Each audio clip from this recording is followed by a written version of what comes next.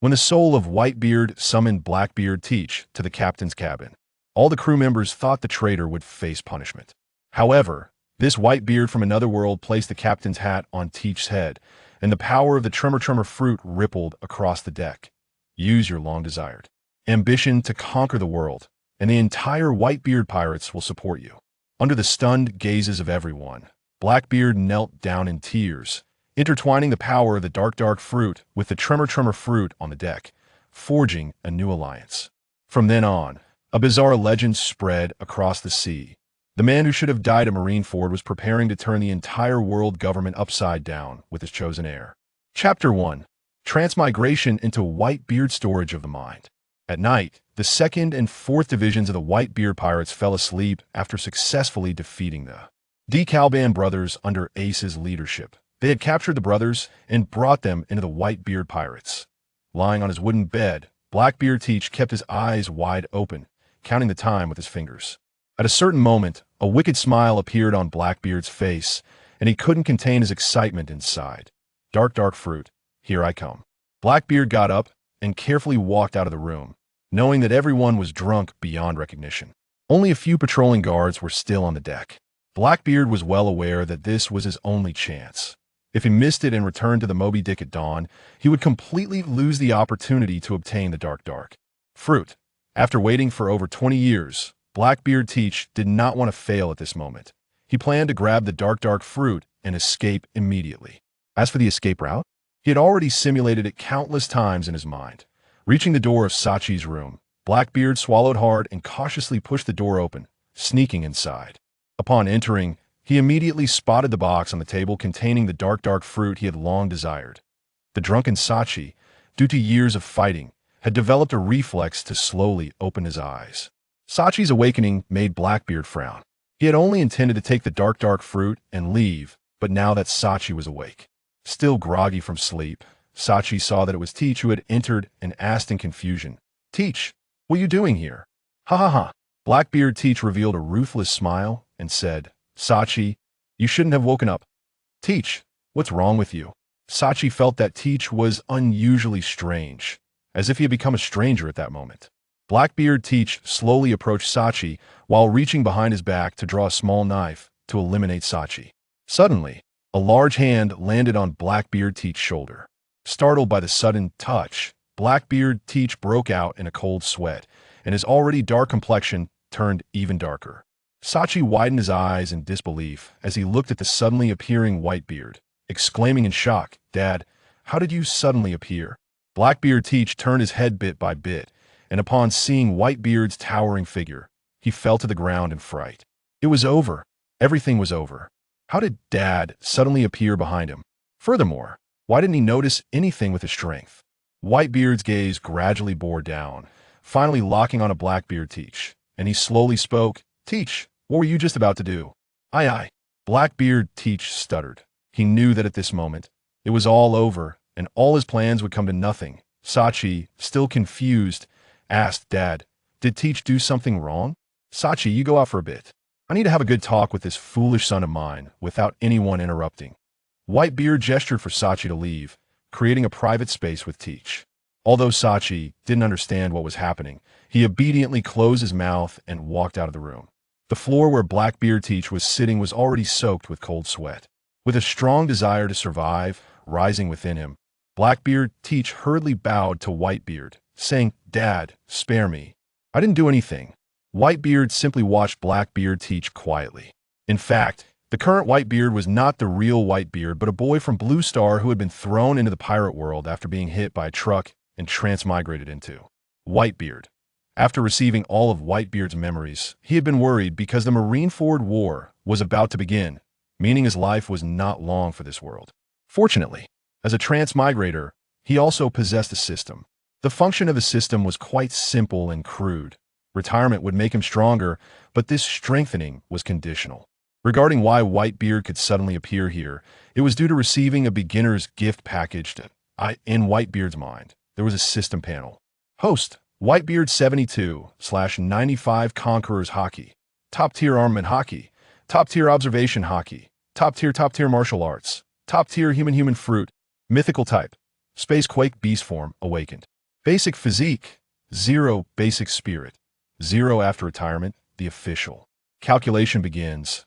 1 point is gained per year, which can be used to increase basic physique and basic spirit. After retirement, the created force will conquer the world, rewarding a super gift package. Mythical beast type super evolution mutation once, allowing the host to become a 10th level, transformed great demon comparable to a nascent soul grandmaster. Note, after retirement, the host must not actively engage in conflicts or attacks. The host may strategize, unless someone actively attacks the host, in which case the host may retaliate. Otherwise, the super gift package will be cancelled. The newly activated gift package allowed Whitebeard's Paramecia Tremor fruit to mutate and evolve into the mythical beast-type Spacequake beast form. Whitebeard's body, which was originally plagued by illness and had a lifespan of only 75 years, had its lifespan directly increased to 95 years thanks to the power of the mutated fruit. Not only that, his ailing body also fully recovered as if he had returned to his prime. However, upon learning that system points could only be accrued after retirement, he contemplated who among Whitebeard's sons could bear such a heavy responsibility. Marco was stable enough and strong, but he was more defensive than offensive. He was not suitable to take over Whitebeard's position as captain, let alone conquer the world. As for Ace, being Roger's son, he had top-tier talent in every aspect, and once he fully matured, his strength would not be weaker than Roger's. But Ace's personality? Could he conquer the entire world? Whitebeard found it very uncertain, unreliable. After much thought, he suddenly thought of Blackbeard Teach, who was quite suitable. Blackbeard's ambition was already immense. If he were to take over the captaincy of the pirate crew and compete for the world, the success rate would undoubtedly be the highest. After organizing his memories and realizing Sachi had not been killed, Whitebeard immediately used the Spacequake beast form's ability to arrive at Sachi's room. The scene returns to the present. Chapter 2. Blackbeard bowing earnestly. Dad, I agree. Seeing that Whitebeard had yet to speak, Blackbeard Teach, who was kneeling in fear, grew increasingly anxious. As for why Dad had suddenly appeared behind him, Blackbeard Teach no longer had the energy to think about it. All he could think about now was how to survive. Teach, you just wanted to kill Sachi and take the devil fruit from the box, right? You've been with the Whitebeard pirates for over 20 years. Your old man, and your brothers have never treated you unfairly, have we? Tell me the reason behind this. Don't lie, or you won't have a chance to live. Whitebeard pressed Tiki with a heavier tone. Although he intended to pass the position of captain of the Whitebeard pirates to Tiki, it couldn't just be handed over like that. He had to discipline him first.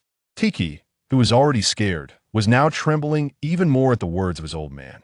Tiki couldn't understand. He had never shown any flaws and was only planning to seize the Yami no Mi tonight. How could his old man just show up?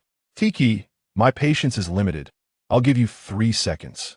3, 2, I'll tell you, old man. I'm telling you. Tiki quickly crawled over to Whitebeard, clutching his leg, sniffling and crying for mercy. Old man, I just wanted to obtain the Yami no Mi. I never intended to kill Sachi, but Sachi woke up, and Tiki suddenly found himself unable to continue.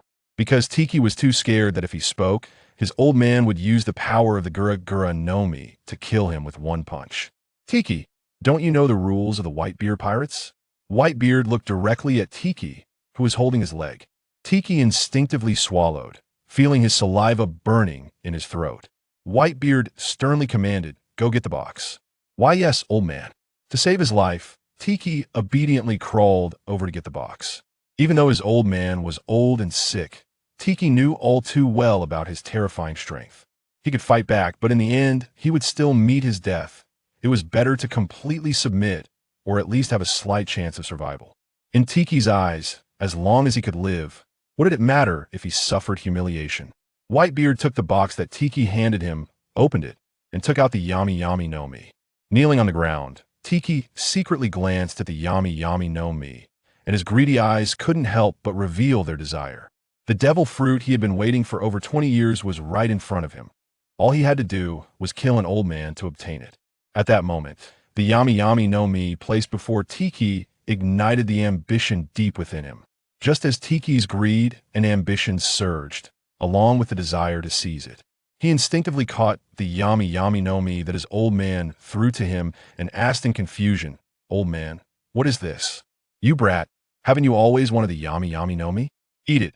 Whitebeard felt he had scared him enough, and it was time to give the little brat some candy. "Old man, are you really going to let me eat the yami yami no mi?" Tiki asked uncertainly.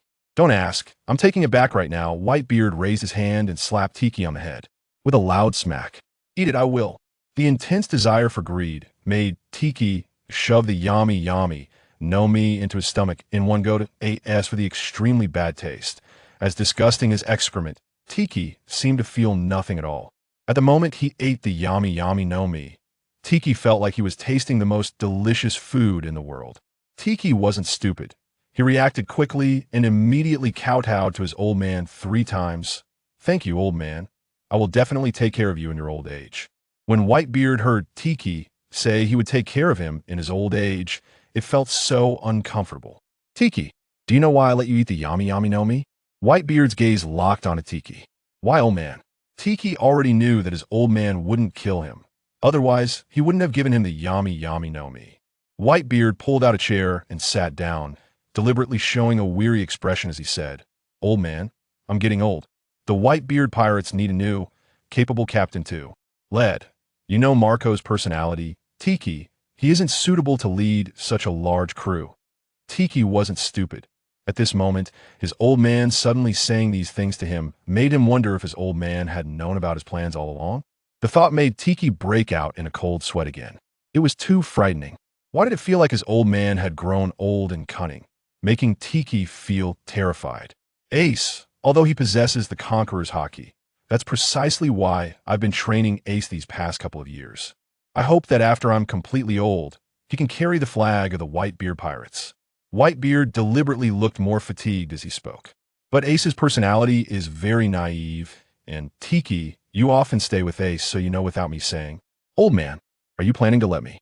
Tiki cautiously replied. At this moment, after hearing his old man's words, Tiki had a vague guess in his heart, but he didn't dare to voice it. Whitebeard calmly said, "I've decided to let you take over as the second captain of the Whitebeard pirates and carry the flag of the Whitebeard pirates for me.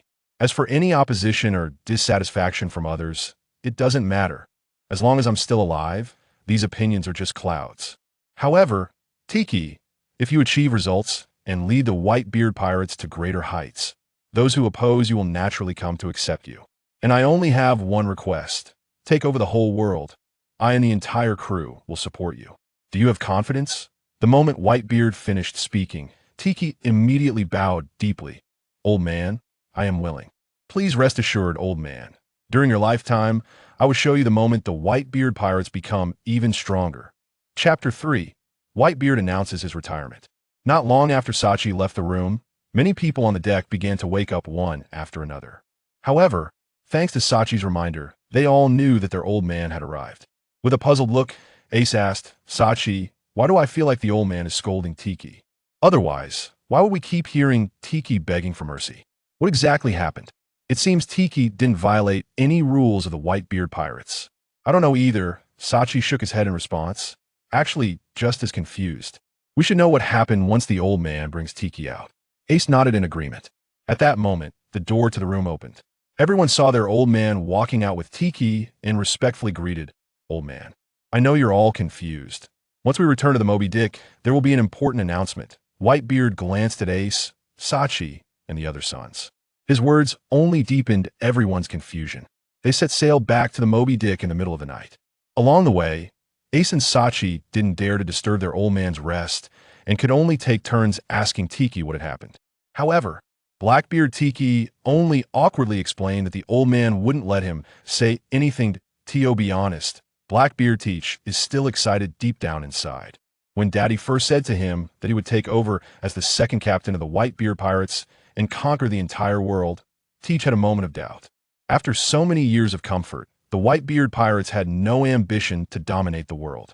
However, with Daddy's question, "Do you have confidence?" it completely ignited the fire of ambition in Teach's heart. Daddy also said something that was not wrong. As long as Daddy was alive, the entire Whitebeard pirates would listen to him. That's why Daddy told him to achieve results quickly to convince everyone. Late at night, Sachi was called into Daddy's room alone. "Daddy, I'm here." Sachi proactively took out a jug of wine and handed it to Daddy. On the Moby Dick, Marco had always restricted Daddy from drinking, and now that Daddy rarely got out, he surely wanted to drink. Sachi had followed Daddy for decades and knew him too well. Whitebeard said with satisfaction, "Sachi, I gave Teach the devil fruit you just got. But don't worry, whenever I get a good devil fruit in the future, I'll give it to you first." "Daddy, I thought it was something else. If you don't say anything, if Teach asks me for it, I'll give it to him." Sachi felt a bit surprised. Because Daddy rarely said such things for any of his sons, it seemed Teach valued that devil fruit very much. Sachi continued, "Besides, I'm not that reliant on devil fruits because I'm a cook. Fighting is not my responsibility." The sun slowly rose. On the Moby Dick, chaos erupted. The beautiful nurses responsible for giving Whitebeard 4 drips discovered he was missing. As soon as the news spread, everyone instantly fell into chaos, unable to find Daddy and not knowing where he had gone. After receiving Sachi's call, Marco immediately informed everyone that Daddy was with Ace and Sachi. Only then did everyone feel relieved. They were all afraid that something might happen to Daddy. Diamond Jozu looked confused and said, "Daddy, how did he quietly go to Ace and Sachi's side overnight? It seems our Daddy can't fly?" This simple question doesn't even need to be thought about. "It must be that Daddy has mastered some new skill," said 13th Division Captain Buffalo Atmos decisively. Flamesword Vista stroked his beard, smiling. "Wait until Daddy, Ace, Sachi, and Teach come back, and then we'll know what's going on. We're just here, anxiously or guessing, and we can't come up with an accurate answer anyway. As long as Daddy is fine, that's all that matters." Vista's words received everyone's agreement. Indeed, the most important thing was that Daddy was fine, and as for everything else, it's all trivial. When noon arrived, the departing ships returned to the Moby Dick. Marco and all the captains welcomed Ace, Sachi, and Teach back successfully. As Whitebeard stepped onto the deck of the Moby Dick, everyone shouted loudly, "Daddy." Whitebeard instructed Marco, "Organize everyone for an important meeting."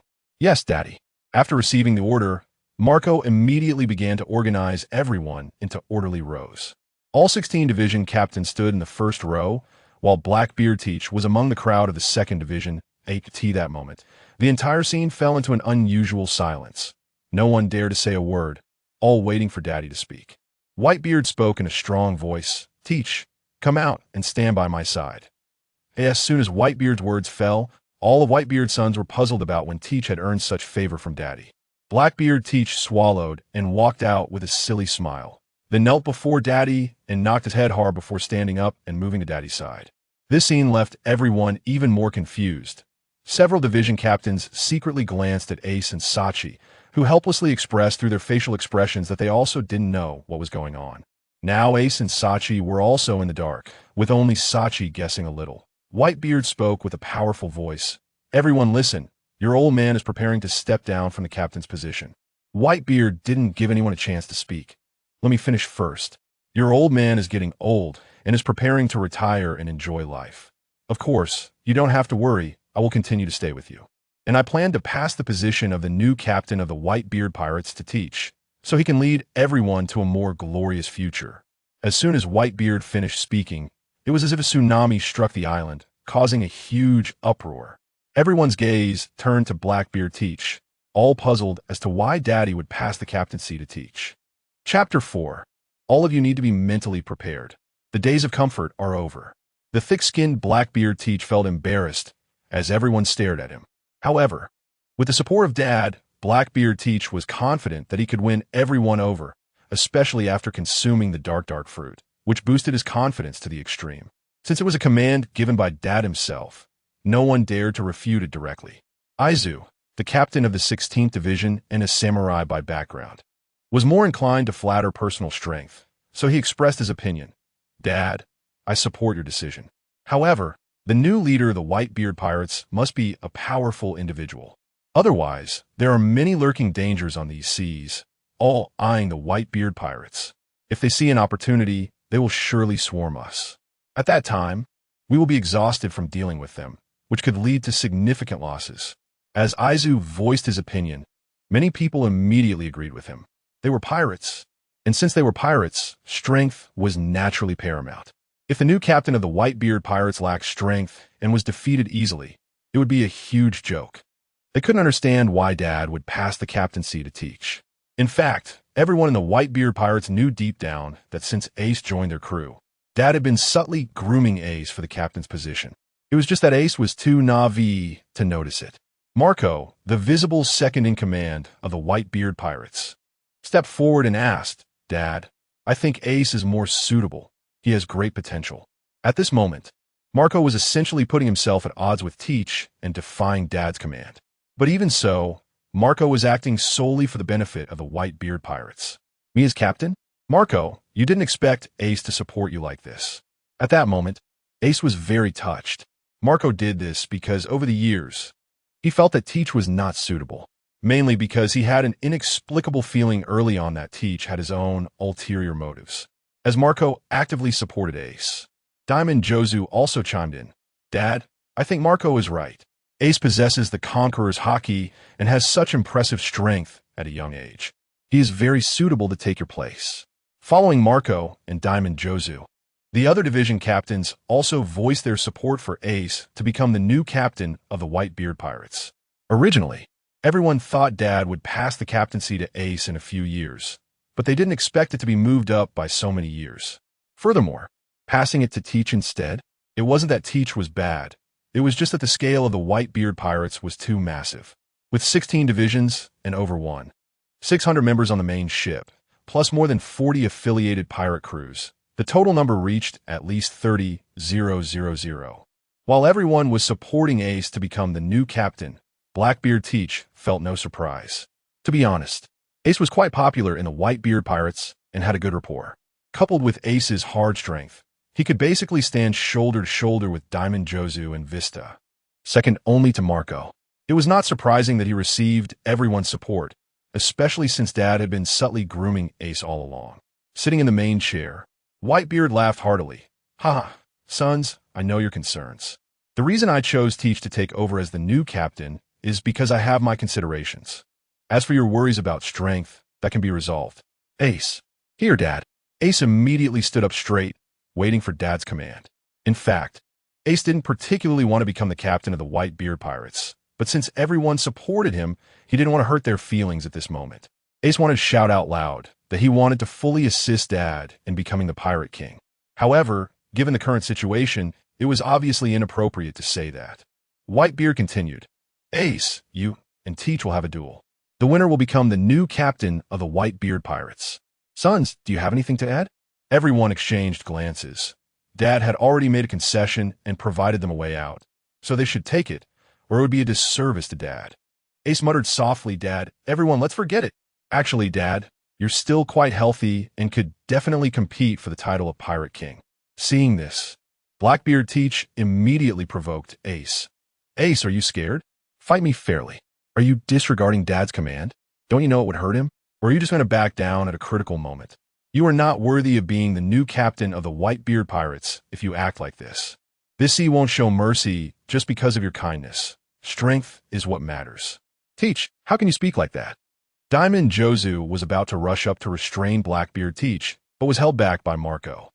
Whitebeard used his voice imbued with haki to intimidate. "Everyone, quiet down. You dare rebel? You don't even listen to my orders?" He commanded, "Change course and head for an uninhabited island." After being sternly reprimanded by Dad, everyone lowered their heads obediently. In their hearts, Dad's status was lofty and irreplaceable. Whitebeard increasingly felt that choosing to have Blackbeard take over as a new captain was the right decision. It had to be this way to compete for the entire world. Otherwise, how could Whitebeard obtain the system's greatest rewards? If it were the old Whitebeard, he would undoubtedly choose Ace to let the Whitebeard Pirates continue their comfortable journey in the new world. But the current Whitebeard was no longer the old Whitebeard. He was a time traveler with Whitebeard's memories. Whitebeard stood up and walked to Ace's side, patting him on the shoulder, then glanced at his sons. He solemnly said, "Sons, the next course of action for the Whitebeard Pirates is to compete for supremacy over the world. You all need to be mentally prepared. The days of comfort are over." Chapter 5. The Duel Between Teach and Ace. The winner becomes the new captain of the Whitebeard Pirates. The Moby Dick anchored near a deserted island. Whitebeard led Teach and Ace to the center of the island. Marco and the others watched as their father walked away, and the 7th Division Captain, Lakio, asked with confusion. Don't you think Dad seems a bit different? It's like his ambition has grown, but that doesn't make sense. Why would he choose to retire? The 6th Division Captain, Blamank, followed up, why think so much? As long as Dad is still Dad, that's all that matters.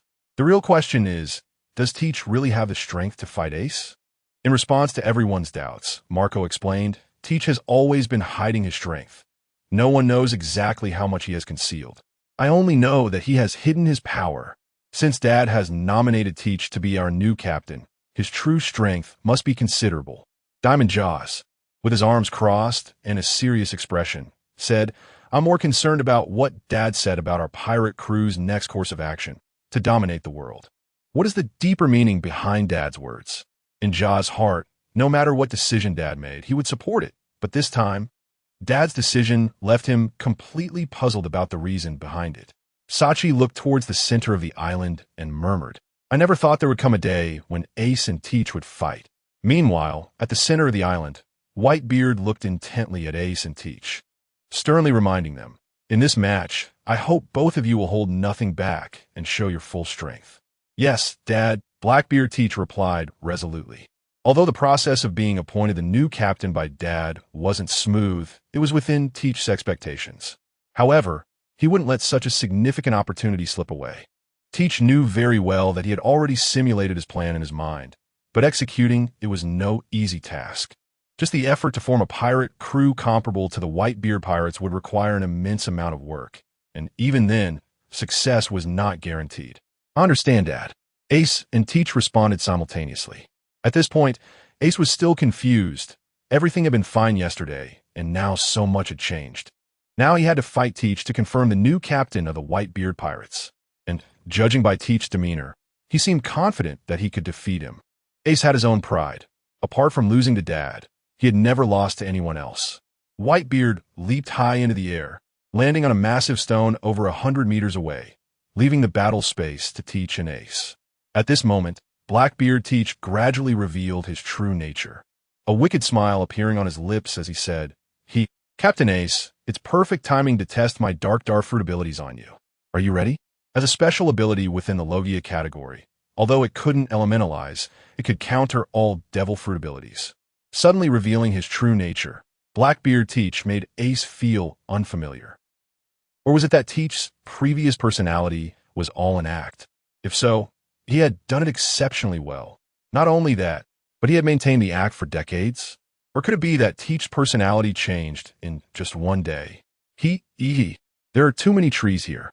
Let me use my newly acquired power to clear the area. A large amount of black smoke erupted from the right hand raised by Blackbeard Teach. Dark hole. Blackbeard Teach slammed his right hand down towards the ground, and in an instant, the black smoke rapidly spread outwards from his center. After researching the dark fruit for over 20 years, Teach was already extremely familiar with its abilities. Ace, seeing this scene, asked with a puzzled expression, Teach, what are you doing? You'll see Ace, Blackbeard Teach continued to release massive amounts of black smoke. In the blink of an eye, even the stone where Whitebeard stood was covered in black smoke. On the Moby Dick, the crew saw large amounts of black smoke spreading across the island. Vista zloli spoke. That black smoke seems to be Teach's new devil fruit ability. The 7th Division Captain Lakio added, I wonder how powerful Teach's devil fruit ability is. Just as they were discussing Teach's devil fruit power, they saw the vast forest on the island being engulfed by the black smoke. The 12th Division Captain, Harda, remarked with surprise, what a strange devil fruit ability. It seems to be able to consume objects. Once all the trees had been consumed by the black smoke, the entire island had transformed into a barren land. The only thing not engulfed by the black smoke was the stone where Whitebeard stood. Originally, the crew couldn't see Dad, Ace, or Teach, but now they could see everything clearly. After Blackbeard Teach consumed all the trees, he began to retract the released black smoke. In just 4 or 5 seconds, the black smoke that covered the entire island returned to Blackbeard Teach's body. Ace scanned the entire island and asked with confusion, Strange Teach, you said you obtained a Logia-type devil fruit ability? Why can you consume these trees? Ace felt puzzled, because he himself was a Logia user. Ace, it's because the dark fruit is an alternative within the Logia category. Are you ready? I'm about to strike. Blackbeard Teach replied with a smile to Ace's confusion. And Dad's silence about his revealing his true nature proved that Dad genuinely wanted to pass the captain's throne to him. To be honest, Blackbeard Teach was an extremely selfish and self-centered person, but at this moment, he held a deep respect for Dad from the bottom of his heart. Ace twisted his neck and confidently said, "Teach, then go ahead. Let me see your true strength." Although Teach had concealed his strength, Ace did not believe he would lose to Teach. Ace, you are too confident. Blackbeard Teach extended his left hand towards Ace. Chapter 6. The arrogant Blackbeard fears his father what? Ace found that his body was uncontrollably flying towards Teach. When Teach grabbed Ace's shoulder, Ace widened his eyes in disbelief and exclaimed, "What happened to my power?" Ace, you must be feeling it, right? The immense power you relied on from your devil fruit ability, now that you've lost it, doesn't it feel so powerless? Father, let me take over as the new captain. I won't let you down. Blackbeard Teach planned to showcase his overwhelming strength against Ace in front of everyone in the Whitebeard Pirates. Only by doing this could he convince them of his power and gain their recognition as the new captain. Otherwise, how could he win their allegiance? At this moment, Ace did not dare to underestimate Teach. The ability to nullify his flame fruit was too unfathomable. Just as Ace was about to break free, Blackbeard Teach decisively punched Ace in the stomach. Ace struck hard, flew back, and rolled on the ground for several dozen meters. In pain, he couldn't help but cough up blood. On the Moby Dick, everyone watching was shocked. Is this real? How could Ace be knocked away by Teach in just one exchange? It shouldn't be like this. The shocked captain of the 15th Division, Fasa, dropped his cigar. The captain of the 11th Division, Jindo, stared wide-eyed. No way. Teach couldn't have multiplied his power just by acquiring a devil fruit. Could he? That shouldn't be the case. Marco just said that Teach has been hiding his strength, and it seems he still has a lot hidden. Captain of the 16th Division, Izo, felt that Teach was too deep. Sachi suddenly recalled last night when Teach specifically came to his room to obtain that devil fruit. So, the problem likely lay with that devil fruit. He then said, I think the reason Ace was suddenly knocked away by Teach is because of the devil fruit ability that Teach possesses. I agree with Sachi. After all, devil fruit abilities are strange and varied, said the captain of the 6th Division, Brayman K., affirming Sachi's view. Diamond Jaws, with his arms crossed, analyzed expressionlessly. Even if Teach's devil fruit ability is special, Ace's hard strength isn't weak. Let's keep watching. Ace won't disappoint us. In Diamond Jaws' heart, he hoped Ace would become the new captain of the Whitebeard Pirates. Until now, he and the other brothers couldn't understand why their father would pass the captaincy to Teach.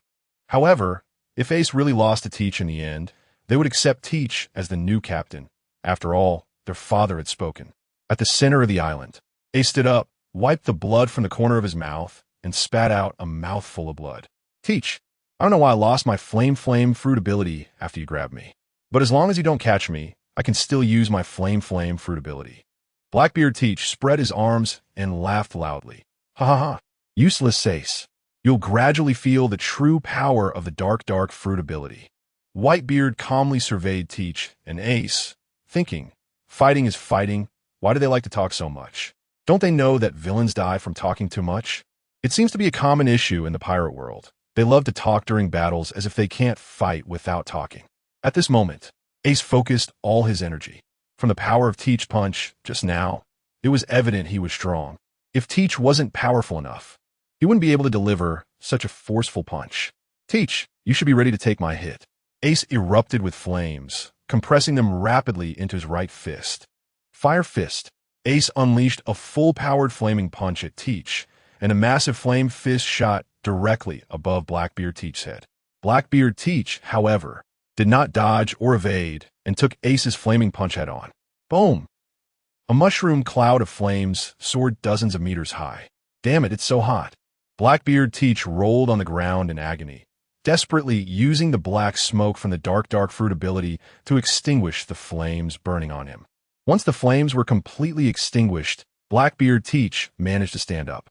Ace fixed his gaze on Teach and questioned, Why didn't you dodge my attack just now?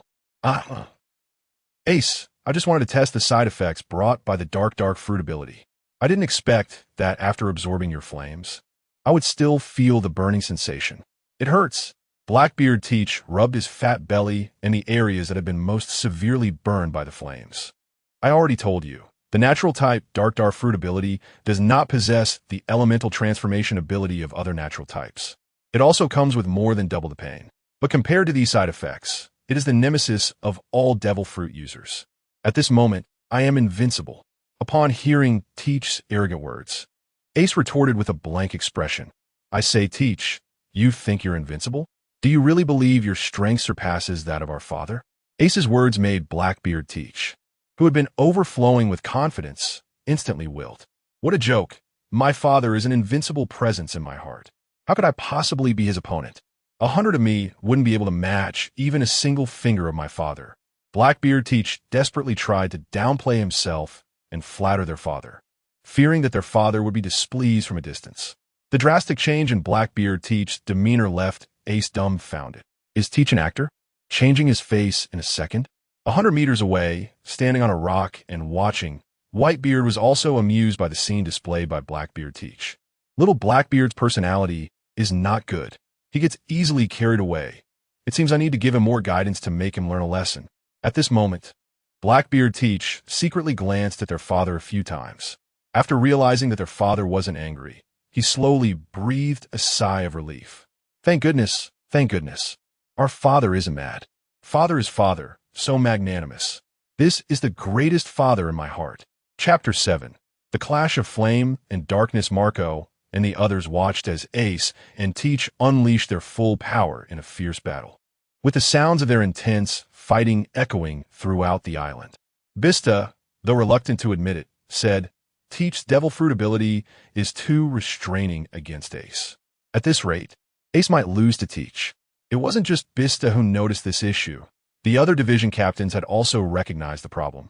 The captain of the 9th Division, Brenheim, said with a worried expression, if this continues, doesn't that mean Ace is bound to lose? The captain of the 16th Division, Izo, looked at Marco and asked seriously, Marco, you've seen Teach's power. Do you have confidence in defeating him? Everyone's gaze turned to Marco. Marco was the strongest member of the Whitebeard pirates besides their father. He sighed and shook his head slightly in response. I'm not sure. Teach's Devil Fruit ability is too unique. It can strip other Devil Fruit users of their powers, and I heavily rely on the Phoenix's regeneration. If I lose that, my strength will drop significantly. Marco was stating the truth. After all, most of his power came from the Phoenix Fruit. Sachi thought in disbelief. I never expected that the Devil Fruit I discovered first would possess such formidable power. To make other Devil Fruit users lose their abilities is simply a dimensional strike. At this moment, Marco shifted the topic and reminded seriously. Teach was proposed by Dad to become the new captain of our Whitebeard pirates. If Ace loses, we will have to accept Teach as the new captain. Moreover, Dad wouldn't make such a significant decision without reason. Since Dad chose Teach as the new captain, there must be his intentions behind it. We just need to trust Dad. The captain of the 7th Division, Lakio, nodded and said, yes, we've followed Dad for so long, and since he has done this, as Marco said, there must be a purpose. Diamond Jozu said heavily, Dad also said that our next course of action is to compete for the world, so we need to be mentally prepared. This is the key. Initially, they were quite resistant to the idea of Teach becoming the new captain. They would have been much more accepting if Marco or Ace had taken over. However, as Blackbeard Teach demonstrated his powerful abilities, they gradually began to acknowledge him. After all, as pirates sailing the seas, the most important thing is one's own strength. If one's strength is lacking, words mean nothing.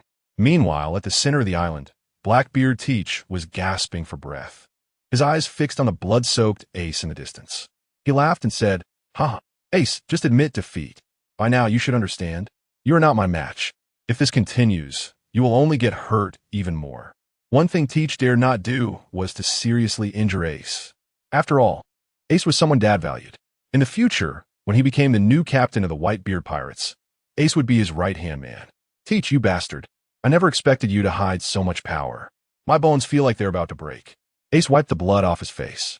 For the past year or two, he had mostly relied on the power of the flame fruit, But today, he had to use physical techniques for most of the battle. Ace took a deep breath, calming his breathing slightly, his gaze sharpening. Teach, let's settle this with one final move. If you win, then I will accept you as the new captain. Ha ha, that's exactly what I've been waiting for, Teach replied. Ace assumed a hoarse stance, crossing his hands as fierce flames erupted like a fountain, spreading outwards. He created several massive, spiraling flames, which quickly gathered into a fireball resembling the sun under his control. This fireball, 50 meters in diameter, was lifted effortlessly by Ace, though the power it concealed was terrifying. Seeing Ace unleash such a powerful move, Teach laughed excitedly. Ha ha ha, fantastic Ace. In the future, you will be my right-hand man. Ace's potential will surely allow him to reach the level of an emperor in the future. With Ace's help, Teach felt even more confident about competing for the world. Teach roared, fully unleashing the power of the dark fruit, and a massive sphere of black smoke was formed. This black smoke sphere was comparable in size to Ace's fiery sunball. After exchanging a glance, Teach and Ace charged at each other. Great Flame Ring, Flame Emperor, Dark Emperor. The moment the fireball and the dark gravity ball collided, the entire island shook violently. The atmosphere was filled with a sense of destruction. However, one area remained completely unscathed, where Whitebeard stood. Whether it was flame or darkness, as they passed by Whitebeard, it was as if they were blocked by an invisible aura. Unable to approach him at all, Teach and Ace's performance also satisfied Whitebeard. On the Moby Dick, everyone watched as the island was split in half, one side engulfed in flames, the other in darkness. The captain of the 12th Division, Harda, exclaimed in shock. This is the first time we've seen Ace unleash such a powerful flame attack. Even more surprising was that Teach, having just acquired his devil fruit ability, could also execute such moves. Vista, the flower sword, smiled with his lips curling up. Actually, this is a good thing. The stronger they are, the stronger our overall strength, as the Whitebeard pirates will be. Vista's words were immediately recognized by everyone. It was indeed true. The stronger Ace and Teach became, the better it was for the overall team. The captain of the 13th Division, Water Buffalo Atmos, exclaimed uncontrollably, "This is amazing. The island is about to be deformed." Darkness began to gradually consume the flames. Marco, who hadn't shifted his gaze at all, noticed the drawbacks and immediately spoke up. Chapter 8. Blackbeard Teach officially becomes the new captain of the Whitebeard Pirates. Blackbeard Teach walked over to Ace, who was lying on the ground, and extended his hand. Ace raised his hand in response, grasping Teach's hand to get up, and sighed, "Teach, if you hadn't held back, I would be seriously injured by now." "Ha ha ha, what are you talking about? Ace, we're the best of friends. Helping each other is a must." Blackbeard Teach pulled Ace up. Teach wasn't stupid. Among the entire Whitebeard pirates, only Ace had the potential to reach the level of an emperor, so it was important to maintain a good relationship. Whitebeard approached, and Teach and Ace quickly shouted respectfully, "Dad." At this moment, the members of the Whitebeard pirates began to disembark and run towards the center of the island. Whitebeard directly ordered that a celebratory banquet be held on the island. The division captains also formally recognized Teach as the new captain of the Whitebeard pirates. During this time, many were curious and inquired about Teach's devil fruit abilities. After all, the idea of sealing someone else's devil fruit ability was too unbelievable. No one had ever heard of it. In response to his brother's curiosity, Blackbeard Teach chose not to hide anything and answered their questions earnestly. However, Teach kept one secret for now. He thought it would be better to discuss his ability to strip others of their devil fruit powers later. When the banquet began, Blackbeard Teach raised a rum bottle and approached Whitebeard, bowing respectfully and expressing his gratitude. "Thank you, Dad. You have nurtured me, and I will lead the Whitebeard pirates well. Without your support, I wouldn't know how many challenges I would have to face to reach the position of an emperor." In just one day, Teach had completed all his transformations, obtaining the dark fruit, and ascending to the captain's throne of the Whitebeard pirates. Seeing this, everyone quieted down because Dad was about to speak. "Ha ha ha, I believe in you, my son. You can take the Whitebeard pirates to greater heights. Sons, you must fully support Teach, understood?" "Yes, Dad." The voices of over 1,000 members of the Whitebeard pirates echoed across the surrounding seas. There was one thing Whitebeard did not say publicly. to conquer the world and make the Whitebeard pirates the only power in this world. He felt it was too early to say this now. There should be a gradual process for his sons to adapt. If he pushed too hard, his foolish sons might not be able to handle it all at once. The banquet continued deep into the night. At the door of Whitebeard's room on the Moby Dick, Blackbeard Teach knocked. Only when Whitebeard's voice invited him in did Teach push the door open and enter. Whitebeard glanced at Teach, who was standing there, and asked, "Why aren't you sleeping at this hour?" "Dad, I have something to report to you. Something about myself," Blackbeard Teach said obediently, standing still to explain the reason. "Go ahead." "I'm listening," Whitebeard replied, puzzled as to why Teach had come at such an hour. However, Whitebeard had a rough idea. While others might not know Teach's secret, he was aware of the original story. Perhaps Teach had come to reveal this secret? Gathering his courage, Blackbeard Teach revealed his secret to Whitebeard. "Dad, my body is quite special. I can become a user of 2 devil fruits. Not only that, I can strip the devil fruit ability from someone who has just died." Teach shared all of his secrets with Whitebeard in one breath. Now that he had officially taken on the role of captain of the Whitebeard pirates, these secrets would eventually need to be made public. Whitebeard was the person Teach respected the most, and telling him these secrets in advance was a sign of respect. "Teach, you voluntarily told me this. I indeed did not choose the wrong person." "Good," Whitebeard nodded in praise. It seemed that handing over the entire Whitebeard pirates to the young Blackbeard had deeply moved him. Whitebeard sat up, lightly tapping the wooden board with his fingers. Seeing Whitebeard lost in thought, Blackbeard Teach didn't dare to interrupt and chose to wait quietly for Whitebeard to finish his contemplation. About a minute later, Whitebeard calmly asked, "Teach, have you found the second devil fruit ability you're looking for?" "Not yet, Dad," Blackbeard Teach replied. What he most wanted after obtaining the Dark fruit was the Tremor fruit. After following Dad for over 20 years and witnessing the incredible destructive power of the Tremor fruit, Teach had long wanted to acquire it. However, for now, he couldn't think about it. He needed to consider other devil fruit abilities, so he had not yet made up his mind. Nonetheless, Blackbeard Teach quickly ran through all the top devil fruit users in the world in his mind. "It's okay. There's no rush. Go back and get some sleep." Whitebeard gestured for Teach to rest. Blackbeard Teach respectfully bowed. "Yes, Dad. You rest well." He gently exited Whitebeard's room. After Teach left, Whitebeard opened the system panel in his mind. Since officially stepping down as captain a few hours ago, he had received a few points to allocate. Now, Whitebeard was considering whether to allocate them to physique or spirit. In the pirate world, he felt that physique had a greater impact than spirit. As for the specific comparison, he would wait until he received points next year to see the effect of adding them to spirit, or perhaps a balanced development. Host, Whitebeard 7295, Conqueror's Hockey, top tier. Armament Hockey, top tier.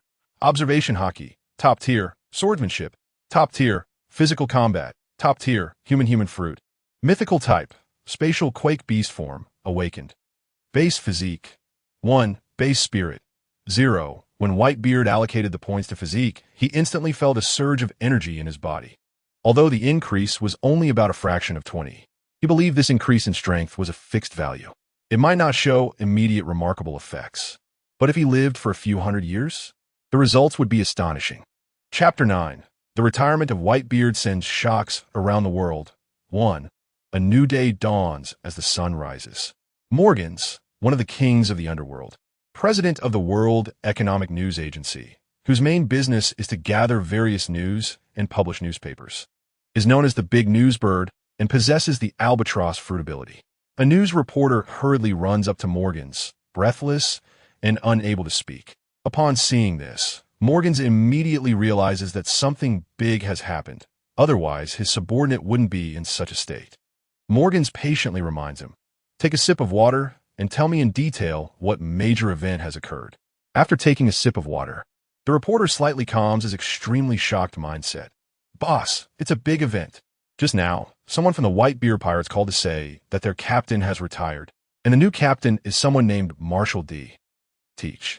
This person is a member of the Whitebeard Pirates 2nd Division and is publicly known as Blackbeard Teach." Morgans is also stunned, his mind almost unable to process it, murmuring in confusion, "Marshall D. Teach? Who is this person?" Why do I have no impression of him at all? The only possibility left is that this person has no bounty. However, none of this is the most important. The man who has stood at the pinnacle of all pirates for decades has announced his retirement. This is bound to cause huge waves across the sea. It might even change the landscape of the New World. There have been rumors circulating that Whitebeard's health was failing, that he was on 4 drips every day. And it seems this rumor is true. Otherwise, Whitebeard wouldn't have any reason to announce his retirement. By the way, what are you still standing there for? Hurry up and print the newspapers. Print them and send them out with the news birds to the whole world. We must strive to spread this news across the entire world today, using the fastest news birds. Hurry. Yes, yes, boss. The reporter quickly turns to convey the boss's orders to everyone. Morgans also acts swiftly, beginning to edit the entire news piece. In less than an hour, the first batch of newspapers has already been sent out by the newsbirds, and then a large number of newspapers start to be produced. Batch after batch of newspapers are carried by numerous newsbirds flying towards the world. The world, which had been calm for years, begins to stir secretly upon seeing this news. New World, Whole Cake Island. All the important cadres of the Big Mom Pirates have gathered.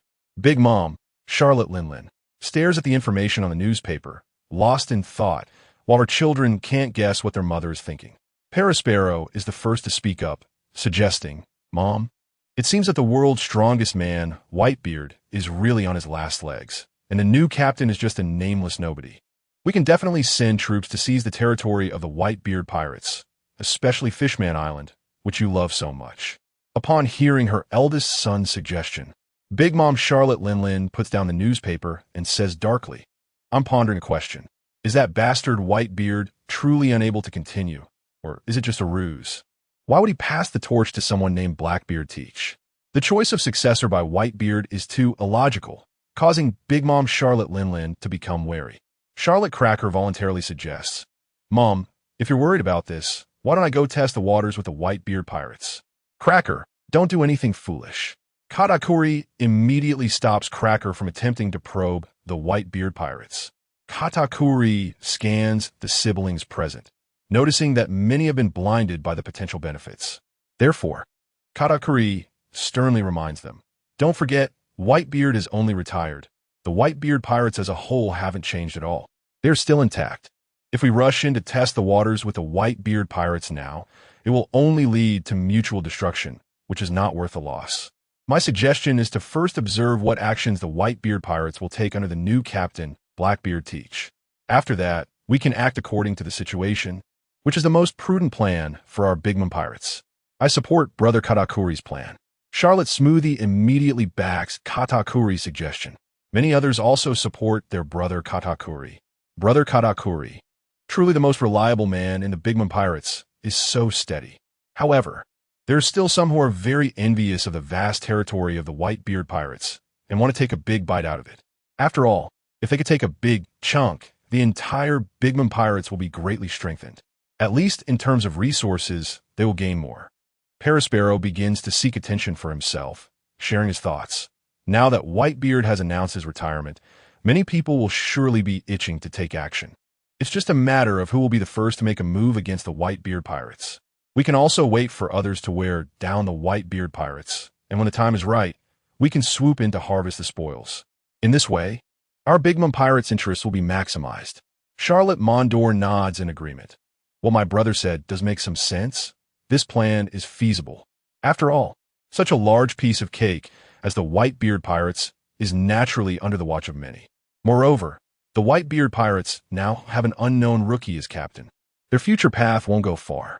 Big Mom Charlotte Linlin suddenly bursts into laughter. Ha ha, Whitebeard, after decades, you are truly old. I just wonder how much strength you have left now. As Big Mom laughs, memories of her younger days flash through her mind.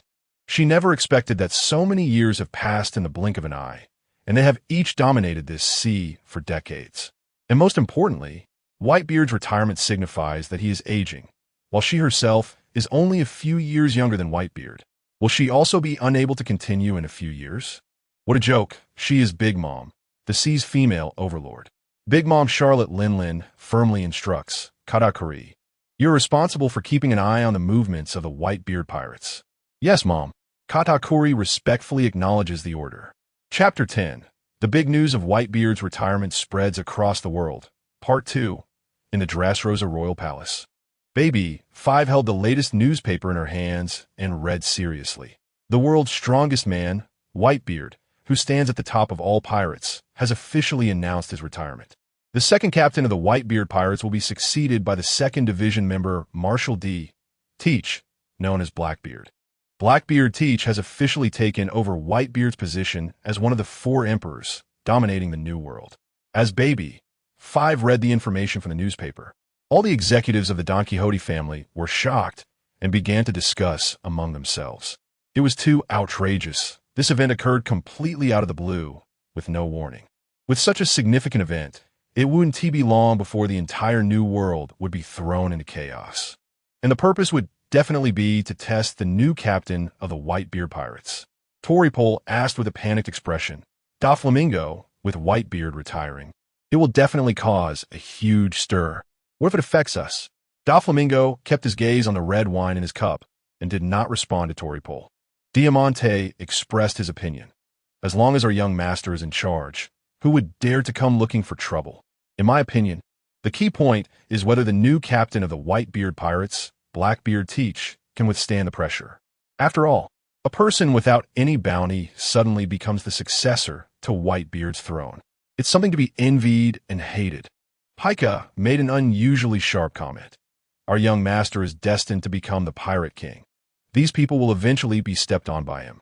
Doflamingo put down his wine glass and laughed crazily. Interesting, so interesting.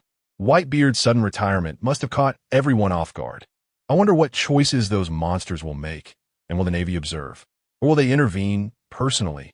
Gladius thought of the Beast Pirates, with whom they had a cooperative relationship, and said, that Kaido of the Beasts will likely take action. Doflamingo reminded leisurely, let our people refrain from acting recklessly. Remember, do not provoke the Whitebeard Pirates. Doflamingo was very self-aware. The Whitebeard Pirates only changed captains but remained incredibly strong, and he could not provoke them. Furthermore, knowing when to be arrogant and when not to be is crucial. Being recklessly arrogant is just courting death. In summary, the Whitebeard Pirates remained a giant. Once they counterattacked, their destructive power would be terrifying. On a small island in the New World, aboard the red-haired pirate's ship, Shanks felt uneasy and pondered. Why did Whitebeard pass the captaincy to that Blackbeard Teach? Even if Whitebeard had passed it to Ace or Marco, I wouldn't feel this uneasy. Does Whitebeard not see the immense ambition hidden in Blackbeard Teach? Or did Blackbeard use some underhanded means to get Whitebeard to pass the position to him? Lucky Roo curiously asked, Boss, it seems you have some objections to that Blackbeard Teach succeeding as the new captain of the Whitebeard Pirates? Is there something wrong with that Blackbeard Teach? Lucky Roo's confusion reflected the doubts of many in the red-haired pirates. Most did not know the history between their captain and Blackbeard Teach. Only the first mate, Ben Beckman, knew about it. However, Ben Beckman would not disclose anything about Shanks and Blackbeard without his permission. Facing his crew's confusion, Shanks chose not to hide and stated, the Scaramaya was left by Blackbeard Teach. Upon hearing this, everyone was shocked. Their captain was one of the strongest. And someone was able to injure him? It seemed Blackbeard Teach's strength was not to be underestimated. Otherwise, how could he have hurt the captain? Shanks slowly began to recount the incident from years ago and why he had fought with Blackbeard Teach. After listening, everyone agreed that Blackbeard Teach was indeed a very dangerous individual. Jesus Burgess said solemnly, I didn't expect that Blackbeard Teach was such a dangerous character. Now that he has taken Whitebeard's position, the New World is bound to become completely unstable. Ben Beckman lit a cigarette and slowly said, everything that happens has its problems. Worrying excessively solves nothing. For now, we just need to be prepared. Our red-haired pirates are not something anyone can provoke. Those who dare to provoke us must pay the price. The first mate was right. We are the red-haired pirates. The executive Bunk Ponchi immediately voiced his support for Beckman's statement. Shanks put down the newspaper and said in a serious tone, the working style of the Whitebeard Pirates will definitely clash with Blackbeard Teach. Unless Whitebeard strongly supports Blackbeard Teach and suppresses all dissent. After all, they all listen to Whitebeard. However, he wondered what Whitebeard's reasoning was for doing this. Did he not fear that the New World, which had been peaceful for several years, would fall into chaos? In Shanks' memory, Whitebeard was not an ambitious man seeking to dominate the world. Now, with such a turn of events, Shanks was completely puzzled. Lucky Roo patted Shanks on the shoulder and laughed. "Boss, you seem too worried. That's not like you. Don't stress too much. Let us have a feast. Besides, I bet Luffy will set sail soon." "Ha ha, yes, Luffy is about to set sail." Shanks' tense nerves relaxed instantly at Lucky Roo's words. It had been 10 years since he last saw Luffy, and this year was indeed the year they had agreed upon for Luffy to set sail. He was really looking forward to how Luffy would perform after he set off. The entire red-haired pirates, which had been tense and shocked alongside their captain, completely relaxed at this moment, returning to the usual laid-back state of the red-haired pirates. Chapter 11. The Retirement of Whitebeard Shakes the World, Part 3, Wano Country, Onigashima. The executives of the Beast Pirates gathered together to discuss Whitebeard's retirement. Foz incredulously said Whitebeard's retirement came out of nowhere, with no signs or rumors beforehand. Jack the Drought disdainfully remarked, "Whitebeard wants that guy Blackbeard Teach to take over as one of the 4 emperors. That nameless Blackbeard Teach has no qualifications to be compared with Lord Kaido. I'll lead a team to capture Blackbeard Teach alive and show the world that our Beast Pirates are the strongest." Black Maria, holding a pipe, chuckled lightly and teased Jack. "Don't be so impulsive. That Blackbeard Teach is indeed not impressive. But the Whitebeard Pirates still have many strong experts. Acting rashly is not a good habit." Jack the Drought widened his eyes at Black Maria. What could he do? After all, this woman was by Lord Kaido's side. He had to swallow back the insults he wanted to throw at her. Queen secretly glanced at Lord Kaido, who was seated at the head of the table, and cautiously asked, "Lord Kaido, what do you plan to do?" Beast Kaido gulped down a jug of alcohol, and after tossing it aside, looked at the quietly standing Enma and asked, "Enma, what do you think I should do?" Upon hearing Kaido's question, the members of the Beast Pirates were all taken aback. Their Lord Kaido was actually asking Enma what should be done. While they were surprised, they were merely curious and puzzled in their hearts. Lord Kaido was their leader, and Enma was the second in command of the Beast Pirates, essentially the real decision-maker. With his arms crossed over his chest, Enma responded seriously, "Mr. Kaido, I know you want to take action, but my suggestion is that now is not the right time to strike. We can observe the situation first. After some time, let's see the strengths and weaknesses of the Whitebeard Pirates before making a move. If we act first, the Whitebeard Pirates will surely retaliate fiercely to establish their authority. And at that point, we would suffer significant losses. If we suffer too much, the internal stability of Wano will surely be compromised." Enma emphasized the key point at the end, noting that although the Beast Pirates had firmly controlled Wano, there were still samurai secretly acting in the shadows. If the Beast Pirates showed signs of weakness, it was obvious that those hidden samurai would undoubtedly strike. Kaido had initially planned to take action against the Whitebeard Pirates, but after Enma's reminder, he calmed down a bit. Enma was indeed right. If a full-scale war broke out, the impact would be too broad. Ho ho ho. Beast Kaido burst into laughter and said, "Whitebeard, you old man, it seems you really are getting old. Since you're old, then your territory will all belong to me. Jack, you lead the team to take down some of the Whitebeard Pirates' territory and see how they react to make new plans." Jack the Drought excitedly responded, "Rest assured, Lord Kaido, I will definitely give the Whitebeard Pirates a deep lesson, making them understand that when they can't continue, they should step aside." Beast Kaido slightly nodded in agreement with Jack's words, and he also took Enma's opinion into account. Otherwise, they would have all charge to the Whitebeard Pirates. Enma noticed that Mr. Kaido took his advice to heart, but not entirely. As long as he absorbed some of it, Enma was not expecting Mr. Kaido to fully accept his opinion. After all, Mr. Kaido's consistent style was to act. Meanwhile, the latest big news was seen around the world. People saw the announcement of Whitebeard's retirement, and most did not feel panicked. Instead, many felt that the great pirate Whitebeard had finally reached his limits and was falling from his peak. In a dark castle on a certain island, the world's greatest swordsman, Dracul Mihawk, put down the latest newspaper. It seemed the calm years of the New World were about to become lively again. Unfortunately, he regretted not being able to battle with the world's strongest man. The only regret Mihawk had was not being able to fight Whitebeard. As for battling a retired old man, forget it. He still cared about his reputation. And the Blackbeard teach who would take Whitebeard's place?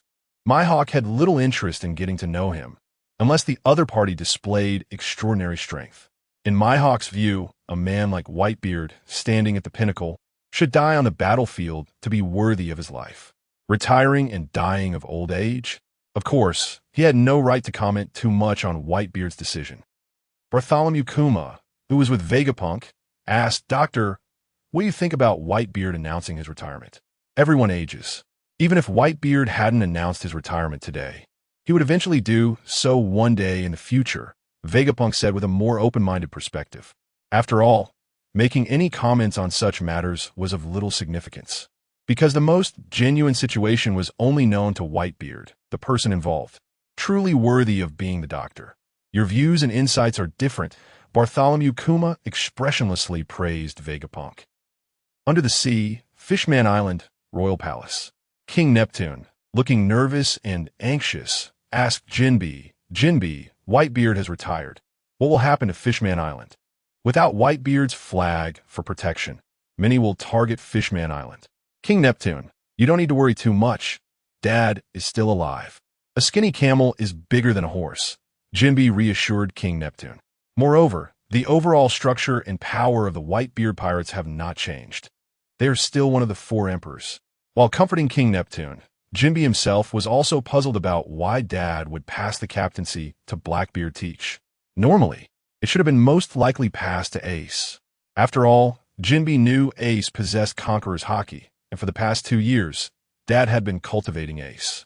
Having not seen Dad for some time, Jinbe was surprised at how much had changed within the Whitebeard pirates. Now, Jinbe was wondering how Blackbeard Teach had gained Dad's complete trust. Chapter 12. The news of Whitebeard's retirement spreads across the world. Part 4. In the Devil's Triangle, where the warlord of the sea, Gecko Moria, resides, a terrifying 3-masted ship sails.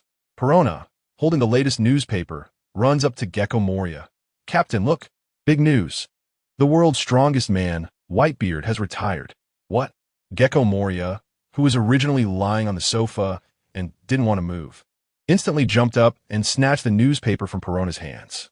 Moria carefully examined every detail of the newspaper, fearing he might miss the key information. After reading, he put down the newspaper and burst into laughter a few seconds later. "Hey, very good, very good. Whitebeard has retired.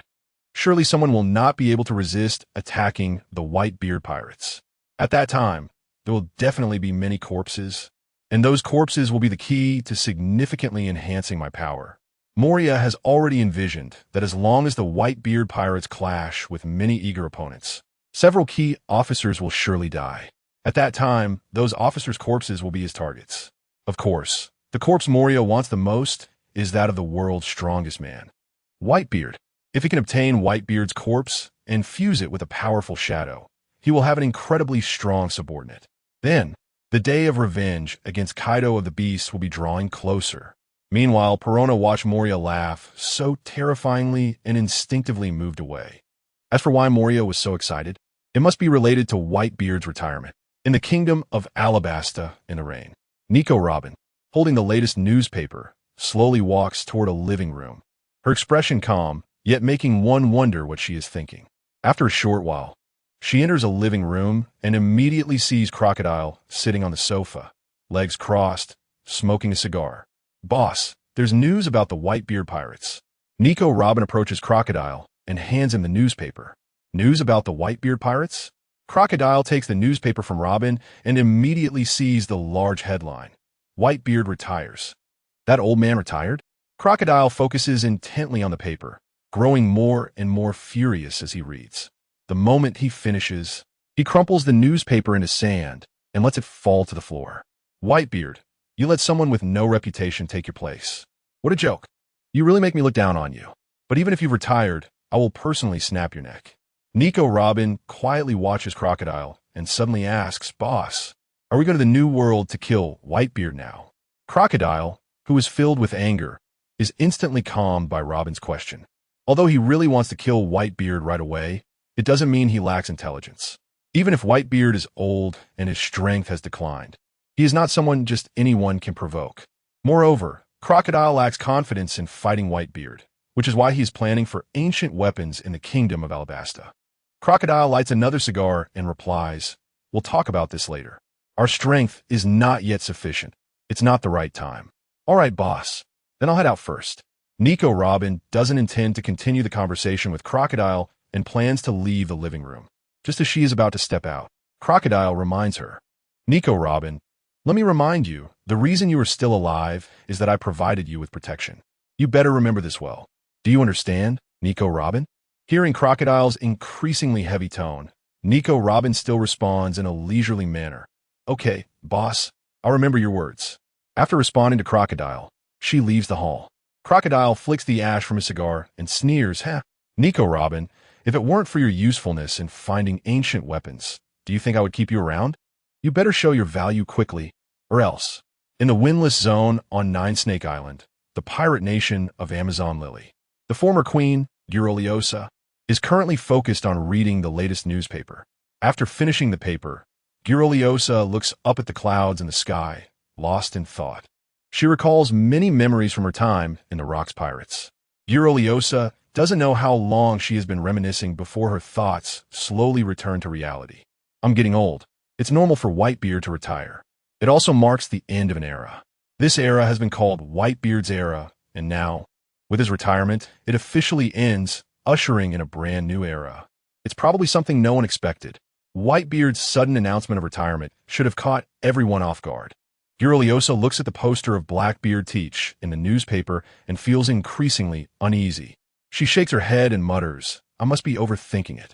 This Blackbeard Teach seems somewhat similar to Rocks. It must be a coincidence. Or maybe not." Whitebeard choosing Blackbeard Teach as the new captain of the Whitebeard Pirates makes Guruliosa feel that Teach must have some kind of secret. As for what secret, it's unknown. Guruliosa takes the latest newspaper and heads toward Boa Hancock's residence. As the current queen of Amazon Lily, it's necessary for Hancock to know this information at once. 3 minutes later, "What are you doing here, old hack?" Boa Hancock looks displeased as she scolds Guruliosa. Guruliosa, tapping her cane, ignores Hancock's reprimand and hands her the newspaper. Hancock takes the newspaper, glances at it, and immediately loses interest. "Whitebeard retired. So what? It has nothing to do with me."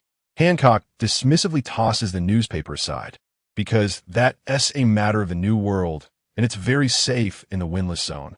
Chapter 13 Naval Emergency Meeting. The Breaking Monk Pirate Crew Urich. The man at the top has retired. I'm sure many are upset that Blackbeard Teach, who didn't have to work hard, has ascended to the status of a Yonko. Flame Tank Pirate Crew Capone Beach. The era of Whitebeard is over. Whose era will the sea belong to next? Bonnie Pirate Crew Jewelry Bonnie. I once heard my father talk about Whitebeard. It's really something to witness this great pirate who dominated the seas for decades. Broadcast Pirate Crew Scratchman-a-Poo. People really do get jealous of others. I'm so envious of Blackbeard Teach. He directly inherited Whitebeard's Yonko throne, commanding such a massive force of the Whitebeard pirates. With my strength, there are quite a few captains under Whitebeard's crew who could defeat me. Hawkins Pirate Crew Basil Hawkins. Whitebeard's retirement signifies that the gears of fate are turning once again.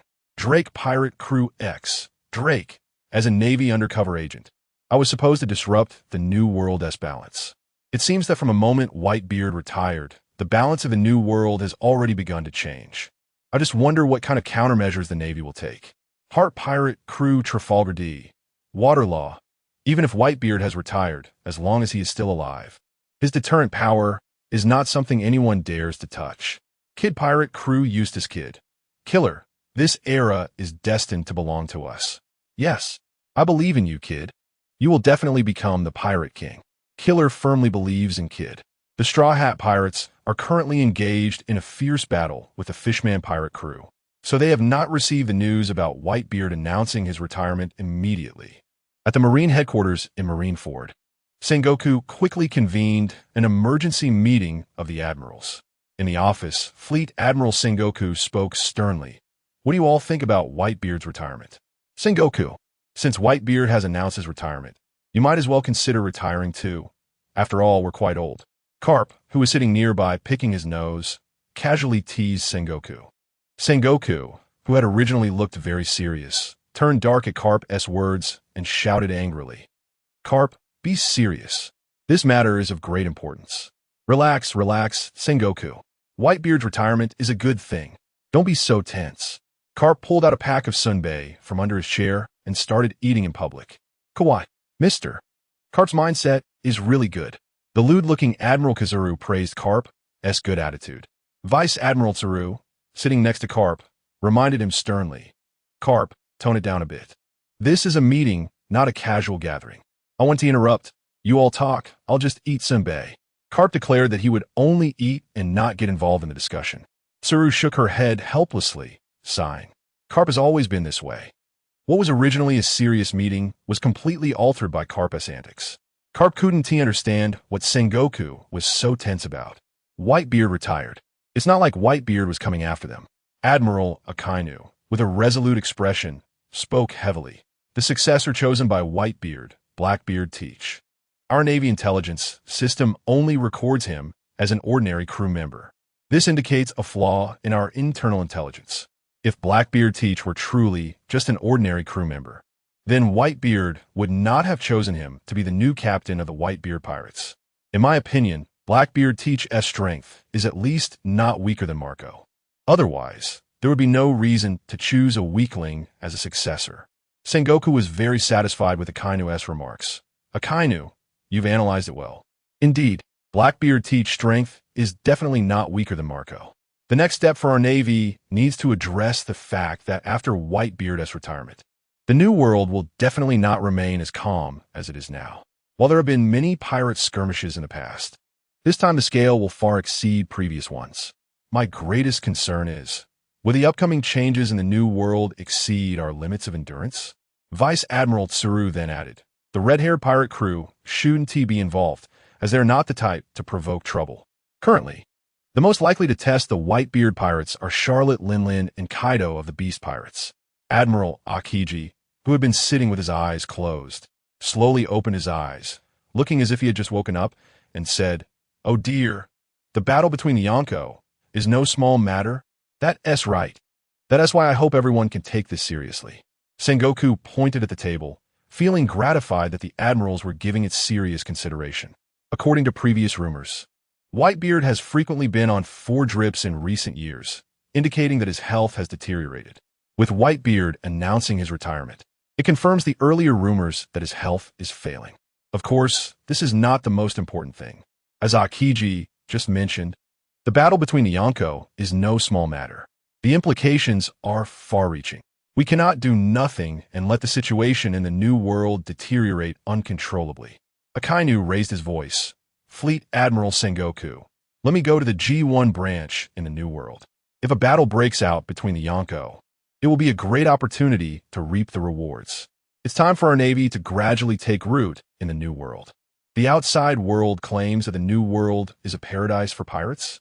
Do they really think it's a paradise for pirates? I will make the world understand that any pirate in front of the righteous Navy is just a bunch of rabble. At this moment, Akainu's fighting spirit was unprecedentedly high. He had been waiting for the opportunity to eliminate the Yonko, and now he finally had it. For Akainu, he would not let this opportunity slip by. Kawaii, if our Navy rashly enters the New World on a large scale, and it provokes the pirates' collective counterattack, then we will be passive. The lewd-looking Kazuru felt that Akainu's actions were too high-profile, which could easily provoke hostility from the pirates. Akainu confidently replied, I don't need to bring too many people, just the normal defensive specifications will suffice, 1 admiral leading 3 vice admirals. Akainu's confidence stems from his self-assurance in his own strength. After analyzing, Sengoku directly made the decision. Akainu, I agree with your proposal. Chapter 14, A Billion Bounty, 900 million ivory attack 1 day later, aboard the Moby Dick. Sachi held up the bounty poster of Teach and teased, Your bounty as one of 4 emperors is really pitiful. Only 2 billion berries. The Navy is really stingy. After all, Teach, you are the 2nd captain of our Whitebeard pirates. It should at least start at 2 billion berries to make sense. Everyone nodded in agreement, feeling that Teach's bounty was too low for a 4 emperor. Blackbeard Teach chuckled dismissively. It's fine. In the future, the Navy will have to raise my bounty. If they dare not increase it, I'll make them regret it. That night, Blackbeard Teach arrived at Dad's door, knocked, and upon receiving permission, entered. Dad, sorry to disturb you. Blackbeard Teach scratched his head awkwardly and stood there honestly. Whitebeard gestured, go grab a chair and sit down. No need, Dad, I'll just stand. This time, I have a plan I'd like to discuss with you. Blackbeard Teach showed a hint of nervousness. In fact, before Blackbeard Teach was appointed captain by Dad, he had already simulated a plan. He had picked out a few crew members he wanted to recruit. However, after becoming the captain of the Whitebeard Pirates, executing this plan became difficult. Now, Blackbeard Teach came specifically to consult Dad. Honestly, Blackbeard Teach didn't know how to broach this topic with Dad, since executing this plan would seem a bit like betraying the crew. Speak. As long as it's a good plan, I support you. Whitebeard encouraged the young Blackbeard to speak boldly. At the same time, Whitebeard was pondering what little Blackbeard was planning. Regardless, as long as little Blackbeard could lead the Whitebeard pirates to seize the entire world, any plan would be fine. Blackbeard Teach revealed a silly grin and shyly said, Dad, I want to take some of the commanders out to sea. I want to recruit a few crew members to join our Whitebeard pirates. I've already observed those few people in advance. They're capable of becoming squad leaders. Then, we can increase the number of squad leaders to 20. Oh, so that is what it is. I agree. Whitebeard immediately approved little Blackbeard's proposal without hesitation. Now, that little Blackbeard mentioned it. Whitebeard could roughly guess which few people he wanted to recruit. Whitebeard thought this was good. The stronger the Whitebeard pirates became, the better. There was no need to be so rigid. Blackbeard Teach was also surprised by Dad's quick agreement and excitedly bowed. Dad, you're so great. Don't worry. I will lead the Whitebeard pirates to the pinnacle and seize the entire world. Dad had mentioned taking the entire world before, and Blackbeard Teach remembered it very clearly. When that time came, the biggest beneficiary would actually be Blackbeard Teach himself. Whitebeard calmly asked, Teach, you could decide who to take with you. Just don't take everyone and leave me alone. Of course not. How could I leave you alone, Dad? Blackbeard Teach replied with a silly smile. The next day, dawn broke. Blackbeard Teach originally planned to take 5 or 6 squad leaders with him, but after thinking it over, it seemed unnecessary. In the end, Blackbeard Teach decided to take only Ace with him. Moreover, the most important point was that Blackbeard Teach wanted to cultivate Ace as quickly as possible to become his strongest asset. Although Dad had been intentionally nurturing Ace in the past, staying with the Whitebeard pirates was still too safe. Without experiencing life-and-death battles, it was hard to truly unleash one's potential. Only by truly unleashing that potential could one's strength see a leap in improvement. Previously, Blackbeard Teach hadn't realized this. Ever since he became captain of the Whitebeard pirates these past 2 days, with Dad supporting him so strongly, Blackbeard Teach gradually developed these thoughts. While having breakfast, Ace saw Teach walk over and greeted him with a smile. Captain Teach, just in time. Let us have breakfast together. Ace, just call me Teach. We don't need to be so formal between us. Blackbeard Teach sat down next to Ace and grabbed a piece of meat to stuff into his mouth. After swallowing the meat, Blackbeard Teach seriously said, Ace, let us go out to sea for a while in the first half of the Grand Line. Go to the first half of the Grand Line? Ace was momentarily taken aback, but then he remembered that Luffy was also going out to sea, so he agreed, sure. By the way, Teach, is it just the 2 of us going to the first half of the Grand Line? Isn't that too few people? After all, you're a 4 emperor now. There are countless people out there targeting your head. Just the 2 of us going out. I'm worried I can't protect you. If we both end up with our heads chopped off, it would really be a joke. Ace teased Teach, but he was just joking. Ace was still very confident in his strength. Blackbeard Teach laughed and said, Ace, with you and me working together, who is our opponent? Let us give those Navy guys a lesson in the first half of the Grand Line. It's also a good chance for me to meet my brother. Ace casually mentioned his thoughts. No problem. Blackbeard Teach and Ace quickly settled into a shoulder-to-shoulder breakfast state. Fortunately, they were sitting in a relatively secluded corner. If the other brothers saw them, they would definitely be teased again. 6 hours later, Blackbeard Teach had informed everyone about his decision to take Ace to the first half of the Grand Line. Marco seriously replied, Teach, take a few more people. The first half of the Grand Line is not our territory after all. If we encounter a Navy admiral, It could be troublesome. Just as Marco finished speaking, Blackbeard Teach's phone rang. Upon answering, he heard one of his pirate captains report that Jack from the Beast Pirates was attacking. Everyone's expressions turned cold. They had previously speculated that the most likely to act was the Beast Pirates, and it turned out to be true. Chapter 15, Who Do You Think I Am? Bring the ship closer. Jaws, stepping forward, gradually turned into Diamond and gloomily said, "The Beast Pirates really dare to provoke us, the Whitebeard Pirates. Let me teach that Disaster Jack a lesson later, so he understands that our Whitebeard Pirates are not something the Beast Pirates can mess with." The other division captains also expressed their support, as Jaws' strength could easily defeat that Disaster Jack. "Wait, Jaws, let me do it. I need the whole world to know that I, the newly crowned Yonko, am not some unknown rookie," Blackbeard Teach called out to Diamond Jaws. Sachi smiled and said, "Teach's strength can definitely defeat that Disaster Jack." Sachi was right. Teach had defeated Ace head-on, which everyone had witnessed. At that moment, Blackbeard Teach looked at the old man who was drinking. "Old man, that Disaster Jack is coming. This gives me a good idea. Go ahead and do whatever you want." "I support you," Whitebeard responded. Upon hearing this from little Blackbeard, Whitebeard thought of a possibility. Given little Blackbeard's nature, he might be planning to defeat Disaster Jack and then hand him over to the Navy. Of course, this was just Whitebeard's speculation, but he found the idea quite feasible. Even if little Blackbeard didn't have that in mind, Whitebeard planned to have him deliver Disaster Jack to the Navy. The division captains once again felt the old man's strong support for Teach. Meanwhile, on the Mammoth ship, one of the three calamities of the Beast Pirates, the anxious Jean Lamy asked, "Lord Jack, are we really going to charge straight to the Whitebeard Pirates?" There was something Jean Lamy didn't dare to say. Charging him like this was just asking for death. But Jean Lamy knew that if she said that, she would definitely get beaten by Lord Jack. Next to her, the equally anxious Sipshead didn't dare to speak either, fearing he would incur Lord Jack's wrath.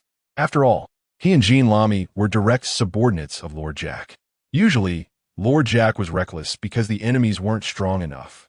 But this time, they were directly facing the entire Whitebeard Pirates, just the three of them against the whole crew.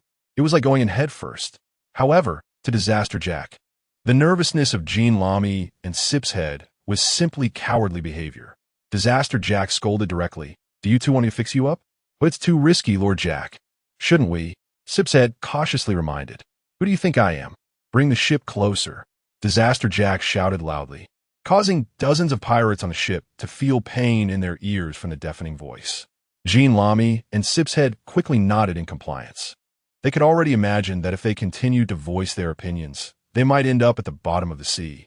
On the Moby Dick, everyone saw Disaster Jack's ship charging straight at them. 7th Division Captain Lacker sneered. "Is that Disaster Jack of the Beast Pirates brainless? Coming straight at us so boldly? He thinks he can take on all of us just because he is one of the calamities?" 15th Division Captain Fossa followed up with sarcasm. "Underestimating us Whitebeard Pirates will come at a cost." Vista smiled with his mouth curled, stroking his beard. "Actually, taking care of that Disaster Jack only requires Old Man to use his tremor fruit ability. They would immediately sink to the bottom of the sea." It seems that after the Old Man announced his retirement, many people thought he was no longer capable. Our old man is still quite tough." Vista's words received unanimous agreement. As long as they were at sea, no matter how many pirate ships the enemy had, one move from the old man would be enough. Furthermore, they could all feel that the old man's strength had not diminished. He had just aged. 14th Division Captain Spido Keel confidently declared, "We don't need the old man to deal with a mere Disaster Jack. Besides, our old man is retired now. He should rest well, and we can handle the enemies ourselves." "Exactly. We need to let the old man take a good rest." 11th Division Captain Jindudo also felt the same way. From now on, the old man should just rest. Sitting on the big sofa, Whitebeard looked at these foolish sons who wouldn't stop talking and couldn't help but laugh. "Hoo ha ha ha. Sons, you better get ready. There will be no shortage of battles in the future. Go Teach. Let that Jack kid understand that this sea cannot be conquered by recklessness." Previously, when reading the original work, he didn't feel it so strongly, but now, seeing Disaster Jack's recklessness up close, one might think that Disaster Jack was the captain of the Beast Pirates. He didn't know where Disaster Jack got his foolish confidence. Ha! You're right, old man. Marco, please take me over to their ship. Blackbeard Teach cackled ominously, determined to give Disaster Jack a good beating. After Marco responded, he was engulfed in blue flames, transforming into his phoenix form, and flew with Teach toward the mammoth ship. Ace watched Marco take Teach away and couldn't help but complain. Teach, you really used to be so overconfident. You totally fooled me, obviously possessing such great power. During their last battle, Ace had a vague suspicion. It seemed like Teach hadn't used his full strength. He felt that Teach was still holding back. Although it was just a guess, Ace believed Teach must have hidden strength. However, Teach's total strength was definitely not on par with the old man's. Even though the old man had aged, he was still the world's strongest man, a top pirate standing at the pinnacle, a legend of this era. Jean Lamy looked at Marco, who was flying toward them in his phoenix form from 800 meters away, and panicked. Lord Jack, they are coming. Sip's head kept murmuring to himself. It's over, how do we fight? Facing the entire Whitebeard pirates. Now, all they could do was pray to survive. Perfect, I'll take down that Blackbeard Teach in one go, Disaster Jack said with unusual confidence. Chapter 16, Blackbeard vs. Drought Jack. When Blackbeard Teach and Marco landed on the mammoth, both sides immediately entered a state of battle. You Drought Jack, right? You got some guts. Dare to challenge our Whitebeard pirates with so few people. Blackbeard Teach pointed at Drought Jack with disdain, clearly not taking him seriously.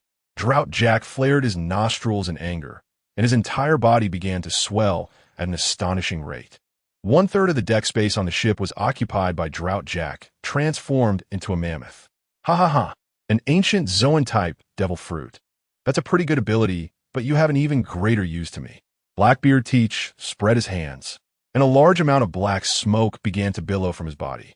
Marco, who had no intention of fighting, warned Jean Ramy and the others. Let me remind you all, it's best not to interfere. Otherwise, don't blame me for making a move against you. Dozens of beast pirates instinctively took several steps back, and both Jean Ramy and Cypher Head swallowed nervously. This person was Marco, the captain of the 1st Division of the Whitebeard Pirates, someone they simply couldn't handle.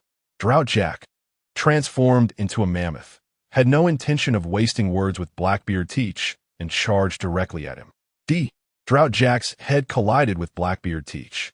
However, the sight of Blackbeard Teach being knocked away did not occur. Instead, to the shock of Jean Ramy and Cypher Head, Lord Jack reverted from his mammoth form.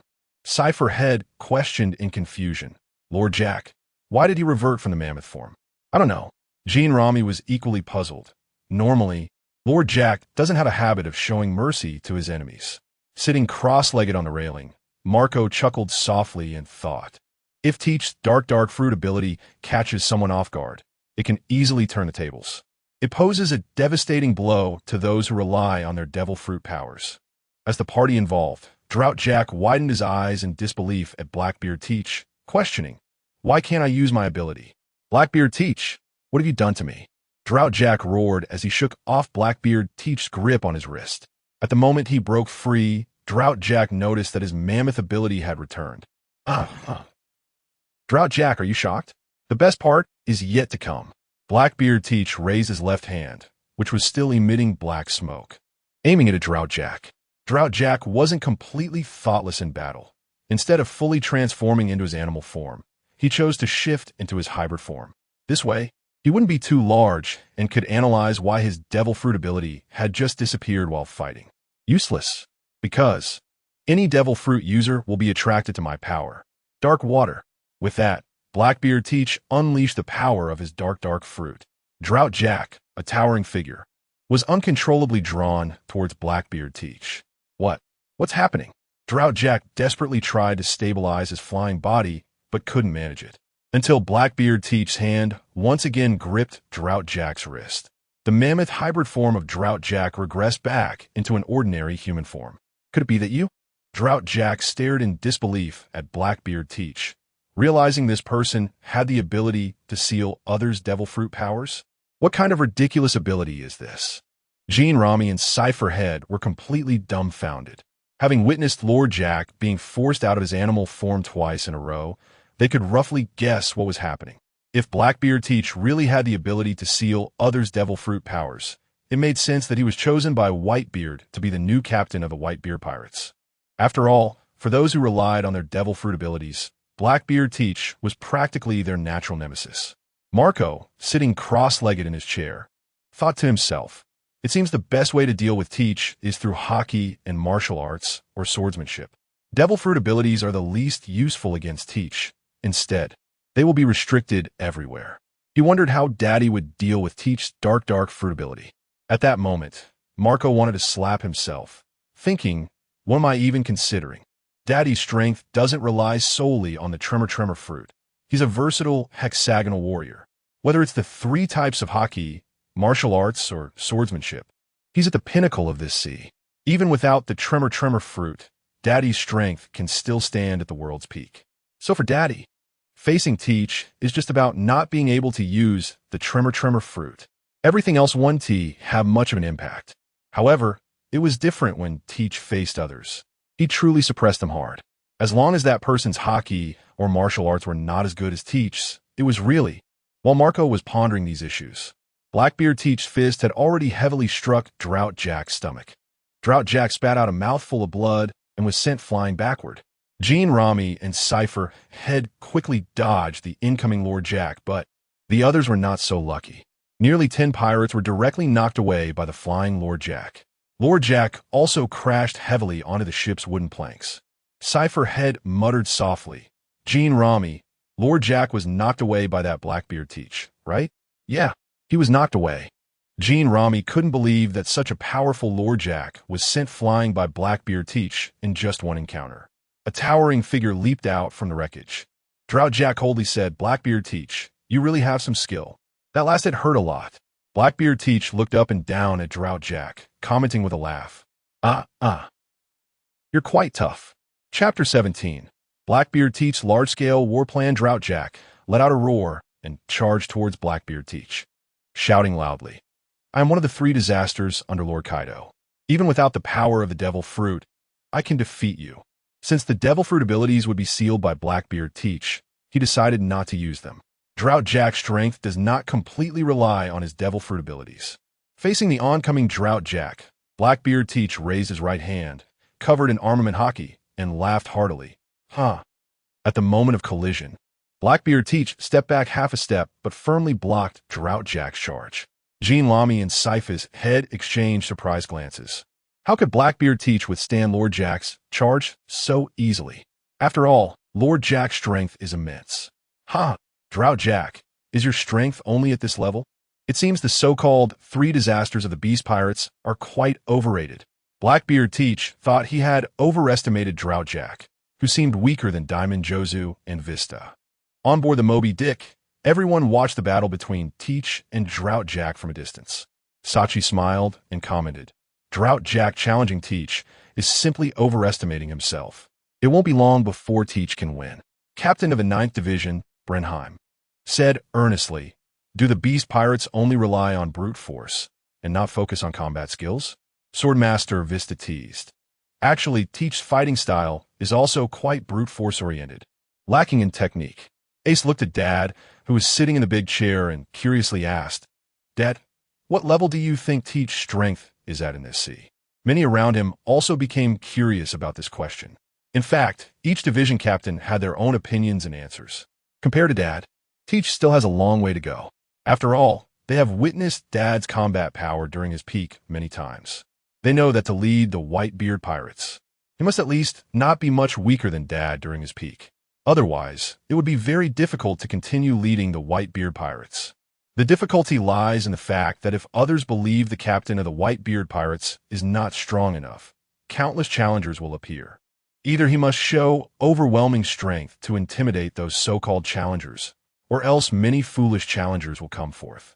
Whitebeard calmly explained, Teach's strength is still a hair's breadth away from the level of an emperor. However, breaking through this boundary is only a matter of time. In Whitebeard's view, if little Blackbeard gets a powerful attacking devil fruit, he would step into the emperor level in no time. Whether little Blackbeard can reach the top level among the emperors depends on his own luck.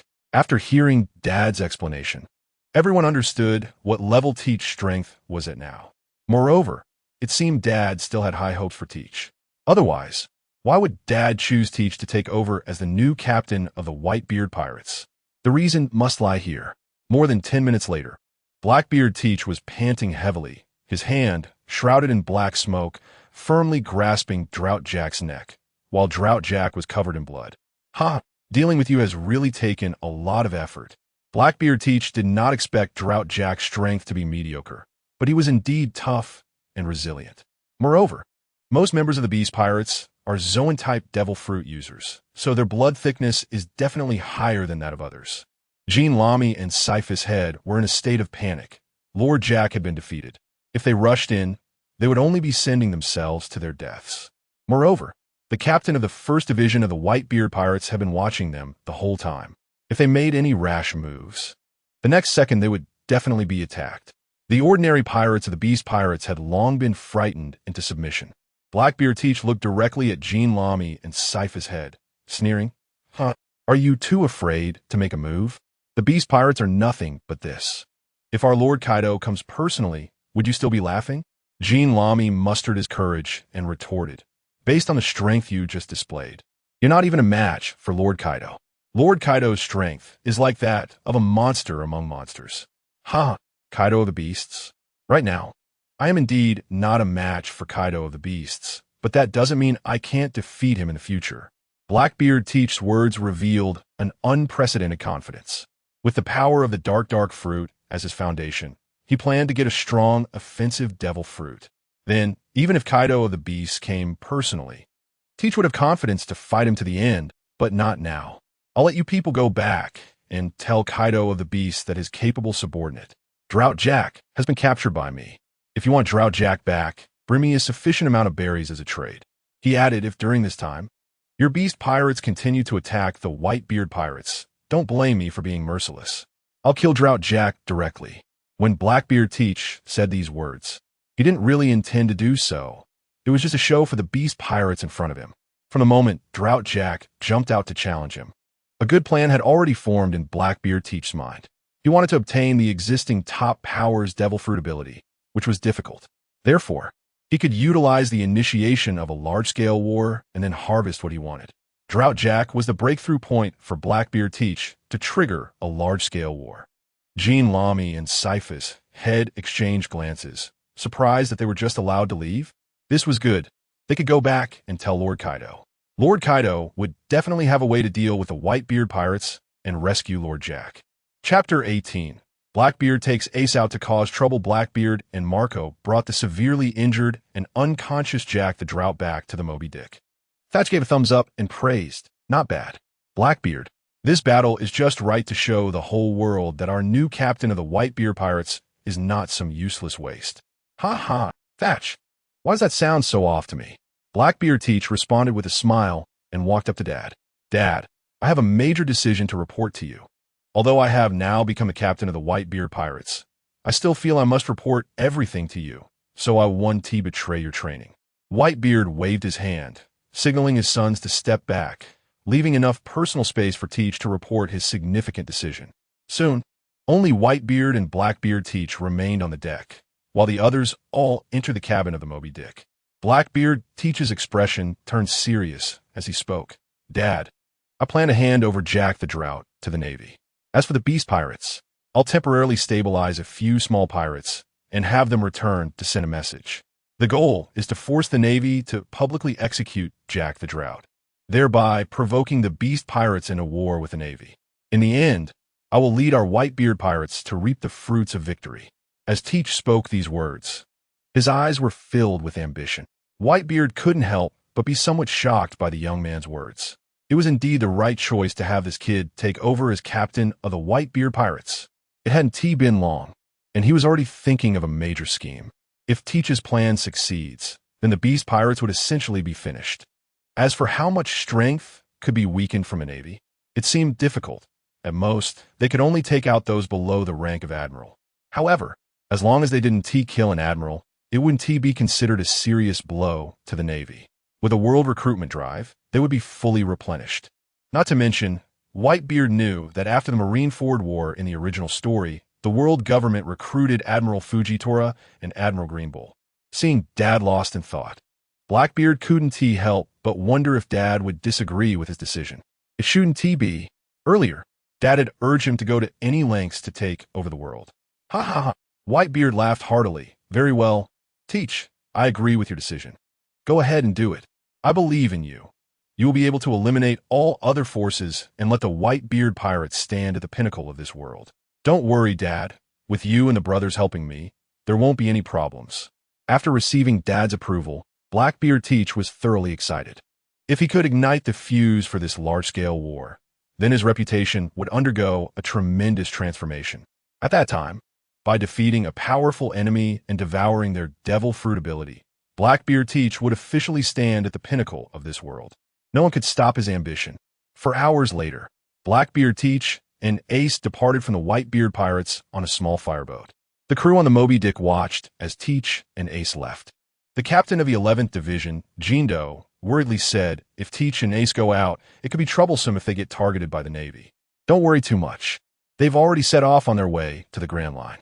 Worrying 1T help us, said the captain of the 7th Division, Lackey, more optimistically. Thatch crossed his arms behind his head and sighed, oh. Why didn't I notice before that Teach was such a thinker? There was no need to hide for so many years. He really tricked us badly. Honestly, if he had shown his talents, we wouldn't have said anything. Instead, we would have genuinely felt happy.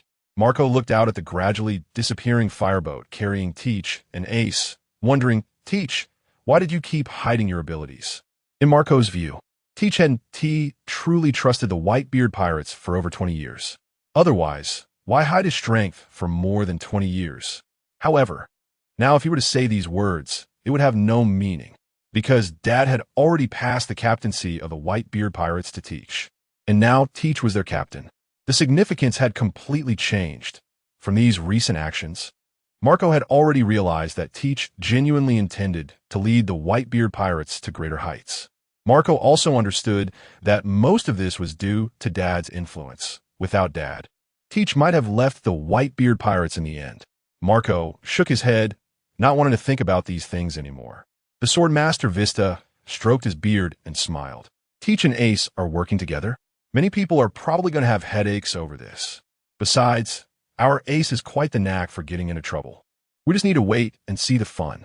That makes sense, but I wonder what kind of trouble they will stir up, said the short captain of the 12th Division, Harta, while stroking his chin, analyzing. The chubby captain of the 6th Division, Blamank, muttered to himself. Now that they've both left, we have nothing to do. Why not have a banquet? Blamank's suggestion for a banquet drew hearty laughter from everyone.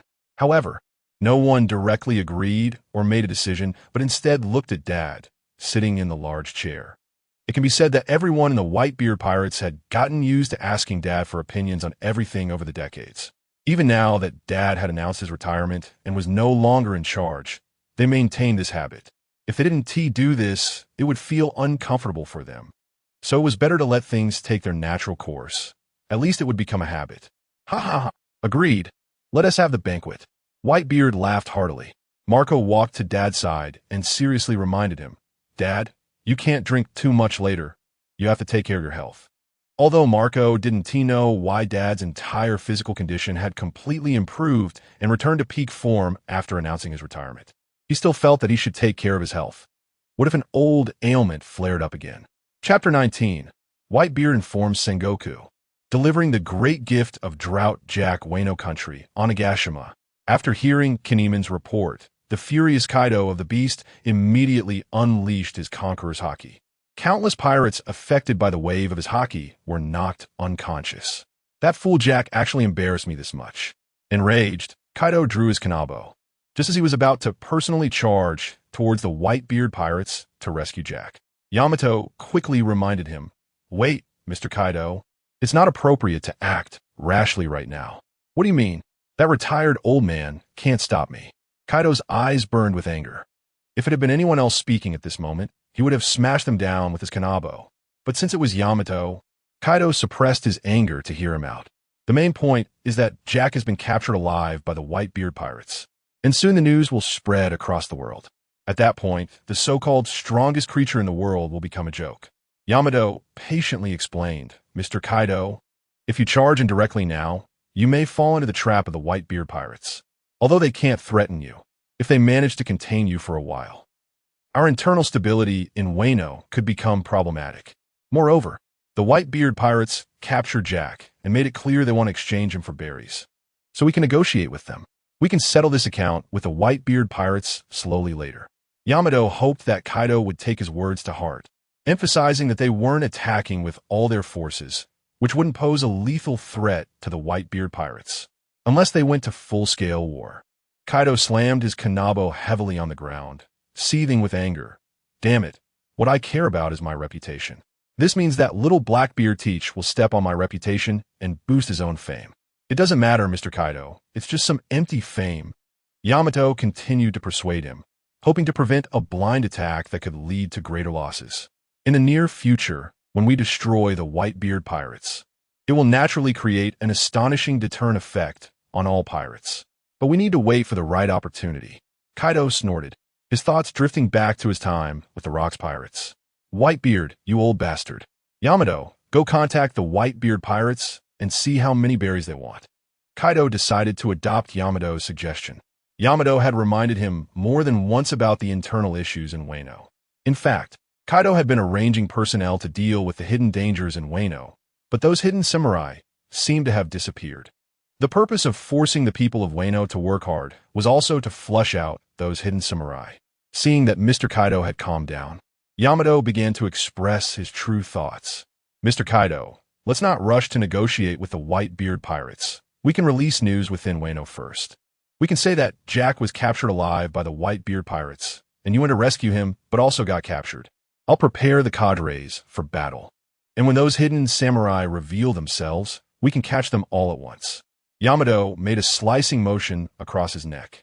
Kaido, who was still puzzled, suddenly brightened up at Yamato's proposal and burst into laughter. Yamato, you truly are my capable aide. This idea is great. It's time to catch these damn samurai all at once. Once these hidden dangers are resolved, I can expand without restraint. Unbeknownst to Kaido and Yamato, a grand conspiracy had already begun plotting against the Beast Pirates. At the Marine headquarters in Marineford, in the office of the Fleet Admiral, Sengoku was handling official duties. Suddenly, one of the den mushi on the table rang. Sengoku picked it up, and as a laughter came through, his expression changed. Haha. Sengoku, it's been decades since we last talked. On the Moby Dick, Whitebeard teased into the den mushi. What do you want, Whitebeard? Sengoku questioned. Unfazed, Whitebeard replied with a laugh. Sengoku, I'm retired now. Just calling an old friend. What's wrong? Are you that scared? Sengoku, you're the Fleet Admiral, the highest leader of the Marines, and you're this timid? I'm in a new world, and you're in the first half of the Grand Line. Are you afraid I'll suddenly appear and beat you? Sengoku realized he might have been too tense. Whitebeard was indeed retired. Once he calmed down, Sengoku asked seriously, Speak. Whitebeard, you wouldn't call me without reason. Sengoku suspected that Whitebeard's sudden call had to be for something significant. However, no matter how he thought, he couldn't figure out Whitebeard's true purpose. Sengoku, since you're so eager to know why I'm calling you, I'll tell you. My son Teach defeated Kaido's subordinate Jack, and he asked this retired old man to give you a call. Sengoku grew increasingly annoyed. Did such a thing really require a special call? Isn't it just defeating that drought Jack? It's not like he defeated Kaido. Was Whitebeard losing his mind? Sengoku, my son Teach request is to deliver Jack to your Marines. I assume he's probably being tossed at your G1 base by now. As for how you plan to handle Kaido's subordinate Jack, that's up to you. After saying this, Whitebeard hung up the den mushi. Sengoku was about to curse when he heard the busy signal. Whitebeard, you bastard. Sengoku stood up abruptly, slamming his hands on the table. For the Marines, Drought Jack was a hot potato. Once they captured Drought Jack, that guy Kaido would likely turn his anger toward the Marines. Chapter 20. The Ruthless Magma Admiral Akainu at the entrance of the New World, Navy G1 branch. In his Phoenix form, Marco holds a Drought Disaster Jack, who is restrained by sea stone chains, suspended in midair. Drought Jack roars continuously, but upon seeing the buildings below, he furrows his brow. Navy branch? Marco, what are you bringing me here for? Of course, to hand you over to the Navy. Marco bluntly states his purpose, wanting to rouse Jack's spirits since he will be delivering him to the Navy anyway. Meanwhile, many Navy soldiers on patrol upon discovering the hovering Phoenix Marco. The alarm at the G1 branch is instantly triggered. A stream of magma erupts from the top of the building. And Admiral Akainu descends like a god of death onto the ground in front of all the Navy soldiers. Akainu looks up at Marco in the sky, questioning loudly, "You are Marco, captain of the Whitebeard Pirates 1st Division, right? How dare you come here to wreak havoc at G1? You got some guts. Today, I will ensure you don't return." As he questions Marco, half of Akainu's body has already transformed into magma. Seeing Akainu about to make a move, Marco responds loudly, "Akainu, don't you see the great gift I'm holding below? I'm handing him over to you, Navy. Your fleet Admiral Sengoku personally ordered to publicly execute Drought Jack." Upon hearing this, the Navy soldiers below are instantly dumbfounded. What's going on? Did Fleet Admiral Sengoku issue this order? Why haven't they received any wind of this? What is happening? Vice Admiral Doberman instinctively looks at the other two Vice Admirals. The other two shake their heads, indicating they are not aware of the situation. Vice Admiral Onizuka seriously suspects. Could it be that Marco is deliberately deceiving us? How could Fleet Admiral Sengoku say such things to pirates? Onizuka's suspicions are acknowledged by those around him. It is indeed true. Someone as cautious as Fleet Admiral Sengoku would never communicate such things to pirates. So there is only one possibility left. Marco is intentionally tricking them. Akainu scornfully retorts, "It seems you've captured Drought Jack alive. However, both of you will die by my hands today." Akainu adopts a battle stance, and the power of magma in his fist condenses to its peak when the sound of a transponder snail rings out, interrupting Akainu's attack rhythm. Frowning, he sees that it's Fleet Admiral Sengoku calling. Marco had originally wanted to test Akainu's magma attack power, but now he sees Akainu answering the phone. However, it doesn't matter. He didn't come to fight the Navy anyway. "Akainu, is Drought Jack from the Beast Pirates at G1? Upon hearing Fleet Admiral Sengoku's voice, Akainu and the surrounding Navy instinctively look at Drought Jack, who is being held by Marco in the sky. Could it be that Fleet Admiral Sengoku really intends to publicly execute Drought Jack from the Beast Pirates? Damn, that would directly mean war with the Yonko Pirates. Listening to Marco's conversation, Drought Jack is completely panicked. If he's captured by the Navy and publicly executed, he doesn't fear death, but he implicate Kaido. If that happens, he truly deserves to die 1,000 deaths. Feeling the timing is right, Marco directly throws Drought Jack down toward the square. As the tall and hefty Drought Jack falls, the Navy soldiers scatter in all directions. Bang! Drought Jack crashes heavily to the ground, and within a 50-meter radius of where he landed, there is not a single Navy soldier left. Marco has already taken out a din mushy, continuously snapping pictures. These photos will be very useful later. After finishing, Marco turns and flies away. For Marco to leave? Unless Admiral Kazuru is stationed here, no one can catch him. Vice Admiral Onizuka is about to order the Navy soldiers to shoot at the fleeing Marco when Akainu raises his hand to stop him. Don't waste your effort. Ordinary firearms won't work on Marco. Akainu stops Onizuka from giving orders and walks over to Drought Jack's side. Far away at the Navy headquarters in Marineford, Sengoku, hearing the commotion on the transponder snail, confirms that Drought Jack has just been thrown to the G1 branch by Marco. Akainu arranged for 2 vice admirals to escort Drought Jack to the underwater prison. We will discuss the other matters later. Sengoku instructs Akainu with a headache.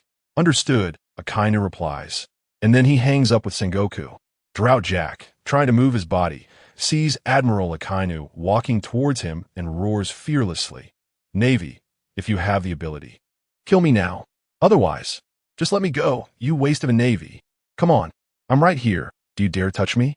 Still defiant, even at death's door, Akainu's tone is cold as he tightens his right fist, and his fist transforms into a magma fist. Akainu delivers a punch directly to Drought Jack's stomach. In an instant, Drought Jack lets out a painful scream. His entire stomach is scorched and bloodied. The surrounding Navy soldiers, witnessing their Admiral Akainu being so ruthless, can't help but swallow hard. It's a good thing Admiral Akainu is on their side. If he were on the pirates' side, it would be truly terrifying. Akainu mockingly states, "If it weren't for Fleet Admiral Sengoku ordering you to be imprisoned in the underwater prison, My magma would have pierced through your stomach in one punch. You would understand what it means to suffer worse than death. After mocking Drought Jack, Akainu turns to Onizuka and the other two, instructing, "You three, escort Drought Jack to the underwater prison. Lock him up on the 6th level underground." "Yes, Admiral Akainu." Onizuka and the other two vice admirals respond in unison. Soon, the bloody Drought Jack is escorted onto a large military ship. A few minutes later, Akainu watches the shadow of the military ship leaving and coldly states, "What do Whitebeard pirates, Blackbeard teach, huh? How dare you set your sights on the Navy? Don't let me catch an opportunity. Otherwise, you will regret making this decision." Chapter 21. Morgans the Manipulated. Announcing to the world that the Navy will publicly execute Drought Jack, Morgans was lying on the sofa, sipping red wine, when a young reporter rushed in, shouting, "Boss, we've received breaking news from the Whitebeard pirates." The shout startled Morgans, causing him to spit out his wine. However, he quickly recovered and asked, "What big news? Hurry up and tell me." The reporter nervously handed over a few photos to Morgans and reported, "Boss, these are the photos sent to us by the Whitebeard pirates. They want us to announce to the world that the Navy will publicly execute one of the calamities of the beast pirates, Drought Jack. They're willing to offer you at least 2 billion berries as a starting payment, and they're planning to give you 1 billion berries as a deposit. The final amount will depend on the effectiveness of the report." Morgans looked at the images, which showed a group of Navy personnel surrounding Drought Jack, shackled by sea stone chains, with Admiral Akainu leading the charge. As an old hand in the industry, Morgans immediately recognized this as a scheme by the Whitebeard pirates, aimed at igniting a war between the Navy and the beast pirates. Normally, he shouldn't get involved in such murky waters, as it would offend many people. But the Whitebeard pirates were willing to pay a lot of berries. Who would turn down berries? In any case, offending people was nothing compared to the prospect of receiving a large sum of berries. Having navigated these seas for so long, Morgans knew countless people wanted his life. Since the Whitebeard pirates were so willing to spend money, he might as well indulge them this once. It felt great.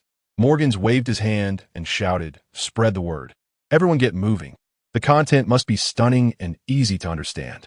Ever since Whitebeard announced his retirement, the world has become lively again. This is interesting. A few hours later, a flock of newsbirds flew across the world, carrying the latest issue of the newspaper. As the papers reached people around the world, they were all dumbfounded, mostly out of fear. It was too sudden. Just a few days ago, that great pirate Whitebeard had announced his retirement. And now the Navy was making such a big move?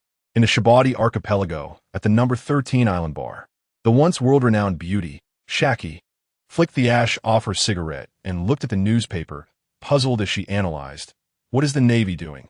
This doesn't benefit them at all, but it's also possible that someone is using the Navy to force the beast pirates into war. If that's the case, then the Navy is being used as a pawn.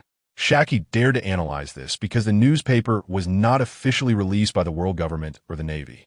Generally, such major events must be announced under the Navy or world government's name. But since it wasn't there must be significant implications. Rayleigh, having downed several bottles of wine, smiled and praised, "Shaki, your analytical skills are still impressive. You hit the nail on the head in just a few sentences." What intrigues me more is that Morgans dares to publicly release this news for the unseen benefactor. He must have received a lot of benefits. However, these concerns were secondary. It all depended on how the Navy responded to this scheme. Now the Navy couldn't explain anything. Several clear photos showed Jack shackled and lying before Akainu. Shaki lit another cigarette, took a slow puff, and said, "You've been retired for so many years. You shouldn't worry about these things. Just watch how things develop from the sidelines, unless you plan to make a comeback." Rayleigh responded lazily, "Shaki, don't tease this old guy. Whitebeard has retired. Am I supposed to make a comeback?" In Dressrosa, at the royal palace, Doflamingo threw the newspaper heavily on the ground, and no one among his family members dared to speak. Doflamingo's expression darkened as he muttered, "Damn, ruining my plans." He had a deep cooperative relationship with the beast pirates. In fact, Kaido was the biggest customer of his artificial devil fruits. What Doflamingo worried about the most was whether the Navy would demand the Shichibukai to participate in the war. That would force him to face Kaido, which was what he feared the most. In the worst-case scenario, he could only go through the motions without actually doing anything against the beast pirates. As for being summoned by the Navy or the world government afterward, Doflamingo wouldn't he fear that. He wouldn't he be the only one present. However, he still needed to communicate with Kaido in advance to avoid a situation where Kaido might see him on the battlefield and throw a spike club at him. Doflamingo didn't he want that to happen. The best outcome, of course, was to avoid fighting, but with the world already published in newspapers, Doflamingo believed the chances of that happening were slim to none. Red-haired pirates. Lucky Roo was surprised and said, "No way. The Navy is going to publicly execute Drought Jack? What is the Navy's motive?" Bardigga Snake followed up. "This action by the Navy seems a bit brainless. The current admiral is supposed to be a strategist. How could he come up with something like this?" Jesus Burgess frowned and spoke. "Is it possible the Navy wants to open a breakthrough in the New World? Or perhaps the world government has set its sights on Wano?"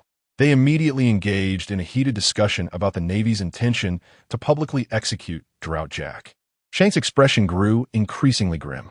Ben Beckman lit a cigarette and said seriously, "This plan must have been orchestrated by the Whitebeard pirates. To be precise, the biggest mastermind is that Blackbeard Teach, and he has the strong support of Whitebeard. From my calculations, the Beast Pirates couldn't hold back.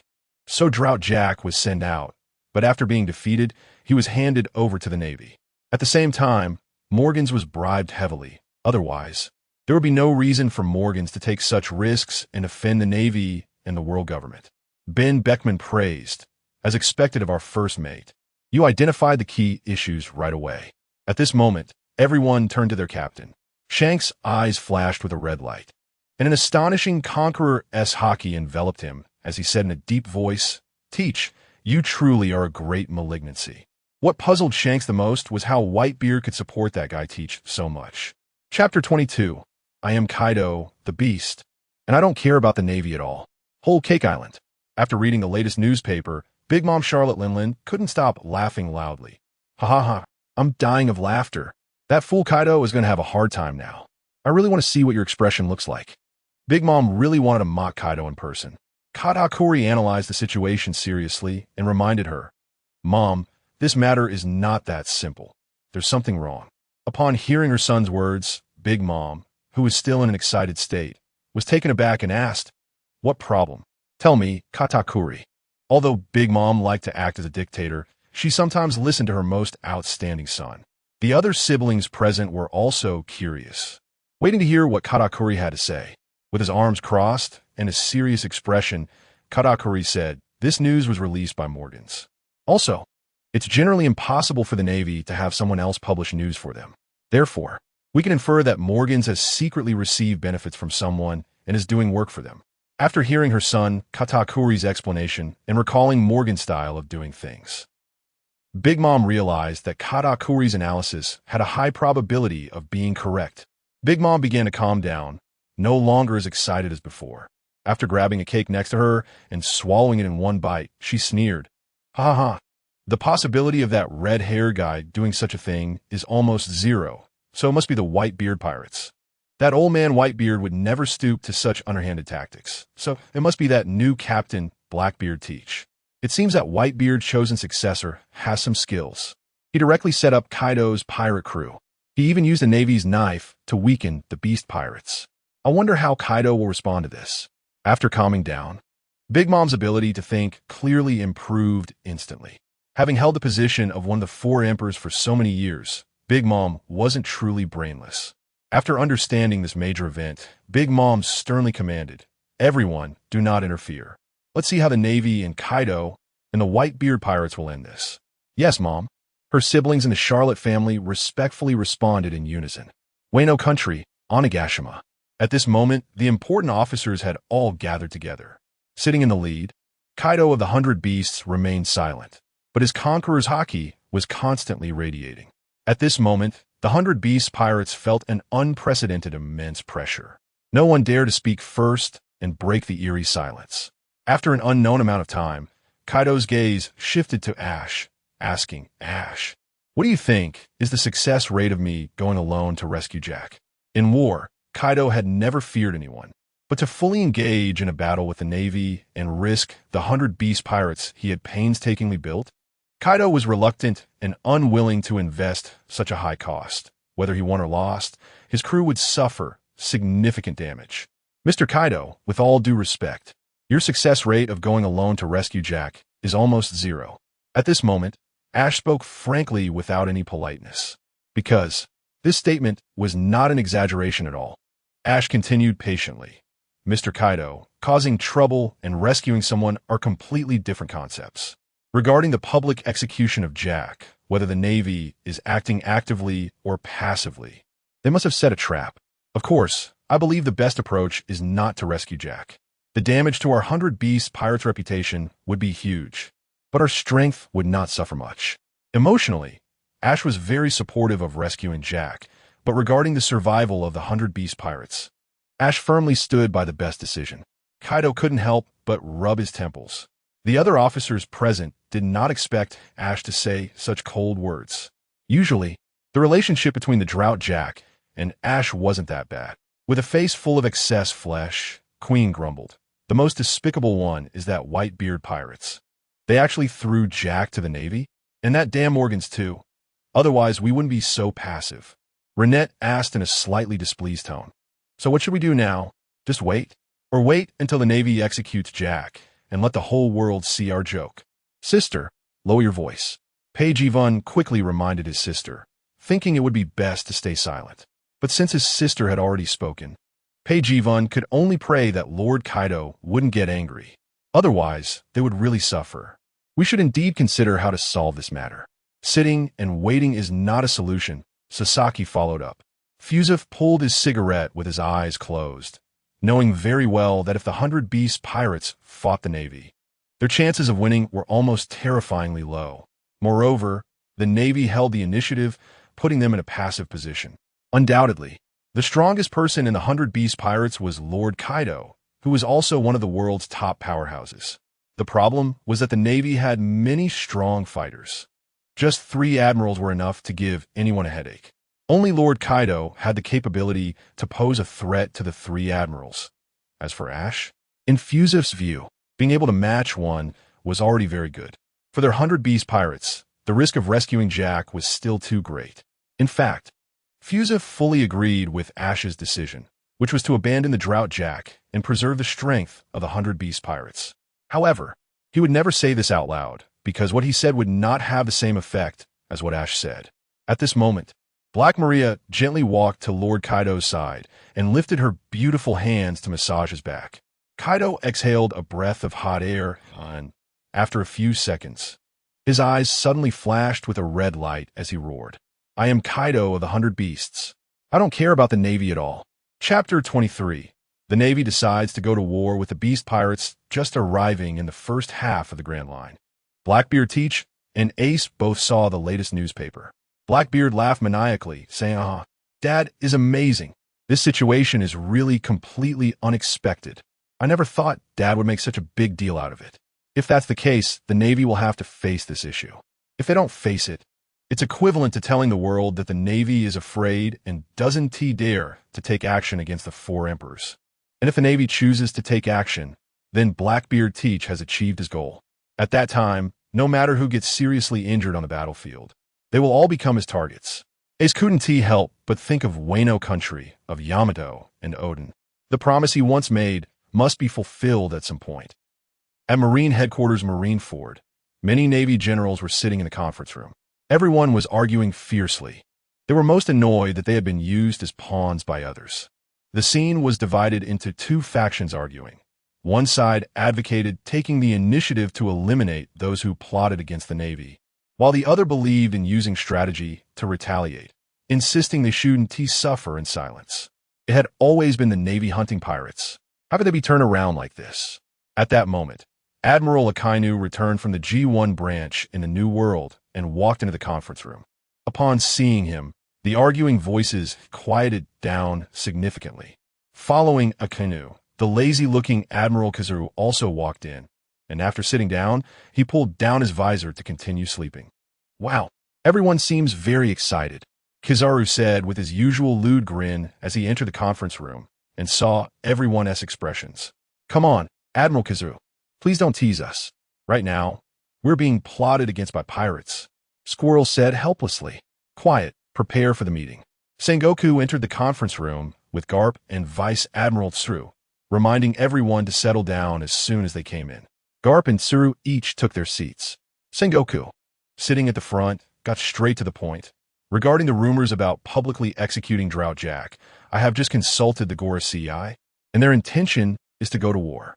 As soon as Sengoku finished speaking, everyone present became serious, including Kizuru, who pulled up his visor and began to seriously consider what Sengoku had said about going to war. Sengoku gestured for everyone to continue listening. Wano country has been closed off for years, plus its unique geographical environment. It will be incredibly difficult for outsiders to attack the Beast Pirates, and this time is a good opportunity. Of course, if the Beast Pirates don't show up for the public execution, it would also benefit us by striking a heavy blow to pirate morale. If they dare to come, then let us make sure the Beast Pirates don't return, showing the world that our Navy has the strength to wipe out the Four Emperors pirate crew. At this moment, Sengoku spoke so forcefully to boost the overall morale of the Navy. It was crucial to have morale when preparing for war. As expected, Sengoku's words ignited the fighting spirit in the eyes of the Navy generals present. Then, Commander Sengoku continued, "For this public execution, I also suggested to the Gorosei that the warlords of the sea come to oversee it.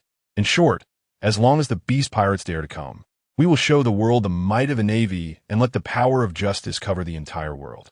Originally, Sengoku was reluctant to start a major war because it was a trap set by others, but upon reconsideration, this was indeed a good opportunity. The cold-faced Admiral Akainu spoke up. "Those scum warlords of the sea should have been used long ago.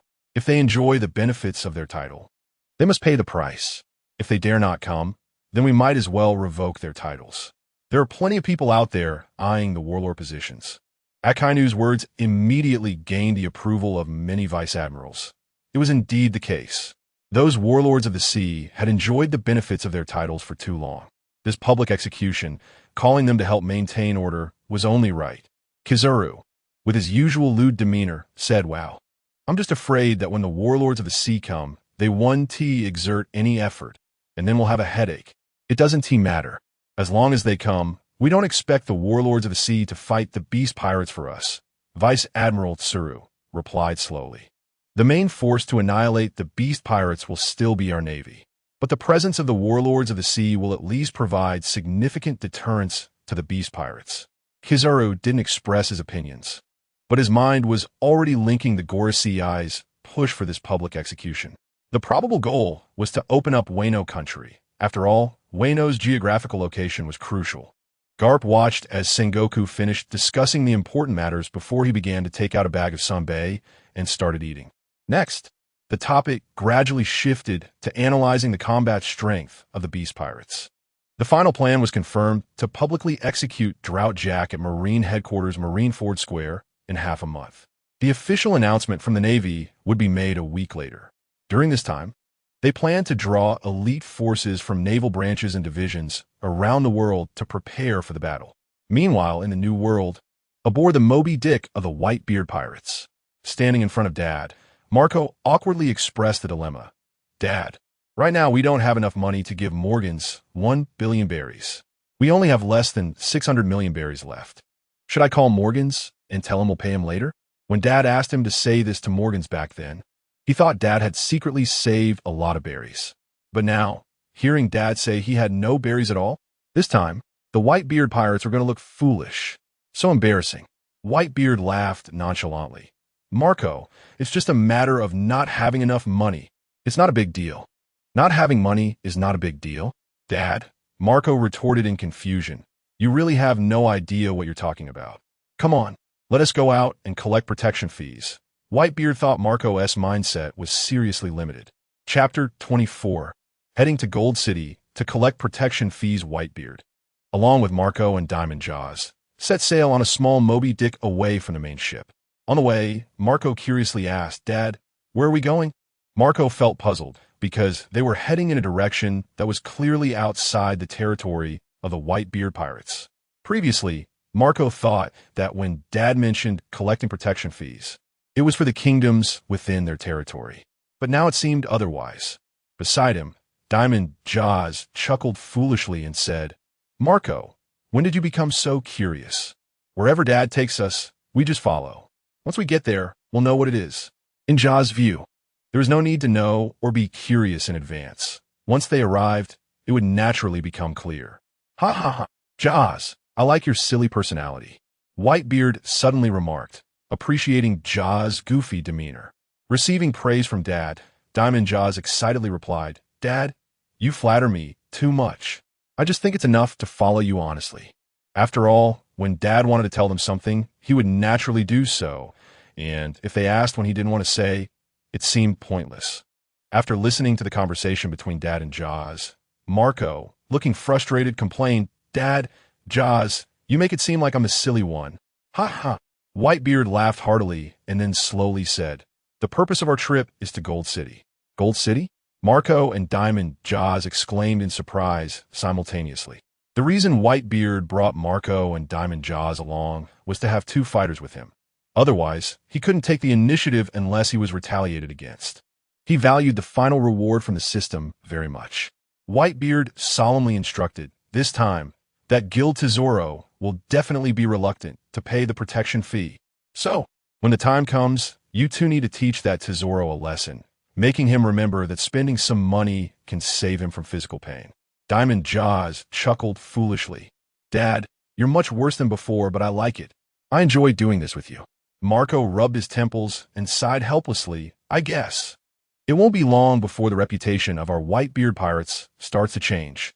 In Marco's view, if things continued to develop this way, the reputation of the Whitebeard pirates would no longer be what it used to be.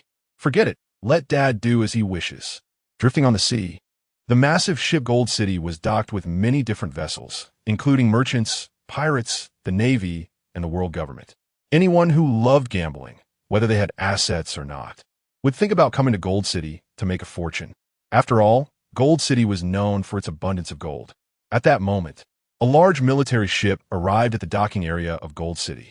Leading the team was Navy Vice Admiral Peach Rabbit, who came here to protect a celestial dragon returning to the Holy Land, Mariewa.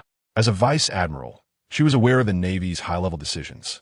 They were about to publicly execute Jack the Drought from the Beast Pirates. Therefore, some celestial dragons, especially those in the New World, were all called back to the Holy Land. Just as Peach Rabbit was preparing to disembark with her team, a ship flying the Whitebeard Pirates flag was sailing in from a distance. The lieutenant commander nervously spoke up, Vice Admiral Peach Rabbit, that ship is from the Whitebeard Pirates. What should we do? Don't worry, that's not the main ship Moby Dick of the Whitebeard Pirates. Peach Rabbit signaled her subordinates to stay calm. As long as it wasn't the key fighters of the Whitebeard Pirates, there was nothing to worry about. On the small Moby Dick, Marco spotted the military ship that had just docked at Gold City. Marco casually said, from the size of that military ship, the one leading, it should be a rear admiral. Just a rear admiral. Not a match for us at all, Diamond Jaws responded dismissively. In Jaws' view, either he or Marco could easily handle a Navy rear admiral. Moreover, even if an admiral came, what could they do? Dad was right beside them. Even if Dad had retired, his strength was still terrifying. Whitebeard calmly instructed, wait, as long as the Navy doesn't interfere with us. We don't need to pay any attention. Yes, Dad, Marco and Diamond Jaws respectfully replied. Peach Rabbit had not yet led her team to disembark, but was closely watching the Whitebeard pirate ship. As the ship approached, the Navy personnel on board, upon seeing Whitebeard, Marco, and Diamond Jaws, were instantly terrified and began to back away. Many of them were shaking uncontrollably. The lieutenant commander, filled with terror, asked, Vice Admiral Peach Rabbit, it's Whitebeard, the strongest man in the world, along with Marco and Diamond Jaws. We're done for. We're going to die here. The lieutenant commander could already imagine himself being brutally defeated, and he was barely holding onto the last shred of his will. Now, he was so scared he almost sat down on the deck. Peach Rabbit, feeling anxious, instructed, hurry called back to inform Admiral Sengoku that Whitebeard, Marco, and Diamond Jaws have appeared in Gold City. Move quickly, don't just stand there. Peach Rabbit had already decided that once the celestial dragon was brought out, they would evacuate immediately and could not stay in Gold City for long. Whitebeard led Marco and Diamond Jaws off the ship, casting an intentional glance at Peach Rabbit. The moment Peach Rabbit felt Whitebeard's gaze sweep over her, she couldn't help but gulp nervously. Over a dozen staff members from Gold City rushed out in a panic to respectfully welcome Whitebeard, Marco, and Diamond Jaws. Even though Whitebeard had announced his retirement, his intimidating presence remained formidable. A dead camel is still bigger than a horse, and besides, the entire structure of the Whitebeard pirates was still intact. In Gold City, Gil Tesoro's office. At this moment, Tesoro, puffing on a cigar, pondered gloomily, "What is Whitebeard doing bringing Marco and Diamond Jaws to my place? People who have never come here suddenly show up. I feel something is amiss." Chapter 25. The stupid celestial dragons set their sights on Whitebeard as Whitebeard entered with Marco and Diamond Jaws. They noticed golden powder floating toward them. Marco and Diamond Jaws were curious if this golden powder was real gold. Whitebeard had already deployed an invisible spatial shield, enveloping Marco and Diamond Jaws, isolating the golden powder and preventing it from touching their bodies. Marco and Diamond Jaws looked at their father in confusion. They could vaguely sense that he was using his devil fruit powers. However, something felt off. Their father's ability was the tremor fruit, which didn't involve this kind of invisible barrier. They thought they were overthinking it and didn't pay it much mind. Whitebeard glanced at Marco and Jaws and thought, "These two kids have let their guard down." The reason Marco and Diamond Jaws were like this was entirely because they were with their father. Wherever they went, they pushed through with force. If the golden powder entered their bodies, it would indeed be problematic, but they could expel it using hockey. Tesoro called over his capable assistant, Baccarat. "Boss, you called for me?" Baccarat guessed what task her boss would assign her as she approached.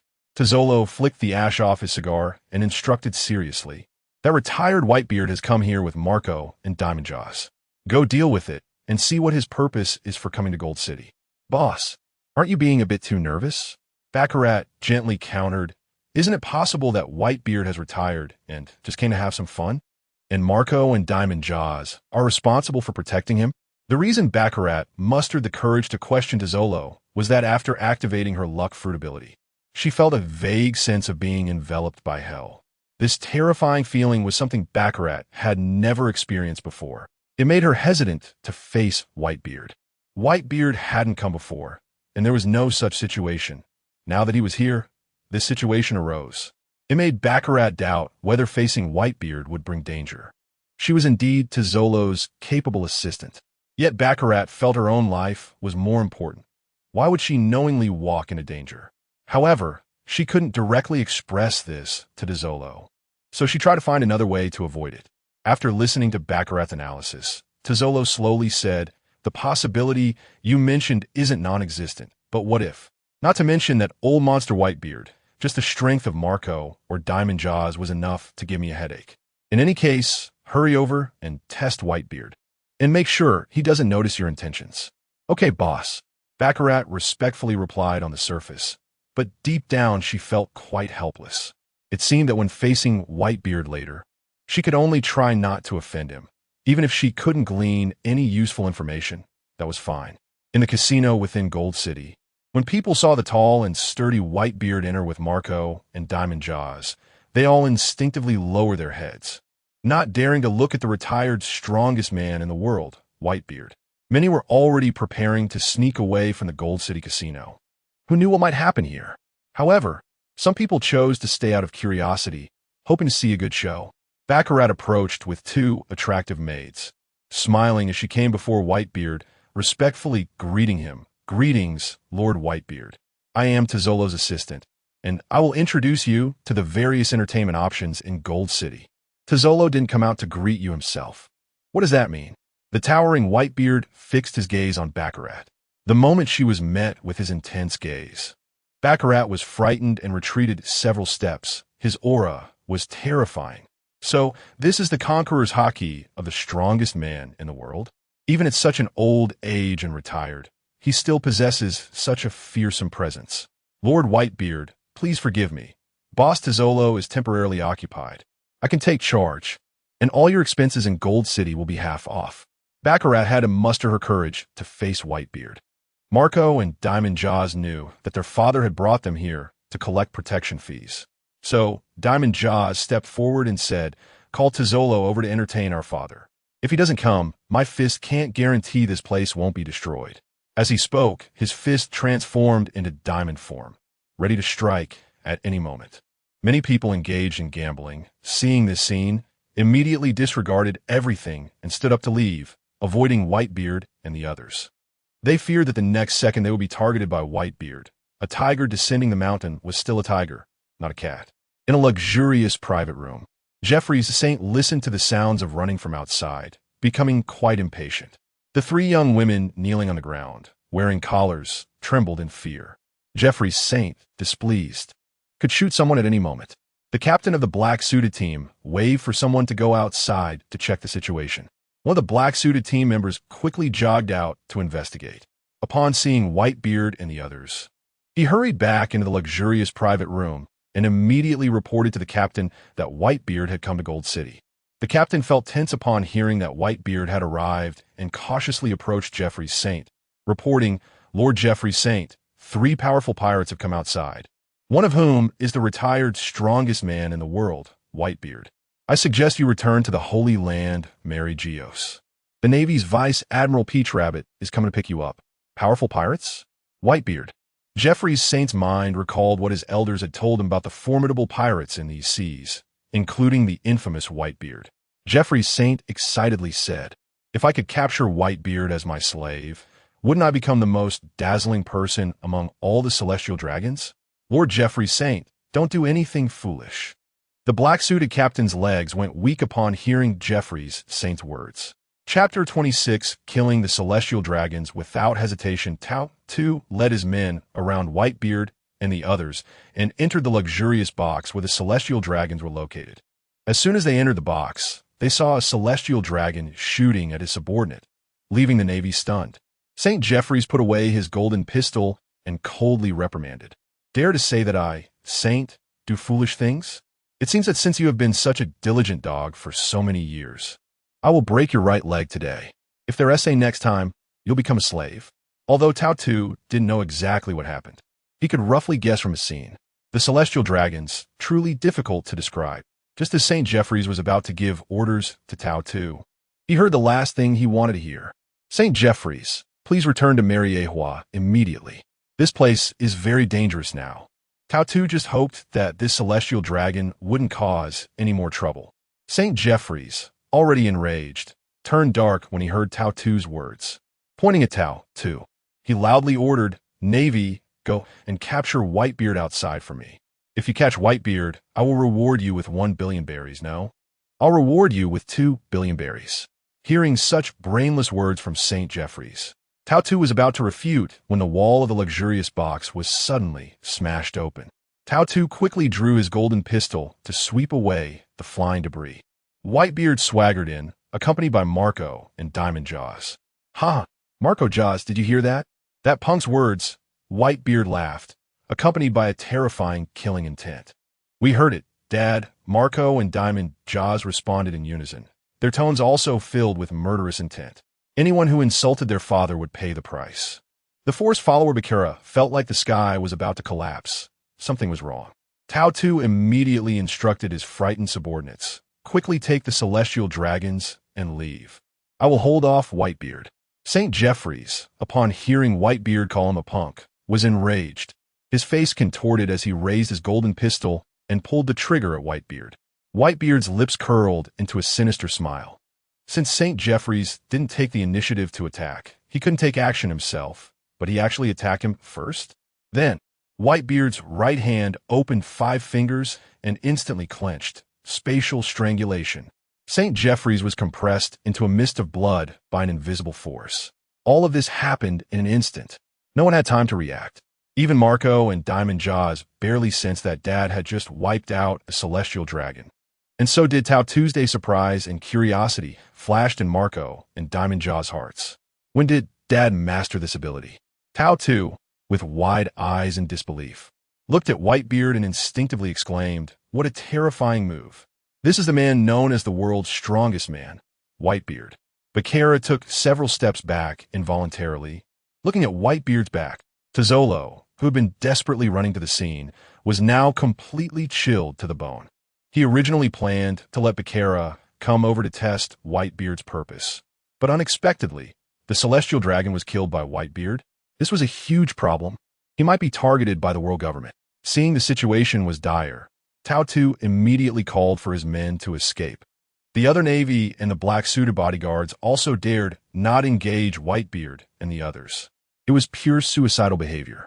Just as Diamond Jaws was about to chase after Tao and the others, Whitebeard shouted, "Jaws, there's no need to chase those people." "Yes, Dad," Diamond Jaws respectfully replied. Bakera had already secretly hidden behind Tizolo. Tizolo wanted to speak, but didn't know what to say to Whitebeard. A celestial dragon was killed here under his watch.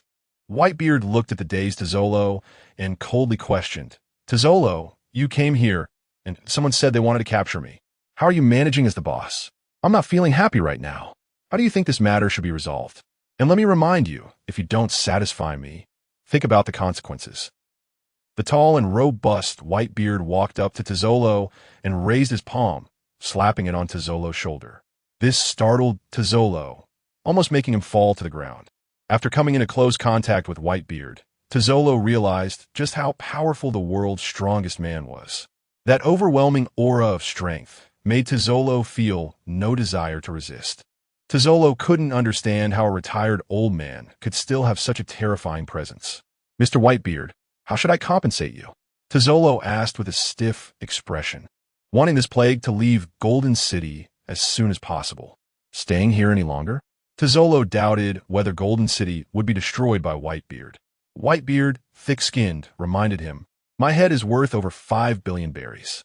I will make it hard for you, 50 billion. After all, your Golden City is prosperous. And 50 billion berries is nothing for you, right, Tizolo? 50 billion?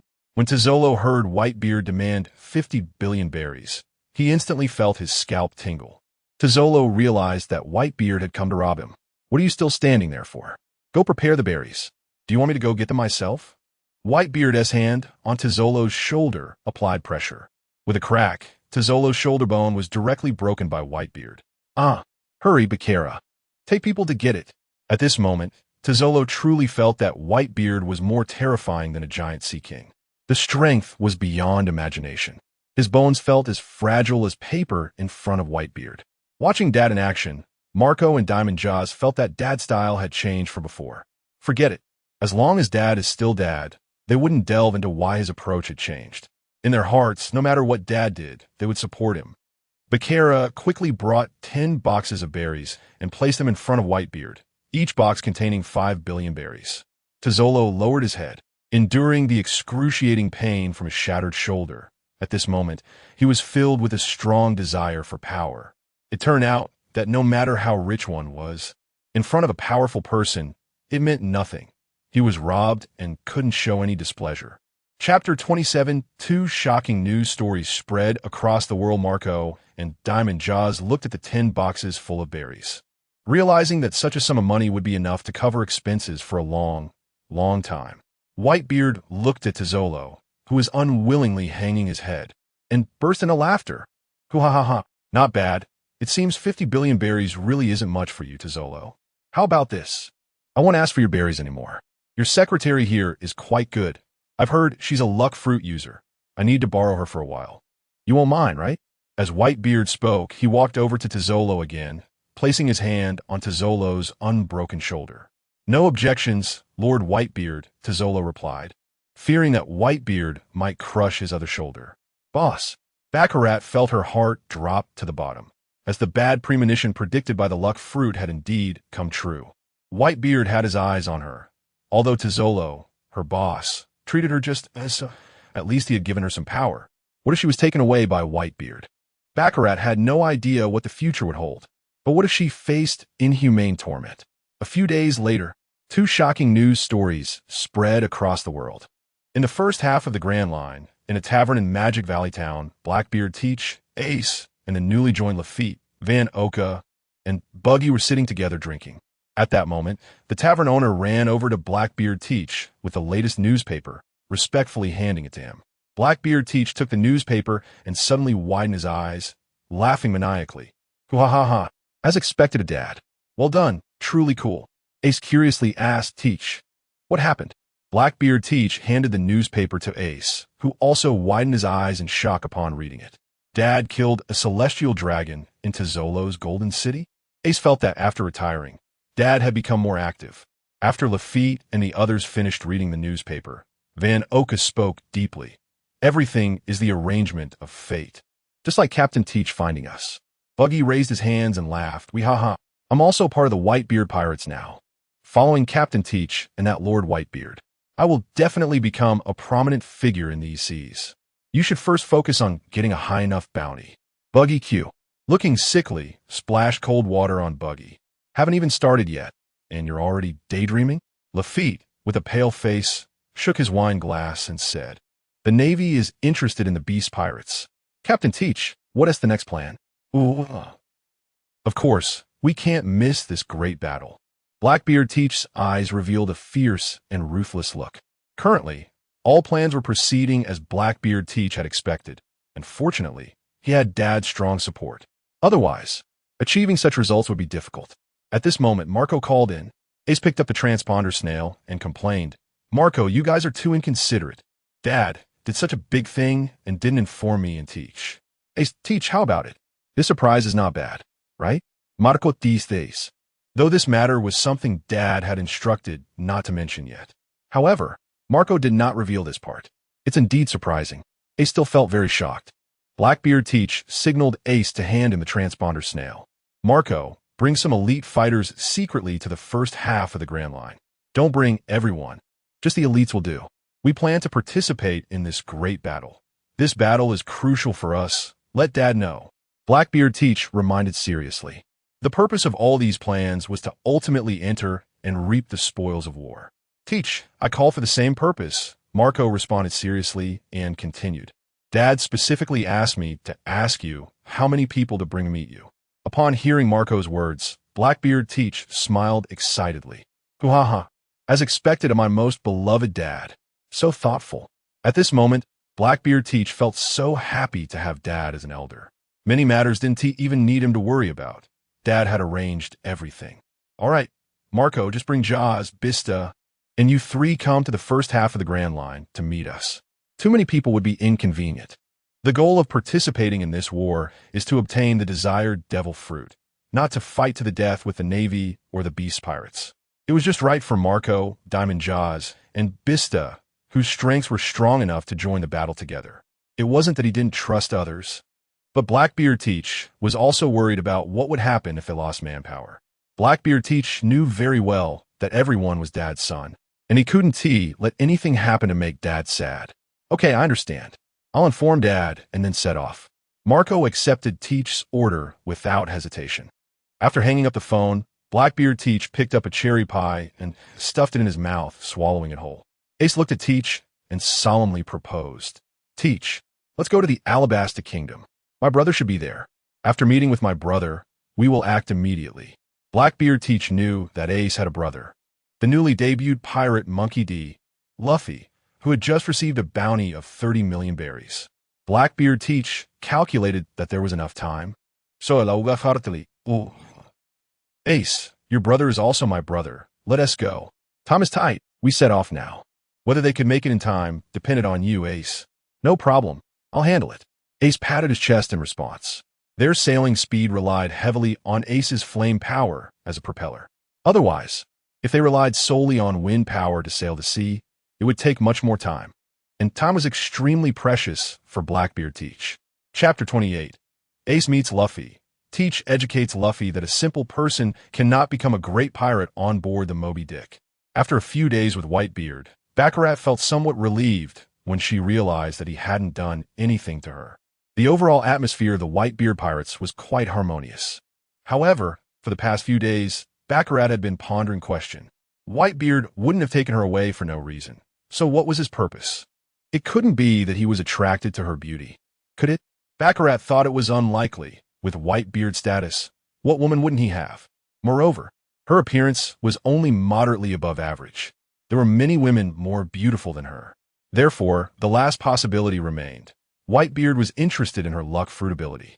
For the past few days, Whitebeard had been leaving her to herself, which made Baccarat feel a bit awkward, though the crew respected her. Marco reported to Dad, Dad, I'll fly directly with Jozu and Vista to meet up with Teach and Ace in the first half of the Grand Line. Taking the ship? That would be troublesome. Flying over is simpler and faster. Sure, you can arrange it, Whitebeard directly agreed to Marco's proposal. After Marco nodded solemnly, he said, "Dad, wait for our triumphant return." 2 hours later, Marco flew towards the first half of the Grand Line with Diamond, Josu, and Vista. Many of the other division captains felt quite regretful for not being able to participate in the battle between the Beast Pirates and the Navy.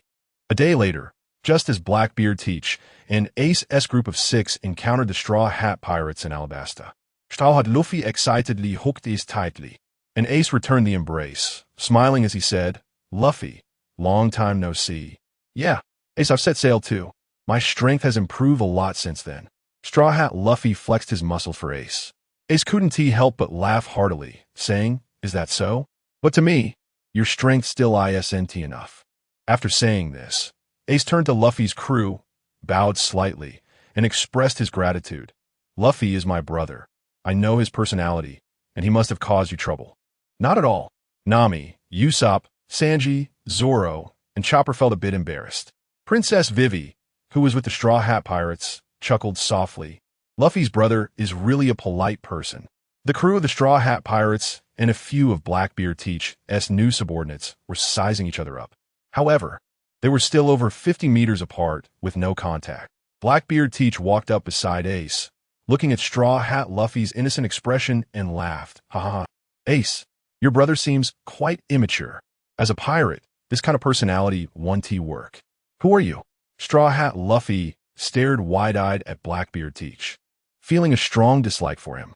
Ace then remembered he hadn't introduced Teach to his brother, so he solemnly introduced, "This is Teach, Dad's appointed successor as the new captain."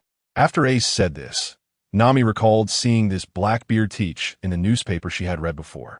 She hadn't paid much attention back then, just glancing at it. No wonder he looked familiar. Nami then informed everyone about Blackbeard Teach's identity and bounty, which shocked Zoro, Sanji, Usopp, Chopper, and Vivi. They had been focused on how to deal with Crocodile in recent days and hadn't paid much attention to the significant events at sea.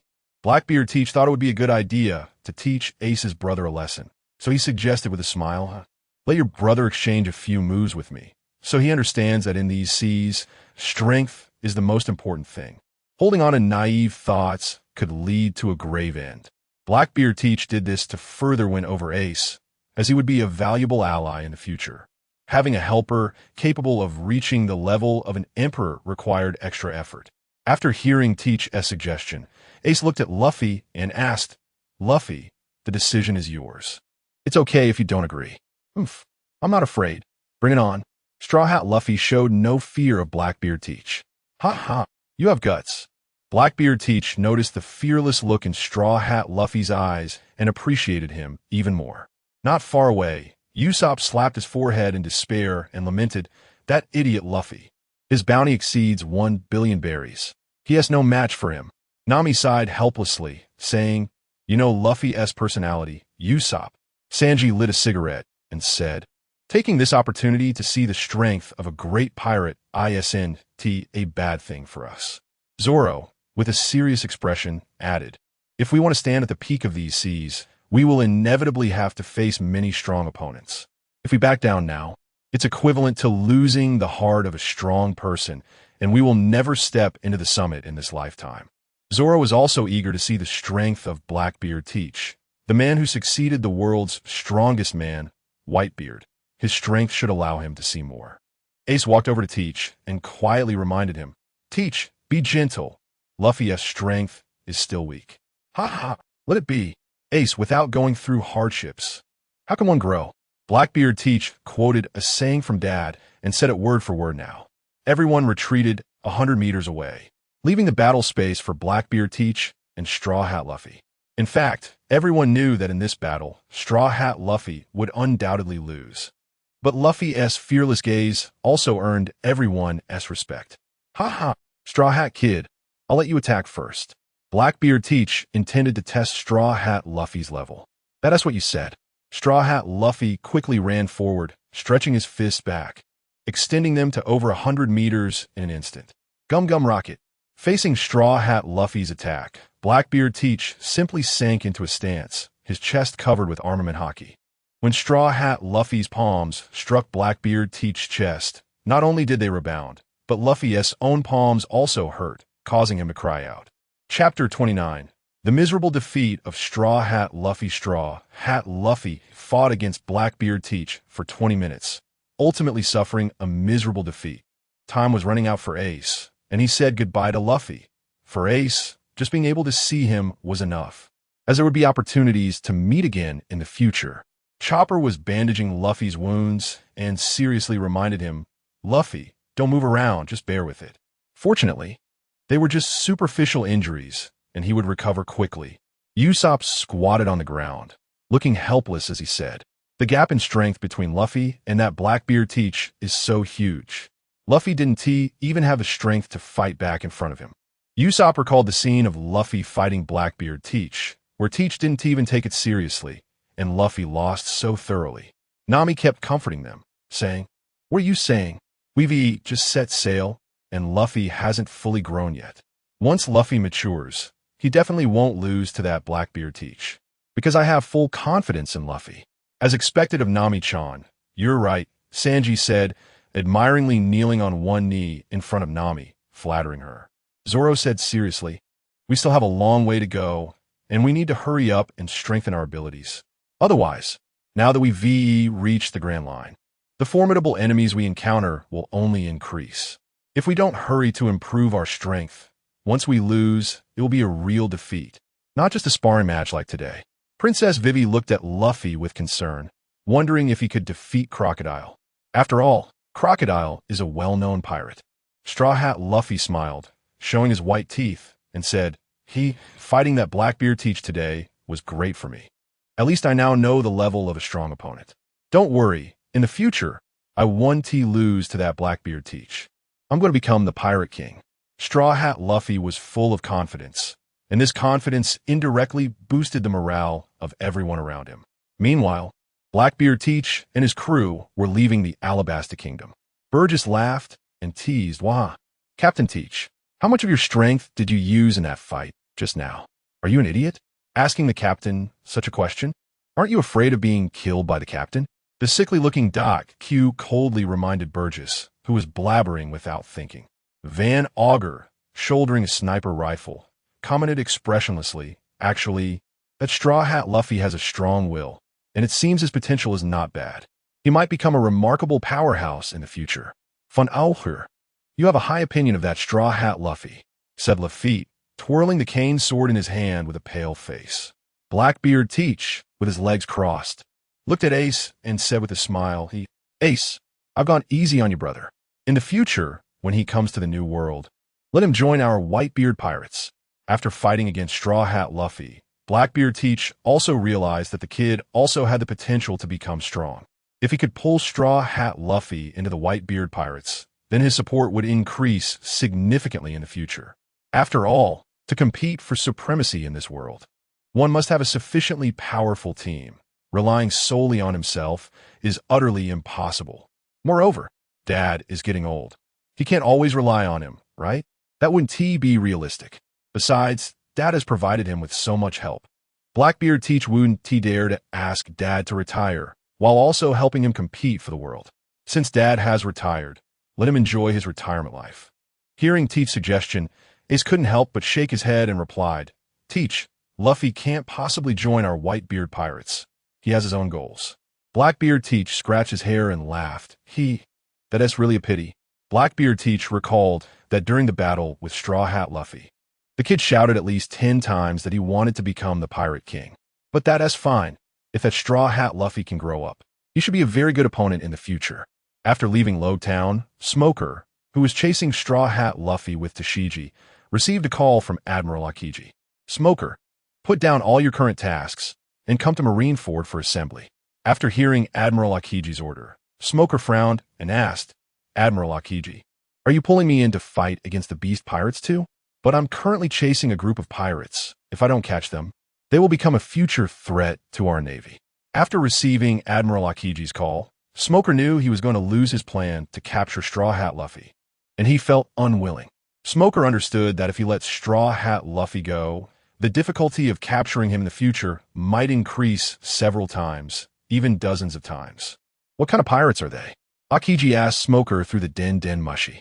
Smoker replied seriously, "A rookie pirate, Straw Hat Luffy." Akiji paused for a moment upon hearing Smoker's response. Straw Hat Luffy? He remembered that Vice Admiral Garp had told him that was his grandson. Akiji slowly shook his head and ordered, "Smoker, this is an order personally given by Fleet Admiral Sengoku." Understood. Smoker realized that since Admiral Akiji had put it this way, if he disobeyed the command, the Navy's higher-ups would likely have an opinion about him again. After Akiji and Smoker hung up the phone, Toshiji curiously asked Smoker, "Akiji wants us to go to Marineford, which means we're going to engage with the Beast Pirates." It seems the Navy is determined to win this battle. Even I'm being pulled into the battlefield, so it looks like many people will be mobilized to fight. Smoker nodded in response while smoking a cigar. Not only was Smoker called to Marineford to participate in the battle, but also elite Navy forces from various branches and divisions around the world were summoned. Sengoku's goal was to use the strongest forces to completely eliminate the Beast Pirates and show the world the scene.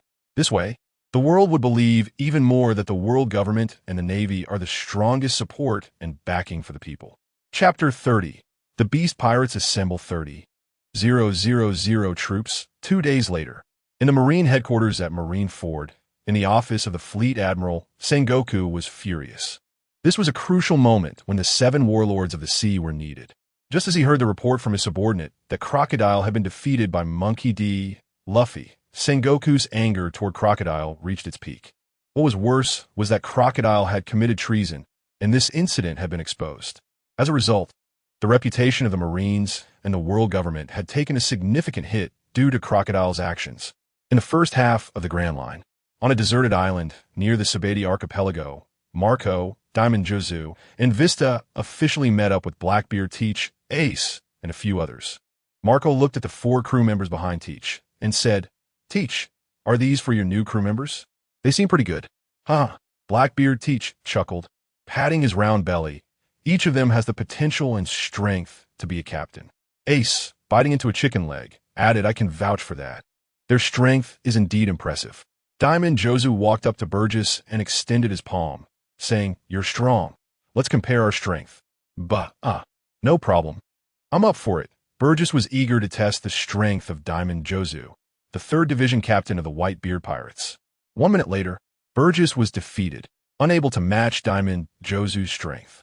Burgess was laughed at by everyone, and Ace teased, "Besides Dad, why would you pick Jozu to compare strength with?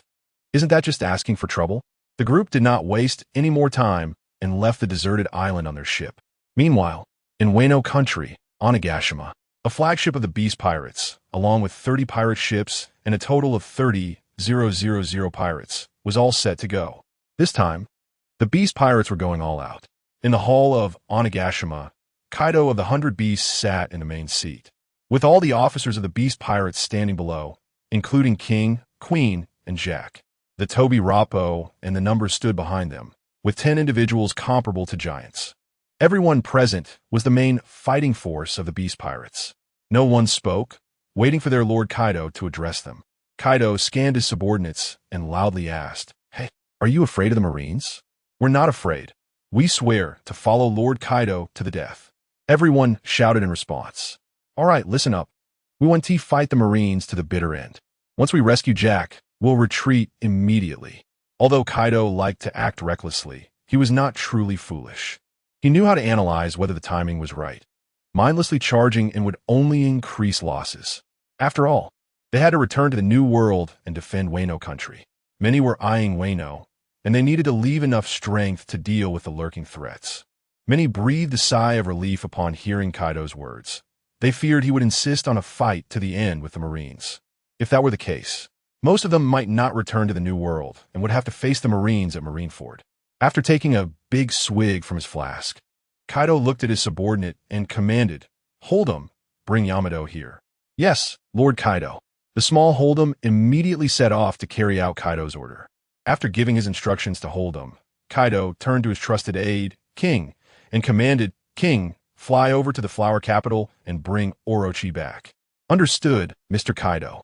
King nodded and took a step back, transforming into his Pteranodon form and flew towards the Flower Capital. A few minutes later, King landed at Orochi's mansion. Orochi's subordinates saw that it was King and dared not step forward to stop him, quickly retreating in fear of provoking him. Orochi sensed the commotion and immediately ran out of the room.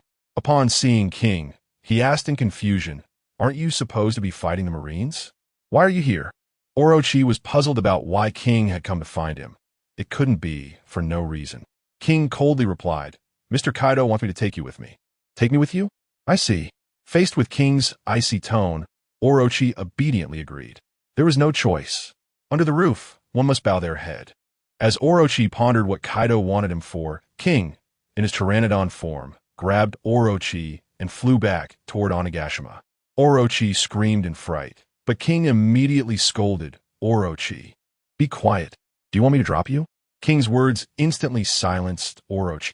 On Onigashima, after Yamato was brought before Kaido, the sea stone handcuffs were removed by Kaido's men. Just regaining her freedom, Yamato immediately rushed toward her detestable father, Kaido. However, as she got close, Kaido raised his hand and caught her. "Let go of me," Yamato yelled angrily, preparing to transform into her hybrid form. Kaido scolded loudly, "You foolish daughter. Do you want to lose your freedom again? If you do, then shut up." Originally planning to resist, Yamato calmed down after hearing her father's harsh words and asked, "Kaido, what do you want me to do?" Yamato felt that her father would not simply let her go free without conditions.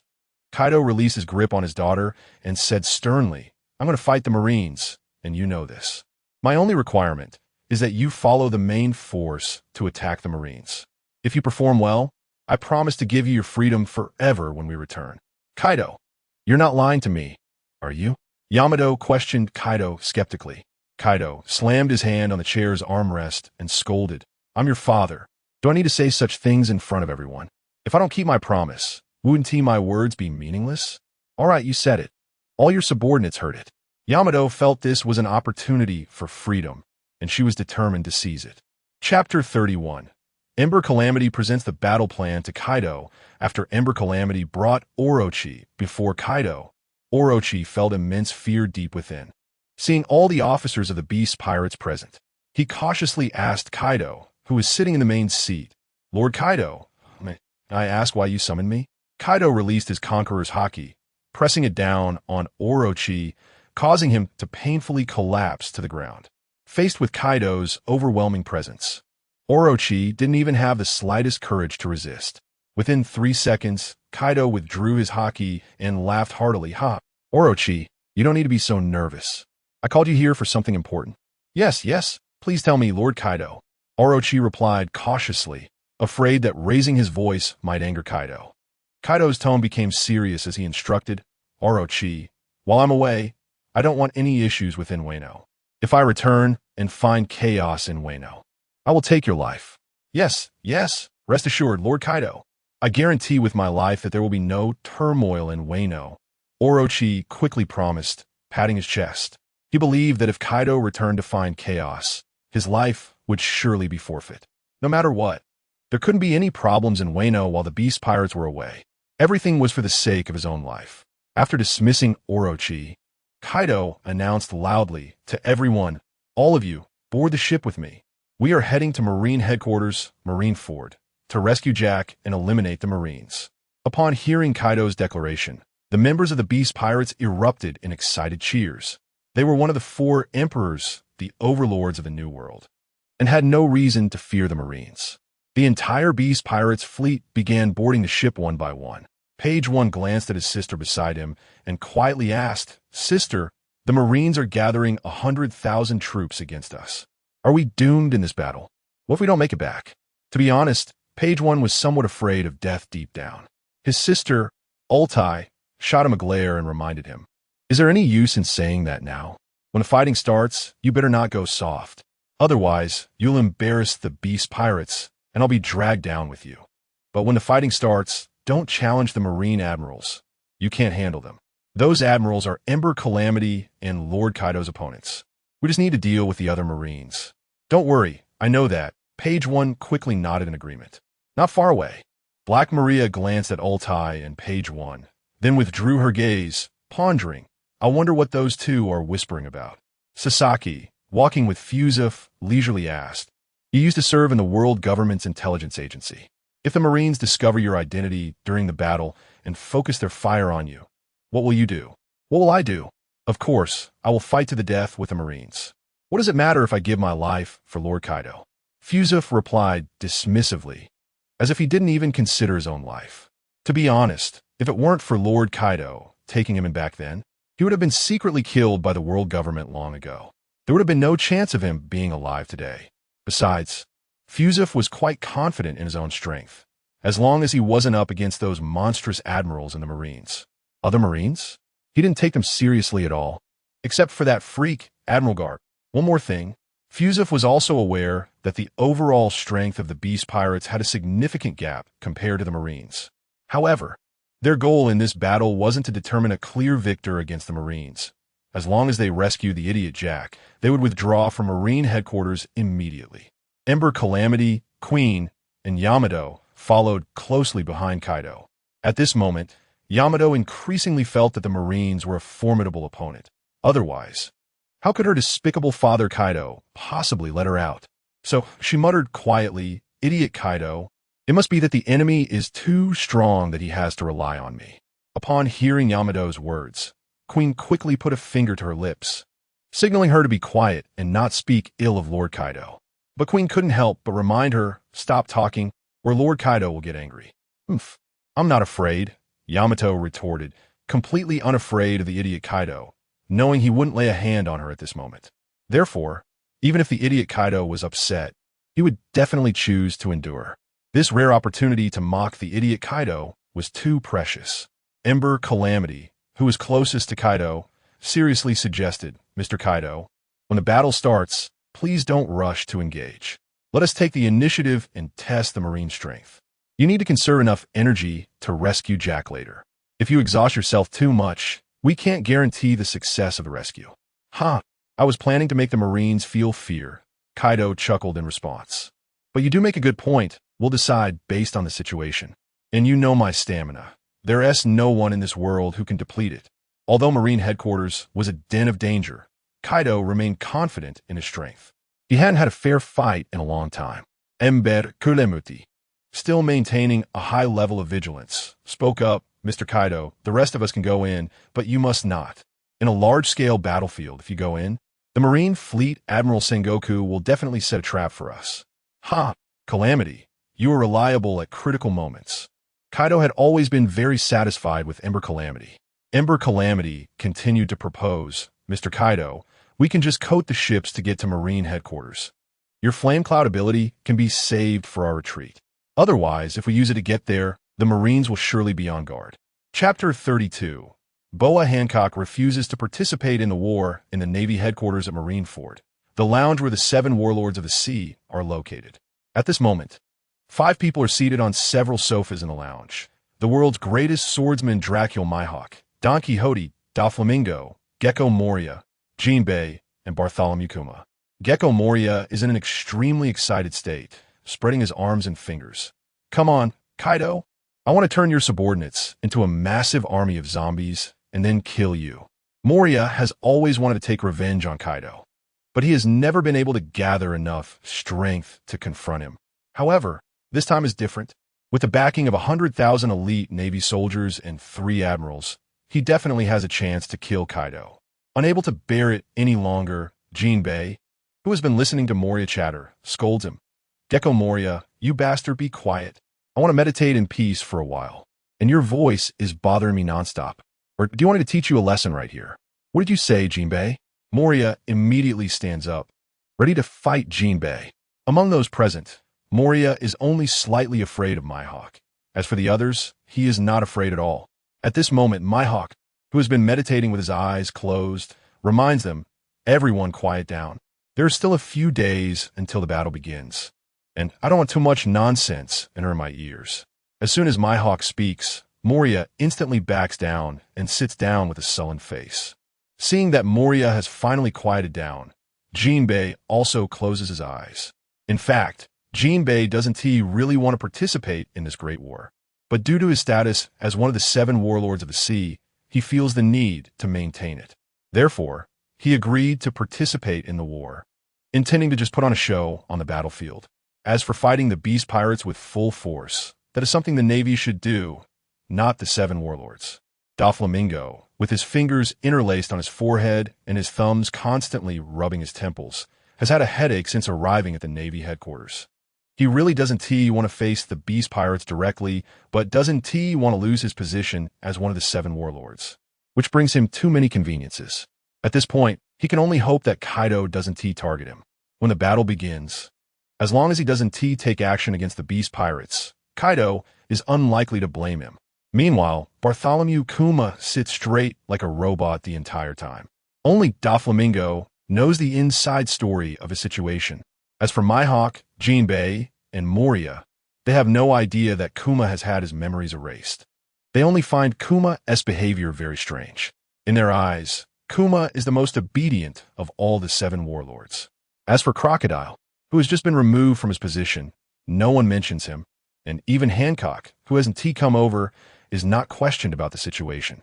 For them, the most important thing is their own personal interests. They have no extra thoughts to understand about others.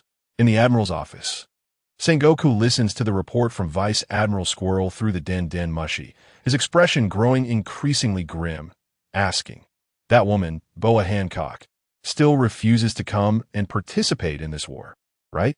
"Yes, Admiral Sengoku, Boa Hancock has clearly stated that she will not participate in this war."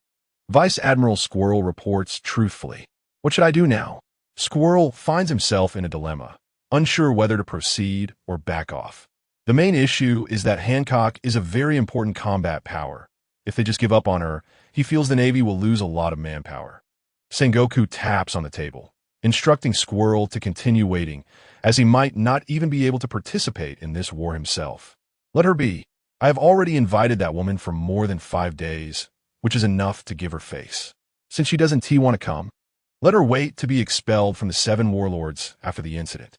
Sengoku thinks to himself that lacking Hancock in terms of combat power won't have a significant impact on the overall battle situation. Besides, the Navy is not relying on the seven warlords to fight this war. The purpose is to have them come and exert pressure on the beast pirates.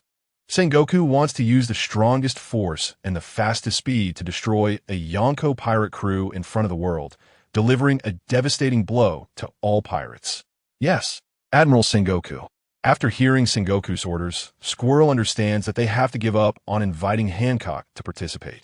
After Sengoku hangs up the phone, he turns to look out the window, muttering to himself, "We also need to be wary of a surprise attack from the Whitebeard pirates." Strange. The 20 Navy ships responsible for monitoring the Whitebeard pirates have not detected any signs of movement from them, while calling for a battle against the beast pirates. Sengoku is also considering that the Whitebeard pirates might come. After all, the instigators of this war are those guys from the Whitebeard pirates. Therefore, Sengoku has mobilized 100,000 elite Navy soldiers and a large number of Navy officers, including the seven warlords, to be ready to confront 2 Yonko pirate crews at any time. Of course, it would be best if the Whitebeard pirates don't come. Then it can be assured that they will definitely take down the beast pirates.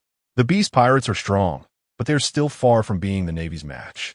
At this moment, Vice Admiral Tsuru enters the office and asks, "Sengoku, that Boa Hancock still refuses to participate in the war?" "Yes. After the war is over, I will request the 5 elders to expel her." Sengoku responds firmly.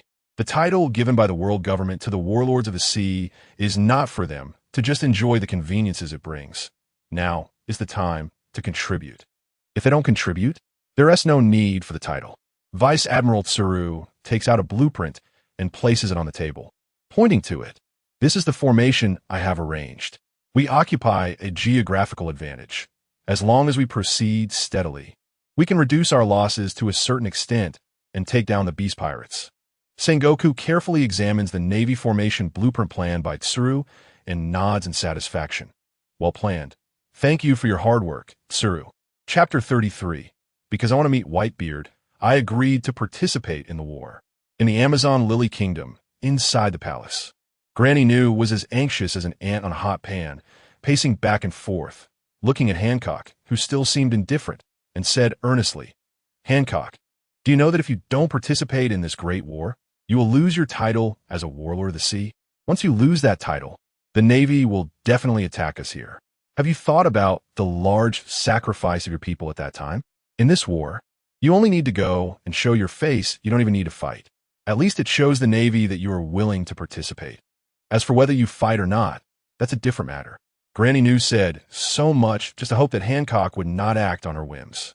It's too easy for problems to arise. In such a major event, even the slightest negligence is unacceptable. Old hag, I've told you so many times. If I don't want to participate, then I won't. If the Navy dares to come, I will naturally make them understand the power of the Amazon lily. As Boa Hancock spoke, her expression gradually turned cold. Granny New sighed helplessly. Oh, this is truly unfortunate. It's just participating in a war. It's not like you have to be the main force fighting. It's just that simple. It could bring peace to our Amazon lily kingdom. Isn't that good? Granny New didn't know how to convince Hancock anymore. Hancock's personality was too willful, and that wasn't a good thing. After hearing Granny New's words, Boa Hancock closed her eyes. Didn't she know that Granny New was right? But to let her exert herself for the Navy and the world government? Just thinking about it made Boa Hancock feel unwell. At that moment, Boa Sandersonia and Boa Marigold ran over. Boa Sandersonia hurriedly reported, "Sister, the military ship outside has changed direction and is leaving us." Granny New was completely anxious and needed to think of a way to get Hancock to agree to participate in this great war. At this moment, the elderly Granny New's mind started racing at high speed. Suddenly, she remembered that Hancock had shown interest after seeing the report of Whitebeard killing the celestial dragons. No matter what, I'll try anything to persuade her, as long as I can get Hancock to go to Marine headquarters at Marineford. It doesn't matter if she fights or not. First, let us keep the title of Warlord of the Sea. After realizing this, Granny New immediately shouted, "Hancock, in this great war, that Whitebeard might also go. If that's the case, won't you get to see that man who killed the celestial dragons in person?" In her urgency, Granny New's words indeed reignited Boa Hancock's interest. Boa Hancock began to hesitate about whether to participate in this great war, as he could kill the celestial dragons without hesitation. This made Boa Hancock very eager to witness the might of the man known as the world's strongest. Seeing Hancock's hesitation, Granny New couldn't help but think of a terrifying possibility. Hancock wouldn't fall in love with Whitebeard, would she? After all, Whitebeard was from the same era as her. It shouldn't be possible. Whitebeard was so old, Hancock shouldn't fall for him just because he killed the celestial dragons. That would be too unbelievable. Granny New thought that Hancock wanted to meet the man who could kill the celestial dragons face to face. Meanwhile, the Weasel, who had ordered the Navy soldiers to turn the ship back to Marine headquarters at Marineford, glanced back at the Amazon Lily Kingdom. More than 10 minutes later, a pirate ship being pulled rapidly by two large sea serpents was quickly approaching the military ship. "Major General, the ship of the 9 snake pirates is rapidly approaching us." The Weasel, who was resting in the military ship's cabin, immediately got up, opened the door, and walked out. Sure enough, the Weasel saw the ship of the 9 snake pirates about 800 meters behind and immediately ordered, "Stop the ship." As soon as the Weasel's order was given, the sails of the military ship were quickly retracted. After the two ships met, the Navy soldiers, upon seeing the world's #1 beauty, Boa Hancock, each revealed a foolish look, their eyes filled with hearts. The Weasel forced himself to control his emotions and not be affected by the charm released by Boa Hancock. Major General Weasel gritted his teeth and looked at Boa Hancock, asking, "Boa Hancock, you chased after us. Does that mean you agreed to participate in the war?" "What? You don't want me to participate? If that's the case, I can return now." Boa Hancock looked down at Major General Weasel. In her eyes, she didn't regard him at all, and for Boa Hancock's dismissive gaze, the Weasel didn't mind too much, as long as she agreed to participate in the war. That was enough. The Weasel cleared his throat and said, "If you can agree to participate, I represent the Navy to thank you. However, when returning to Marine headquarters at Marineford, you cannot ride with your pirate crew. You must come back with me on the military ship. I hope you won't make it difficult for me, Boa Hancock. Of course, you can propose any requests. As long as I can do it, I will." The Weasel knew that it was not easy for Boa Hancock to agree to participate, so he offered conditions that would allow her to make requests. Boa Hancock leaped onto the military ship and said to the Weasel, I only have one request. During the war, whether I fight or not will be decided by me. If you Navy try to dictate to me, then don't blame me for being rude. Let me report this to Admiral Sengoku. The Weasel, upon hearing Boa Hancock's words, fell into a difficult position. Such a thing was beyond the authority of a mere major general at headquarters to agree to. He could only report to the Admiral. Soon, the Weasel dialed Admiral Sengoku's phone. When the call was connected, the Weasel immediately reported the situation to Admiral Sengoku, far away at Marine headquarters at Marineford. After listening to the Weasel's report, Sengoku said to the Den Den Mushi, "I agree to this condition." In Sengoku's view, as long as Boa Hancock was willing to come, it was fine. As for whether she was willing to fight later, Sengoku did not expect much from this group of warlords of the sea. His goal was to have these people exert pressure indirectly on the Beast Pirates. Chapter 34. Whitebeard uses space transfer to reach Sky Island in the New World. Inside the Moby Dick, Whitebeard's room, Bakara, who is forcibly brought here, massages and beats Whitebeard's back every day. At this moment, Bakara curiously asks Whitebeard-sama, which type of ability among the Logia devil fruits do you think is the most lethal? Or is Captain Teach's Yami Yami Nomi the strongest among the Logia? Having been brought to the Whitebeard pirates for a few days, Bakara learned through one-sided words that Whitebeard's successor, Blackbeard Teach, has the ability of a Yami Yami Nomi, which can nullify all devil fruit users' powers. Upon hearing Bakara's question, images of all the Logia devil fruit abilities flashed through Whitebeard's mind. The moment he thought of the Goro Goro Nomi, Whitebeard suddenly opened his eyes wide. Bakara was startled, thinking her question had angered Whitebeard, and quickly whispered, "I'm sorry. Whitebeard-sama, I shouldn't have asked that while massaging you. I'm sorry. Without your reminder, I almost forgot," Whitebeard responded, signaling Bakara to stop massaging and praising her, as expected of a lucky fruit user chosen by the goddess of fortune. "Thank you for your praise, Whitebeard-sama."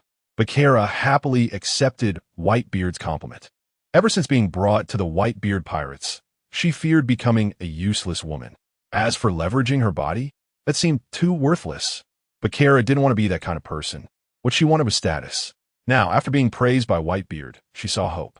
"Remember, anything you see cannot be spoken of, or your fate ends here," Whitebeard warned Bakara seriously. "Yes, Whitebeard-sama," Bakara quickly bowed her head and respectfully replied. However, the next moment, she widened her eyes in disbelief and searched the room for Whitebeard's figure. "How is this possible? Whitebeard-sama has disappeared. He vanished right before my eyes. What kind of ability is this? ISNT Whitebeard-sama, a user of the Gura Nomi? Or does he possess the ability to disappear instantly after reaching monstrous strength? It can't be. The scene of Whitebeard-sama suddenly disappearing must be due to a devil fruit ability. That means Whitebeard-sama is a dual devil fruit user." When Bakara murmured to herself up to this point, she was completely shocked. No one in the world knew that Whitebeard was a dual devil fruit user, including the members of the Whitebeard pirates. Oh my god, no wonder Whitebeard-sama just told her not to speak of what she saw. It turns out it was for this reason. Bakara's admiration for Whitebeard gradually began to increase uncontrollably. Meanwhile, on Sky Island, the Straw Hat Pirates were nearly driven to collapse by Enel's antics. Sanji, gritting his teeth and enduring the pain from being struck by lightning, said in confusion, "Damn it. We can't hit this guy at all. At this rate, we'll just be worn down to death. This is troublesome. The feeling of being unable to use our strength is really frustrating." After spitting blood on the ground, Zoro wiped his mouth and said, "This guy who can release lightning is just like Crocodile. Normal attacks can't hit him at all." Nami, in a panic, shouted, "Luffy, think of a way quickly. If it doesn't work, we should retreat." "Wait, Nami, it seems that this guy's lightning can't hurt me. We still have a chance," Straw Hat Luffy said, staring intently at Enel, who was standing high above. Throughout the encounter, Luffy had been hit by Enel's lightning the most but hadn't been injured, making him feel that there was a chance to turn the tide. Robin suggested, "Let's leave dealing with Enel to Luffy for now. Just a little shock from the lightning would seriously injure us. It's too dangerous." I agree with Robin's suggestion. We should retreat. Usopp raised his hand to express his agreement. Chopper also raised his hand in support of this decision. After all, Enel had been toying with them the entire time and hadn't taken him seriously.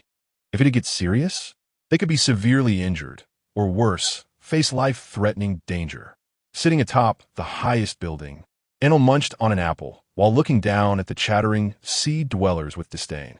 "A few overconfident fools," he remarked. Pointing at Straw Hat Luffy, Enel mockingly said, "And you, I heard your conversation just now. You said you're not afraid of my lightning? My lightning is not something ordinary people like you can withstand. Next, I will show all of you how I will torture this straw hat-wearing kid to death." In Enel's view, since these people trusted the Straw Hat Kid so much, he would kill him right in front of them. Then, he wanted to see the expressions on their faces. He loved seeing fear on others' faces the most. In the next moment, Enel transformed into lightning and appeared beside Straw Hat Luffy in the blink of an eye. Nami, Usopp, and Chopper screamed in fright. Zoro and Sanji instinctively charged at the suddenly appearing Enel. When Luffy noticed Enel, he threw a punch. Enel deliberately slowed his attack speed, and when Luffy's punch passed through his body, Enel kicked Straw Hat Luffy away. Luffy was sent flying, crashing into an old building. Enel brushed off the dust from his pants and mockingly said, "With just this little bit of skill, you dare to boast about defeating me? I will thoroughly torture you all to death." After finishing his words, Enel withdrew his finger and shot a bolt of lightning at the fallen Straw Hat Luffy. Boom! After the ruins exploded, Enel was not planning to stop his attack. Instead, he raised both hands to unleash an even more powerful attack. 60 million volts. Raijin, a massive lightning dragon over 10 meters long, coalesced above Enel's head, and the next moment he controlled it to smash down towards Straw Hat Luffy. Boom! The entire area where Straw Hat Luffy was located exploded. The Straw Hat pirates shouted in concern, "Luffy!" Enel smirked disdainfully and said, "Hee hee, dee, you straw hat-wearing wild monkey." Chapter 35. Whitebeard's casual punch crushed Enel. Just when Enel thought he had defeated the straw hat-wearing Monkey D, Luffy jumped out of the ruins, surrounded by black smoke, looking completely unharmed. Enel stared in disbelief, his jaw nearly dropping. He had just unleashed 60 million volts of electricity. How could it have no effect? If it were anyone else, they would have been dead by now from such a powerful electric attack. Could it be that this straw hat-wearing monkey really wasn't afraid of his lightning attacks? What a joke! He was the god of lightning. The members of the Straw Hat Pirates breathed a sigh of relief upon seeing that Luffy was unhurt. Enel's electric attack was indeed terrifying, and they had feared for Luffy's safety. The main issue was that Enel's devil fruit ability was too overwhelming, leaving Zoro and Sanji feeling helpless. Otherwise, they wouldn't have been so passive. Luffy flashed a bright smile, showing his white teeth, and said, Enel, your lightning attacks don't work on me." The fact that Enel's attacks were ineffective was precisely why Luffy believed he could defeat him. Seeking death, Enel's temples bulged, and his body erupted with massive amounts of electricity. He had always been invincible, and today, being mocked by a straw hat-wearing monkey made him feel uneasy. If he didn't kill this monkey from the East Blue, he wouldn't be able to sleep soundly. A large amount of thunderclouds gathered above him, and the lightning generated from these clouds continuously flowed into Enel's body. The Straw Hat Pirates grew tense upon witnessing this. How much electricity had Enel summoned? Usopp, holding his head in despair, shouted, "We're done for. Luffy can't withstand such terrifying lightning." The others shared his sentiment. Although Luffy claimed that the lightning didn't affect him, the intensity of the electricity Enel was gathering was alarming. Luffy noticed Enel's body swelling and muttered, "Making your body bigger. Huh, that's a pretty good method. I should also develop a technique to enlarge my body someday." Just as Enel was about to unleash his strongest attack, the 200 million volt Raijin form, a voice reached the ears of Enel and the Straw Hat Pirates. "A very impressive devil fruit ability, but unfortunately, your strength is too weak." Whitebeard hovered 100 meters above Enel, looking down and commenting. Enel looked up at the suddenly appearing Whitebeard, questioning, "Who are you?" At the same time, he was shocked. How did this person appear out of nowhere? Why hadn't his extensive observation Haki detected him? Luffy also looked up at the old man floating above them, unaware that this old man was Whitebeard, Ace's father. Nico Robin incredulously remarked, "That person is Whitebeard, the former captain of the Whitebeard Pirates, known as the world's strongest man." "What? He's Whitebeard? Is he here to save us?" Usopp said, both shocked and confused. Nami immediately retorted, "There's no way he'd come just to save us. He must have a purpose for coming to Sky Island. He wouldn't come here for no reason." "I agree with Nami," Sanji quickly stated, affirming her point. Indeed, the likelihood of what Nami said was over 90%. Chopper sighed in relief and whispered, "If he's Luffy's dad, then he's not our enemy." "That's great." Zoro's gaze was fixed on Whitebeard, sensing the immense power hidden within him, and said with a furrowed brow, "He's strong, very strong, the kind of strong that feels bottomless." Zoro couldn't find the words to describe Whitebeard's strength. He had faced the world's greatest swordsman, Mihawk, but the pressure he felt from Mihawk was not as intense as that from Whitebeard. No wonder he was called the world's strongest man. His strength was indeed formidable, and it was hard to imagine that someone of his age could possess such a terrifying presence. Seeing that Whitebeard was ignoring him, Enel shouted, "Fine. I don't care who you are. Since you dared to appear before me, just accept your death." Enel then roared, completing his 200 million volt Raijin form, transforming into a giant lightning titan. "This is my strongest form. All of you will die." Enel decided to take down the old man hovering above him first. Being looked down upon was unpleasant for someone who was used to being the one looking down at others. In his Raijin form, Enel's speed was astonishing. He flashed behind Whitebeard and swung his lightning giant fist at his head. However, just as Enel's lightning fist was about to hit Whitebeard, it was blocked by an invisible barrier. What blocked my punch? Enel could not perceive what had prevented his lightning fist from connecting. Undeterred, Enel flashed in front of Whitebeard again and swung his lightning fist. Yet, before Enel could touch Whitebeard, Whitebeard had already thrown a punch, his fist smashing through the lightning barrier and striking Enel squarely on the nose. Struck by Whitebeard's heavy punch, Enel's mind went blank, nearly losing consciousness. Blood streamed from his mouth as he touched his nose and realized it had been broken by Whitebeard. "You dare break my nose?" Seeking death, Enel was furious, unable to comprehend how this old man's punch had hit him. After all, he represented the nature of lightning. He was an invincible existence. Yet he had been struck by a person from the East Blue. What could be tolerated had its limits. The members of the Straw Hat Pirates, including Luffy, all wore expressions of disbelief. They had thrown countless attacks at Enel, yet none had landed. Now, the seemingly invincible Enel appeared before Whitebeard like an ungrown infant, utterly helpless. Wow, Ace's dad is so powerful.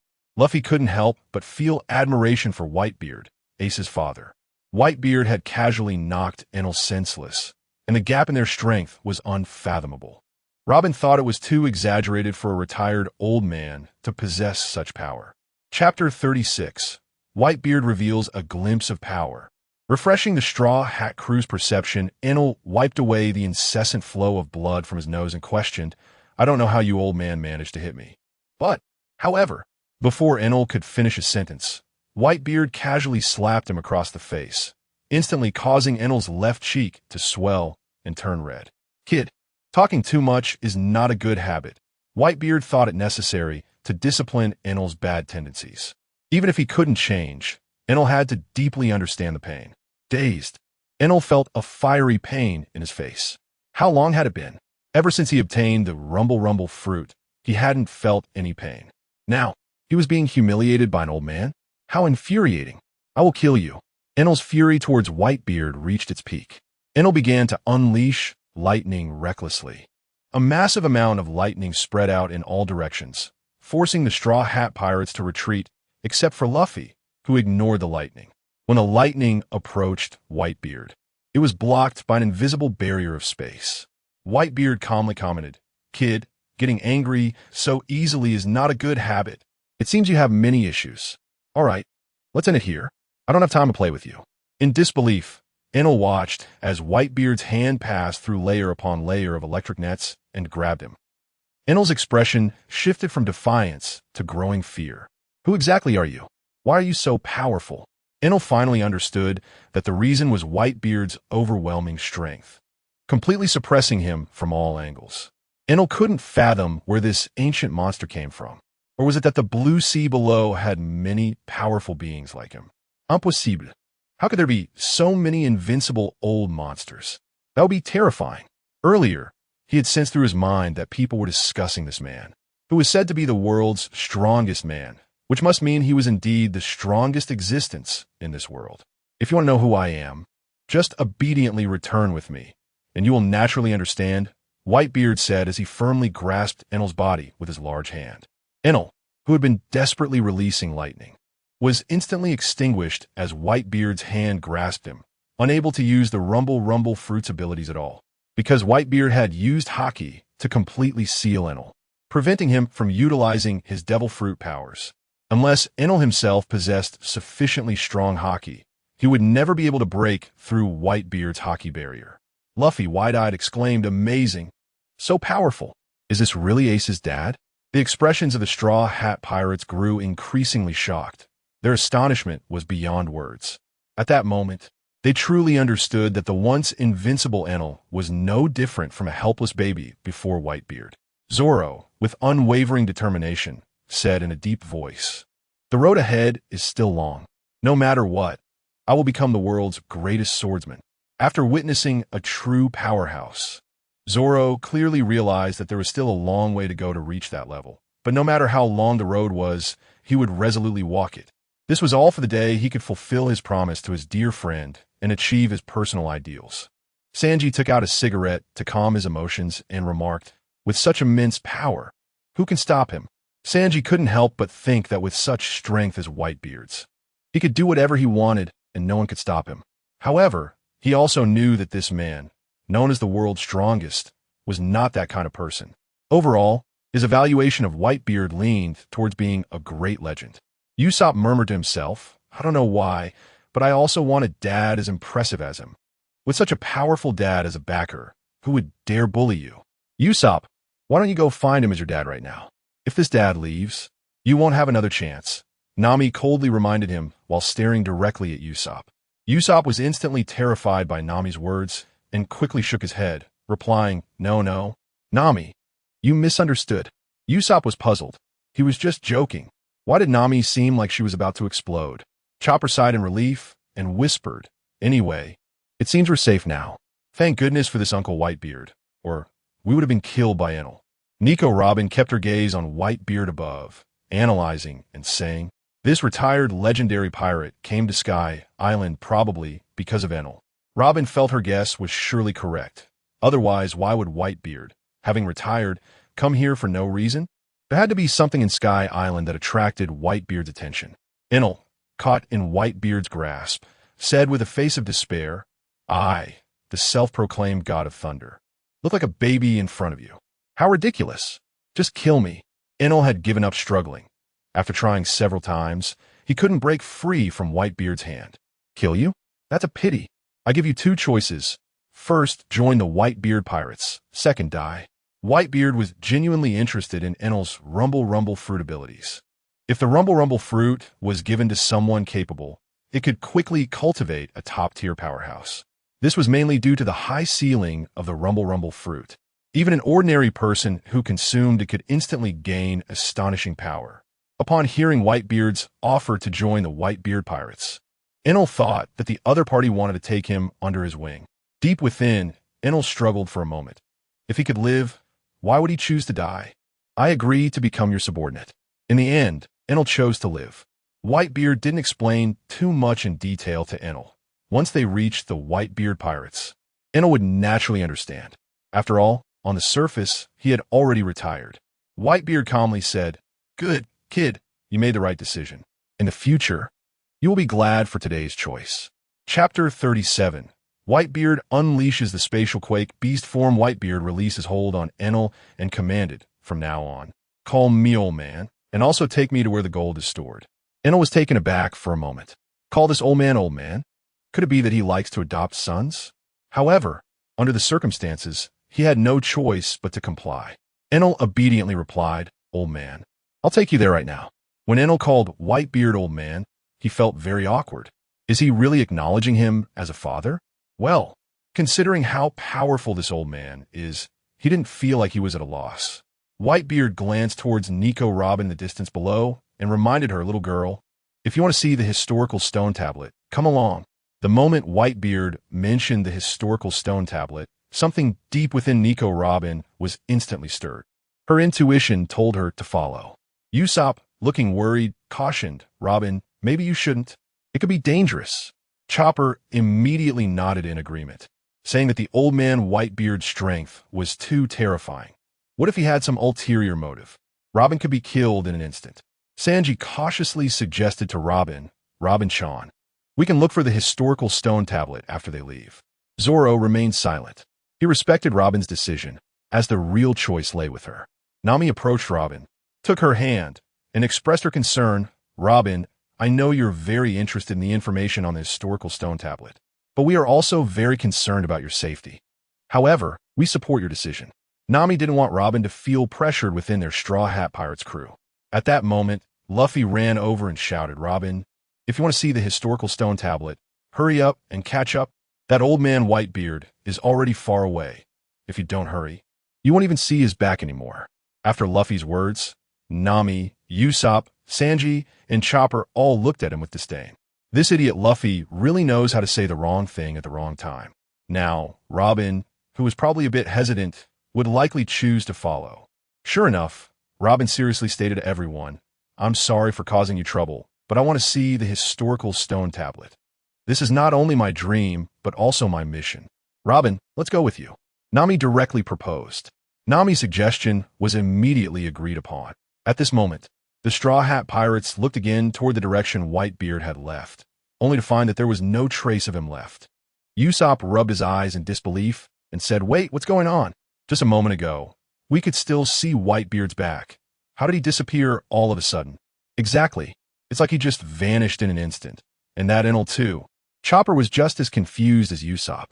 Sanji flicked off the ash from his cigarette and frowned, saying, "It seems we've only seen the tip of the iceberg when it comes to the strength of the world's strongest man, Whitebeard. I can't even begin to fathom how terrifying his full powers must be." Sanji was left in awe, feeling utterly shocked. Zoro thought he needed to redefine what he understood about those top-tier world powerhouses. Nami expressed her opinion. The ability to disappear in an instant must be a devil fruit power. Luffy's eyes sparkled as he bounced around, shouting, "Robin, let's hurry and catch up. I want to see for myself how that old man Whitebeard disappeared so suddenly." Nico Robin, puzzled, murmured, "But we don't even know where Whitebeard went. How can we follow?" Robin felt that because she hesitated for nearly 10 seconds, Whitebeard couldn't wait any longer and left. At that moment, she truly felt regret. She shouldn't have hesitated and missed the opportunity. A few seconds earlier, after Enel provided the specific location, Whitebeard dragged Enel and used a spatial leap to arrive at the location of the Golden Bell. Enel looked around in disbelief. The distance from where they were was nearly 3 kilometers. They had arrived here in an instant. It seemed faster than the power of his rumble fruit. To be precise, it was as if he appeared in one place and then in another. It was no longer just pure speed. Enel felt increasingly impressed by Whitebeard. What a powerful old man.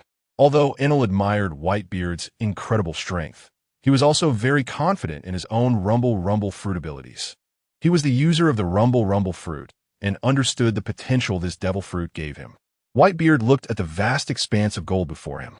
If all this gold were converted into berries, it would be worth at least hundreds of billions. To take away all this gold, he would have to use his true mythical Zoan powers. Whitebeard's gaze suddenly became sharp as he began to release his conqueror's haki. While he was contemplating how to unleash the greater power of the rumble fruit, Enel's pupils constricted. The reason Enel was utterly shocked was that Whitebeard's body started to swell rapidly, enveloped in a strange black and gold aura. What kind of power is that? Enel wondered how Whitebeard was gradually transforming into a monstrous beast. When Whitebeard fully transformed into the mythical Zoan, spatial quake beast, his body swelled to over 100 meters. Such an exaggerated size. It shattered everything Enel had ever known. It turned out that humans could also transform into colossal monsters.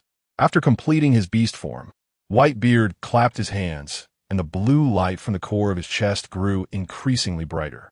In an instant, Whitebeard tore open a spatial gate before him. This scene left Enel dumbfounded. So all along, Whitebeard had just been playing around with him and hadn't taken him seriously at all. If Whitebeard had been this serious when he first attacked, He probably could have killed Enel with a single slap. It was terrifying. Had he not seen it with his own eyes, Enel would have still thought he was the god. Looking back now, it all seemed ridiculous. Chapter 38. Enel taken to the Moby Dick by father.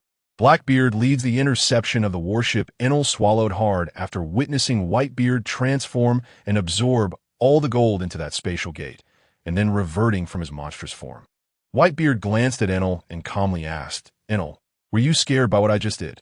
"Father, so you can turn into a monster." Impressive, Enel chuckled foolishly. At this moment, he had lost any desire to act tough in front of Whitebeard. Enel felt that from now on, he would have to behave like a good, honest child in front of Whitebeard. What if he accidentally made Whitebeard unhappy one day? What if he got slapped to death? Since the task was complete, it was time to leave. Enel approached Whitebeard, who glanced at the historical text stone tablet not far away and reminded Enel to prepare to leave Sky Island. For Whitebeard, the historical text stone tablet was of no interest. Only his own strength was the core of everything. Hearing Whitebeard call him, Enel quickly ran over. Whitebeard seriously instructed Enel, "When my other sons ask, just say it's because I don't allow it." "Yes, father." Enel didn't understand Whitebeard's intention behind this instruction, but he would follow it. Whitebeard's goal was to keep this change in his devil fruit ability a secret from too many of his sons for now, as he didn't want it to spread among the forces. For the time being, it was best to remain low-key. Additionally, the spatial fracture beast form could still utilize the tremor fruit ability. After all, the ability of the tremor fruit was merely an attached ability of the spatial fracture beast. At that moment, as Whitebeard's hand grasped Enel's shoulder, the two of them instantly disappeared from the spot. In the new world, on the Moby Dick of the Whitebeard pirates, the crew was unaware that their father had gone out. The reason no one knew was that no one disturbed father while he was resting. After a moment of confusion, Enel found himself brought into a room by Whitebeard. Looking at Whitebeard beside him, he asked in confusion, "Father, where is this?" "Come with me," Whitebeard instructed Enel, as he opened the cabin door and stepped outside. Seeing this, Enel hurriedly followed Whitebeard's footsteps. The pirates responsible for standing guard at Father's room saw him come out and immediately asked respectfully, "Father." They then noticed a stranger following behind him, and they exchanged puzzled glances. When did someone enter Father's room? They didn't know. As Enel followed Whitebeard out of the cabin corridor, he was greeted by an endless expanse of ocean. Surrounded by the vast sea for the first time, Enel was immediately shocked. So this is the blue sea. What speed did father have? It seemed like they arrived here from Sky Island in just a few blinks. Enel didn't know how far the island was from the ship, but his instincts told him that the distance was very far. If an old man had such incredible strength, Enel was even more curious about what Whitebeard was like in his prime. On the deck of the Moby Dick, many of the sons saw their father come out, followed by a stranger. The captain of the 7th Division, Lacquer, said with a puzzled expression, "When did we have a friend on our ship?" "I don't know." The captain of the 11th Division, Jingu, shook his head in response. Sachi felt that father was becoming more and more mysterious. Oh well, he would support whatever father did. The captain of the 16th Division, Izong, observed Enel and said, "This stranger following father seems to have some strength." Many of the division captains were also sizing up Enel. Since he could be brought onto the Moby Dick by father, he must have some capabilities. Whitebeard solemnly introduced, "This is my new son, Enel, the user of the Rumble fruit." As soon as Whitebeard finished speaking, various voices instantly began to discuss. The Rumble fruit? That was one of the top natural type fruits.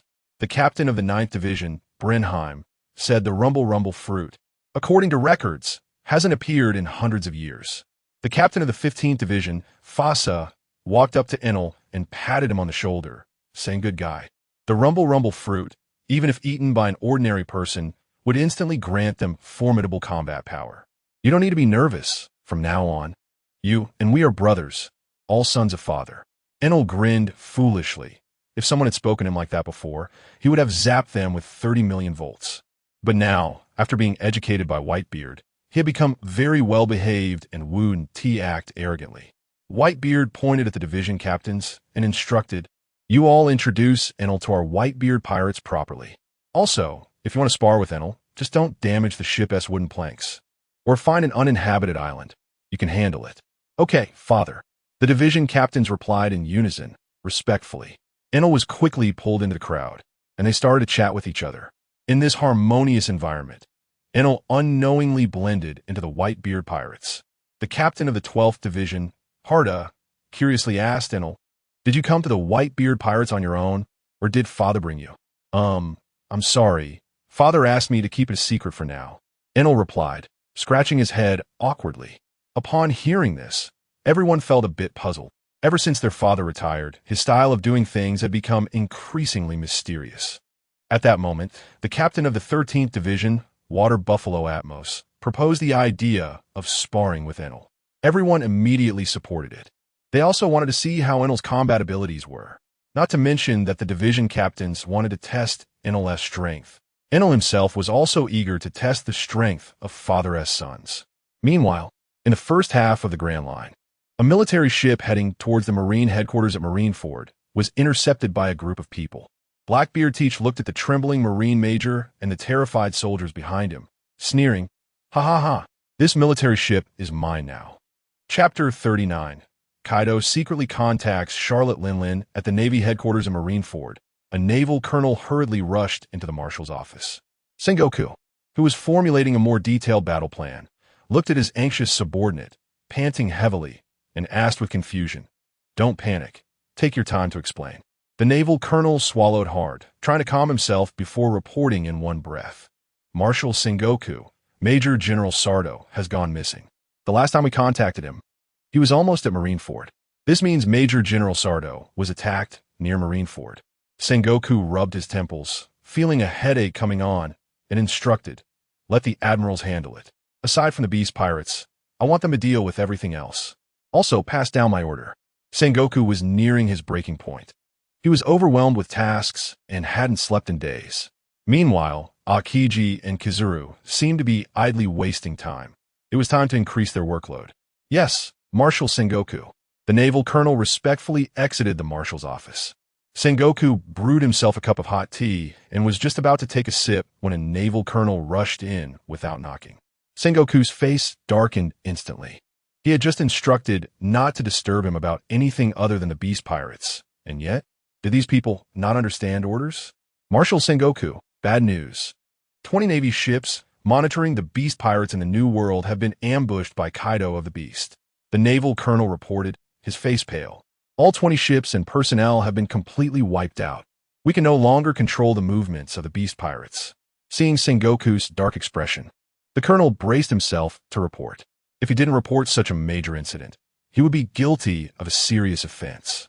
Sengoku, who had been frowning, immediately stood up from his chair upon hearing this, slamming his hand on the table and shouting, "Kaido of the Beast." Meanwhile, at a certain location in the New World, aboard the Beast Pirates fleet, the pirates cheered in unison upon seeing their Lord Kaido return. Initially worried about facing an elite force of 100,000 Marines and the 7 warlords of the sea, their confidence soared upon witnessing their invincible Kaido. The plump Quinn chuckled, as expected of our Lord Kaido. He sank those 20 Navy surveillance ships in one go. Pejuan whispered to his sister, "Sister, with Lord Kaido around, it should be no problem." "I don't know. Don't ask me," Run replied, exasperated. Her brother had already asked her this boring question more than 10 times, and she was losing patience. With his arms crossed, Sasaki looked at Fuzz and asked, "Rear Admiral, who are the formidable experts in the Navy?" Fuzz patiently shared everything he knew in response to Sasaki's inquiry. After all, this battle was crucial for the survival of the beast pirates. Sitting on a wooden crate, Yamato scoffed quietly. What is that idiot father trying to show off for? Although she was complaining, she secretly wished to have the same powerful strength as her father Kaido. If she did, she wouldn't have to face his oppression and could have gone out to sea freely long ago. Black Maria, holding a pipe, walked over to the beast pirates and chuckled softly. "Lord Kaido, you need to conserve your strength. Ha ha ha. This level of difficulty is nothing for me. Set sail for Marine headquarters." Kaido laughed heartily. After Kaido issued the order, Fire Calamity Jin immediately led the crew to cover all ships with bubble wrap. Kaido gazed out at the endless sea, knowing that this battle was fraught with danger. Facing the Navy's full assembly of high-end combat power, even Kaido, who was extremely confident in himself, couldn't be sure he would escape unscathed. Since the decision to engage in battle with the Navy, Kaido had been hesitant about making a certain decision. After all, making that decision could at least increase their chances of survival. If he didn't, there was a 90% chance that the Beast Pirates and he himself would perish at Marine headquarters. At this moment, Kaido stood up, signaling Black Maria not to follow him, and walked back into the cabin alone. He took out a din-din mushi from a drawer and dialed. At Whole Cake Island, Big Mom Charlotte Linlin was still in her castle, enjoying various desserts. Katakuri, has the Beast Pirate set sail? Big Mom asked after swallowing a bite of dessert, looking at Katakuri beside her. Hearing his mother's question, Katakuri replied calmly, "The latest news is that Kaido personally went to crush the Navy's 20 surveillance ships." Ha ha ha. That kid Kaido is still as impulsive as ever. Big Mom patted her full belly. A thought crossed her mind. How could Kaido hold off from calling her until now? Or did he think he could rescue people from the Navy all by himself and his pirate crew? Just as Big Mom pondered this question, the din-din mushi on the table rang. Seeing that the caller was Kaido, she picked up the din-din mushi and laughed. Ha ha ha. Kaido, I knew you would call. What's up? You still owe me a huge favor that hasn't been repaid. When are you planning to pay it back? Linlin, what do you think will happen if I fall? Kaido did not directly answer Charlotte Linlin's question. Instead, he seriously asked back. Kaido's serious question left Charlotte Linlin momentarily speechless. The issue he raised was deadly serious. The balance in the New World was maintained by the four emperors. If one side collapsed, it would cause great turmoil. The main point was that if anything major happened, Charlotte Linlin and Kaido would ultimately stand on the same side. But if one of them fell, for the other, it wouldn't be a good thing at all, because they were not on good terms with the Whitebeard pirates and the Red Hair pirates. Chapter 40. Big Mom's Change and Katakuri's Proposal. Big Mom, Charlotte Linlin, knew that Kaido was not wrong. She did not want to see the consequences of Kaido's fall, but to take the initiative, was Sibu. So Big Mom smiled and asked, well, Kaido, since you called me, just tell me your purpose directly. Beast Kaido, upon hearing the old hag Charlotte Linlin's words, stopped beating around the bush and directly said, Linlin, I need your help. This favor, along with previous ones, I will repay you in the future. Beast Kaido spoke the words he least wanted to say, but he had to say it. At least with Charlotte Linlin backing him up, the Beast Pirates' withdrawal from the Navy headquarters would not be a problem. Next, Beast Kaido only needed to do his best to rescue that kid Jack without worrying about the retreat. Well, Kaido, I will remember this favor of yours as well. Big Mom Charlotte Linlin agreed to help Kaido. Given Kaido's personality, it was quite rare for him to ask for her help. If she refused, getting him to ask again would be nearly impossible. Thus, Big Mom Charlotte Linlin had no intention of making things difficult for Kaido. Helping that kid Kaido could also be seen as helping herself. In the New World, the four emperors seemed high and mighty, but countless people were watching them. Of course, Big Mom Charlotte Linlin was not afraid of anyone. Her only concern was the Whitebeard pirates and the Red Hair pirates, especially now that Whitebeard had announced his retirement and the Blackbeard kid had taken over. The Whitebeard pirates could not remain inactive. After Big Mom Charlotte Linlin hung up the phone, Katakuri looked seriously at his mother and asked, Mom, since you agreed to help Beast Kaido, what do you plan to do? At that time, we don't need to take the initiative to fight. We just need to help the Beast Pirates evacuate from the Navy headquarters. Big Mom Charlotte Linlin's thoughts gradually became clearer. She continued, if we also join the battle, it could drag us into a quagmire that we can't escape from. The Navy would not miss the opportunity to eliminate 2 Yonko pirate crews and would be willing to pay any price. Katakuri, do you have a more secure plan? For example, can we ensure our main force leaves Whole Cake Island without being discovered? Katakuri felt a bit surprised deep down. In the past, his mother would never have asked for her children's opinions. Katakuri was not clear on the exact reason for his mother's change, but it was a good thing. At least for the entire Big Mom Pirates, it was a good thing. The reason Big Mom Charlotte Linlin had undergone some change was that she saw Whitebeard announce his retirement, which made her realize that even monsters grow old. If Whitebeard had died in battle, it might not have impacted her as much. However, Whitebeard's public retirement made Big Mom Charlotte Linlin understand that no one could remain at the peak forever and she did not know when her own condition would decline. When that time came, someone in the Big Mom Pirates would need to bear the burden. In this sea, pirate crews always disbanded automatically when their captain died. Especially larger pirate forces disbanded even faster. But the Whitebeard pirates? It could be said that it was the first time since Big Mom Charlotte Linlin became aware that a complete inheritance had occurred. As for how long this inheritance would last, that was irrelevant for now, but the Whitebeard pirates had indeed been passed down, with a second captain emerging. It began to resemble the Navy system, where one admiral succeeded another. Big Mom Charlotte Linlin did not want the Big Mom Pirates to disband after her death, so unknowingly.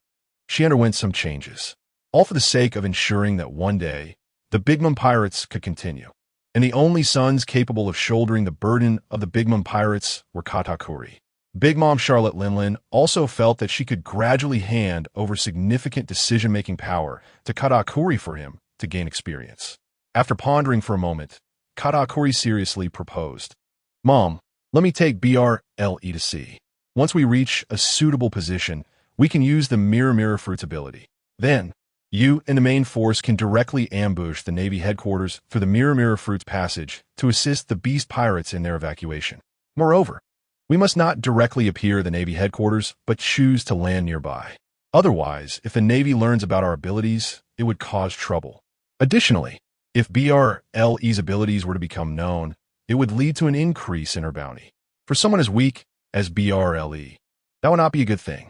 When Katakuri mentioned BRLE's abilities, he also secretly protected her, ensuring that she wouldn't become too famous, as fame would not benefit BRL. In fact, Katakuri preferred her to remain ordinary. Upon hearing her son Katakuri's proposal, Big Mom Charlotte Linlin's eyes lit up, and she laughed, well. "Katakuri, you truly are my most outstanding son. This proposal is excellent. I almost forgot how useful BRLE's Mirror Fruit ability is." Big Mom Charlotte Linlin felt a bit embarrassed, but did not show it. The reason she had previously looked down on BRL, it was due to her weak strength. It could be said that Big Mom Charlotte Linlin's views on all her children were based on their strength and achievements. Only BRLE's three-eyed race ability made Big Mom Charlotte Linlin somewhat overlook BRLE's weakness. At this moment, Katakuri further confirmed that his mother's perspective and approach had changed. Well. Katakuri, hurry up and take action. Time is of the essence." Big Mom Charlotte Linlin waved her hand, signaling Katakuri to proceed. Meanwhile, in the underwater prison, impelled down on the 6th underground level, the famine disaster Jack, locked up with numerous sea stone chains, was struggling desperately and continuously roaring, "Navy, if you have the ability, kill me. You bunch of useless Navy. Are you afraid to kill me? Or are you just a bunch of rats? Too scared to kill me? Come on, I am the famine disaster Jack. I don't even take your Admiral Sengoku seriously." At that moment, footsteps were heard at the entrance of the 6th underground level. Chapter 41. Blackbeard Teach leads the invasion of Impel. Down the sound of footsteps echoed until it stopped in front of the cell where Drought Jack was imprisoned. The person who arrived was Magellan, the chief warden of Impel Down. Magellan looked coldly at Drought Jack, who was tightly shackled with sea stone chains, and said, "Drought Jack, your life is now in the final countdown. Bring him out." As soon as Magellan finished speaking, 2 prison guards following him opened the cell to take Drought Jack out. However, Drought Jack suddenly swung his body and sent both guards flying against the wall. Seeing this, Magellan stepped in personally, restrained Drought Jack, and coldly warned Drought Jack, "Behave yourself. Do you think you can just do as you please?" Drought Jack disdainfully mocked Magellan, "If you have the guts, unlock the sea stone chains and see if I won't kill you. You dare to talk back when death is at your doorstep?" Magellan dragged Drought Jack out of the cell. Drought Jack struggled desperately, but Magellan was equally strong, and for a moment, Drought Jack couldn't break free. Currently, Drought Jack was not only injured but also tightly shackled by sea stone chains, leaving him with no means of resistance in front of Magellan.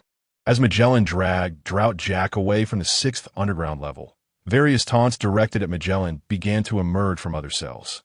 Suddenly, for streams of blue poison shot from Magellan's body toward the 4 cells, and immediately the prisoners inside screamed in pain. "Everyone quiet down," Magellan reminded coldly. After dragging Drought Jack out of the 6th underground level, in one of the rooms, Shiryu of the Rain opened his bloodshot eyes and muttered, "Magellan, don't let me find the chance to get out." In the depths of the 6th underground level, although no sounds emerged, an exceptionally terrifying aura was vaguely emanating. Upon reaching the 4th underground level, Magellan looked at the still struggling Drought Jack and ordered his subordinates, "Go get the anesthetic, the maximum dosage." "Yes, Chief." The responding guard hurriedly ran to fetch the anesthetic. "Magellan, just kill me now or else." "One day, I'll definitely kill you," Drought Jack said. Knowing the Navy was going to publicly execute him, all he wanted now was to die. At the same time, he hoped that Kaido wouldn't come to the Navy headquarters to rescue him. The reason was entirely his own negligence. Damn Blackbeard Teach, damn the Navy. 20 minutes later, Magellan dragged the unconscious Drought Jack to the exit of Impel Down. On a large warship, a Marine Elite Vice Admiral, Gecko Moria, stepped down. Moria looked at the unconscious Drought Jack in Magellan's hands and asked, "What's going on with this Drought Jack?" "He's the target for public execution. If something goes wrong here at Impel Down, it will be a huge problem." Magellan explained, "This guy was restless, so I put him under anesthetic. With his physique, he should wake up in a while. At least for now, he can be quiet." Moria nodded and had people come over to drag Drought Jack away. After the handover of Drought Jack was officially completed, Moria led the team back to Marine headquarters in Marineford. Magellan watched the warship depart, calmly whispering, "With the Navy deploying such a large force this time, the Beast Pirates will surely have no return." 9 minutes later, a warship gradually approached Impel Down, and the Navy soldiers on the warship around Impel Down all showed puzzled expressions. One Navy lieutenant colonel questioned in a deep voice, "Why is there a warship coming at this time? Shouldn't they all be gathered at headquarters?" On the warship approaching Impel Down, Blackbeard Teach, along with Ace, Marco, Diamond Joseph, Bista, Burgess, Lafitte, Van Auger, and Poison Q were all gazing at the underwater prison 800 meters away. "Ha!" Blackbeard Teach laughed loudly, looking at the underwater prison. "This will be the first shot to make my name known." Marco, with a serious expression, suggested, "Teach, you should go recruit crew members from the 6th underground level. It's not appropriate for us to rush in all at once. Ace, Jozu, Bista, and I will attract the fire. You all go straight to the 6th underground level." Blackbeard Teach, initially pondering how to invade Impel Down more suitably, immediately agreed to Marco's suggestion. "Good plan, let's do it. Now, let's clear out these warships and Navy fodder." Back on Magellan's side, returning to the office on the 4th underground level, he barely settled into his chair before his stomach began to hurt. Magellan immediately rushed to the restroom, and just as he squatted down, a panicked report almost made him stand up. "Chief, we can't hold off Blackbeard Teach, Marco, Fire Fist Ace, and the others. What should we do?" The guards shouted in terror from the restroom.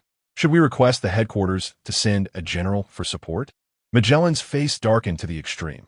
That new captain of the Whitebeard Pirates, Blackbeard Teach, actually dared to lead a raid on Impel Down? Magellan asked loudly. "How many people does he have?" "9 in total, 4 of whom we don't know. The others are big shots from the Whitebeard Pirates. Marco the Phoenix, Fire Fist Ace, Diamond Jozu, and Bista the Flower Sword." The guard trembled as he replied.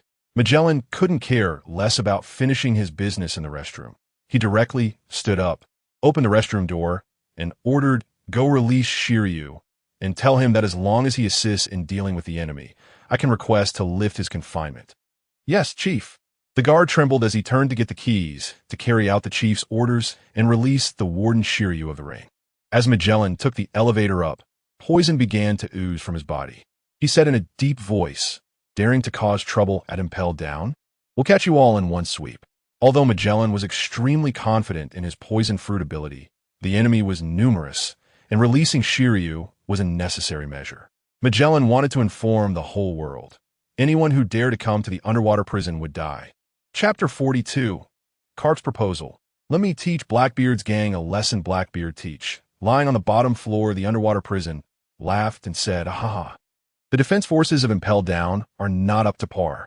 Hannibal, lying on the ground with blood all over his face, raised his hand and grabbed Blackbeard's heel, struggling to say, "I won't let you pass." Bang! Hannibal lost consciousness after being shot in the chest.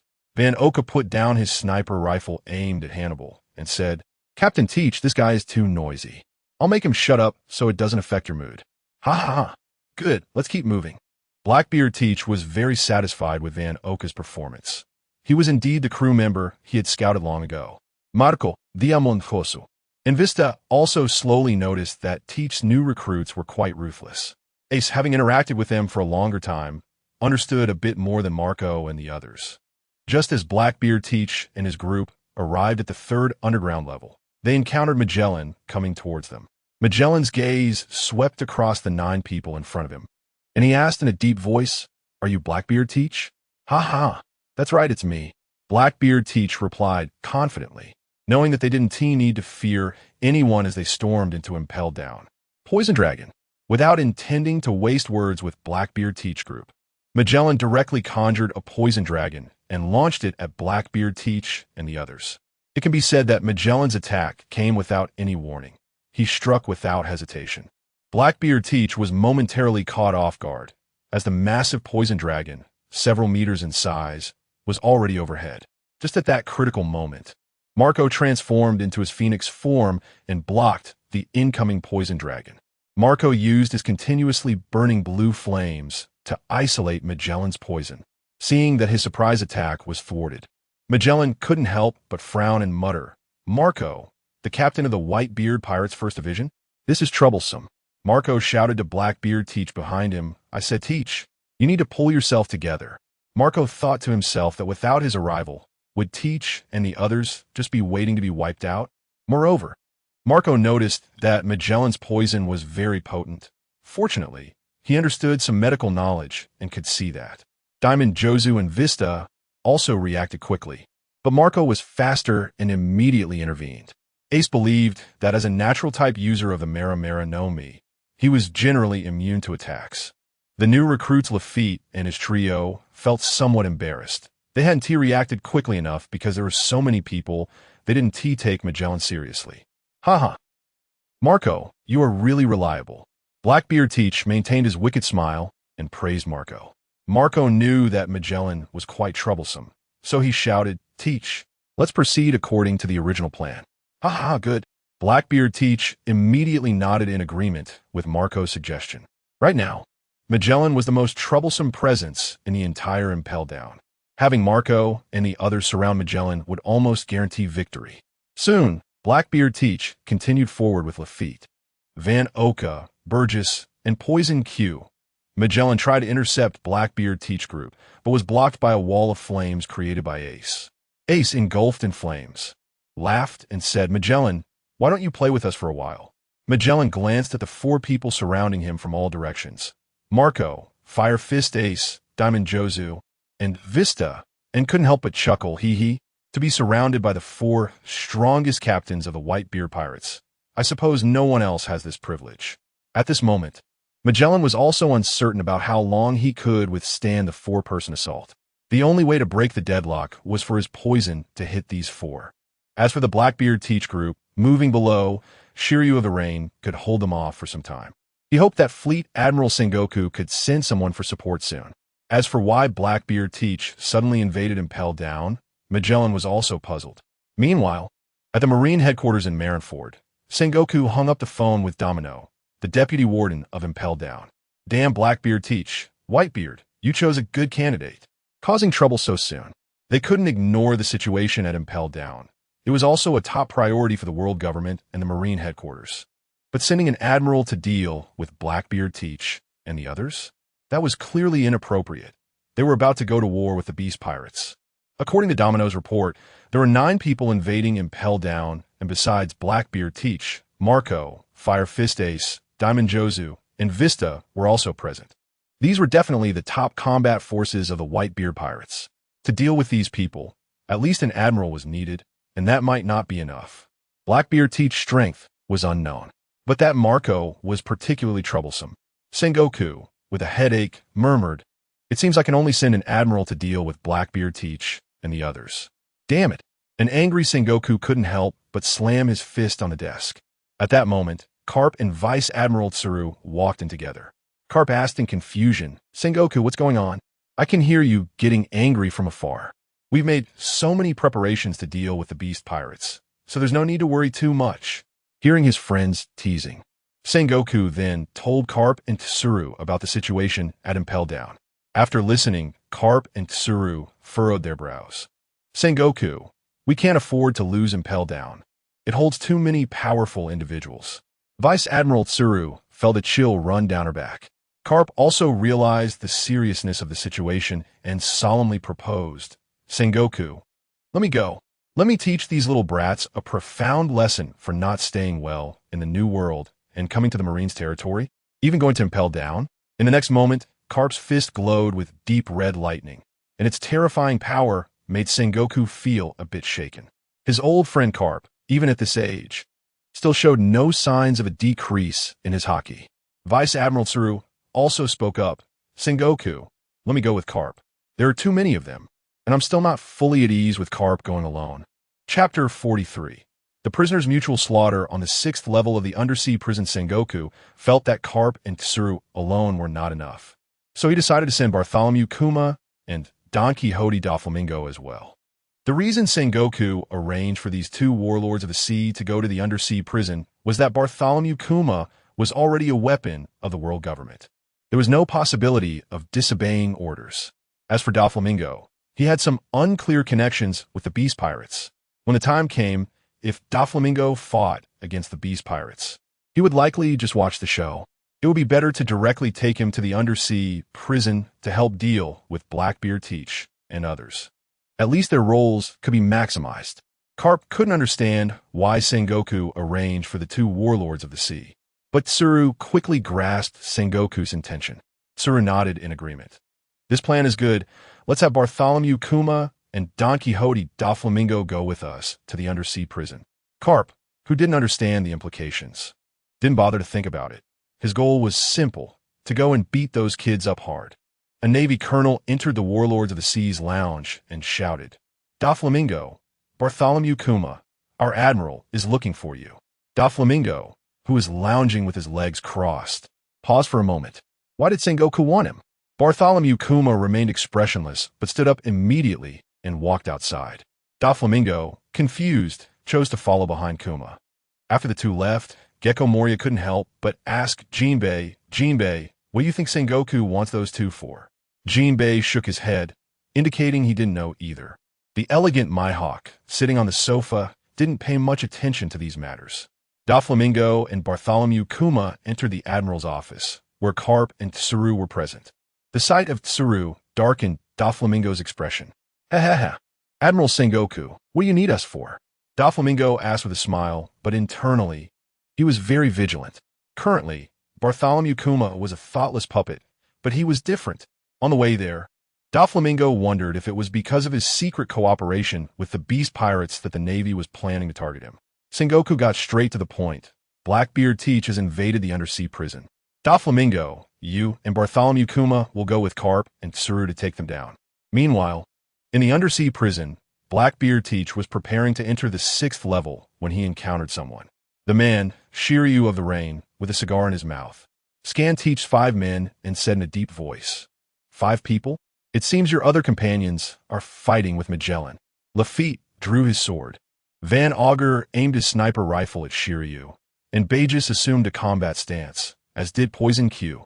Ha ha ha, I can feel your strength is impressive, Blackbeard Teach said, spreading his arms and looking directly at Shiryu with a smile. Tell me, what is your identity?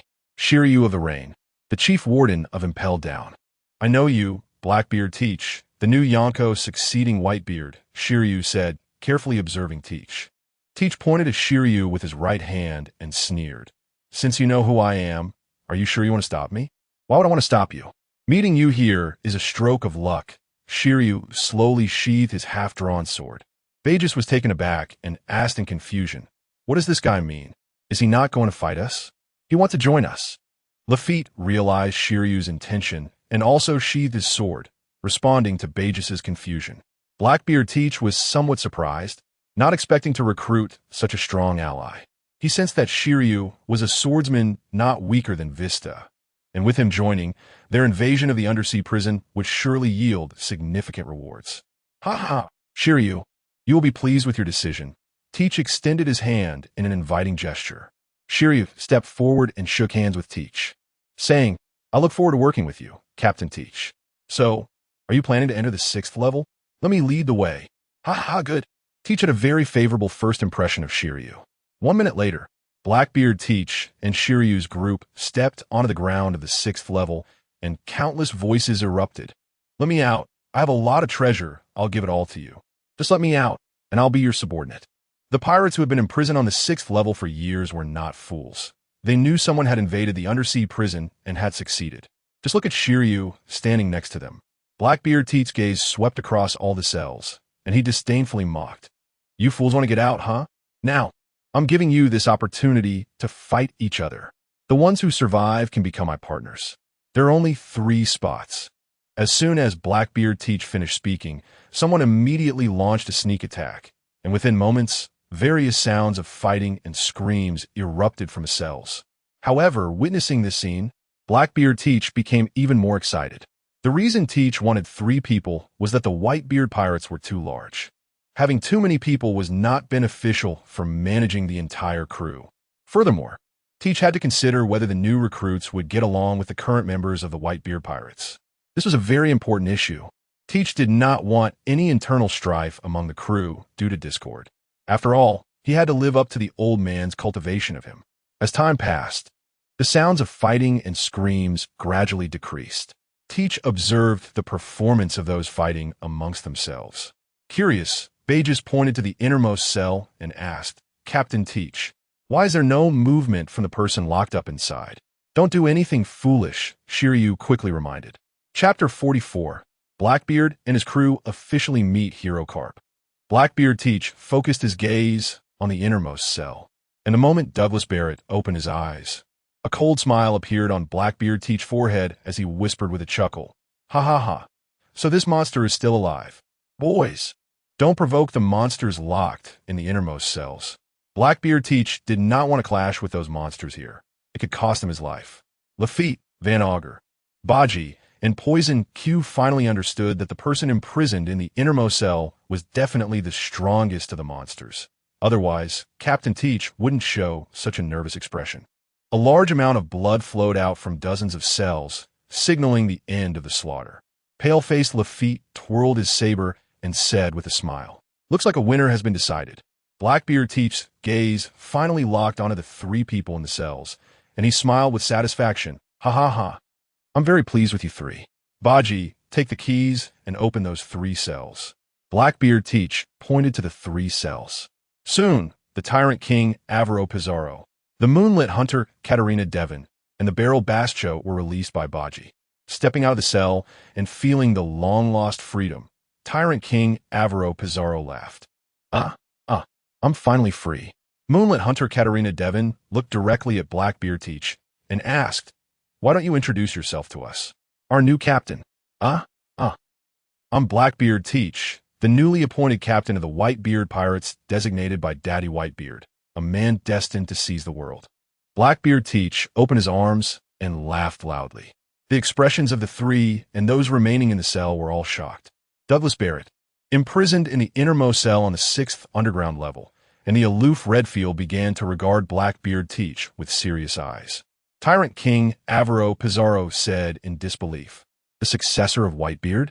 So, does that mean I'm now part of the Whitebeard pirates?" Hee hee. Becoming a member of the Whitebeard pirates doesn't seem like a bad thing, right?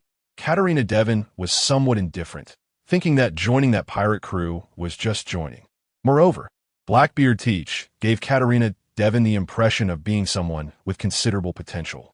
After all, with the entire Whitebeard pirates under his command, along with their assistants, it was possible to truly succeed in seizing the world.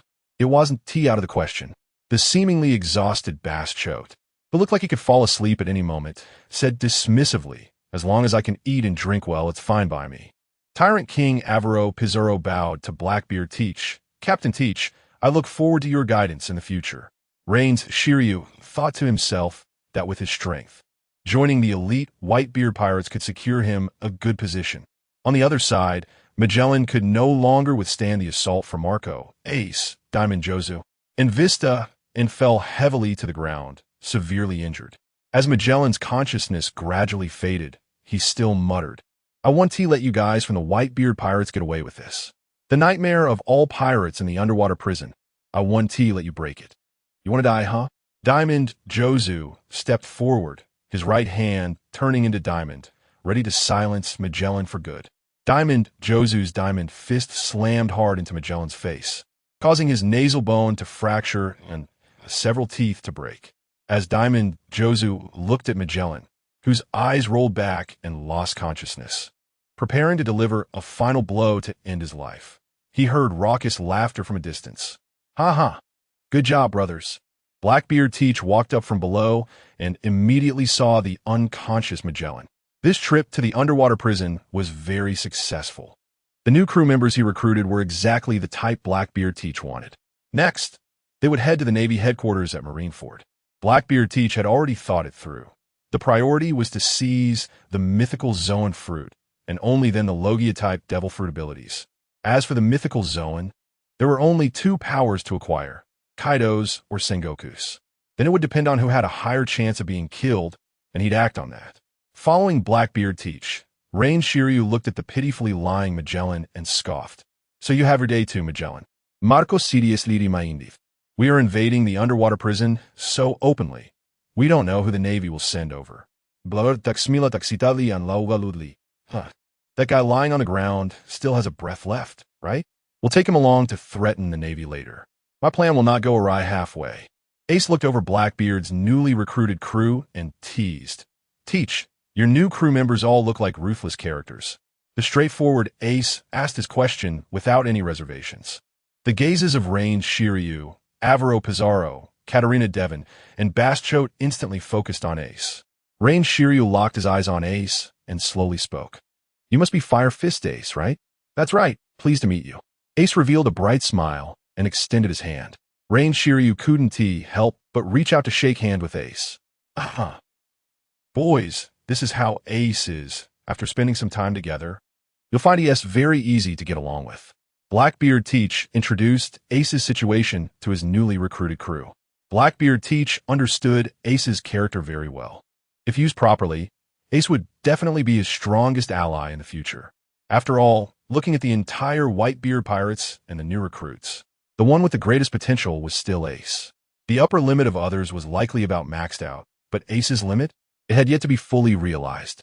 In Blackbeard Teach's view, a fully grown Ace could at least match the combat power of the four emperors. He would not give up on Ace. Subsequently, Blackbeard Teach and his crew headed towards the first floor of the underwater prison. As they just reached the exit, they saw a Navy ship approaching in the distance, with an old monster, Hero Carp, standing at the bow. Chapter 45. Carp punches a kid standing at the bow of the ship. Carp looked at the group of people at the exit of the underwater prison with anger and said, "This bunch of scum from the sea." What infuriated Carp even more was seeing Ace among the crowd. He was determined to teach that brat a lesson. How dare they come to the underwater prison to cause trouble? None of them would let him have a moment of peace. Vice Admiral Crane also spotted the group at the underwater prison's exit and said darkly, "The prisoners from the 6th underground level have all been released." And that Rain Shiryu seems to be planning to completely betray the world government. Doflamingo remained silent, knowing that the group included the top combatants of the Whitebeard pirates. It seemed that Blackbeard Teach's invasion of the underwater prison was to recruit several monsters from the 6th underground level. They were now being brought to the underwater prison, but Doflamingo had no intention of offending the Whitebeard pirates. Carp raised his right hand, wrapping it in Conqueror's Haki, compressing it into a fist, and said in a deep voice, "I'll go teach these brats a lesson first." As soon as Carp finished speaking, he exerted force in his legs and shot forward. Doflamingo felt the intensity of Carp's Conqueror's Haki up close and was shocked, thinking, this old guy can unleash such fierce Conqueror's Haki? The group led by Blackbeard Teach saw Carp rushing in and all entered a battle stance. Ace instinctively blurted out as he watched the rapidly approaching figure, "Old man." Bista unsheathed his twin swords, frowning. Does he still dare to charge in alone against so many of us? He can't stop us all. Diamond Jozu confidently said, "He's no match for us." Marco ignited his blue regenerative flames. Lafitte von Aucher Burgish. and Poison Q all thought that the naval hero Carp was being a bit too arrogant.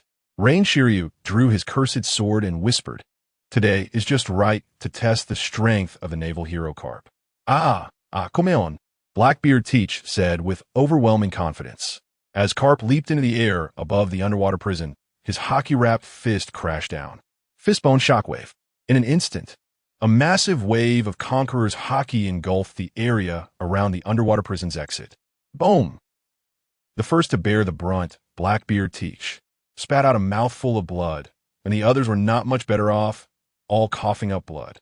Marco, engulfed in blue flames, did not suffer any real damage, while Diamond Jozu withstood Carp's massive area of effect damage thanks to his incredible defensive power, after shattering the formation of Blackbeard and the others with one blow. Carp landed steadily in front of them. The structure of the underwater prison had collapsed significantly under Carp's attack. The power of the attack has decreased compared to before. Carp slowly evaluated himself after feeling the strength of his attack. The Tyrant King Avaro Pizarro wiped the blood from the corner of his mouth and roared, "You old bastard. What kind of joke is this?" Catherine de Femme, Baskerville Jot, Lafitte, Van Auger, Burgess, and Poison Q all had unusually grim expressions.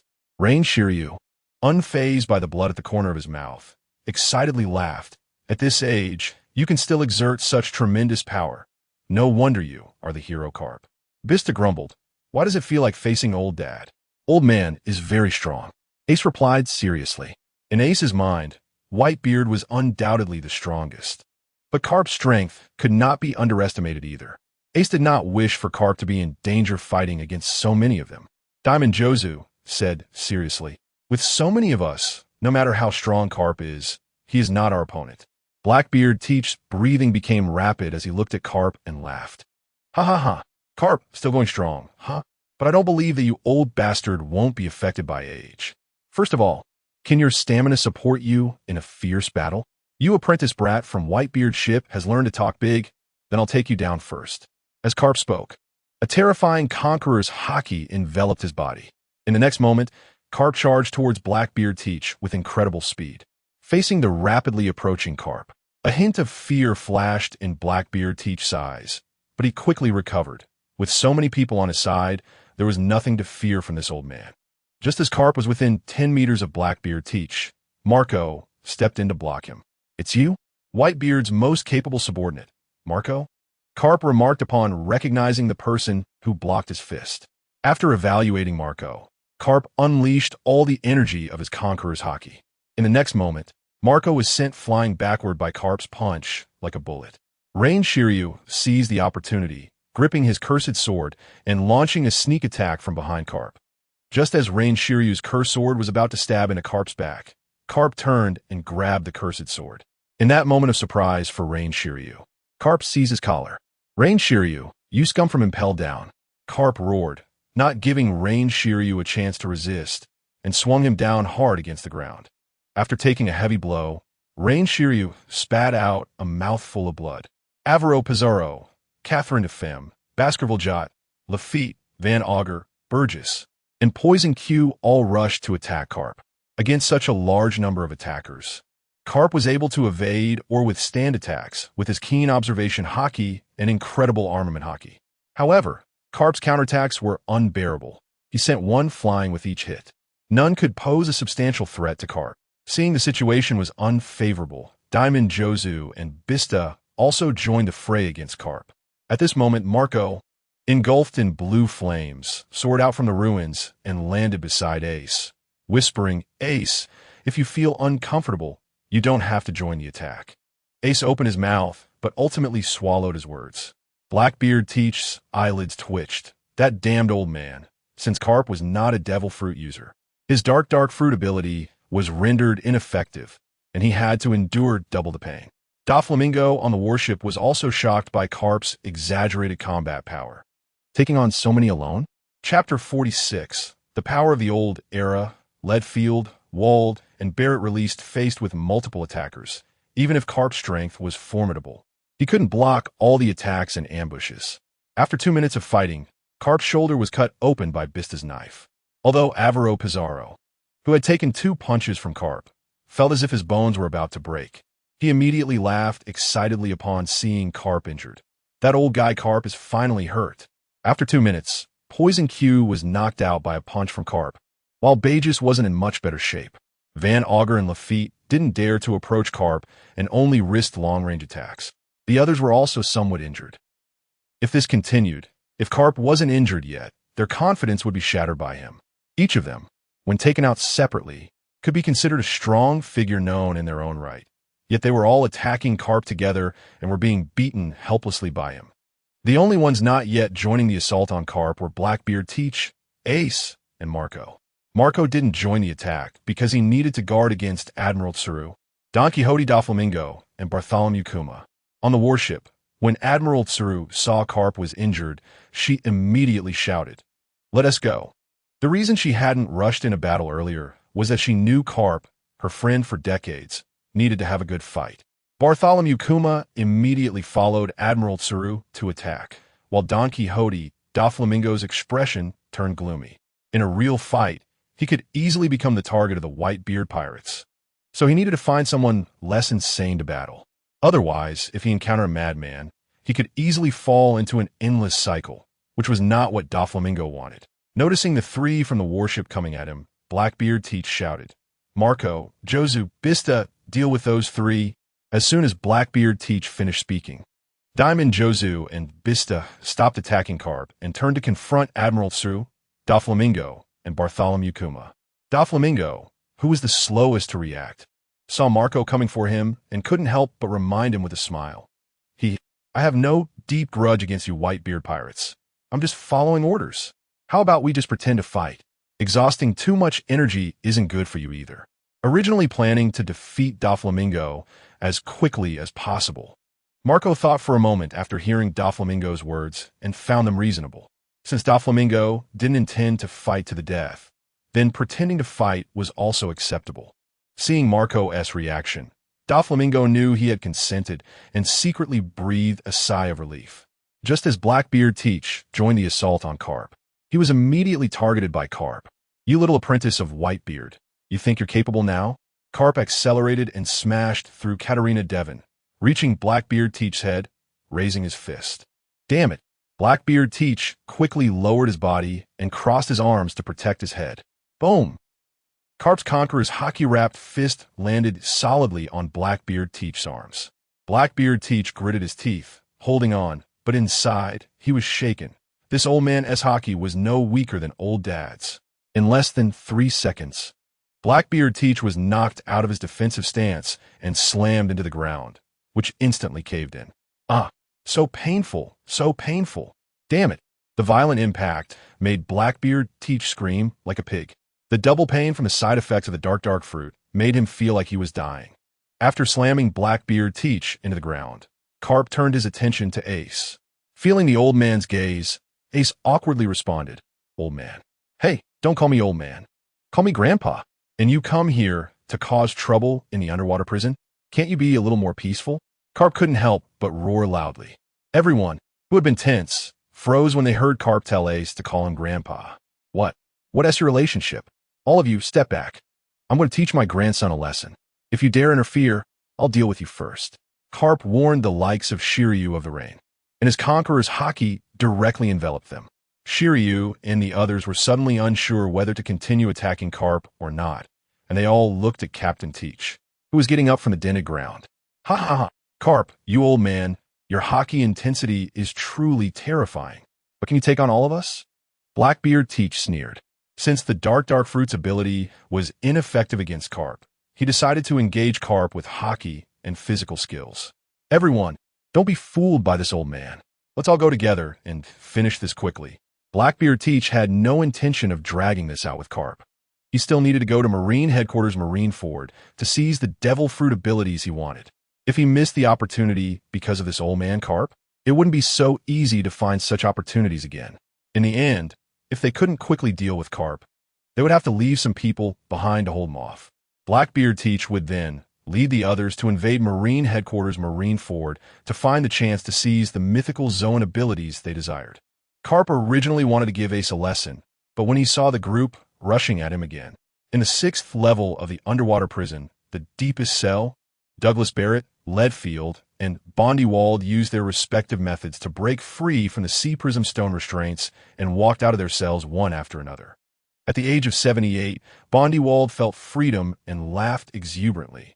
"Ha, I'm finally free. Just wait. I will personally destroy this world." "Really?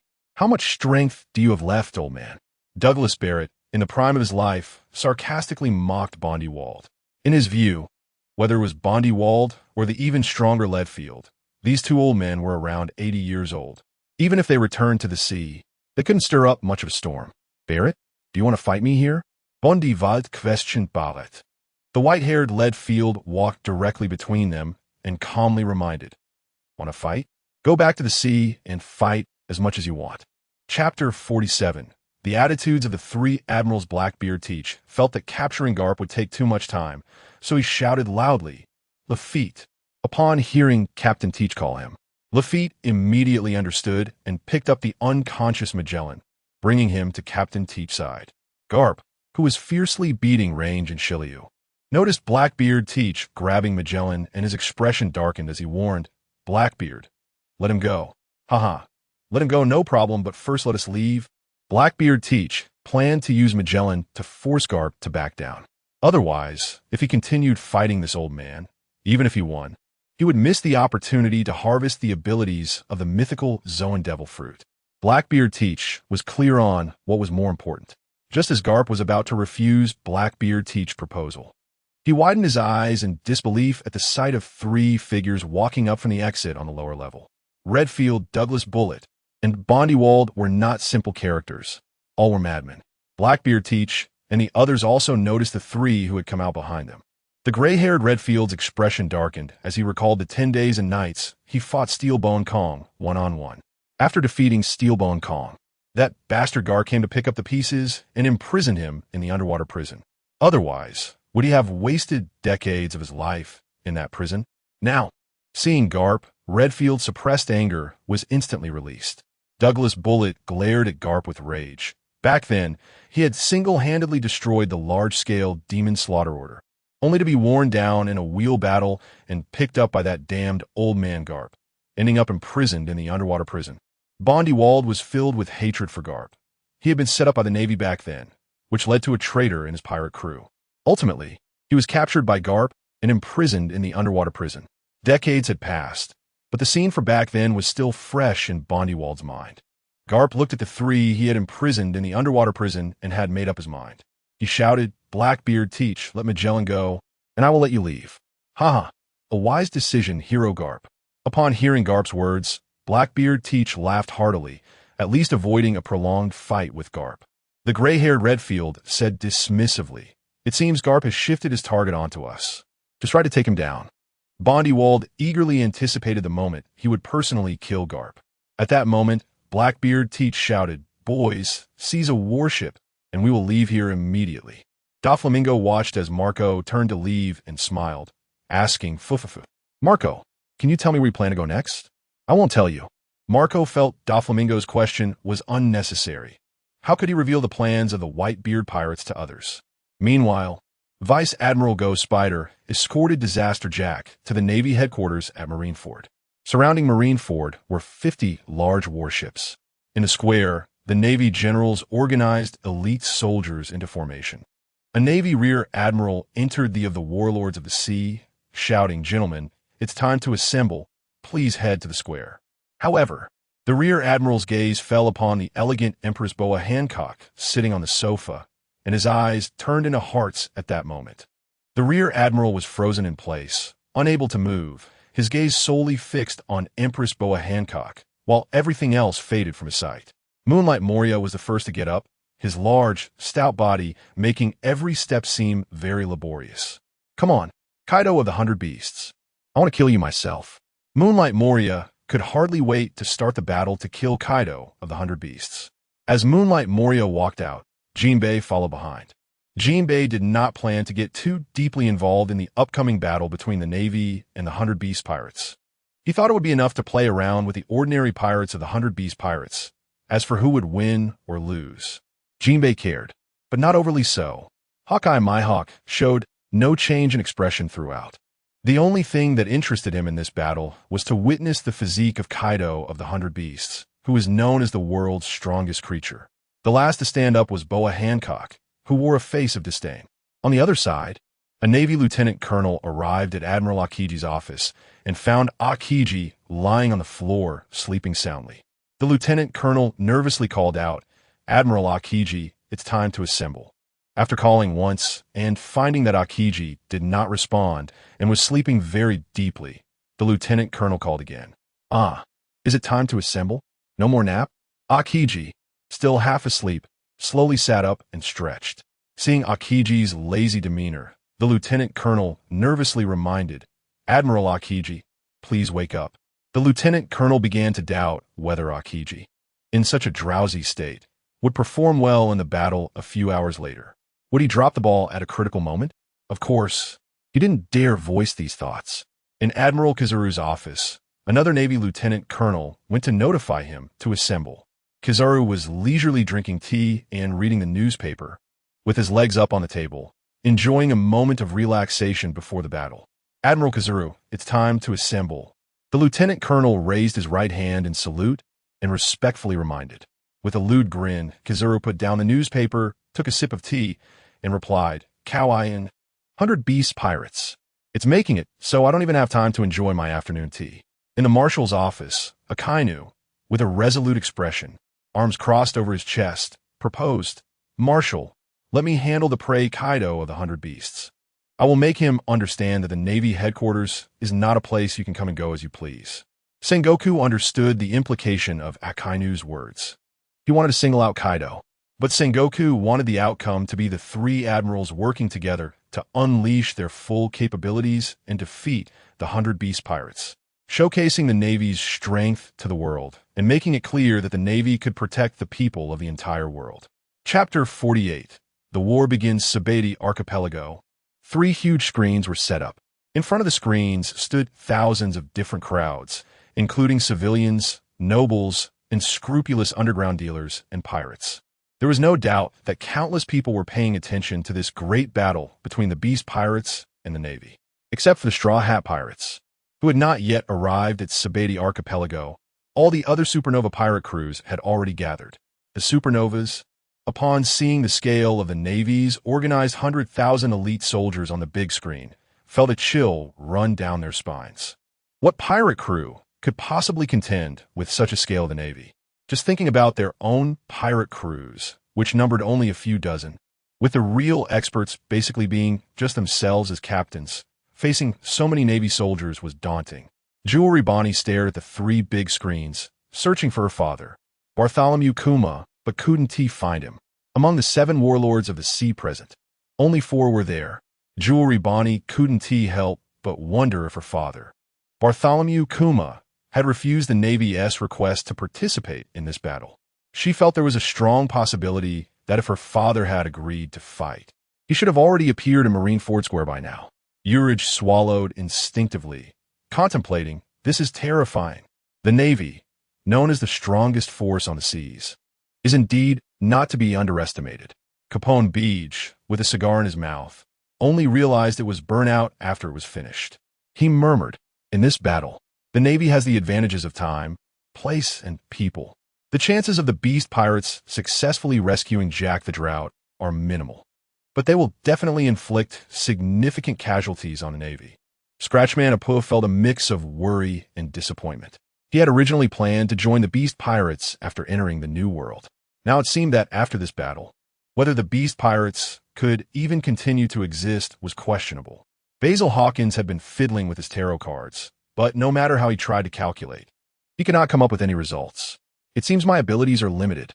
After failing to make any predictions, Basil Hawkins put away the tarot cards and turned his gaze back to the big screen. Trafalgar Law, in confusion, thought to himself, "Where is that guy, Don Quixote da Flamingo? Why has he come to participate in this battle? There must be something wrong. Da Flamingo wouldn't just give up his title as a warlord of the sea. Da Flamingo, what are you doing if you're not coming to fight?" Eustace Kidd bitterly complained. Seeing the Navy with such a massive force is really frustrating. They have the world government as their backing, with ample funds supporting them. Not even the Yonko can afford such a scale. Killer, standing beside him, shared his personal opinion. From the farthest corner, leaning against the wall, Drake watched the three big screens, secretly praying, "I hope the Navy doesn't suffer too many losses in the battle with the Beast Pirates." As a former member of the Navy, Drake knew very well that the scene now presented made the Navy's forces appear extremely large and terrifying. However, one point was that the Navy had too many divisions and branches, leading to a situation where, despite the seeming numbers, they were often short-handed. Unlike the Yonko pirate crews, they only had to manage their own territories. From the old era, the powerful Dark King Rayleigh and Shaki sat on the branches of a large tree. Shaki couldn't help but reminisce about decades ago, softly laughing. "Rayleigh, time really flies. So many significant events have happened in the last few months. Did you foresee any of this?" Rayleigh, holding a jug of wine, shook his head helplessly and replied, "I'm not a prophet. How could I have foreseen anything? The times are always moving forward. We old-timers from the old era are about to take our leave. The future belongs to the young." Shaki took out a pack of cigarettes, pulled one out, lit it, and said with a serene expression, "Yes, even I'm getting old. But Whitebeard, he seems to have changed. From the fact that he abdicated in favor of Blackbeard teach, it seems he is placing a bet. Marshal de teach. You know what the D means, right, Rayleigh? Speaking of which, the Whitebeard pirates have 2DS. Huh, yes. Who knows what Whitebeard is thinking now?" Rayleigh didn't explain the meaning of D to Shaki, because often it's better not to say anything. Or perhaps the timing was just not right. At Marineford Square, the first line of defense, standing on the city wall, consisted of the four warlords of the sea, the world's strongest swordsman, Dracul Mihawk, who is also the leader of the warlords of the sea, followed by the world's most beautiful woman, Boa Hancock, the fisherman pirate Jinbe, and the once defeated Gecko Moria. These four formed the first line of defense on the city wall. In the square, 100,000 elite Navy soldiers stood in neat rows, all transferred from various Navy divisions and branches, with many being captain-level officers. In front of the execution platform stood a row of giant vice admirals, each one a devastating presence for ordinary pirates. At the feet of the giant vice admirals were the Navy's most crucial core forces, the rear admirals. "Look, the admirals are coming out." As Akiji, Akainu, and Kizuru emerged together, the morale of the Navy soldiers in Marineford Square rose once again. They felt the strong aura emanating from the admirals, providing an overwhelming sense of security. On the high platform below the execution stage, 3 grand chairs were arranged. Akainu sat in the middle, with Akiji and Kizaru on either side. Thus, the Navy's highest combat power, the 3 admirals, formed the strongest defense. The shouts of the 100,000 elite soldiers resonated throughout the sea, echoing continuously. As the highest leader of the Navy, Admiral Sengoku approached the execution platform and shouted for silence into the transponder snail. Only then did the shouts reverberating in the square gradually cease. At this moment, Jack the Drought was escorted to the execution platform by 2 Navy captains. Originally, it wasn't necessary for 2 captains to escort Jack the Drought, mainly because Jack had not been cooperative throughout. Forced to kneel on the execution platform and restrained by numerous sea prism stone chains, Jack the Drought saw the dense crowd in the square, and his pupils contracted. Jack the Drought shed unwilling tears of despair and said in a deep voice, "Lord Kaido, please don't come. I have dragged down the Beast Pirates." Jack the Drought looked up at Sengoku and shouted angrily, "Come on, just kill me now." Chapter 49. Kaido of the Beast makes a grand entrance at Navy headquarters. Sengoku ignored the roar of Jack the Drought and announced loudly into the Den Mushi, "Today, we publicly execute Jack the Drought of the Beast Pirates here. This is of great significance for our Navy. Many areas in the second half of the Grand Line are controlled by the 4 emperors. For the safety of the world's people, we, the Navy, will break the territorial control of the 4 emperors." As Sengoku's voice fell, the Navy soldiers in Marineford Square began to shout loudly, "Justice will prevail! Justice will prevail! Justice will prevail!" These 4 words echoed continuously, leaving the world watching this scene through broadcasts in shock. The momentum was overwhelming. However, the expressions of the pirates were far from good. The strength of the Navy was not a good thing for them. Suddenly, Sengoku, Akainu, Akiji, Kazu, and Mihawk all sensed a disturbance in the sky. They looked up and saw a clear blue sky, then returned their gaze. Mihawk pondered, what could have appeared? My observation Haki can't detect anything. There was clearly a momentary fluctuation in the air, yet I can't see or sense anything. Below the execution platform, the lecherous Kizuru asked, hey, did you guys just feel that? Yeah, it seems something suddenly flashed by, but I don't know what it was. Akiji calmly responded. Akainu, with his arms crossed over his chest, said calmly, anyone who comes here today will die. Standing on the execution platform, Marshal Sengoku furrowed his brows. Thinking, is it an illusion? It shouldn't be. Sengoku's mind raced through all the notorious pirates he knew, and none matched the description of a devil fruit user who could appear and disappear without a trace. Overseeing the entire battle situation, Sengoku had to consider the worst possible outcome. In an alternate space, 200 meters above Marineford Square, Whitebeard floated, scanning the crowd below. He was aware that the very subtle fluctuations caused by his sudden arrival had been detected by the 5 top-tier powerhouses below. However, Whitebeard did not believe that they could truly sense his presence. His Tremor fruit ability had evolved into the mythical Zoan-type space Quake beast form, which not only possessed the Tremor abilities but also had spatial capabilities. It also granted him the animal-like transformation ability, making it one of the highest-rated fruits. The reason Whitebeard personally came to the battlefield was also to consider that in case Teach, Marco, and Ace could not retreat safely, he could step in. After all, he had to consider many risks, and he needed his foolish sons to fight for the world. If they were gone, that would be a problem. Although the probability was very low, it was better to be safe than sorry. Suddenly, Whitebeard sensed a powerful aura rapidly approaching from 10 miles away. Kaido is coming. Looks like he is preparing for a grand entrance. 3 minutes later, above Marineford Square, dark clouds gathered. The Navy soldiers panicked, wondering what was happening. Why did the clear blue sky suddenly turn into ominous clouds? They immediately recognized that it was the arrival of Kaido's Jack the Drought. Jack felt both moved and worried. He wanted to shout for Kaido, but couldn't bring himself to do it. If it weren't for him, why would Kaido come to Navy headquarters? Suddenly, a massive green dragon claw emerged from the clouds, and soon a giant green dragon appeared above Marineford. The Navy soldiers were left dumbfounded. Why had they ever seen such a terrifying creature? The world watching through the big screen was equally shocked by the sight of Kaido in his dragon form. The green dragon Kaido exhaled hot air, and the fierce gust knocked down hundreds of Navy soldiers. The dragon Kaido roared, Jack, no one can take your head without my permission. Kaido, Jack shouted, moved. The lecherous Kizuru looked up at the dragon Kaido and said, wow. With Kaido of the Beast showing up like this, our soldiers' morale has dropped significantly. A half-awake Akiji gradually perked up and said, right now, we're the members of the Beast Pirates. That's what's most important. Akainu looked down at Kaido's audacious entrance above Navy headquarters with disdain, already considering shooting Kaido down from the sky. Sengoku shouted into the Den Mushi, all units, prepare for battle. The giant vice admirals raised their weapons, their eyes fixed on Kaido. Among the Navy crowd, Tashigi said in fear, Colonel Smoker, dragons really exist. Tashigi, don't be afraid, we have admirals, Smoker reassured, not wanting Tashigi to be scared stiff by Kaido's presence. Nearby, Tina frowned and whispered, only the admirals can contend with a monster like Kaido. On the city wall, Moonlight Moria trembled with rage, gritting his teeth. Kaido, you've finally come. I will kill you myself.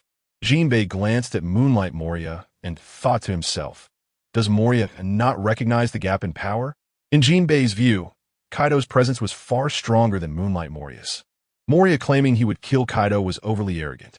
Boa Hancock felt that Whitebeard might not come and disdainfully said, I shouldn't have come to such a place. The expressionless Mihawk kept his gaze locked on Kaido while also comparing him to Shanks in his mind. At this moment, the dragon Kaido was moving in the air, opening his massive jaws as terrifying flames compressed within. The actions of the dragon Kaido made the Navy realize he was about to attack. When Kaido compressed the flames in his mouth to the limit, he suddenly unleashed Hot Breath. The target shot straight towards Marshal Sengoku on the execution platform. Chapter 50 opening. Heat Breath versus Magma. Kaido hard hits the 8-span jewels. Admiral Sengoku, be careful. Countless Navy soldiers saw the beast Kaido launch an attack at their admiral, and their hearts leaped into their throats. Just as Akiji was about to get up to stop Kaido's attack, Akainu stood up before him. Beast Kaido, do you really think there's no one here at the Navy headquarters who can stop you?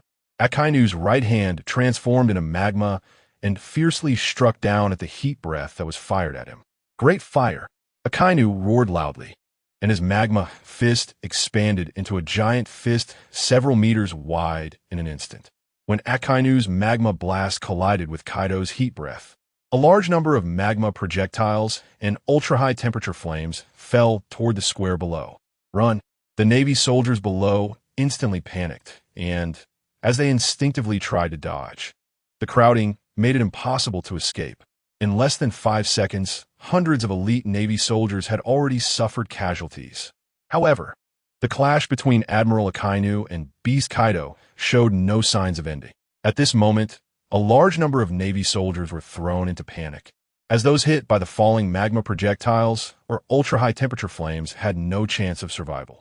Just then, Vice Admirals like Gecko Moria, Squirrel, and Doberman all sprang into action, blocking the falling magma projectiles and ultra-high temperature flames. Even capable fighters like Smoker and Tina joined in. Otherwise, allowing the attacks from Akainu and Kaido to fall without restraint would mean the Navy would suffer at least 1,000 casualties before the battle even began. The continuously spraying heat breath from Kaido saw one of his killer moves blocked, and his dragon claws tightened in frustration. From his collision, it was clear that this generation of Navy admirals was not weak. However, for Kaido, he would continue to attack, with the Navy below him. He felt no psychological burden at all. On the contrary, the Navy began to grow anxious, realizing that this could not go on, but they were powerless to stop it. Oh no, this can't continue. It seems I have to make Kaido stop attacking. The lecherous Kizaru slowly rose from his seat, his body gradually transforming into light and shooting out. In a moment, Kizaru appeared above Kaido's head. What is this? So blinding? Kaido's dragon eyes struggled to open due to the light emitted by Kizaru. Kizaru retracted the light from his body, and Kaido could finally see the person in front of him. It was another admiral, Kizaru. Oh no, Beast Kaido, you can't continue attacking like this. You can go down. 8-span jewels. Kizaru crossed his hands, and his 10 fingers shot out countless laser beams toward Kaido's head. The lasers continuously struck Kaido's head, forcing him to stop his attack. Akainu, seeing Kizaru interrupt Kaido's assault, also ceased the output of his magma giant fist. After all, his magma punches could easily cause massive casualties among his own men. The Navy soldiers below, seeing Kizaru's attack all hit Kaido's head, erupted into excited cheers. Admiral Kizaru, take down Beast Kaido. Tina watched this scene and murmured to herself. Kizaru's attack should be effective against Kaido, right? The uncertainty in Tina's mind stemmed from Kaido's dragon form, which was too intimidating. Normally, anyone hit by Kizaru's laser attack would be either dead or severely injured, with no chance of coming out unscathed. Standing on the city wall, Gecko Moria gritted his teeth, his eyes bloodshot. Kaido. The strength that Kaido displayed left Moria feeling alarmed. He was even stronger now than he was 20 years ago. As Kizaru's attack ended, Kaido's head was completely covered in smoke. The Navy soldiers were curious if Admiral Kizaru's attack had any effect, knowing that Kizaru had fired at least hundreds of lasers in one go. With his arms crossed over his chest, Dracul Mihawk spoke calmly. To withstand all of that, it seems Beast Kaido's physical strength is quite high. Moria's expression darkened further upon hearing Mihawk's evaluation. Jack the Drought, kneeling on the execution platform, roared loudly. Navy. That kind of attack could never inflict effective damage on Lord Kaido. Lord Kaido is invincible. No one can defeat him. Jack's roar was loud enough for the 10,000 elite Navy soldiers present to hear. Many showed varying degrees of change on their faces. Akainu glanced at Jack and sneered derisively. Is that so? Today, I will personally pierce through Kaido's body with magma. Sengoku was more concerned about where Kaido's fleet was now. He couldn't have come alone. As the explosive smoke covering Kaido's head dissipated, the Navy soldiers saw that Kaido's head was completely unharmed. They couldn't help but gasp in shock. Did Beast Kaido really withstand Admiral Kizaru's laser attack directly? Such a level of defense was incredibly frightening. Kizaru, with a lecherous grin, said, "Oh no, truly worthy of being the strongest creature, Beast Kaido. It seems my single laser attack wasn't enough to breach your physical defenses. This is troublesome." Regarding Kaido's defense, Kizaru had formed a rough judgment. To break through Kaido's body, he needed a strike with enough power. The 8-span jewels he just fired were too dense and did not create a concentrated breach effect. Kizaru silently added in his heart, "Such a troublesome Beast Kaido should be left to Akainu to handle. Akainu's magma attack has enough single-target damage to reduce the difficulty of breaking through Kaido's defenses significantly. Damn it, that many lasers hitting me earlier really hurt." Kaido opened his eyes, glaring at Kizaru while swinging his dragon tail. Just as Kaido's dragon tail was about to sweep Kizaru, Kizaru transformed into light, easily dodging Kaido's sweeping tail and smoothly returned to his admiral's chair, slowly sitting down. Chapter 51. Kaido and the 3 admirals all make their move. The Beast Pirates fleet appears. Kaido, the Azure Dragon, laughed mockingly. "Yellow monkey, you run pretty fast. But my attack isn't over yet." Kaido continued to accelerate, spinning his dragon body, causing the surrounding winds to intensify. As the wind grew stronger, a tornado rapidly formed and expanded around Kaido. The Navy soldiers, still catching their breath, felt their hearts leap into their throats at the sight. If that tornado fully formed, many of them would be blown away, potentially resulting in thousands of casualties. Standing on the execution platform, Sengoku gritted his teeth in anger, cursing Kaido. Drought Jack watched Kaido's display of power, his expression growing increasingly excited. "Looks like we need to completely seal off Kaido's ability to move," he thought. Akiji gazed at the rapidly spinning Kaido in the sky and stood up, his voice deep. In the next moment, Akiji propelled himself into the air using the 6 powers through Injeppu, appearing above the square in the blink of an eye. He extended both hands, palms facing Kaido, and unleashed 2 ice pillars. Ice Age. At that moment, the massive dragon body of Kaido, about 100 meters long, was instantly frozen by Akiji's Ice Age. The Navy soldiers below cheered again upon seeing Admiral Akiji freeze Kaido. It could be said that since Kaido arrived at the Navy headquarters, Marineford, the hearts of the 100,000 elite Navy soldiers had been in turmoil. In less than 2 minutes, if it weren't for their top combat power, the 3 admirals intervening, they didn't know how many lives they would have lost. With his flying ability lost due to being frozen, Kaido fell from the sky, the massive ice block crashing down. Daisuke, who had just been excited, felt her heart drop again as she watched the giant ice block fall. It wasn't just Daisuke who was dumbfounded. Other Navy personnel were similarly shocked. The continuous twists of fate made the Navy soldiers realize that their fragile lives were no different from ants before the storm. The collateral damage from the Admiral's confrontation with the 4 emperors, Kaido, could kill them hundreds of times over. Unlike the panic of the Navy soldiers, the Navy commanders remained calm, knowing the admirals wouldn't just stand by and let such a massive ice block fall. Akiji stepped forward using Jeppu to reach the falling ice block, raising his right fist, which transformed into an ice fist covered with haki. Akiji recalled the way Garp taught him to use his fist and haki, smashing it toward the giant ice block. The commanders who recognized Captain Garp's punching style immediately identified that Akiji was mimicking Garp's technique. As Akiji's fist made contact with the giant ice block, it was sent flying out of the square. Just as the massive ice block containing the frozen Kaido was about to land in the bay, Kaido burst out of the ice, large chunks of ice scattering into the sea. At the same time, 3 large pirate ships with a coating emerged from the waters of Marineford Bay. As the pirate ships broke through the surface, the coating bubbles burst, and the ships stabilized on the water surface. At that moment, Kaido reverted from his dragon form, landing on the bow of the Beast Pirate's main ship. This sudden scene left the Navy soldiers dumbfounded, as their attention had been completely drawn to Kaido. It was only when the pirate ship surfaced that they realized what was happening. Only Mihawk, who remained calm throughout, and the lecherous Kizaru had sensed it a few seconds earlier. In contrast, Sengoku, Akainu, and Akiji were so focused on Kaido that they overlooked the potential changes occurring around them. A Navy rear admiral pointed at the Beast Pirates' main ship and shouted, "That's the crew of the Beast Pirates." They saw Yamato, Jack, Queen, Black Maria, Fuzz F, Sasaki, Runmei, and Page One standing behind Kaido. Behind these commanders stood a group of true fighters and gifted ones. It could be said that most of the Beast Pirates' main forces had gathered together. Akiji, still hovering in the air, scratched his head in frustration and said, I was so focused on Kaido that I didn't notice these 3 ships appearing out of nowhere." Below the execution platform, Akainu's temples bulged with veins as he coldly said, "Since you pirates have come, don't think about leaving." Kowina. The commanders of the Beast Pirates looked formidable. The lecherous Kizaru constantly scanned the Beast Pirates' commanders from behind his glasses, watching the Beast Pirates emerge from the bay.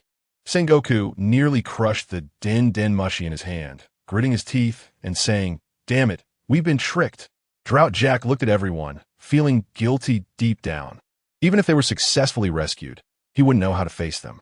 Queen looked at the densely packed elite Navy soldiers and commanders in Marineford, thinking that defeating the Navy solely relying on the Beast Pirates was still not enough. Page One, both excited and worried, spoke up, "The Navy is quite capable, pulling off such an exaggerated scale. Stupid brother, when we fight the Navy later, don't be impulsive or you'll die." Runmei coldly reminded her brother, Page One. Sasaki's expression was very serious. Fuzz F couldn't help but reminisce, saying, "It's been 10 years since we last dealt with the Navy." Black Maria flicked the ash from her pipe, looking at the kneeling Drought Jack on the execution platform, and muttered dismissively, "That big guy has lost quite a bit of weight." With arms crossed and flames on his back, Drought Jack asked, "Kaido, how strong are the admirals after fighting you?" "You, a worthy opponent who allows me to fight with pleasure." Kaido laughed heartily in response. Yamato surveyed the densely packed 100,000 elite Navy soldiers and declared with determination, "With so many Navy soldiers, I will definitely kill more than my father." At that moment, 30 pirate ships, flying the Beast Pirates flag, sailed in from the distant sea. Chapter 52. The Navy is intimidated by Yamato's power. At this moment, Akiji, who was hovering in midair, fell directly onto the surface of the bay. Just as the members of the Beast Pirates were puzzled, they saw that the moment Akiji touched the sea surface, the water was instantly frozen at a visible speed. The ice spread outwards until it reached beyond the bay, trapping 30 pirate ships of the Beast Pirates before gradually coming to a stop. Seeing the scene, the members of the Beast Pirates were shocked by Admiral Akiji's abilities. How could he freeze the sea surface around Marine headquarters, Marineford, in an instant? Yamato, who was in an excited state, shouted loudly, "This freezing ability is much stronger than my Great Dog Divine Form's freezing ability." Fuzz, smoking a cigarette, calmly said, "Admiral Akiji's Ice Fruit ability can indeed easily achieve this. However, this gives us a great foothold. Otherwise, we would have to figure out how to cross the dozens of meters of sea to reach Marineford Square." Beast Kaido raised his kanabo with one hand, pointing at Jack on the execution platform, and shouted loudly, "Jack, keep your head up for me. Wait until I rescue you." The pirates of the Beast Pirates shouted in unison to eliminate the Navy. Meanwhile, the Navy soldiers shouted even louder than the Beast Pirates, calling for the destruction of the Beast Pirates. "Let me open the gap in the Navy formation first." Sasaki was the first to leap forward, landing on the ice and drawing his sword to charge out. After Sasaki made the first move, the true battle of the Beast Pirates began, and many of the gifted jumped off their ships, rushing towards Marineford Square. Key Navy commanders like Smoker also began to engage. The pirates from the 30 ships jumped off and landed on the ice, heading towards Marineford Square. A large number of Navy soldiers also charged out from both sides of the square to block the Beast Pirates. Standing on the execution platform, Sengoku scanned the Beast Pirates and thought, "It seems that the Beast Pirates have about 30,000 people. On the main ship of the Beast Pirates, only Kaido, Yamato, the Calamity Ember, Queen, Black Maria, and a few others had not yet moved. Everyone else had already engaged." Yamato, eager to act, shouted, "Dad, I'm going to fight. With so many strong Navy members, I can definitely fight to my heart's content. Go ahead. Don't hold back." Kaido directly agreed to his daughter's request to battle. The reason Kaido insisted on bringing his daughter to this great war was that he knew her strength was the closest to his own. Although Ember was also very strong, his strength was more about extraordinary defense. Overall, Yamato's strength was a bit stronger than Ember's. After receiving her father's permission, Yamato ran forward in wooden sandals, using her toes to push off the ice and launched herself forward. Wherever she passed, the Navy soldiers blocking her were directly sent flying by more than 10 people. Seeing Yamato's fierce momentum, a rear admiral immediately blocked her way.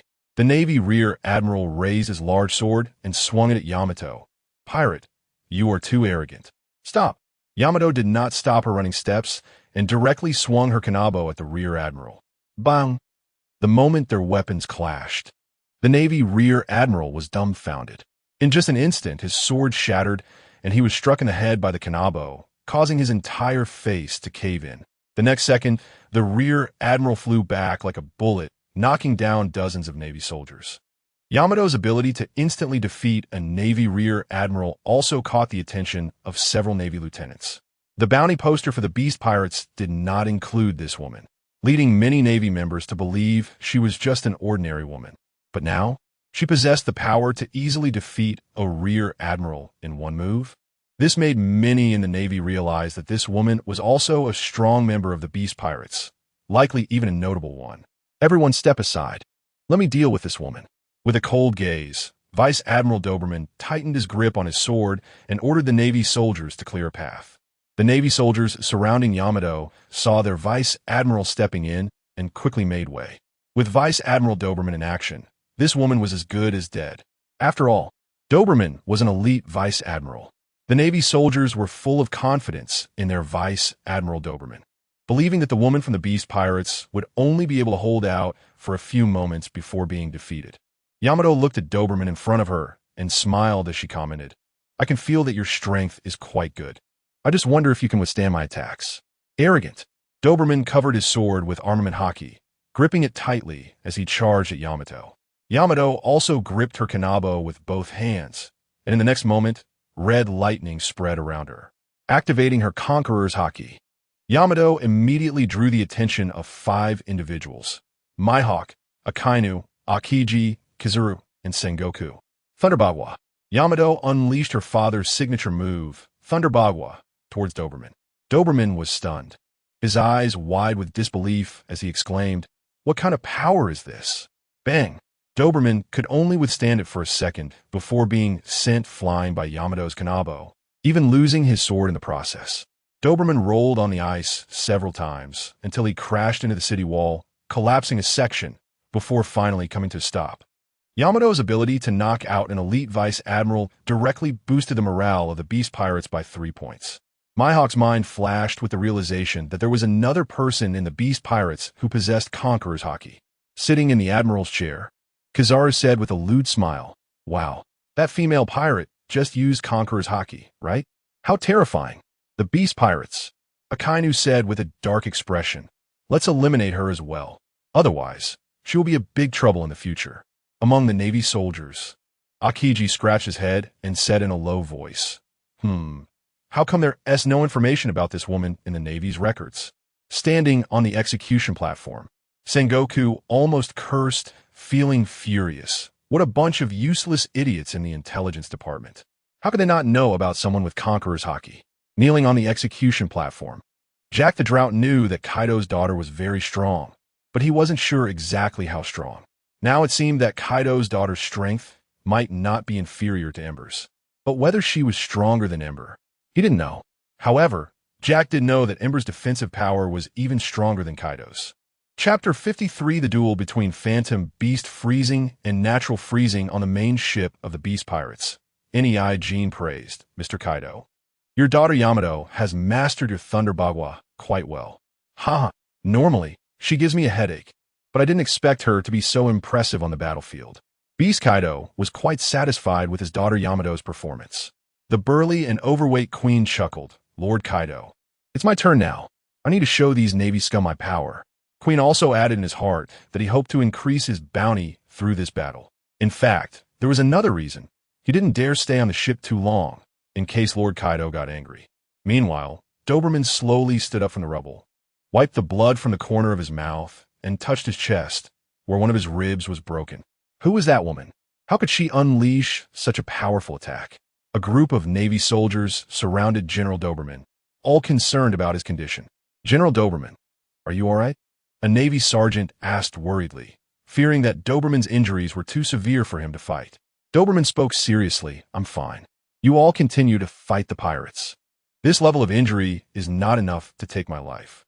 Over on Yamato's side, after her powerful strike sent Doberman flying, the ordinary Navy soldiers dared not approach her anymore, as the gap in combat power was too great. Yamato raised her kanabo and pointed it at Doberman, smiling with fighting spirit. Your strength is impressive. Not many can take a Thunder Bagua from me and still stand up. I just wonder how many more Thunder Bagua you can take from me. The kanabo in Yamato's hand was once again enveloped in red lightning. After hearing Yamato's words, Doberman's face darkened, and he gritted his teeth, saying, Damn it, you arrogant pirate, don't get too cocky. Just because you have some strength doesn't mean you can act tough here at Navy headquarters. Doberman was reluctant to admit it, but he had to acknowledge that this woman was far stronger than him. At that moment, Elite General Fire Mountain and Elite General Weasel approached Doberman's side. Weasel said, Let's team up. If we three generals face this woman alone, none of us will gain the upper hand. Only by joining forces can we possibly defeat her. In truth, they didn't want to team up against a woman, but if they let her go unchecked, at least thousands of Navy soldiers would perish at her hands. The idea of the three elite generals teaming up didn't put any pressure on Yamato. Instead, it excited her even more. Yamato spun the kanabo in her hand and slammed it hard onto the ice, shouting excitedly, You three are just in time for me to go all out. I hope you can last a little longer against me. What do you mean by that? Doberman's face darkened as he coldly retorted. Fire Mountain and Weasel's expressions were equally grim, feeling that Yamato was looking down on the Navy. At this moment, all the Navy commanders present were subtly focused on Yamato.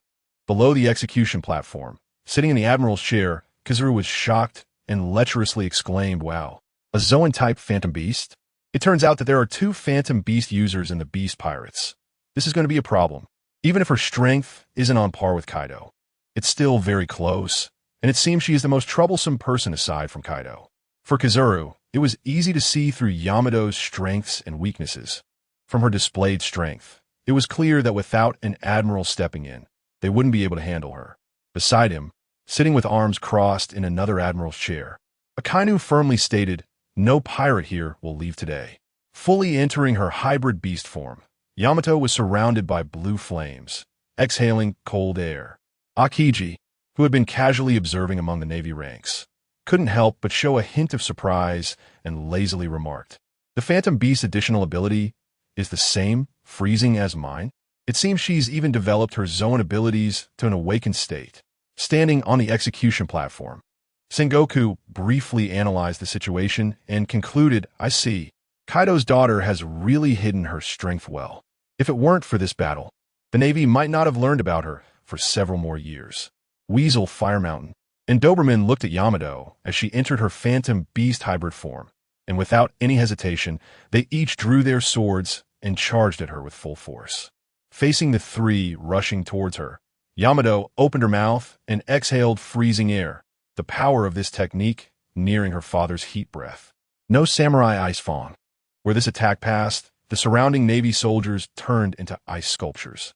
The three, Weasel, Fire Mountain, and Doberman, who were originally charging, had no choice but to change their offense to defense, covering their bodies with armament hockey.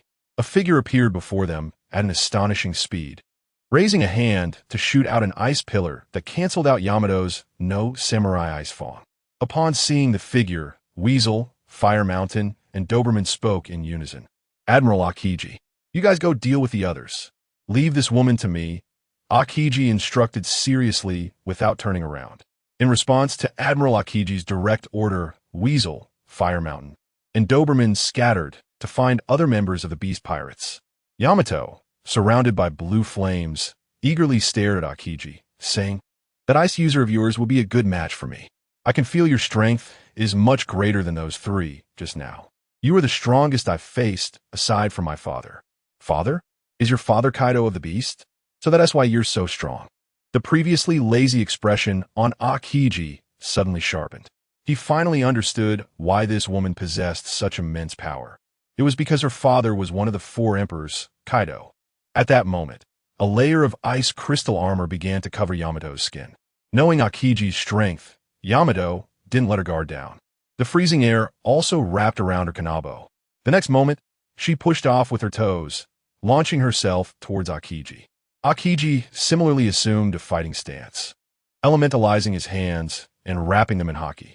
Chapter 54. The world's number 1 slash faces the bloodline talent of the Lunaria clan. Akiji faced the approaching Yamato and unleashed his elemental haki-infused fist, Ice Gauntlet. Phantom Blade. Yamato swung her haki and cold-infused spike club towards Akiji with ferocity. The moment their attacks collided, a terrifying wave of freezing air rapidly spread outwards. All the navy and pirates within 100 meters were affected, instantly frozen into ice sculptures. It could be said that the clash between Akiji and Yamato directly created an unapproachable realm of ice.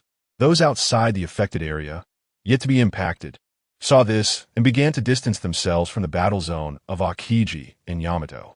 If the icy air from their fight continued to spread, it was only a matter of time before they too would be affected. In the midst of the clash, Yamato had not expected Akiji's strength to be so profound, causing her to feel as if she might not be able to hold on much longer. Akiji was equally surprised by Yamato's strength. The daughter of Kaido, the Beast, would surely step into the Emperor-level tier given time. As it stood, Yamato's power was not significantly weaker than his own. They were very close in strength. Akiji suddenly increased his output, and, as his strength surged, Yamato was pushed back, struggling to maintain her footing as she retreated over 20 meters before barely stabilizing herself. Damn it, here I come again. With her fighting spirit ignited, Yamato was even more excited, gripping her spike club and charging towards Akiji once more. Akiji saw the overflowing fighting spirit in Yamato and realized that unless he defeated her, the battle would never end. This thought left Akiji feeling somewhat frustrated as he countered Yamato's charge. Suddenly, the previously silent Mihawk stepped forward a few paces, instantly drawing the attention of many. Jinbe and Boa Hancock exchanged surprised glances at the unexpected action of the world's greatest swordsman. Akainu shifted his gaze to Mihawk and said in a deep voice, "That lone wolf is willing to join the fray? Great. If Mihawk is willing to intervene, it will alleviate a lot of our pressure." The lecherous Kizuru murmured. In Kizuru's view, if Mihawk was willing to act, it meant he wouldn't have to jump into battle or deal with some of the weaker members of the Beast Pirates. Sengoku was also slightly surprised. He hadn't predicted that the first of the 7 warlords of the sea to act would be Mihawk. After cutting down a Navy lieutenant, Tsukimi glanced at Mihawk and whispered, "That guy's going to take action against Lord Kaido." Runpei, who had kicked away more than 10 Navy soldiers, had no intention of stopping Mihawk, focusing instead on eliminating the Navy. As for the stronger enemies, Runpei knew she wasn't a match for them, so it was better to take down more Navy soldiers. However, some members of the Beast Pirates attempted to block Mihawk, but were called back by Queen to continue attacking the Navy. Smoker, puffing on a cigar, coldly remarked, "The 7 warlords of the sea are finally willing to take action. I thought these guys were just here to watch the show." Beside him, Tashigi stared intently at the sword Mihawk carried on his back. Moonlight Moria glanced at Mihawk and thought, "This guy is going to attack Kaido good. It will wear Kaido out, and then I can deliver the final blow." At the bow of the Beast Pirates flagship, Kaido laughed loudly upon seeing Mihawk prepare to attack him. "Ho ho ho, the world's greatest swordsman? Interesting." Mihawk slowly drew his supreme-grade black sword, Yoru, and locked his gaze on Kaido, suddenly unleashing a massive flying slash. Wherever the flying slash passed, the entire ice surface was sliced open as if it were made of paper. At that moment, the fire disaster, Ember, shot forward, using his body to withstand Mihawk's flying slash. This scene left all the Navy soldiers dumbfounded. Was Ember of the Beast Pirates throwing his life away? Mihawk observed Ember, who had taken his attack head-on, and couldn't help but take a serious look at him. After 3 seconds of withstanding the attack, Ember rotated his body and forcibly diverted Mihawk's flying slash off its trajectory. As the massive flying slash exploded in midair, The resulting shockwave caused both the Navy and pirates engaged in battle to instinctively pause and look to the sky. Hiding behind the Navy, Kobe and Balumabur stared blankly at the sky, unable to regain their senses for a long time. Balumabur swallowed hard and whispered in fear, "Kobe, the power of Mihawk's flying slash is incredible. No wonder he's the world's greatest swordsman." "Yeah, but that guy from the Beast Pirates is even more outrageous. He managed to withstand it with his body. What kind of monster is that?" At that moment, Kobe felt incredibly weak. Balumabur swallowed again and replied, "Kobe, let's just stay back. With our strength, we'll be dead if we go up."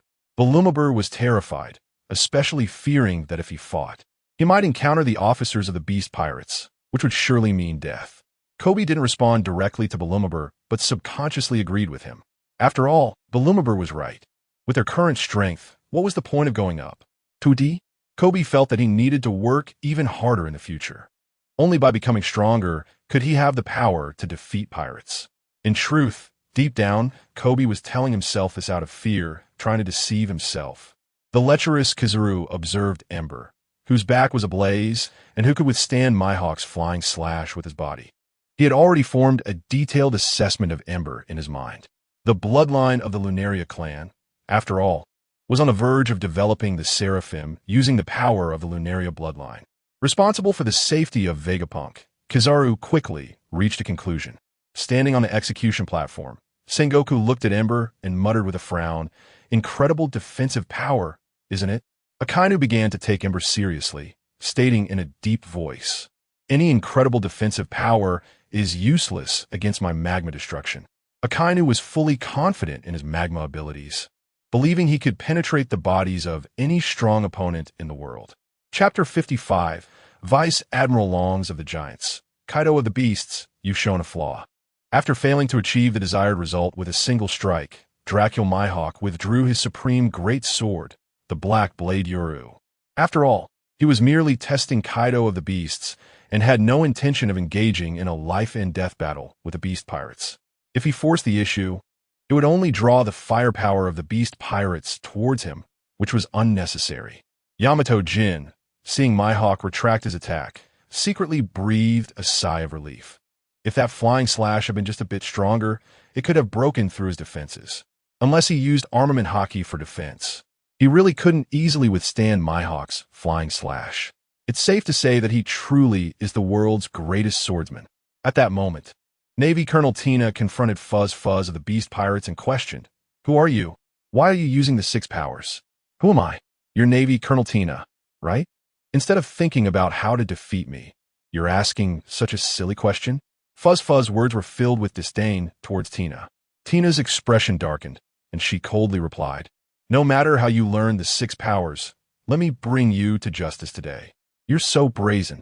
Fuzz Fuzz roared and transformed into a saber-toothed tiger hybrid form, launching himself at Tina using the 6-power shave. Fuzz Fuzz's speed exceeded Tina's reaction limit, forcing her to cross her arms to protect her head. Just as the saber-toothed tiger hybrid Fuzz Fuzz was about to bite Tina's head off, a figure rushed over and blocked his attack. Seeing who had obstructed him, the saber-toothed tiger hybrid Fuzz Fuzz sneered, "So, it's you, Vice Admiral Spider." With a cigarette in his mouth, Spider turned to Tina and advised, "You're not his match. Go deal with the other pirates of the Beast Pirates. Leave this one to me." "Understood, Vice Admiral Spider." Tina had no choice but to comply with the command, constantly reminding herself that she had to work hard to improve her strength. While it was unrealistic to think about reaching the rank of admiral, she at least needed to elevate her power to the level of a vice admiral. Spider unleashed an alternative technique of the 6 powers, transforming his hair into 8 spider limbs, wielding 8 blades. After entering his strongest state, he fixed his gaze on Fuzz Fuzz and declared from the North Sea, formerly a secret agent of CP9 under the world government, imprisoned for failing an escort mission, escaped from prison, became a pirate, and joined the Beast Pirates, claiming to be a genius on par with Rob Lucci. I'm not wrong, am I? A waste of space who failed his mission, Fuzz Fuzz. You've completely angered me. Fuzz Fuzz was indifferent to others exposing his past, but calling him a failure? Today, no matter the cost, he would kill Spider. Seeing Fuzz Fuzz enraged, Spider achieved his goal, An angry opponent often loses their rationality. Dealing with an irrational enemy would be much easier. He was a loyal supporter of Admiral Akainu, and against enemies, one should use any means necessary to kill them. Meanwhile, at the back of the beast pirates, 10 giants comparable in size began to move. Numbered from 1 to 10. Their massive forms swept through, sending all Navy soldiers flying. The giant vice admirals below the execution platform saw this and also sprang into action. The confrontation between giants officially began. Holding a cigar, Queen ruthlessly twisted the heads off captured Navy soldiers, his brutal methods sending chills down the spines of other Navy soldiers. Some soldiers were too afraid to continue attacking Queen, and their bullets couldn't penetrate his layers of fat. Beast pirates, don't get too arrogant. Smoker, enveloped in smoke, flew behind Queen, stabbing with his hockey-infused weapon. Queen sidestepped Smoker's sneak attack, and, seeing that his attacker was merely a colonel, scoffed and roared. I am Queen of the Beast Pirates, one of the 3 disasters. You dare come at me with just a little Navy colonel? You disrespect me, don't you? Damn it, I'll slaughter all of you. Then try it. Smoker was unafraid and charged at Queen. On the other side, Vice Admiral Longs, wearing a mask and wielding an axe, approached the main ship of the Beast Pirates and jumped up. Kaido of the Beasts, you've shown a flaw. Longs excitedly gripped his axe and aimed for Kaido's head. As long as he could sever Kaido's head, he would claim the credit for this battle. Immortalized in the annals of the Navy, no, it should be in the history of the world government. However, when Long's axe struck Kaido's head solidly, a shocking scene unfolded. His axe not only failed to sever Kaido's head, but it also developed cracks. Is Kaido's head this hard? Kaido slowly turned his head, looking at Longs with disdain. Mocking Navy having you eaten? You think such a weak attack could chop off my head? Vice Admiral Longs, whose physique was even larger than Kaido's, instinctively took a step back in fear. Thunderbagwa. Kaido wasted no words with Longs and directly swung his kanabo, smashing it down. Boom! The giant Vice Admiral Longs was struck squarely by Kaido's kanabo, his eyes rolling back as he lost consciousness on the spot. Kaido sent him flying across the ice for over 100 meters, lying on the ground, utterly defeated. Kaido-sama, you're so domineering. The pirates of the Beast Pirates cheered excitedly. In contrast, the Navy soldiers were terrified by the sight of a giant Vice Admiral being taken down in one hit. Vice Admiral Longs, taken out in one move. Kobe, hiding behind the Navy, was terrified, his hands covering his head. Black Maria and Bao Huang, who stood beside Kaido, had never worried. How could that fallen giant Vice Admiral dare to challenge Kaido? Below the execution platform, Admiral Akainu, sitting in the Admiral's chair, gritted his teeth in frustration. That idiot Longs wasted his life. The lecherous Kizuru said solemnly, I didn't even see Kaido show a flaw, yet Longs could? Truly terrifying. Chapter 56. The Beast Kaido strikes. As the fierce fighter Taimu was quickly killing Navy soldiers, he noticed a plump figure land in front of him. After recognizing the figure, Taimu coldly said, So it's you, defeated underling of Lord Kaido, Gecko Moria. What? You appear before me just to say you'll defeat me. Unfortunately, I don't even take you, a warlord of the sea, seriously.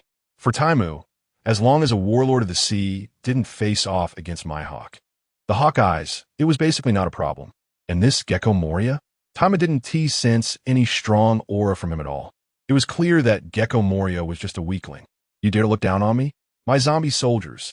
Gecko Moria intended to first take on Taimu, one of Kaido's subordinates. As long as he could take Taimu down, it would surely be a blow to Kaido and the Beast Pirates.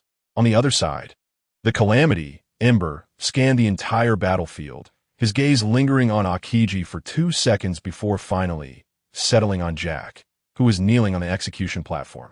That guy Jack really brought a huge trouble to the Beast Pirates this time. Ember spoke in a deep voice as his body began to transform, eventually turning into his toothless dragon form. As Ember completed his transformation, he took off from the ground, soaring towards the execution platform at an astonishing speed. The pirates of the Beast Pirates cheered excitedly as they saw the top Calamity, Ember, charging towards the execution platform. In contrast, most Navy soldiers began to panic. The purpose of this battle was to execute the Drought Jack. If the Beast Pirates rescued him, their Navy would lose all face. However, some Navy soldiers remained calm. raising their guns to shoot at Ember flying above. As long as they could shoot Ember down, the enemy would be unable to rescue Jack. Seeing Ember flying straight towards him, Jack shouted emotionally, "Ember, big brother." Sengoku turned to the yellow monkey sitting in the admiral's chair below and ordered, "Kizaru, intercept Ember for me." "Okay." Kizaru replied with a lewd smile as he slowly stood up from his chair, originally wanting to rest a little longer. Looking around, it seemed that Akainu had become the laziest one here, which made Kizaru feel a bit envious. Akainu glanced at Kizaru beside him. If Kizaru didn't act, he planned to personally shoot Ember down. To Akainu, he would take action against anyone who approached the execution platform. Just as Ember was only 30 meters away from the execution platform, a beam of light suddenly flew towards him. "Hey, the top calamity of the Beast Pirates, Ember. I can't let you easily approach the execution platform. Otherwise, I'll be in trouble." Kizaru hovered in midair, shooting a laser beam from his fingertip. Faced with the laser fired by Kizaru, Ember was forced to stop flying, and his body was hit solidly by Kizaru's laser.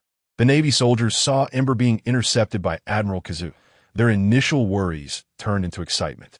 They realized they didn't have to worry too much, knowing they had an admiral overseeing them.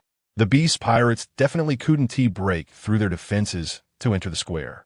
"We must completely eliminate the Beast Pirates. Justice will prevail." The shouts of the Navy soldiers echoed across the square, drowning out the roars of the pirates. As the smoke from the explosion of the laser around Ember dispersed, the intact, toothless dragon form of Ember appeared before everyone. Wow, the bloodline talent of the Lunaria clan is truly terrifying. From this point, I can foresee the powerful combat strength when the Seraphim emerge. Kizaru, with a lewd expression, looked at Ember's incredible defensive performance and could already imagine what the Seraphim's formidable defense would be like. Hearing Kizaru's words, Ember asked in confusion, "What is a Seraphim?" I accidentally let that slip. Please don't take it to heart," Kizaru said, his lewd expression turning into one of frustration. He had momentarily linked Ember to the defense of the Seraphim, causing him to slip up, but it shouldn't matter too much. Ember, in his toothless dragon form, flapped his wings with all his might, preparing to forcibly break through Kizaru's blockade. Sengoku no longer focused on Ember, but directed his attention to the entire battlefield. Currently, it seemed that the Navy was gradually gaining the upper hand, but to completely eliminate the Beast Pirates in this manner would come at a significant cost. Sengoku began to consider that it was time to activate the encircling walls to cut off the Beast Pirates' escape route and completely wipe them out. On the main ship of the Beast Pirates, Black Maria anxiously said, "Lord Kaido, the Navy's blockade is too tight. Our people find it hard to break through their defenses." Black Maria's worries stemmed from analyzing the situation on the battlefield. To break through the defense line, unless Lord Kaido personally attacked and forced his way through, it would be very difficult. In fact, without Black Maria saying anything, Kaido had already realized that continuing to stalemate would make it hard for his men to enter the square. Kaido sternly reminded Maria, "You and the others stay on the ship. I'm preparing to strike." "Great. Lord Kaido is going to make a move again. This will speed up breaking through the Navy's defenses." Bao Huang sautet et sitan li. In her mind, Lord Kaido was an invincible existence because she had never seen anyone defeat him. Kaido had just taken a couple of steps forward when Sengoku urgently shouted into the Den Den Mushi, "All Navy personnel, be aware that Kaido is about to strike." Sengoku feared a large-scale attack from Kaido, knowing that the Navy's casualties would be extraordinarily heavy. Standing on the city wall, Jinbei, who hadn't made a move yet, couldn't help but think, what if this battle were between Dad-ass Whitebeard pirates and the Navy? What would happen, regardless if the Navy got serious? Jinbei didn't believe any of the four emperors could defeat the Navy. Ultimately, it came down to the Navy's overall strength being too formidable. Jinbei could also see that many within the Navy had not genuinely exerted their strength. Most were merely watching the show. Kaido ran a couple of steps and leaped into the air, laughing loudly. "Come on, Navy!" Chapter 57, Kizaru and Akiji's Fishing. Akainu intercepts Kaido. The massive body of Kaido of the 100 Beasts crashed heavily onto the ice, causing the surface beneath to cave in. Yamato glanced sideways at her father and murmured, "Damn it, father, can't you hold back for a moment?" Akiji, looking a bit laid back, scratched his head, and said in a deep voice, well, Kaido of the 100 Beasts is making his move, and someone has to deal with it. Forget it. Let Akainu worry about it. Aokiji felt that engaging in a fight with Yamato was quite good. At least it wouldn't make it seem like he was slacking off. After all, Yamato's strength was already very close to that of an admiral. In this fight, Aokiji was using about 80 to 90% of his combat power, which wasn't considered lazy. If he didn't fight Yamato, and instead went to confront Kaido, that would truly be a life-or-death situation. It was the kind of situation where any oversight could lead to serious injury, and it was far more comfortable to battle against Yamato. In fact, Yamato could faintly sense that Aokiji was not using his full strength, but was instead fighting her at a comparable level. Yamato wanted to scold this lazy Iceman to give it his all, but fighting evenly was also greatly beneficial for her. Since that was the case, she decided to keep fighting against Admiral Aokiji. Meanwhile, Kizaru, who was stalling for time against the Calamity Ember, whispered with a lecherous expression, "Oh my, this is troublesome. Kizaru, get out of my way." The toothless pteranodon form of Ember kept attempting to break through from various angles to the execution platform, but he was blocked by Kizaru. Until now, Ember had been quite confident in the flying speed of his toothless pteranodon form, but now he was feeling exceptionally troubled when encountering Kizaru, a user of the natural type Pika Pika no Mi. Moreover, Ember didn't dare to try to extinguish the flames burning on his back. Closing the flames would significantly increase his speed, but if that speed didn't exceed Kizaru's, it would expose his weakness. Ember knew his own situation best. If he extinguished the flames to increase speed, his invincible defense would also disappear. Kizaru's thoughts coincided with Aokiji's. Just keep fighting Ember. Anyway, Kizaru found that he only needed to use about 70% of his strength to deal with Ember. The entire battle process was, for Kizaru, quite easy, and he enjoyed this comfortable way of fighting. Giant Vice Admiral John Jiando abandoned his opponent, the numbered Demon 3, and turned to intercept Kaido of the 100 Beasts. "You pirates, get out of my way." John Jiando swung his large sword, knocking the pirates at his feet away one by one. As Kaido took 2 steps forward, he saw Giant Vice Admiral John Jiando running toward him, blocking his path. John Jiando raised his large sword, tightened his grip, and shouted angrily, "Kaido of the 100 Beasts, I won't let you pass here, even if it costs my reputation as a Vice Admiral." As soon as John Jiando's words fell, his large sword came crashing down toward Kaido. "What are you? You think you can fight me?" Kaido, too lazy to use his kanabo, simply clenched his fist and smashed it against the descending sword. Bang! The moment the fist collided with the sword, Giant Vice Admiral John Jiando was sent stumbling back 5 or 6 steps from the recoil. "What? Your strength is actually above mine, this giant?" John Jiando stared in disbelief at Kaido, his eyes wide. It should be noted that he was a full 25 meters tall, while Kaido was only about 7 meters. How could the strength contained in that body surpass his? "You're quite annoying, Navy." Kaido's body rapidly swelled up, and his head transformed into a massive dragon head. In an instant, a hundreds of meters long azure dragon coiled above Giant Vice Admiral John Jiando. John Jiando's eyes showed a look of terror as he recalled that not long ago, Kaido had descended upon the Navy headquarters in this form. The terrifying scene of the Azure Dragon Kaido's arrival frightened countless Navy soldiers. The exaggerated size, coiling above, meant that even a drop of that Azure Dragon's body could crush a large number of people. It was only natural to be afraid. Bad wind. The Azure Dragon Kaido unleashed a torrent of wind blades aimed at Giant Vice Admiral John Jiando. These wind blades slashed like a scythe, powerful enough to tear apart enemies along with their armor and weapons. When countless wind blades struck Giant Vice Admiral John Jiando, the Navy soldiers dared not look any longer, as their Giant Vice Admiral had been shredded into an unrecognizable form by those wind blades. This made many Navy commanders realize that they could not face Kaido of the 100 Beasts alone, or they would lose their lives. After Kaido dispatched John Jiando, he loudly commanded, "All of you, back off." With Kaido's order given, the pirates of the Beast's pirates scattered to the sides, leaving the Navy momentarily stunned. Standing on the execution platform, Sengoku fixed his gaze on Kaido and said solemnly, "What is Kaido planning?" Meanwhile, The Admiral Akainu, who had yet to act, jumped down to the ground of the plaza, running toward Kaido. He knew that only he could stop Kaido from wreaking havoc. The Azure Dragon Kaido spun its dragon body like a top, generating multiple massive tornadoes in an instant. These tornadoes blew away tens of thousands of Navy soldiers. Some were blown up into the sky, while others were sent flying into the sea. It could be said that at this moment, the Navy's formation was completely disrupted by Kaido's Azure Dragon. At the same time, the walls that blocked the Beast Pirates from entering the Navy headquarters Marineford Plaza were also destroyed by the tornadoes created by Kaido. While fighting against Navy Rear Admiral Stolo Berry, Runny praised, "Lord Kaido, you're quite capable. You broke the Navy's formation with just one move." The pirates of the Beast Pirates would not miss the opportunity to rush into the plaza. The 50,000 Navy soldiers still on standby in the plaza officially launched an attack to block those gaps. Kaido, the Navy headquarters is not a place you can act recklessly. Inu no Mi, Red Dog. With Admiral Akainu's furious roar, a gigantic magma dog head surged toward the spinning Azure Dragon Kaido. Chapter 58.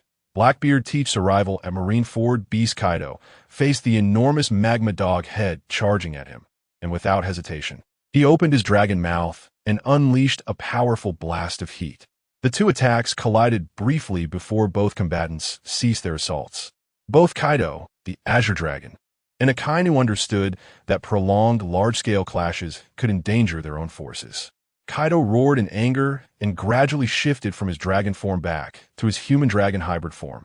Akainu, noticing that Beast Kaido's target was the square, immediately pursued him without a second thought.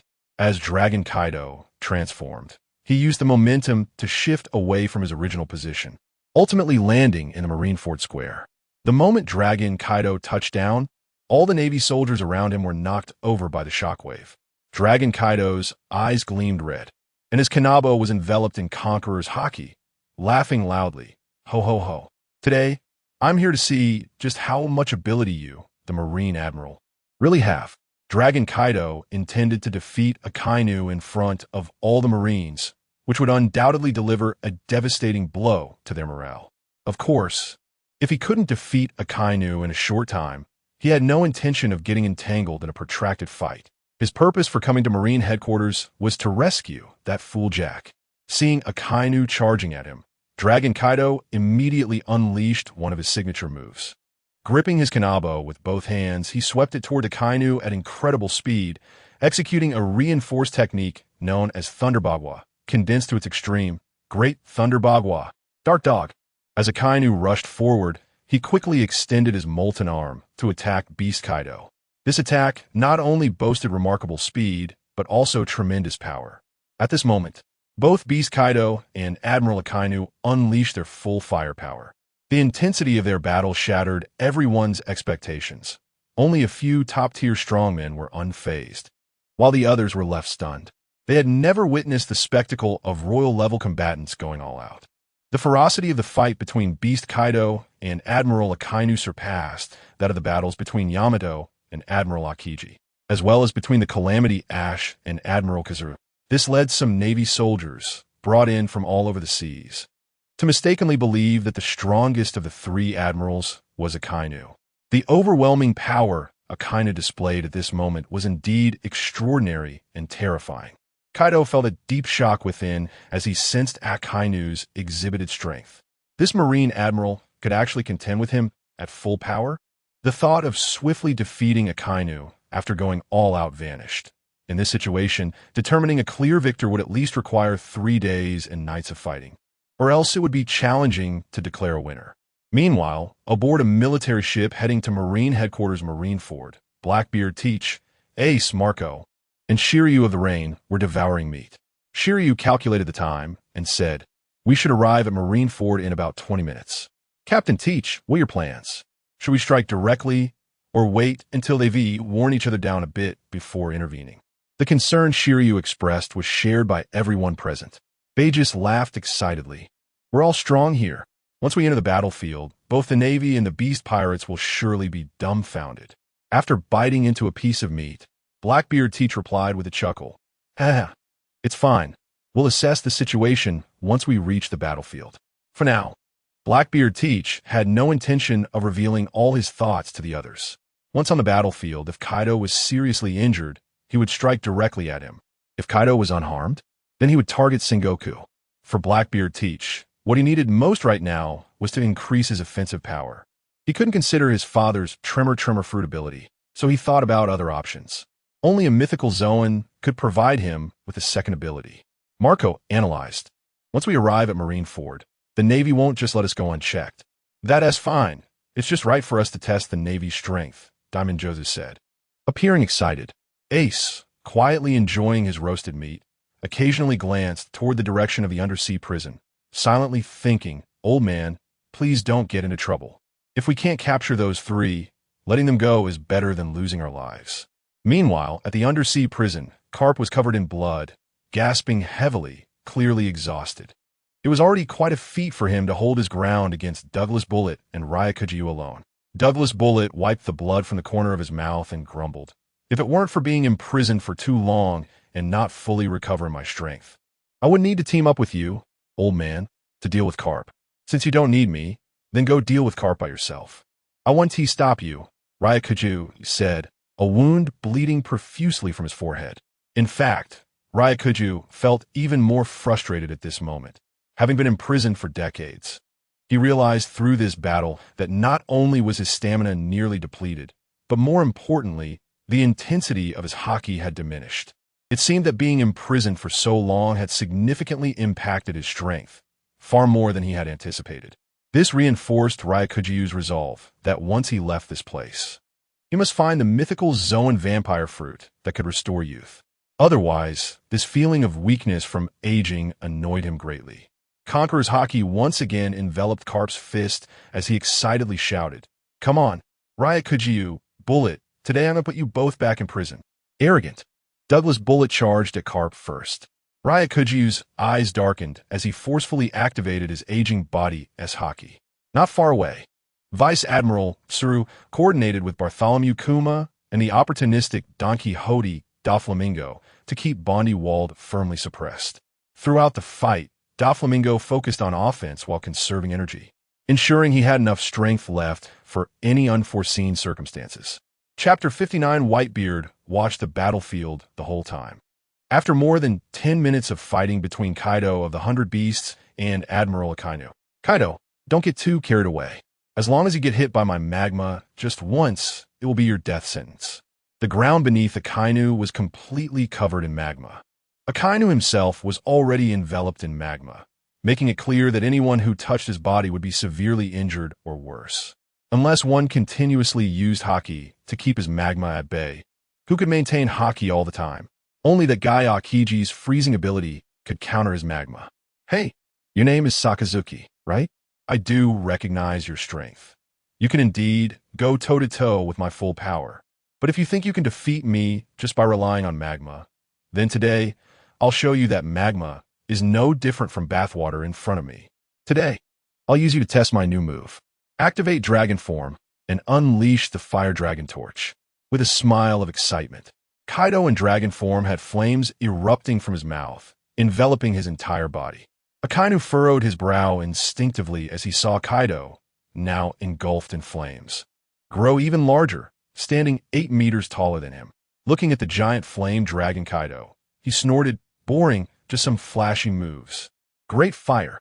A magma fist larger than 10 meters slammed into the flame dragon Kaido, and the next moment, Akainu incredulously exclaimed, "What? My magma is ineffective?" The flames, comparable to the heat of magma, left Kaido unscathed by Akainu's magma damage. The flame dragon Kaido tightened his grip on the spike club coated in flames and haki, smashing it towards Akainu while roaring out his new move, Angry Dragon, Flame Bagua. In another dimension, Whitebeard, who was observing the entire war, commented with interest, "That kid Kaido is quite something, coming up with a new move on the fly, and it's pretty useful." In the original work, during the battle between the Navy and the Whitebeard pirates, they never fought with their full strength. Aside from Akainu fighting seriously, the others were just slacking off. The same was true for the current battle between the Navy and the 100 Beast pirates. Just look at Akiji and Kizuru. Akiji seemed to be somewhat serious while fighting Yamato, while Kizaru, he was completely slacking off, seemingly just trying to hold off Yamato. With Kizaru's attitude toward battle, he never even considered defeating Yamato.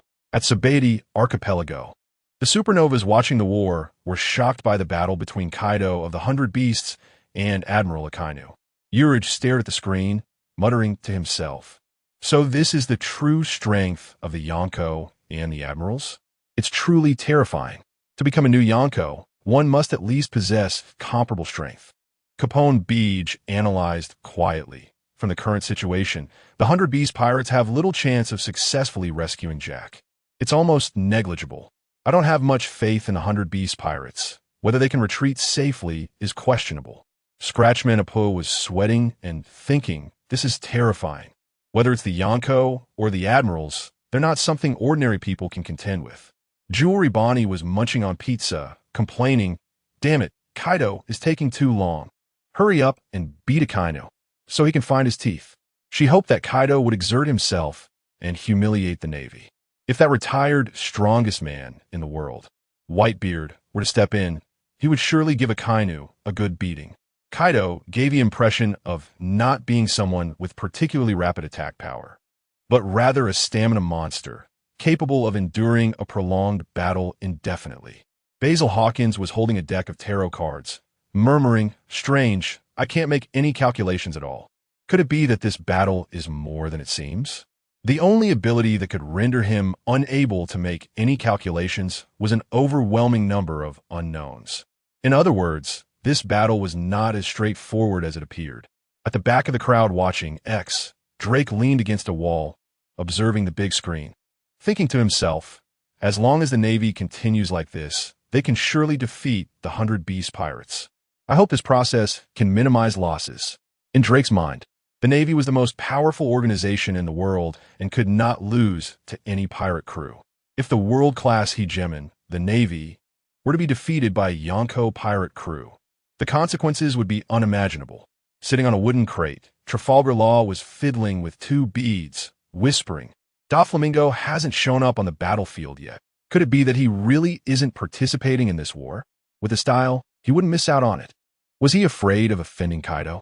Since the battle between the 100 Beast pirates and the Navy began, he had been pondering this question, based on Law's understanding of Doflamingo.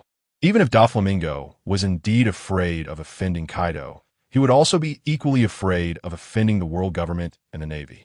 Not far away, Eustace Kid had his eyes locked on one of the big screens, as the scene displayed the battle between Kaido of the 100 Beasts and Admiral Akainu. Eustace Kid asked his companion, Killer, who do you think is most likely to take the vacant Yonko seat if Kaido loses? Isn't it obvious? It's you, Kid. Killer replied without hesitation, directly stating that Kid could replace Kaido's position as a Yonko. Killer was the only one who knew that Kid was the son of the legendary pirate Captain John, indicating that Kid had the qualities of a king. Eustace Kid laughed heartily. Killer, I love hearing you say that. Suddenly, in one of the three big screens, a group of pirates appeared behind the Navy. A reporter standing at the front of the crowd shouted, Everyone look! That group seems to be from the Whitebeard pirates. Chapter 60. Blackbeard and his crew arrive at the battlefield. Two top swordsmen capture Mihawk's interest on a branch of a large tree in the distance. Rayleigh, sipping white wine, widened his eyes and incredulously remarked, Some of them are Whitebeard's sons, and a few seem to be people who were imprisoned in the undersea prison many years ago, right? You're right, Rayleigh. Several of them were indeed imprisoned in the undersea prison, replied Shaki, who was beside him, slowly exhaling a puff of smoke from the cigarette in her mouth. Rayleigh took a sip from the wine jug and slowly said, It seems that Blackbeard Teach, whom Whitebeard chose as his successor, is quite a troublemaker. Now that Blackbeard Teach has taken over the entire Whitebeard pirates, the New World will likely turn upside down before long. Shaki lit another cigarette and teasingly said, You're supposed to be the Dark King, Rayleigh. So why are you acting so surprised at your old age? You've seen so many grand scenes. Don't act like someone who has never experienced anything. Besides, this war started because Blackbeard Teach handed over Jack the Drought to the Navy. Otherwise, how would this war have come about? You could say that ever since Whitebeard passed the captaincy to Blackbeard Teach, this sea has begun to turn upside down. Hearing Shaki's teasing, Rayleigh couldn't help but awkwardly chuckle. Meanwhile, at the Marine headquarters in Marineford, with the arrival of Blackbeard Teach and his crew, a great commotion erupted across the battlefield. The Beast Pirates were filled with hostility towards Blackbeard Teach and his crew, as it was because of Blackbeard Teach that Jack was publicly executed by the Navy, ultimately leading to the Beast Pirates going to war with the Navy. The Navy was on high alert, keeping a close watch on Blackbeard Teach and his crew, especially upon seeing several pirates who had come from the undersea prison, as well as the jailer Shiryu, who had joined Blackbeard's group. This made many Navy officers eager to turn around and question Shiryu immediately.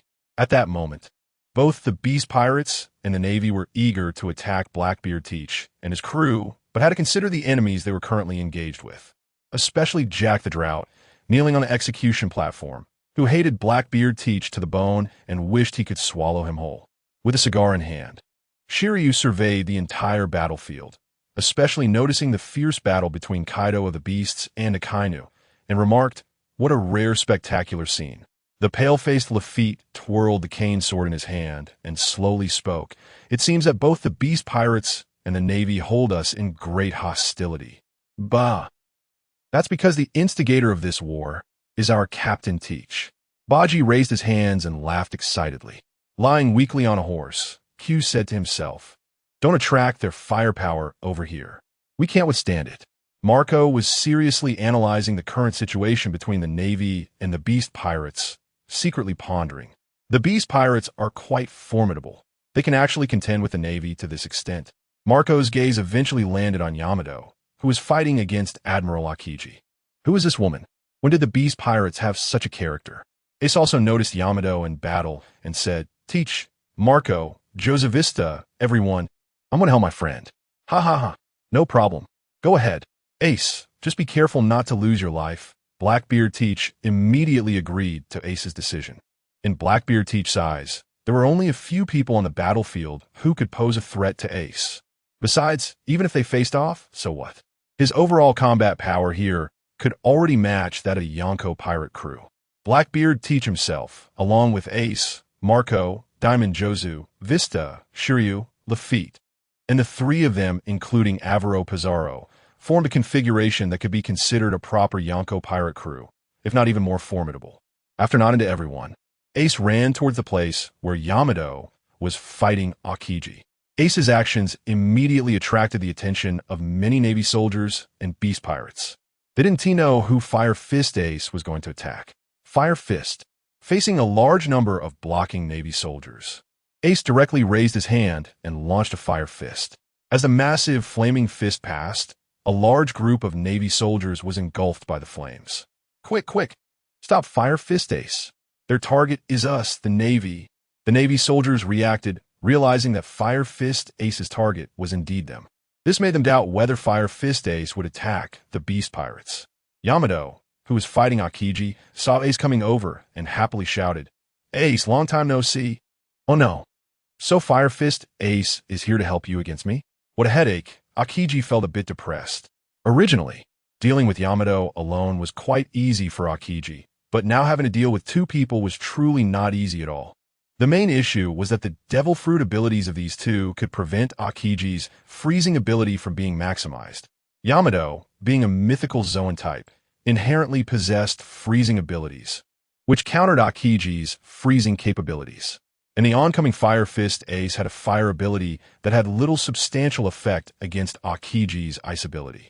It could be said that fighting against these two was a thankless task for Akiji, unless he changed his battle style, reducing the frequency of using his freezing abilities and switching to Haki.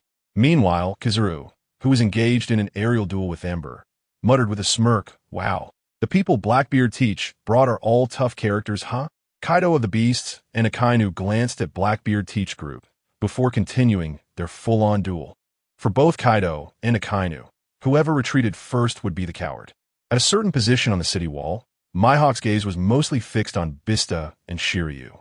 These two had piqued Mihawk's interest and made him consider the idea of having a thorough fight with them. Of course, the premise was that these two would come to challenge him. Otherwise, this battle would be a bit too boring for Mihawk. Standing on the execution platform, Fleet Admiral Sengoku was so furious that his face turned red. In over a decade, He had never wanted to kill someone so badly. Chapter 61.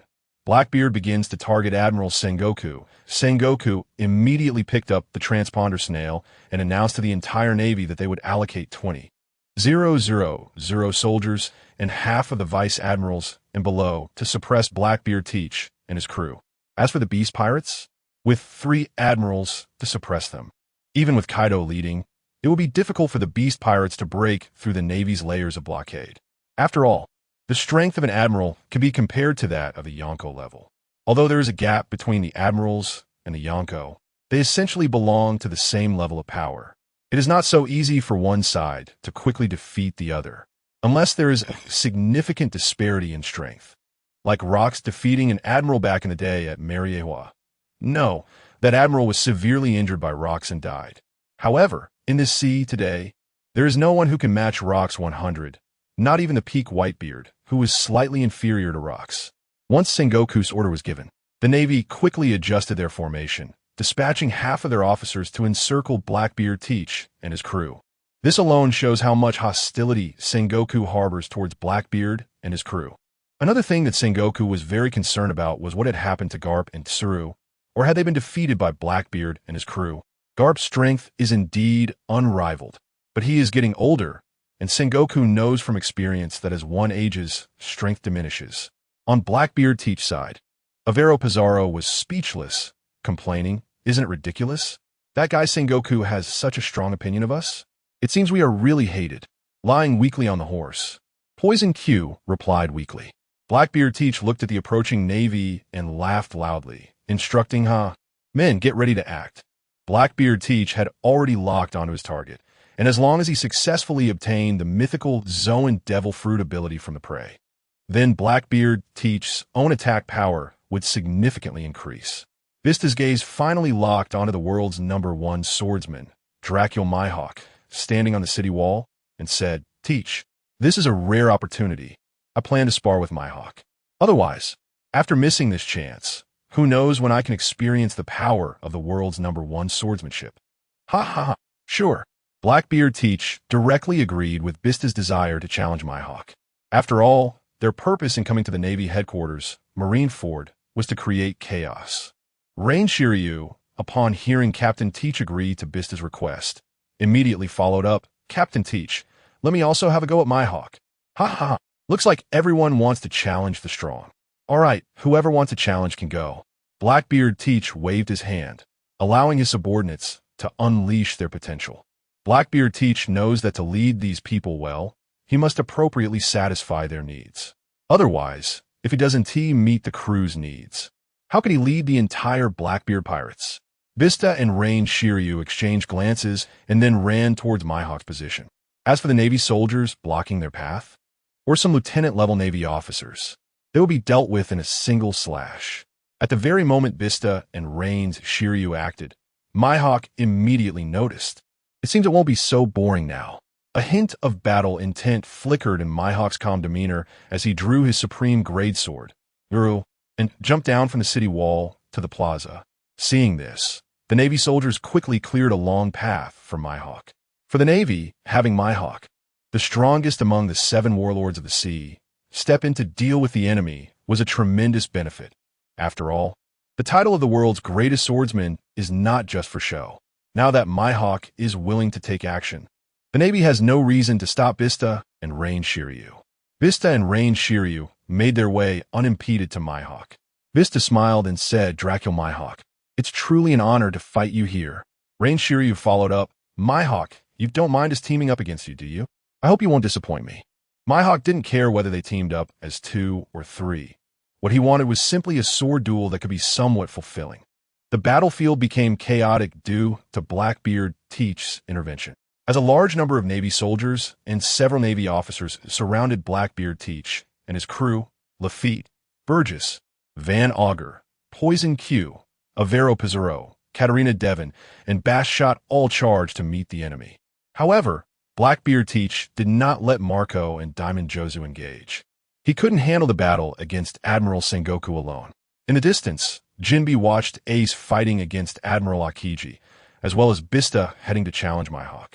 Additionally, there were Marco and Diamond Jozu, Blackbeard Teach bringing them to the Navy headquarters, Marineford, couldn't just be for a simple fight. The choices made by the successor chosen by Old Man are truly hard to fathom. The most intense area of the battlefield was comparable to a mixture of high-temperature flames and real magma, clearing a large area of over 100 meters around it. Standing on the execution platform, Sengoku had just hung up the phone with Tsuru. Although he sighed in relief that Garp and Tsuru were okay, a more troublesome problem arose. Ryderfield, Douglas Bullet, and Bondywald had all emerged. Now that Ryderfield and Bondywald were older and their strength had significantly declined, they were not as threatening. However, Douglas Bullet, at the prime of his life, once he gets out and recovers for a few days, just thinking about it gave Sengoku a headache. He hoped Garp could successfully capture Ryderfield, Douglas Bullet, and Bondywald and return them to Impel Down. Otherwise, these people would be a great disaster. Dark water. While Sengoku was analyzing the overall situation, he suddenly felt his body become uncontrollable, drawn by some kind of force. Chapter 62. The distracted Akainu seized the opportunity by Kaido. What is this? Sengoku wanted to steady himself, but he was still dragged down from the execution platform by this mysterious force. Sengoku noticed that he was being pulled towards the direction where Blackbeard Teach was located. A thought flashed through Sengoku's mind. What kind of devil fruit power does this Blackbeard possess? The moment everyone noticed that Admiral Sengoku was taken from the execution platform, they all shouted in panic, "Admiral Sengoku! Admiral Sengoku!" They wanted to rescue Admiral Sengoku, but this scene unfolded too quickly, leaving no time for a proper reaction. Blackbeard Teach, who was using dark water, excitedly shouted, "Marco, Jozu, assist me in taking down Admiral Sengoku." Marco and Diamond Jozu immediately entered battle mode. Although it was just for a moment, the battle-hardened Sengoku quickly adjusted, instantly transforming into his Buddha form. In an instant, with only 10 meters left to Blackbeard Teach, Buddha Sengoku raised his palm. Buddha shockwave. A violent shockwave erupted from the palm of Sengoku's hand. Boom! Blackbeard Teach, who was casting dark water, took a full hit from the Buddha shockwave, causing the ground to explode, while he spat out a mouthful of blood. The towering Buddha Sengoku, over 20 meters tall, had just landed when he noticed Diamond Jozu charging in from the left. Bang! Sengoku extended his Buddha hand to grab the charging Diamond Jozu. But due to Jozu's immense size, the recoil made Buddha Sengoku stagger back several steps. Just as Buddha Sengoku steadied himself, he noticed Marco in his phoenix form swooping down with sharp claws, and he immediately raised his hand to defend. Marco's claws dug into Buddha Sengoku's arm. Realizing the opponent's body was unusually hard, he frowned and said, "So hard?" Just as Buddha Sengoku was about to counterattack with his other hand, his ability vanished. Haha. Got you, Sengoku. Blackbeard Teach, panting heavily and bleeding from his nose, had his smoky hand tightly gripping Sengoku's back. Your ability? Sengoku turned his head, staring incredulously at Blackbeard Teach, feeling deep apprehension about Teach's powers. The ability to seal others' powers? This is simply a nightmare for all devil fruit users. Blackbeard Teach clenched his fist and shouted angrily, smashing it towards Sengoku's head. In the next moment, Blackbeard Teach froze, seeing Sengoku firmly grasping his fist with his palm. Kid, even if I can't use my Buddha ability, you can't seal my haki and basic combat power, right? Sengoku reacted quickly, immediately realizing the flaw in Blackbeard Teach's ability. It can only seal other people's devil fruit powers, which is ineffective against martial arts and haki users. Blackbeard Teach's ability was essentially useless. Before Sengoku could launch a counterattack, Marco and Diamond Jozu closed in on him. In the distance, Kobe and Barumabur, hiding behind a building, watched Admiral Sengoku fall into a predicament, and Kobe was eager to help. Kobe, are we going to help? Admiral Sengoku is in a tough battle. Kobe asked anxiously. Are you stupid? What good would it do to go help? It would be like walking to your death. Even if Vice Admirals can't break through Blackbeard's crew's defenses, we shouldn't go and make things worse. Barumabur thought Kobe was foolish for worrying about high-risk situations.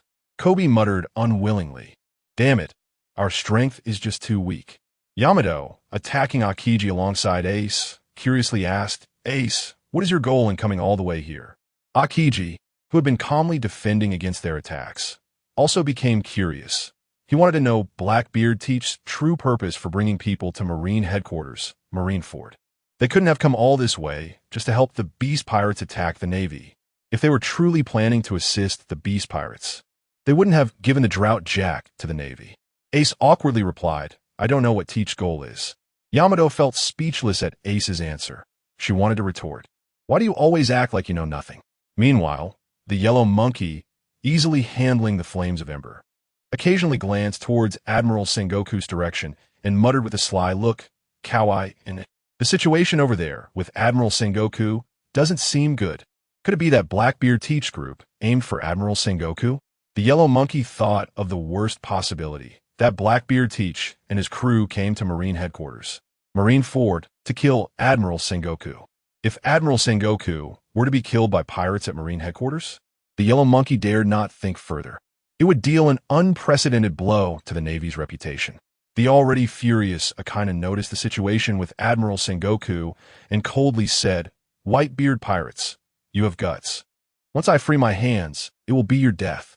Fighting with me and still daring to get distracted? Seeking death. Kaido, in his flame dragon form, charged forward, his left hand piercing through Akainu's magma defense, directly grabbing Akainu by the collar with haki. Kaido gave Akainu no chance to react, grabbing him and smashing him down hard onto the ground. After slamming Akainu into the ground, Kaido immediately raised his kanabo, enveloped in Conqueror's haki, and struck down towards Akainu's head. In a life-or-death moment, Akainu rolled his body, narrowly avoiding being crushed.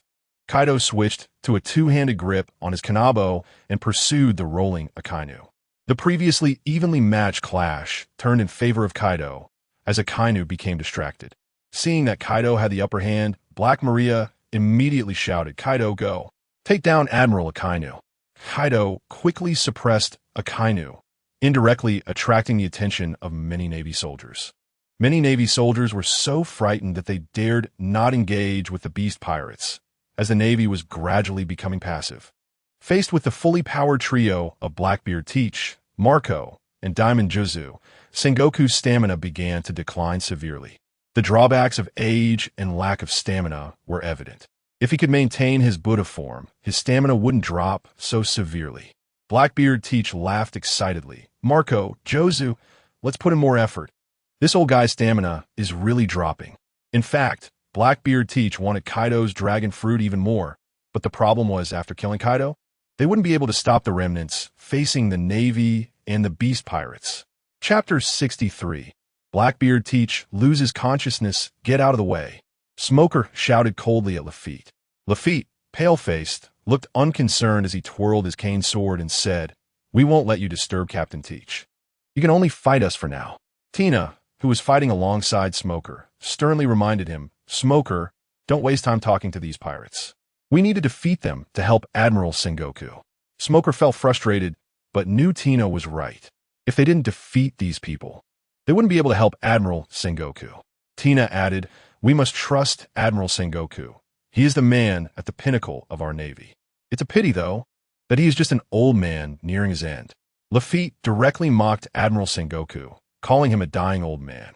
His casual insult ignited the fury of both Smoker and Tina. Not only that, but the surrounding Navy personnel also wished they could shoot Lafitte on the spot. A few minutes later, Blackbeard Teach directly stabbed Sengoku in the chest with a dagger in a tit-for-tat manner.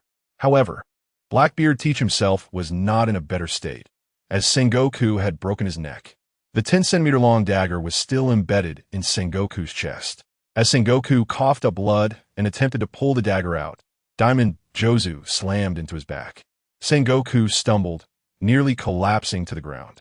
Before he could catch his breath, Marco dove down from the sky, grabbing Sengoku's head and smashing it into the ground.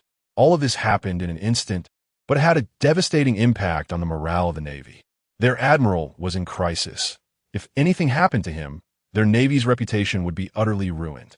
As Marco tried to retract his claws, he realized they were being held. You pirates are too reckless. Sengoku, filled with rage, grabbed Marco's foot with one hand and pulled out the dagger from his chest with the other. As the dagger was removed, blood sprayed out. But Sengoku immediately covered it with armament haki to prevent excessive bleeding, while Marco was trying to break free and was about to kick Sengoku's head with his other foot. Sengoku used Marco as a shield. Just then, the broken-necked Blackbeard Teach was about to use his Dark Fruit ability to pull Sengoku back when he noticed Marco flying towards him. In a forced situation, Blackbeard Teach had no choice but to interrupt his Dark Fruit ability.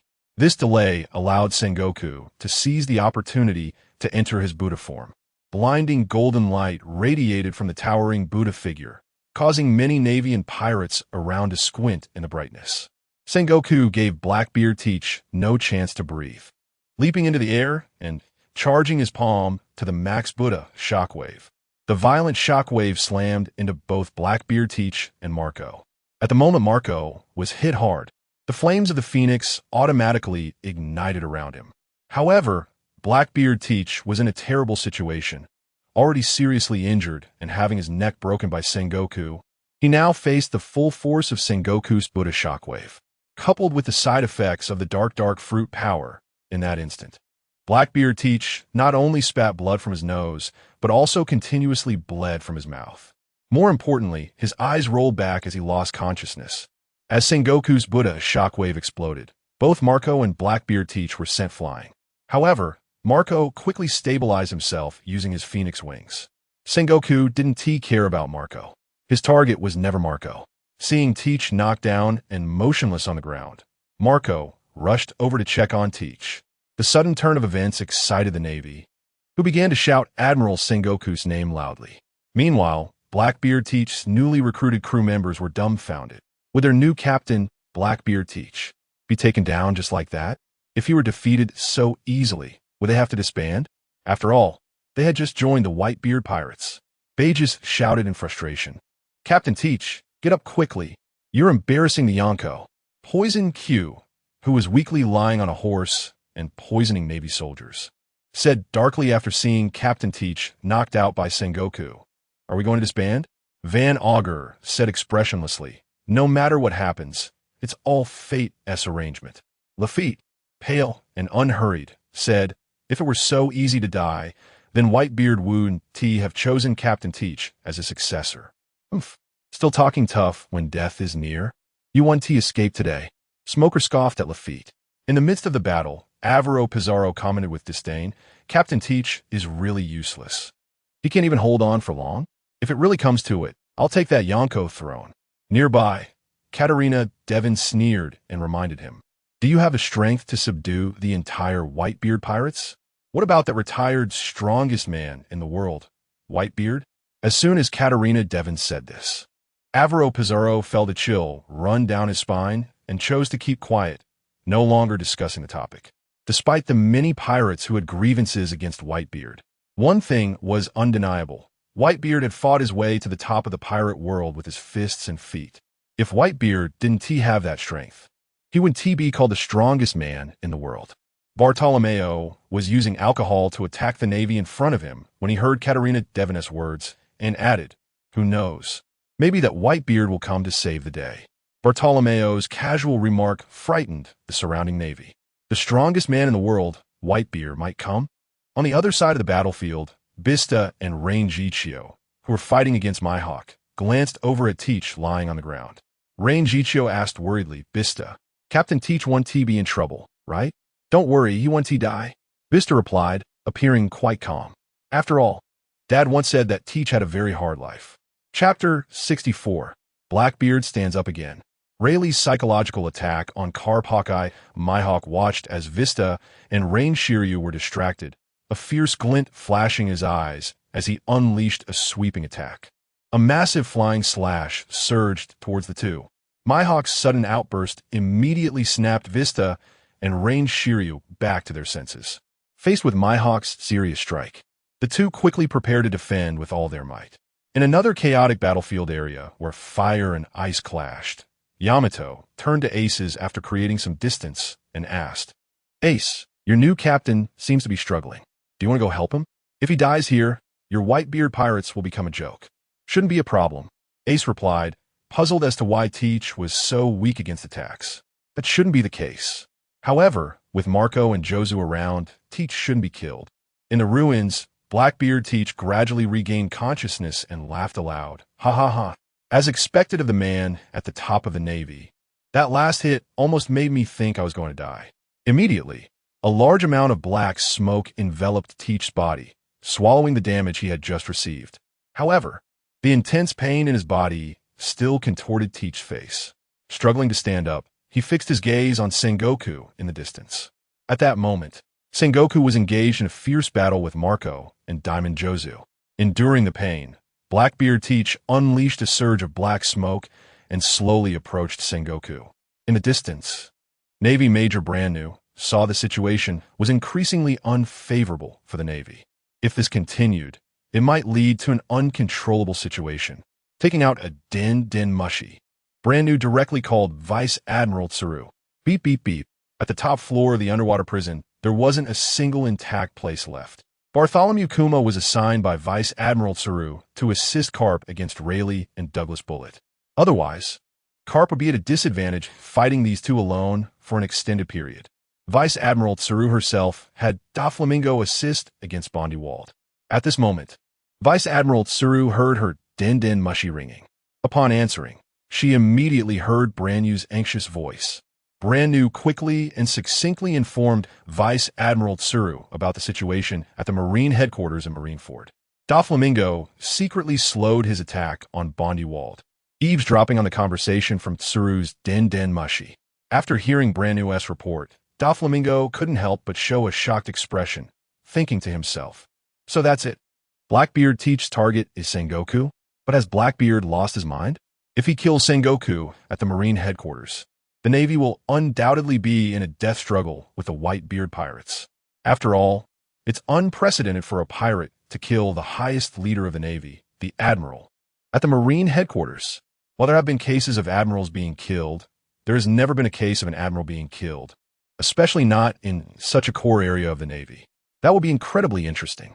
The Navy's public execution of the drought-causing Jack was meant to strike at pirates while boosting their own prestige. Of course, the worst-case scenarios had yet to occur. For Doflamingo, he actually hoped such things would happen. Vice Admiral Tsuru glanced at Bondywald and the fighting Carp, Rayleigh, and Douglas Bullet. A decision had to be made quickly. After hanging up on Brand-New, she shouted towards Carp, "Carp, there's danger with Sengoku. Blackbeard Teach Group is targeting Sengoku, and the Beast Pirates still haven't been dealt with. We must make a decision now." Carp, who was clashing fists with Douglas Bullet, narrowed his eyes upon hearing Tsuru's shout. Sengoku is in danger? He cared deeply for his old friend. Tsuru's voice was also heard by Rayleigh, Douglas Bullet, and Bondywald. Douglas Bullet immediately mocked. "You Navy trash are having a rough time. That guy called Blackbeard is quite capable. It would be great if he could kill your Admiral Sengoku. The world after that would definitely be very interesting." "Shut up." An enraged Carp concentrated all his conqueror's haki into his fist and smashed it towards Douglas Bullet. Bullet instinctively crossed his arms to protect his head with his overwhelming armament haki. Bang! The moment Carp's fist struck, Douglas Bullet was sent flying backward, sliding uncontrollably. Just as Bullet was about to fall into the sea, he used his combined fruit ability to merge with the underwater prison structure to stabilize himself.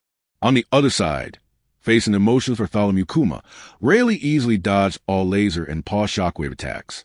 With top-tier observation haki, Rayleigh had already sensed something was off with Bartholomew Kuma. Rayleigh looked at Bartholomew Kuma and mockingly said, "How ironic. Your strength is decent, yet you willingly become the lackey of the world government. Not only that, you have been modified? It's a pity you have lost your thoughts. Otherwise, I would really like to see what lies deep within your mind." Shockwave. Bartholomew Kuma waved both hands continuously, sending wave after wave of paw shockwaves towards Rayleigh. Rayleigh, predicting Kuma's attack 3 seconds before it happened, had already pulled back. Casting a glance at Carp not far away, he mockingly shouted, "Carp, that guy Sengoku is in danger. Aren't you going to help your old friend of decades? If you plan to keep wasting time here with us, we are more than willing to accompany you to the end." In truth, Rayleigh couldn't wait to leave the hellish underwater prison, but after hearing Tsuru's words, he felt he could psychologically manipulate Carp, making them retreat. At that point, obtaining that vampire mythical beast type to restore his youth and return to peak strength would mean the end for these people. Chapter 65, looking over the entire battlefield. Whitebeard heard something he shouldn't have. In Carp's eyes, Sengoku was more important to him. As for Leadfield, Douglas Bullet, and Bondi Wald, they had become necessary. What would happen if Sengoku were killed? The consequences were obvious. It was better to let some powerful pirates go than to allow the Admiral to be killed at Marine Headquarters, Marineford. Even if Kaido of the 100 Beasts were killed, what use would it be if Blackbeard Teach remained? It would only lead to more pirates emerging. And whether or not the 5 elders of the world government had headaches was not important.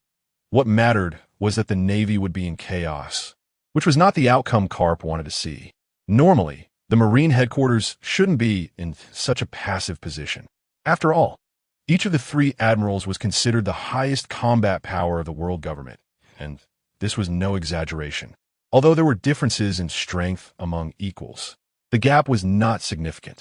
Unless an entity stepped into a higher realm, Carp himself, in his peak years, had only touched that level slightly. Roger and Whitebeard were also at that level. As for Rox, he was completely at half a foot in a higher realm. However, those who could touch a higher realm among the emperors were indeed rare, appearing only a few times in a century.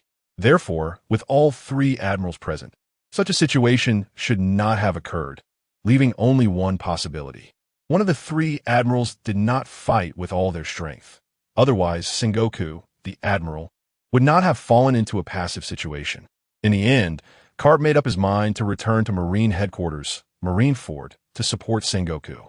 Carp furrowed his brows, veins bulging, and coldly said, "You 3 have 3.5 minutes to get the hell out of the underwater prison.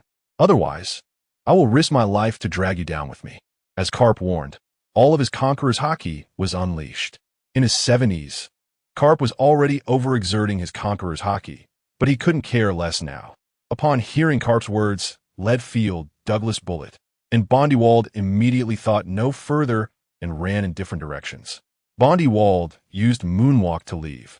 Douglas Bullet lifted a stone slab from the ground while running, threw it onto the sea, and leaped onto the slab. Leadfield opened his umbrella sword and slowly flew away using its special ability. Vice Admiral Tsuru watched the 3 leave and couldn't help but sigh. Letting these 3 go, who knows how many troubles they will cause in the future. Vice Admiral Tsuru could already imagine the scenes that would unfold in the future. Those 3 would definitely stir up trouble. She just didn't know what kind of trouble it would be, but the new world would undoubtedly become even more chaotic. Doflamingo, with his hands in his pockets, licked his lips and thought with great interest. Interesting, so very interesting. The Navy, which has always been the maritime overlord, is starting to feel fatigue. I just don't know how much of a casualty this battle will bring to the Navy. For instance, if an admiral dies, it will have a huge impact, no doubt. It could also directly humiliate the Navy. But if the highest leader, the admiral, dies, that would be too amusing. The power of a first-time case in 800 years is no joke. Vice Admiral Tsuru looked at the emotionless Bartholomew Kuma and ordered, "Kuma, take us 3 back to Marine Headquarters, Marineford. First, send Doflamingo over." Vice Admiral Tsuru added one more thing to Bartholomew Kuma. When dealing with Bondi Wald earlier, Vice Admiral Tsuru had been keeping a close eye on Doflamingo. Otherwise, he would take the opportunity to slack off. Tsuru's words made Doflamingo's mouth twitch. At Marine Headquarters, Marineford, all battlefield areas had plunged into a heated state. No one knew that in the sky, in a space similar to the opening of the Dordor fruit, Whitebeard was watching the entire battle unfold. As Whitebeard's gaze swept over one battlefield after another, he noticed Boa Hancock, who had not moved from the beginning. Upon noticing that Boa Hancock's lips were constantly moving, he instinctively released his observation haki combined with space abilities. Boa Hancock was displeased and muttered, "Damn it, I shouldn't have come. Granny New tricked me, saying Whitebeard might come. Where'd he come?" Growing increasingly impatient, Boa Hancock was considering whether to just leave midway. After all, waiting any longer was just waiting. As for the Beast Pirates, or Blackbeard Teach, and Marco's group fighting fiercely with the Navy, Boa Hancock wouldn't bother to look at them much. At most, she would be surprised by their strength. Anyway, they were all a group of men she hated. She didn't know if Whitebeard would make her feel disgusted. What am I thinking? Lord Whitebeard personally killed a celestial dragon.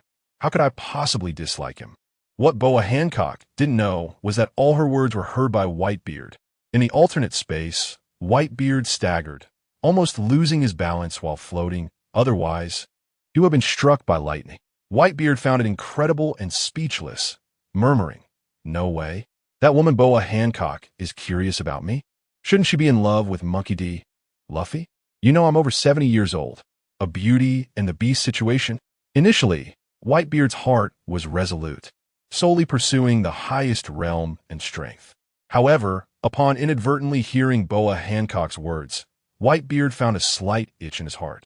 After all, being a man, it was impossible not to have any feelings for a top beauty like Boa Hancock. Moreover, although he was Whitebeard, the real him was just a vigorous young man in his 20s. He had only become calm and steady by absorbing all of Whitebeard's memories. Otherwise, Whitebeard would not doubt himself. If he had no memories of Whitebeard, seeing these top beauties in Chong Sam's, he would probably be thinking about how to get them, right? Whitebeard shook his head, trying to throw out some useless thoughts, and turned his gaze to the battlefield area where Little Black was. Unfortunately, Sengoku's stamina was not what it used to be. Otherwise, Little Black and the others would be in serious trouble. Time is a butcher's knife, and no matter how strong one is, they cannot withstand aging. Chapter 66. Arriving on the battlefield, Kapu punched Marco into a deep pit and then sent Jaws flying with another punch. As the entire Navy headquarters at Marineford entered a heated phase, suddenly, a bubble resembling a bear's paw appeared above the Marineford square, and after it burst, Doflamingo's figure landed steadily on the square. Just as both the Navy and pirates were puzzled, the Navy's Chief of Staff, Admiral Tsuru, made her entrance in the same manner as Doflamingo, riding on a bear's paw bubble that appeared above. While the Navy was confused, they breathed a sigh of relief. Not only was their Admiral Tsuru present, but the warlord Doflamingo was also considered half on their side in this battle. Following Admiral Tsuru's appearance, the Navy hero Kapu also descended onto the Marineford square. However, many noticed the injuries on Kapu's body and began to wonder how Kapu had been hurt. Had he gone through a fierce battle? Finally, Bartholomew Kuma also arrived at the Marineford square, but his presence didn't cause as much commotion as Kapu's. It can be said that among the four who arrived, Admiral Kapu was the biggest pillar of support in the Navy's eyes. After all, Admiral Kapu was a living legend. He was the hero of the Navy. On a main ship of the Beast Pirates, the Black Maria, holding a pipe, murmured in confusion, "Strange. Why did these four people suddenly appear on the battlefield? Also, where did they go before? Why do they look like they've been in a fight?" Next to her, the Loyalist analyzed and responded, "Those four must have come from the underwater prison. I suspect this based on the people Blackbeard teach brought out from the underwater prison." "Now I understand," Black Maria said after hearing the Loyalist's explanation. "But is Blackbeard Teach's goal really to kill the fleet admiral? Isn't he afraid that the Navy will fight to the death?" The appearance of Kapu and the others indirectly boosted the morale of the Navy, while the morale of the Beast Pirates took a significant hit. Ace glanced at the old man and whispered, "Old man. Ace, what is your relationship with that old man?" Yamato detected from Ace's words that his relationship with the old man Kapu was not simple. Ace couldn't help but sigh. "I guess I was raised by the old man Kapu. No, to be precise, he threw me to Curly Dayton. It was Curly Dayton who raised me. That bastard Kapu doesn't care about anything. Oh dear, I feel like I've heard something I shouldn't have." Akiji, who was withstanding the combined ice and fire technique of Ace and Yamato, rubbed his hair awkwardly and said, "So it turns out that this Fire Fist Ace was raised by Mr. Kapu. If Fleet Admiral Sengoku finds out about this, he will probably explode with rage for a long time." Ace realized he shouldn't have said such things in front of Akiji. He was careless. On the other side, Kizuru, who had been clashing with the Flame Calamity, glanced at the injured Mr. Kapu and muttered with a lewd expression, "Kawai Nai. It's a good thing I got back in time. Otherwise, the situation with Fleet Admiral Sengoku would have become increasingly dangerous. I was even considering whether I should take things seriously. Looking at it now, it seems that I don't need to take things seriously. Continuing to fight like this until the end is also quite good." Kizaru seemed to be casually muttering, but when these words reached the ears of the Flame Calamity, they sounded exceptionally harsh. Kizaru, you should have some limits when looking down on people. The flame Calamity, in his toothless dragon form, stopped flying, flapped his wings, and hovered in midair, roaring in anger. Noticing the raging anger of the flame Calamity, Kizaru, with a lewd expression, retorted, Kawaii nai. Isn't it better to have an easy fight with me? I really don't understand why you hope to be defeated by me so much. But if I defeat you, I won't be able to take advantage of the situation. Kizaru's further retorts completely ignited the flame Calamity's fury. You can't even break through my defense. Yet you speak as if you can defeat me at any moment. The flames on the flame Calamity ignited completely, and these flames spread to his blade. Kawaii nai, are you going to use your big move? Kizaru revealed an incredulous expression. Regarding the big move the flame Calamity was about to use, Kizaru had no extra worries. He was just concerned about the impact on the Navy soldiers below. Meanwhile, Blackbeard Teach, who was enduring intense pain while attacking Sengoku, saw Kapu rushing in with astonishing speed and immediately shouted, Marco Jaz, you need to hold Kapu off for me. The successful fruit was already within reach, and Blackbeard Teach could not allow this to fail. After all the effort put into planning this large-scale war between the Beast Pirates and the Navy, the goal was to obtain a powerful, mythical Zoan fruit. If he failed and got nothing, Blackbeard Teach would want to slap himself hard. Marco and Diamond Jaws had already positioned themselves to prevent Kapu from ambushing Teach. You two, get out of my way. Kapu leaped like a god of death, his fist covering the supreme Conqueror's Haki, and struck down fiercely at Marco and Diamond Jaws. Marco immediately accelerated, igniting blue flames, while Diamond Jaws diamondized all but one eye. They both knew the incredible destructive power of Kapu's Conqueror's Haki. If they didn't resist with all their might, they could easily be severely injured. However, an unexpected situation occurred that caught Marco and Diamond Jaws off guard. Kapu suddenly retracted his punch halfway. Using the 6-power Zuru at full speed, he swiftly appeared right in front of Marco. Zulfust. Marco's eyes widened in disbelief as he looked at the Kapu who was so close.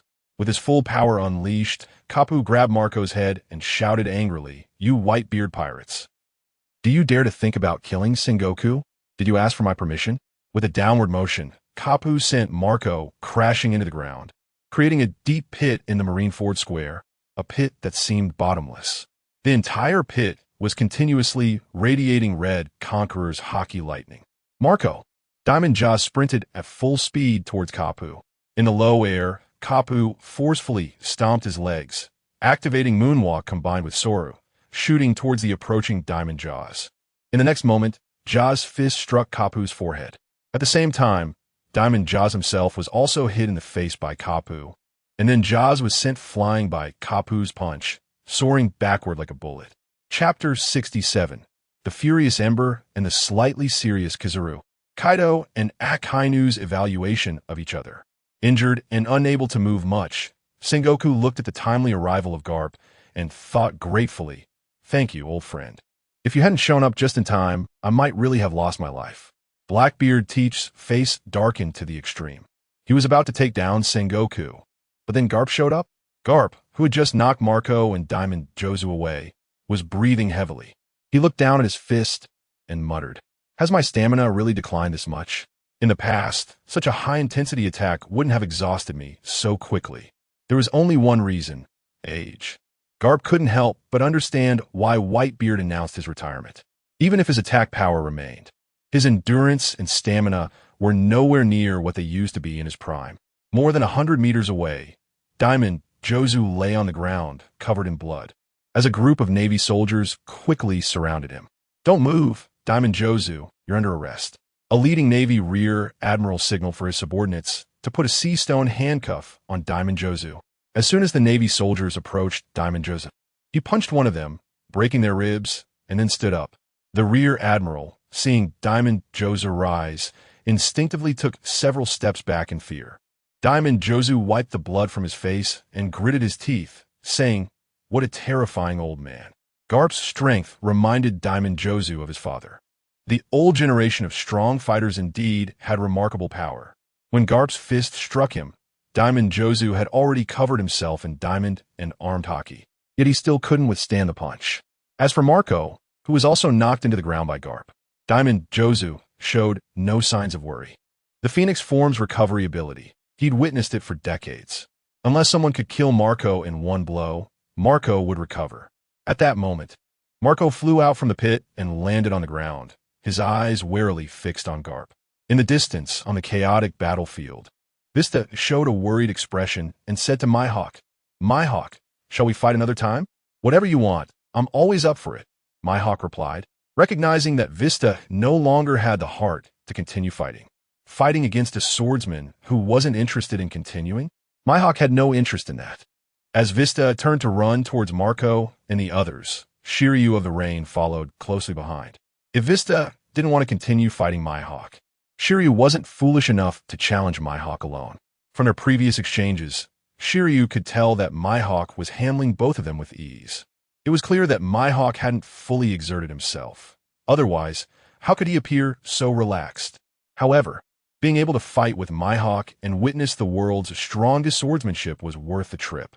Kneeling on the execution platform, Drought Jack looked up at the furious Ember above and murmured, I never thought I'd see Ember this angry.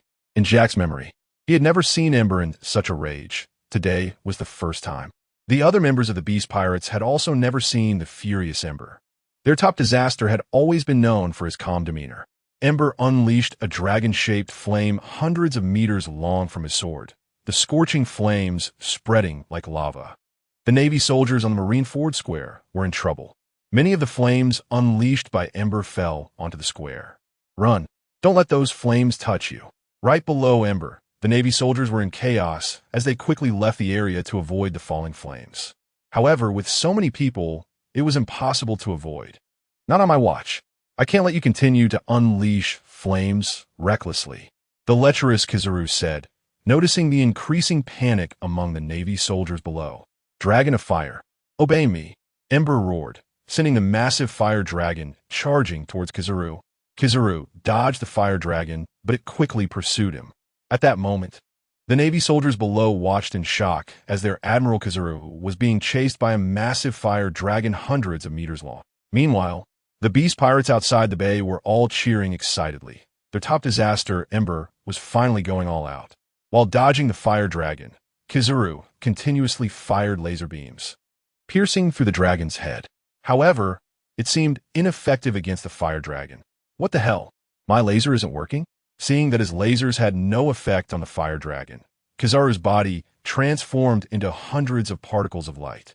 After scattering, each particle shot towards Ember, who was still unleashing the fire dragon.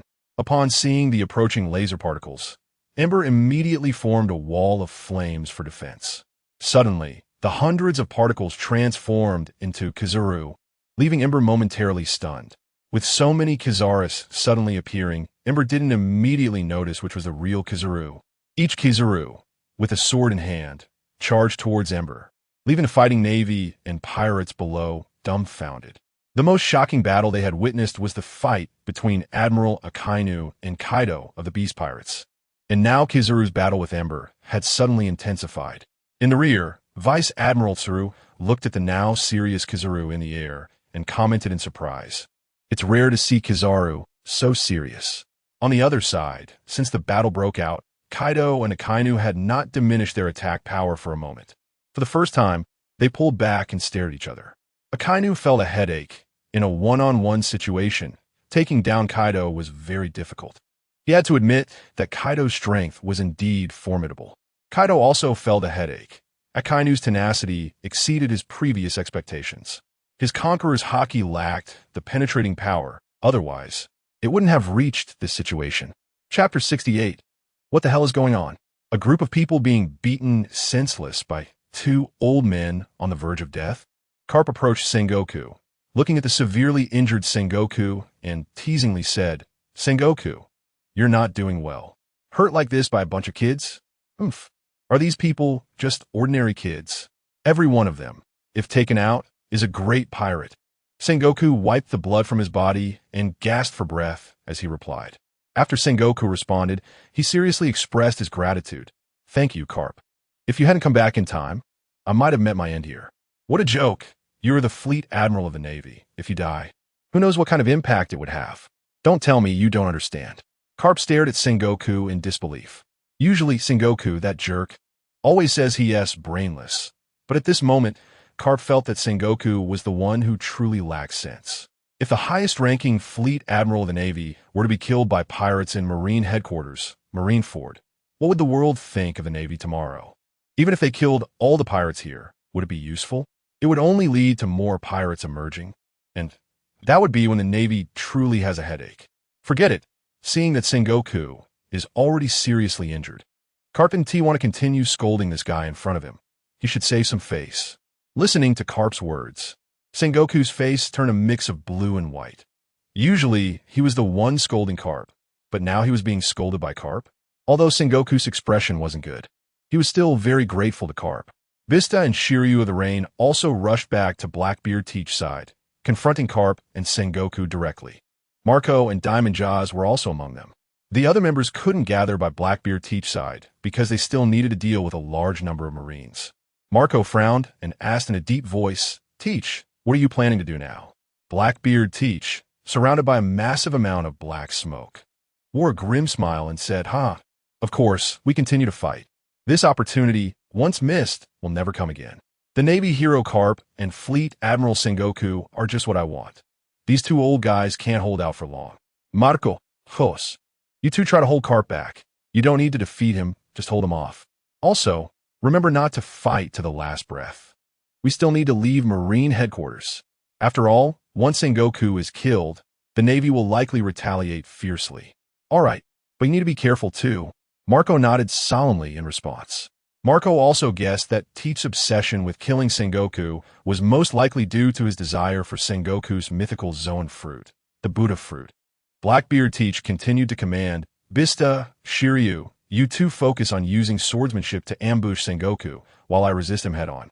Bista and Shiryu both agreed in unison to Blackbeard Teach's orders. Just as Blackbeard Teach was about to take action, a laser shot over from a distance. Diamond Jaws used his body to block the laser. Not far away, Bartholomew Kuma slowly closed his mouth. Blackbeard Teach looked at the warlord Bartholomew Kuma and questioned darkly, "Hey, you're the warlord Bartholomew Kuma, right? Why are you helping the Navy? Or do you plan to be my enemy? Be the enemy of the entire Whitebeard pirates?" Blackbeard Teach couldn't understand whether Bartholomew Kuma had a problem with his brain. Why attack them at this time? If it were other Marines attacking, it could still be understood, but why would a warlord like you go to such lengths for the Navy? If you like selling out to the Navy so much, you should have just joined the Navy from the start instead of becoming a pirate to serve the Navy as a warlord. It's simply redundant. In the face of Blackbeard Teach's questioning, Bartholomew Kuma remained expressionless throughout. At that moment, Bartholomew Kuma unleashed his Ursus shock against Blackbeard Teach and his crew. Damn it, Jaws, you go hold Bartholomew Kuma back. Blackbeard Teach had already decided in his heart that once he had the chance, he would take down Bartholomew Kuma. After hearing Teach's orders, Diamond Jaws immediately charged towards Bartholomew Kuma. Lafitte, who was dealing with Smoker and Tina, occasionally glanced at Bartholomew Kuma and whispered, "That state is very strange, not like a normal person." During the time when Blackbeard Teach and his crew were attracting a lot of attention from Bartholomew Kuma, Carp suddenly launched an attack. Carp rushed towards Blackbeard Teach at an astonishing speed. The whole process was so fast that their observation hockey didn't even sense how Carp moved. Blackbeard Teach instinctively raised his hockey-covered arm to block Carp's incoming punch. Blackbeard Teach gritted his teeth and held on for less than 3 seconds before being sent flying by Carp's punch, just as Carp was about to pursue his advantage. Shiryu from the side tightened his grip on his cursed sword and stabbed towards Carp's waist. "You little punk from the underwater prison. Why don't you do your job as a warden and instead go become a pirate?" Carp sidestepped to avoid the stab aimed at his waist. At the same time, Carp's hand grasped Shiryu's head and slammed it to the ground. His other hand, wrapped in Conqueror's hockey, was ready to deliver a fatal blow to Shiryu. However, before Carp's fist could land, Bista had already unleashed his sword technique, Rose Wheel Dance. A large number of petal-shaped sword chi shot towards Carp. Carp's fist, originally aimed at Shiryu's head, had to change direction and swiped horizontally. Instantly, the incoming petal sword chi was dispersed by Carp's fist wind. Shiryu also took advantage of this opportunity to break free from Carp's grasp, creating distance between himself and Carp. Bista looked at Carp and analyzed Carp. This ate 1T last long. At this moment, Carp's chest was heaving up and down, clearly showing that he had consumed a lot of stamina. Blackbeard Teach, who had just crawled up from the rubble, growled in a low voice, "Carp, don't think I 1T kill you first. Heck, kid, if you have the guts, come at me and see if my fist will smash your head." Carp's mouth curled into an excited smile, hidden in a different space. Whitebeard looked at his severely injured sons and sighed helplessly. What the hell is going on? A group of people being beaten senseless by two old men on the verge of death? Chapter 69, Recalling the Past. Whitebeard was contemplating whether to step in personally during the confrontation with Admiral Rox and Garling. If he participated, the Navy would undoubtedly take action against him, which would allow him to retaliate. However, this was not the outcome Whitebeard desired. Wouldn't it just be a way of indirectly protecting his sons? What Whitebeard wanted was for his sons to stand on their own, without needing their old man to step in and protect them at every turn. As Whitebeard stroked his chin in thought, his gaze fell upon Bartholomew Kuma, and suddenly he had an epiphany. Kuma's pawpaw fruit was fantastic. Why focus solely on Sengoku's Buddha mythical Zoan? While the destructive and defensive capabilities of the Buddha mythical Zoan were indeed superior, the pawpaw fruit had comprehensive abilities. It was practically a multi-functional fruit.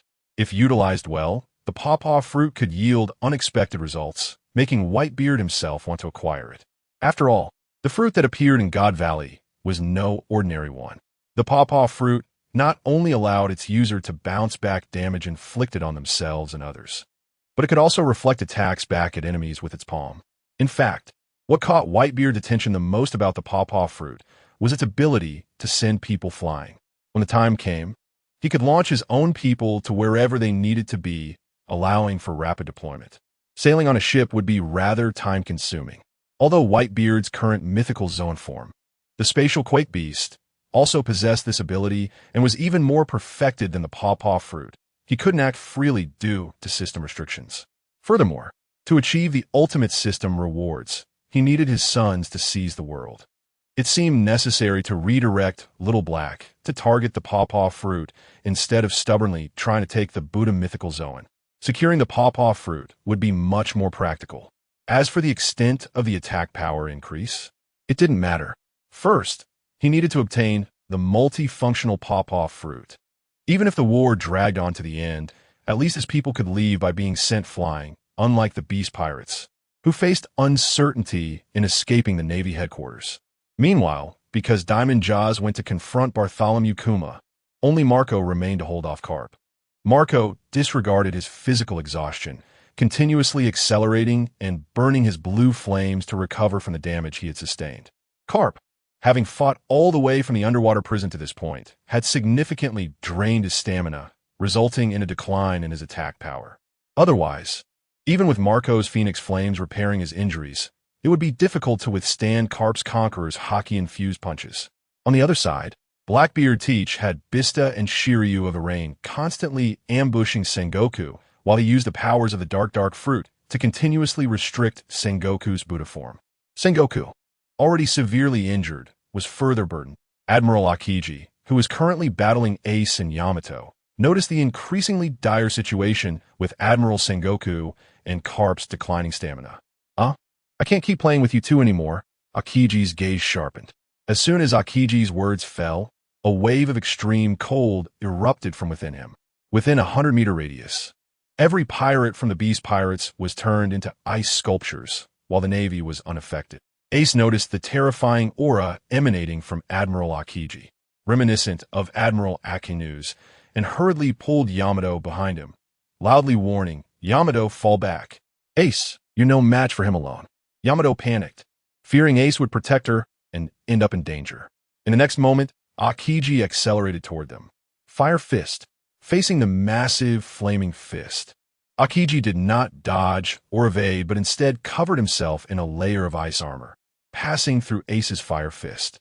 As he passed through the fiery attack, Akiji was already in front of Ace, his ice-covered right fist, infused with lightning hockey, aimed directly at Ace's face. "What?" Ace, shocked, instinctively raised his hand to block. Just as he lifted his hand to protect his head, Akiji's fist suddenly changed trajectory and struck Ace's chest. With a few cracking sounds, Ace was sent flying by Akiji's punch. The great dog god form of Yamato jumped up to catch the falling Ace, but upon catching him, both she and Ace were pushed back several meters before stabilizing themselves. When she checked if Ace was injured, she saw a lot of blood flowing from his mouth. His chest caved in and covered in frost. How is this possible? Ace is the embodiment of fire. How could Ace leave such severe injury marks? Yamato murmured in disbelief, looking up at Admiral Akiji. After defeating the Fire Fist Ace with a single punch, Akiji ran toward Admiral Sengoku's location, turning back to sternly say, "I don't have time to play with you two. Take care of yourselves." Yamato had no intention of pursuing Admiral Akiji. The combat power Akiji displayed just now made her feel that it rivaled her father Kaido's strength. This meant that none of the three Navy admirals were to be underestimated. "Ace, are you okay? Quickly use your Flame Fruit ability to melt the ice off you." Yamato shook Ace's body, urging him to use his powers. Hidden in another dimension, Whitebeard witnessed Ace being defeated by Akiji and slowly commented, "That kid Ace has a long way to go." The scene of Ace being swiftly overpowered by Akiji triggered memories in Whitebeard of the past incident involving Admiral Rox. Speaking of which, Rox's strength was already a notch above the Emperor's level. He had once single-handedly defeated an admiral at Mariewa, who ultimately perished during the God Valley battle. He had also swiftly taken down the leader of the God Knight Corps, Garling. To put it bluntly, Roger Carp, and even Whitebeard himself, could only be considered half-step into a new level, while Rox had fully entered that realm. Essentially, he belonged to a higher tier.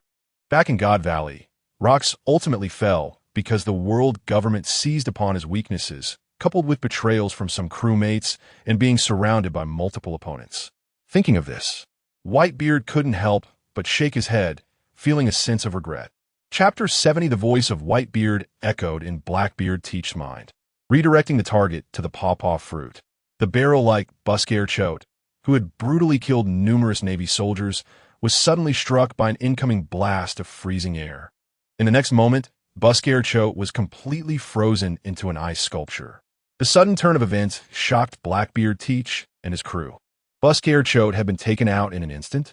They saw Admiral Akiji, surrounded by freezing mist, walking towards them step by step. "Great! Admiral Akiji has come to support us. This means the Whitebeard pirates are finished." A Navy rear admiral shouted excitedly. The presence of an admiral brought them immense reassurance. Unlike Busker Choate, whom they could not defeat even when they all teamed up. With Admiral Akiji's arrival, it was a one-hit knockout. A hint of terror flashed across the face of Avaro Pizarro as he shouted at Blackbeard Teach, not far away, "Teach, what are you doing? Hurry up, or we'll all be wiped out. Damn it, I barely escaped from impelled down, and I don't want to die here." Blackbeard Teach glanced at the frozen Busker Choate, his eyelids twitching repeatedly. Although he hadn't drawn the firepower of many Navy soldiers, he was still fighting against Fleet Admiral Sengoku, Navy hero Garp, and Admiral Akiji. Meanwhile, the Beast Pirates were only dealing with two top-tier powers, Admiral Akainu and Admiral Kazuru. At this moment, Blackbeard Teach's expression darkened even further. He felt an urge to curse, primarily because he couldn't take down Sengoku. Otherwise, he wouldn't be in such a passive position. For Blackbeard Teach, as long as he could obtain the Buddha fruit, he could immediately retreat from Navy headquarters. In the current situation, unless he gave up and left with his crew, all his previous plans would amount to nothing, and he would end up making a wedding dress for the Navy. The more he thought about it, the more furious he became. Just as Blackbeard Teach was unsure of what decision to make, he heard his father's voice in his mind. His father's voice startled Blackbeard Teach so much that he nearly froze. "Don't just stand there. Go grab Bartholomew Kuma's pawpaw fruit. The only way for us to leave safely is to use the pawpaw fruit to send our people away. Otherwise, if we keep fighting Sengoku, we might lose a lot of men. Move quickly." Listening to his father's instructions, Blackbeard Teach wanted to ask if his father was nearby, but where was his father's figure? His mind raced, and after his father's reminder, various pieces of information about the pawpaw fruit abilities began to surface in his mind. From his father's words, Blackbeard Teach felt it made sense. Although the pawpaw fruit's attack power was not high, its overall functionality was comprehensive. Thus, Blackbeard Teach changed his target, no longer focusing on Sengoku, but locking his gaze on Bartholomew Kuma. Ha! Bista, Shiryu of the Rain, stop attacking Sengoku and switch your target to Bartholomew Kuma. As soon as Blackbeard Teach said this, Bista and Shiryu were momentarily stunned but quickly understood. Sengoku, on the other hand, was a bit confused. He had previously seemed intent on killing him. Why had he suddenly backed off and changed his mind? Was it because Garp and Akiji had come to support him, making Blackbeard Teach afraid? That was a possibility. While Sengoku pondered why Blackbeard Teach had changed his mind and what he intended to do with Bartholomew Kuma, Blackbeard Teach had already made his move. Dark water. With his palm, a spiral of black smoke formed. Like a robot, Bartholomew Kuma was dragged over by Blackbeard Teach. At the moment Kuma was about to unleash a pawpaw impact, Blackbeard Teach grabbed his shoulder, causing the abilities of the pawpaw fruit to malfunction. After losing the ability, Bartholomew Kuma did not immediately retaliate, but instead fell into a state of stasis. This scene left Blackbeard Teach confused. To prevent Kuma from counterattacking, he had covered his chest with armament hockey, yet Kuma showed no reaction. Bista and Shiryu, who were prepared, tightened their grips on their blades and pierced them into Kuma's body. The sudden piercing of Bartholomew Kuma, a warlord of the sea, shocked many Navy personnel, happening so unexpectedly that they couldn't react in time. Blackbeard Teach noticed that Kuma, who had been pierced through on both sides, showed no signs of pain. His brows furrowed tightly. "What's wrong with you? Don't you feel pain?" Blackbeard Teach questioned Kuma, whom he had a grip on. However, Bartholomew Kuma did not respond to Blackbeard Teach's question. Instead, he opened his mouth and began to charge a laser beam. What? Blackbeard Teach was taken aback, and in a split second, he quickly turned his head to dodge the close-range laser. However, a side of his hair was singed off by the beam. Damn it. So you're not even human anymore, but have been turned into a robot. No wonder you're so loyal to the world government. Blackbeard Teach shouted in rage as he realized Kuma had become a mere machine. His furious roar echoed on the battlefield, heard by both the Navy and the Beast Pirates, as well as the spectators watching on the big screen.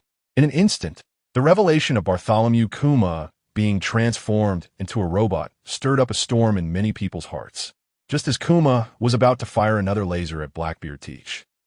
Blackbeard Teach raised his elbow, covered in armament hockey, and struck Kuma's head. Shiryu of Arain followed up with another stab.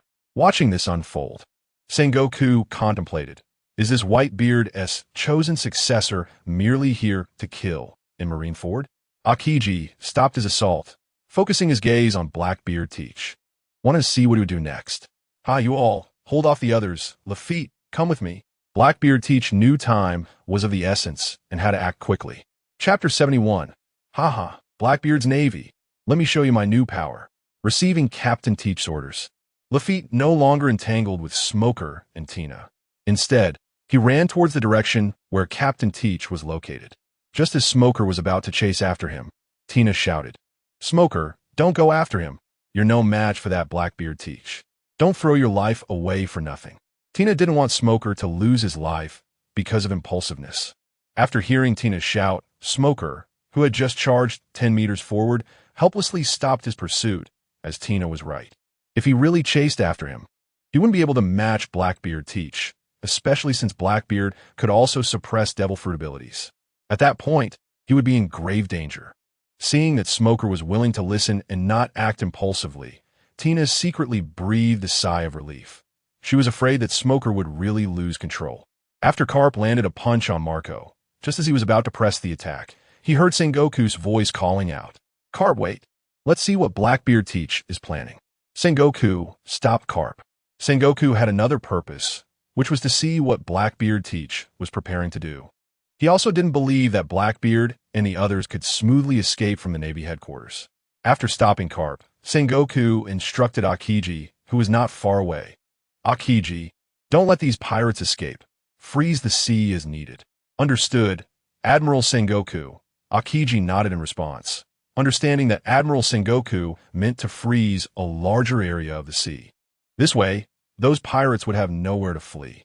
Blackbeard Teach carrying the unconscious Bartholomew Kuma, was like a robot, devoid of any emotional fluctuations. Blackbeard was worried that Bartholomew Kuma wouldn't die completely, and during this time, he instructed Lafitte to pierce Bartholomew Kuma's heart with his sword. Blackbeard Teach didn't want any unexpected incidents to occur. The original plan to capture Sengoku, or the mythical Zoan-type Kaido, had now lost its opportunity. If he couldn't even get his hands on the pawpaw fruit, Blackbeard Teach felt he could just go home, wash up, and sleep. He wouldn't have the qualifications to continue competing for supremacy in the world. Lafitte took out a large black cloth to cover Captain Teach and Bartholomew Kuma. This scene left many people feeling confused. They had no idea what Blackbeard Teach was up to. As for being a dual devil fruit user, no one even considered that possibility, since there had never been a case of someone becoming a dual devil fruit user. Half a minute passed. Rangy Lu tightened his grip on his cursed sword, looking at Admiral Sengoku with a sneer. Admiral Sengoku, you will regret making this decision to stop your men from attacking. What do you mean by that? Sengoku asked loudly, staring directly at Rangy Lu. At the same time, Jack the Drought, kneeling on the execution platform, widened his eyes in disbelief and said in a low voice, Brother Jin, you lost? How is that possible? Many Navy soldiers cheered excitedly as they watched Admiral Kizaru defeat the beast pirates Jin in midair. KB and Barumabur, who had been hiding at the back of the Navy, looked enviously at Admiral Kizaru hovering in the air after defeating Jin. Barumabur said in disbelief, KB, it turns out our Admiral Kizaru is so powerful when he gets serious? Yeah, this is the highest combat power of our Navy. KB clenched his fists, feeling angry at his own weakness, while also envying the strong Admiral. KB kept silently telling himself that he had to work twice as hard. As long as he worked twice as hard, he could also become an Admiral. After reminding himself to work harder, KB felt uncertain. With so many people in the Navy, how many could grow up to become admirals? In the air, Jin's mask had cracked, and his body began to fall towards the ground. Not far away, Kizaru, floating in the air, said with a lewd expression, Oh my, even Akiji got serious. If I don't get serious, I'll be taught a lesson after the battle. Originally, Kizaru hadn't planned to go all out, just intending to keep fighting Jin, but seeing the situation getting worse. Plus, Akiji had gone over to support Admiral Sengoku, while Akainu was fighting Kaido the entire time. If he kept slacking off here, it really wouldn't look good. After all, defeating Jin wouldn't be too hard to achieve. At least he would have defeated the second-in-command of the Beast Pirates, the third strongest, and after the battle, people wouldn't say he was just slacking off. Pejuan swallowed hard and said, Jin lost? Just as Pejuan was in a daze, a Navy rear admiral lunged at Pejuan's back with a long knife. However, before he could stab Pejuan, Rummy headbutted him away. Rummy looked at her dazed brother and scolded loudly. You stupid Udu, this is the battlefield. Why are you spacing out? Hurry up and get your head in the game. Okay, sister. Pejuan realized he shouldn't be dazed during the battle. Sasaki frowned, continuously cutting down one zombie after another, as the situation began to turn increasingly unfavorable for the Beast Pirates. Moonlight Moria, controlling a large number of zombie soldiers to attack Sasaki, noticed that Kizaru had defeated Jin and said excitedly, the defeat of your Beast Pirates is already showing. Fuzz Fuzz, alone facing two rear admirals, looked worried and muttered. Did the admiral start to take this seriously? Fuzz Fuzz sighed helplessly. He didn't know how this war would end, nor did he dare to think of the worst outcome. Quinn, bombarding and killing numerous Navy soldiers, shouted in frustration, Jin, how could you lose to the Navy?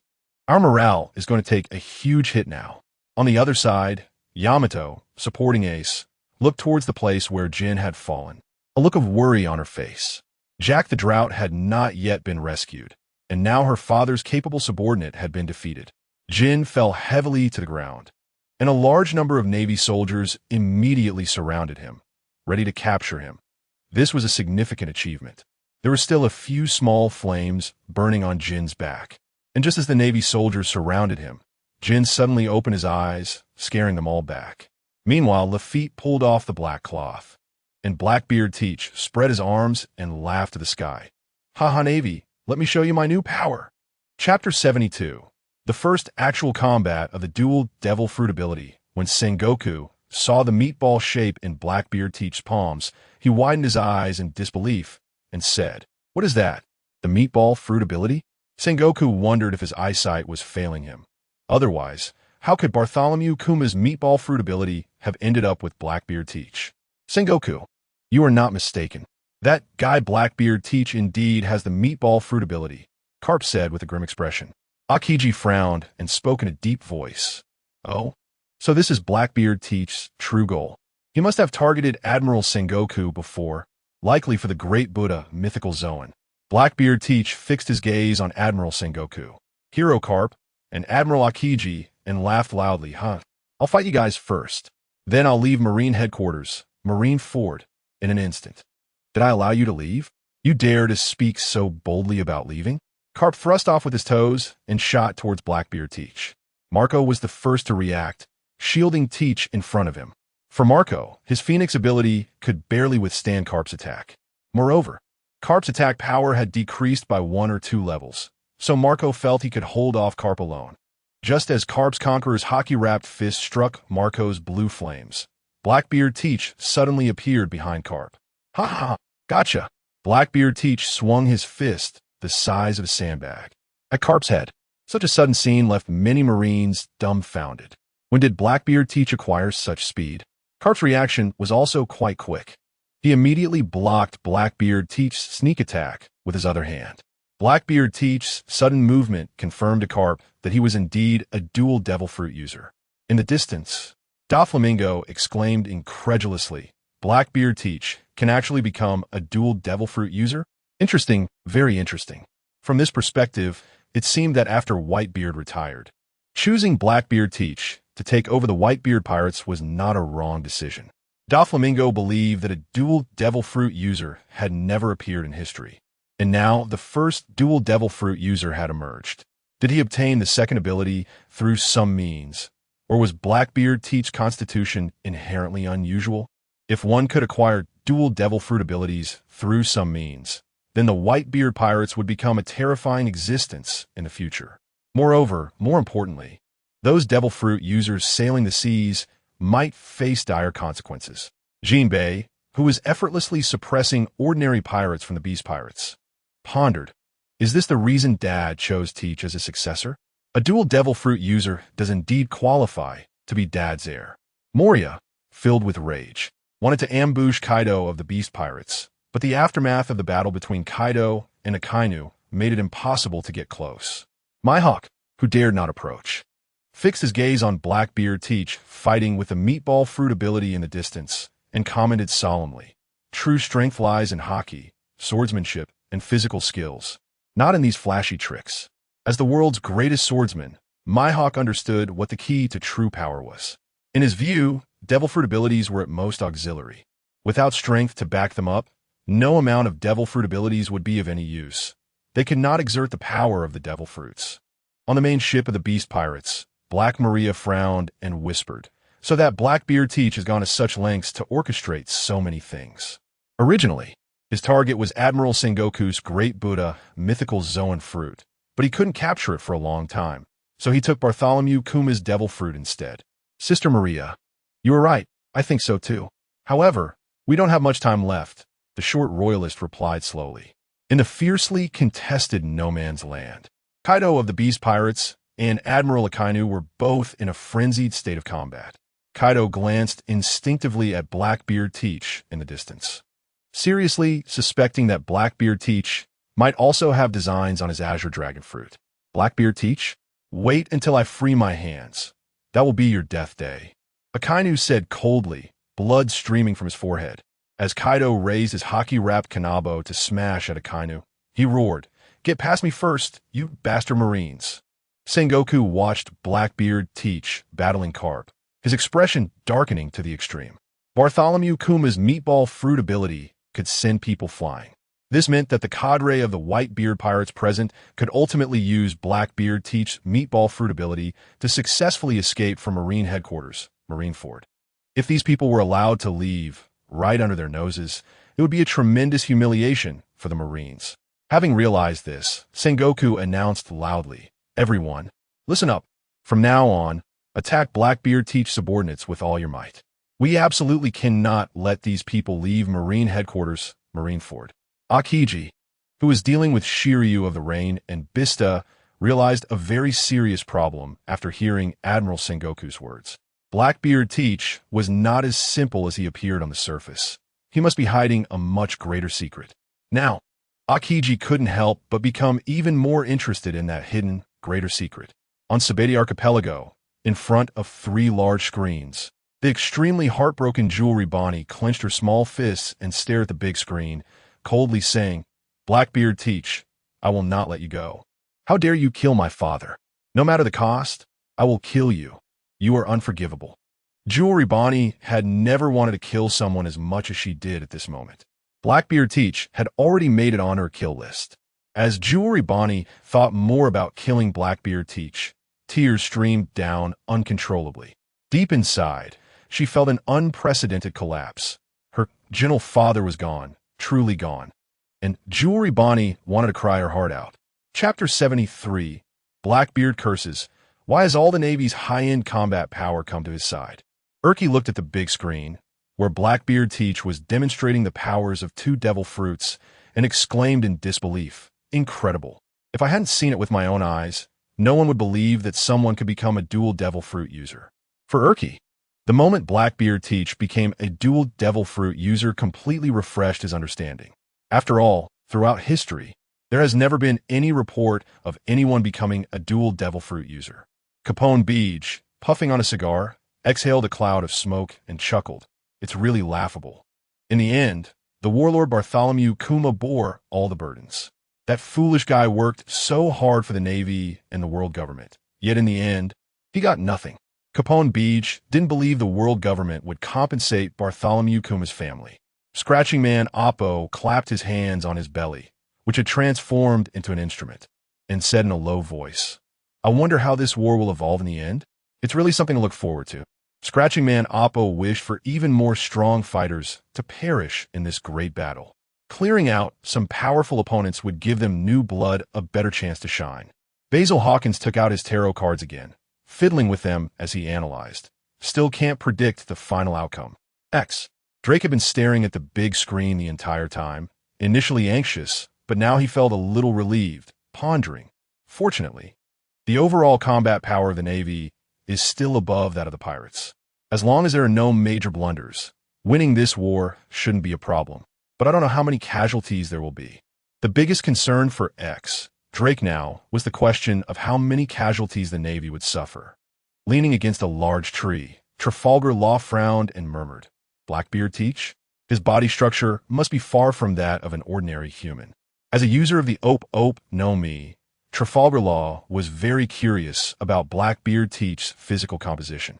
Eustace Kid, who was so excited he could hardly contain himself, licked his lips and said, "This war is so thrilling to watch. It's a shame I can't join in, otherwise I would at least kill over 1,000 people. It's too exhilarating, but it's very easy to lose your life, Kid."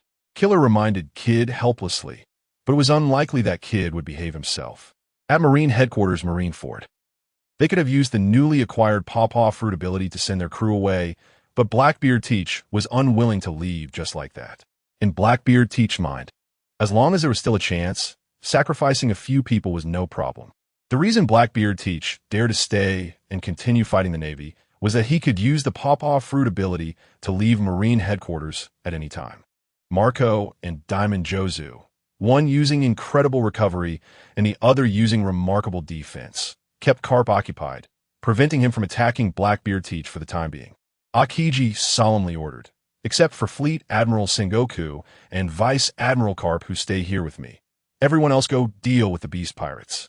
However, Smoker wanted to say something, but seeing Kuzan's serious expression, he gave up.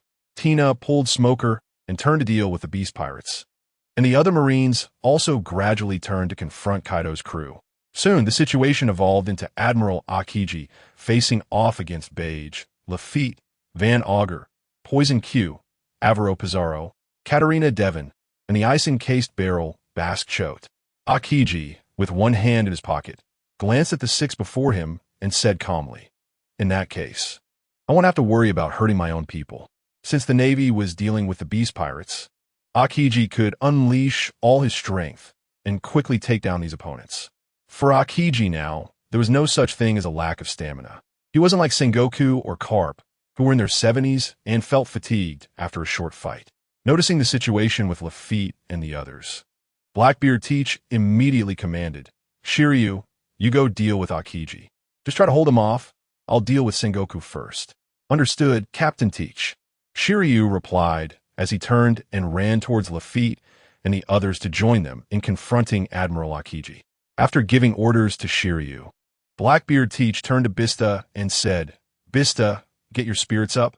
We need to completely kill Sengoku." "No problem," Bista replied with a smile. Blackbeard Teach clapped his hand on Bista's body, separating the pain he had suffered, and a red bubble flew out from Bista's body. Sengoku glanced at Carp, who was fighting Marco and Diamond Jozu, then looked at Akiji, who was confronting Lafitte and the others, before returning his gaze to Blackbeard Teach. "Blackbeard Teach, you've already obtained Bartholomew Kuma's pawpaw fruit. Now you're still eyeing me. Are you planning to become a user of 3 devil fruits?" Sengoku questioned, voicing his deepest fears and concerns. "3 devil fruits? Are you planning to completely break the norm?" "Ha ha ha. Sengoku, do you think I'd tell you?" Blackbeard Teach mocked with a calm exterior. Theoretically, Sengoku was right. Blackbeard Teach did have the potential to become a user of 3 devil fruits. However, Blackbeard Teach had never intended to try for a 3rd fruit due to the high risks involved, and he wasn't completely confident. In the distance, the lecherous Admiral Kazuru looked at the nearly incapacitated Enel and said, "Wow, you're really tough, aren't you? This guy's almost done for. I'll leave him to you. I'm going to help Fleet Admiral Sengoku." As soon as Kazuru's words fell, a large number of Marines responded in unison. "Yes, Admiral Kazuru."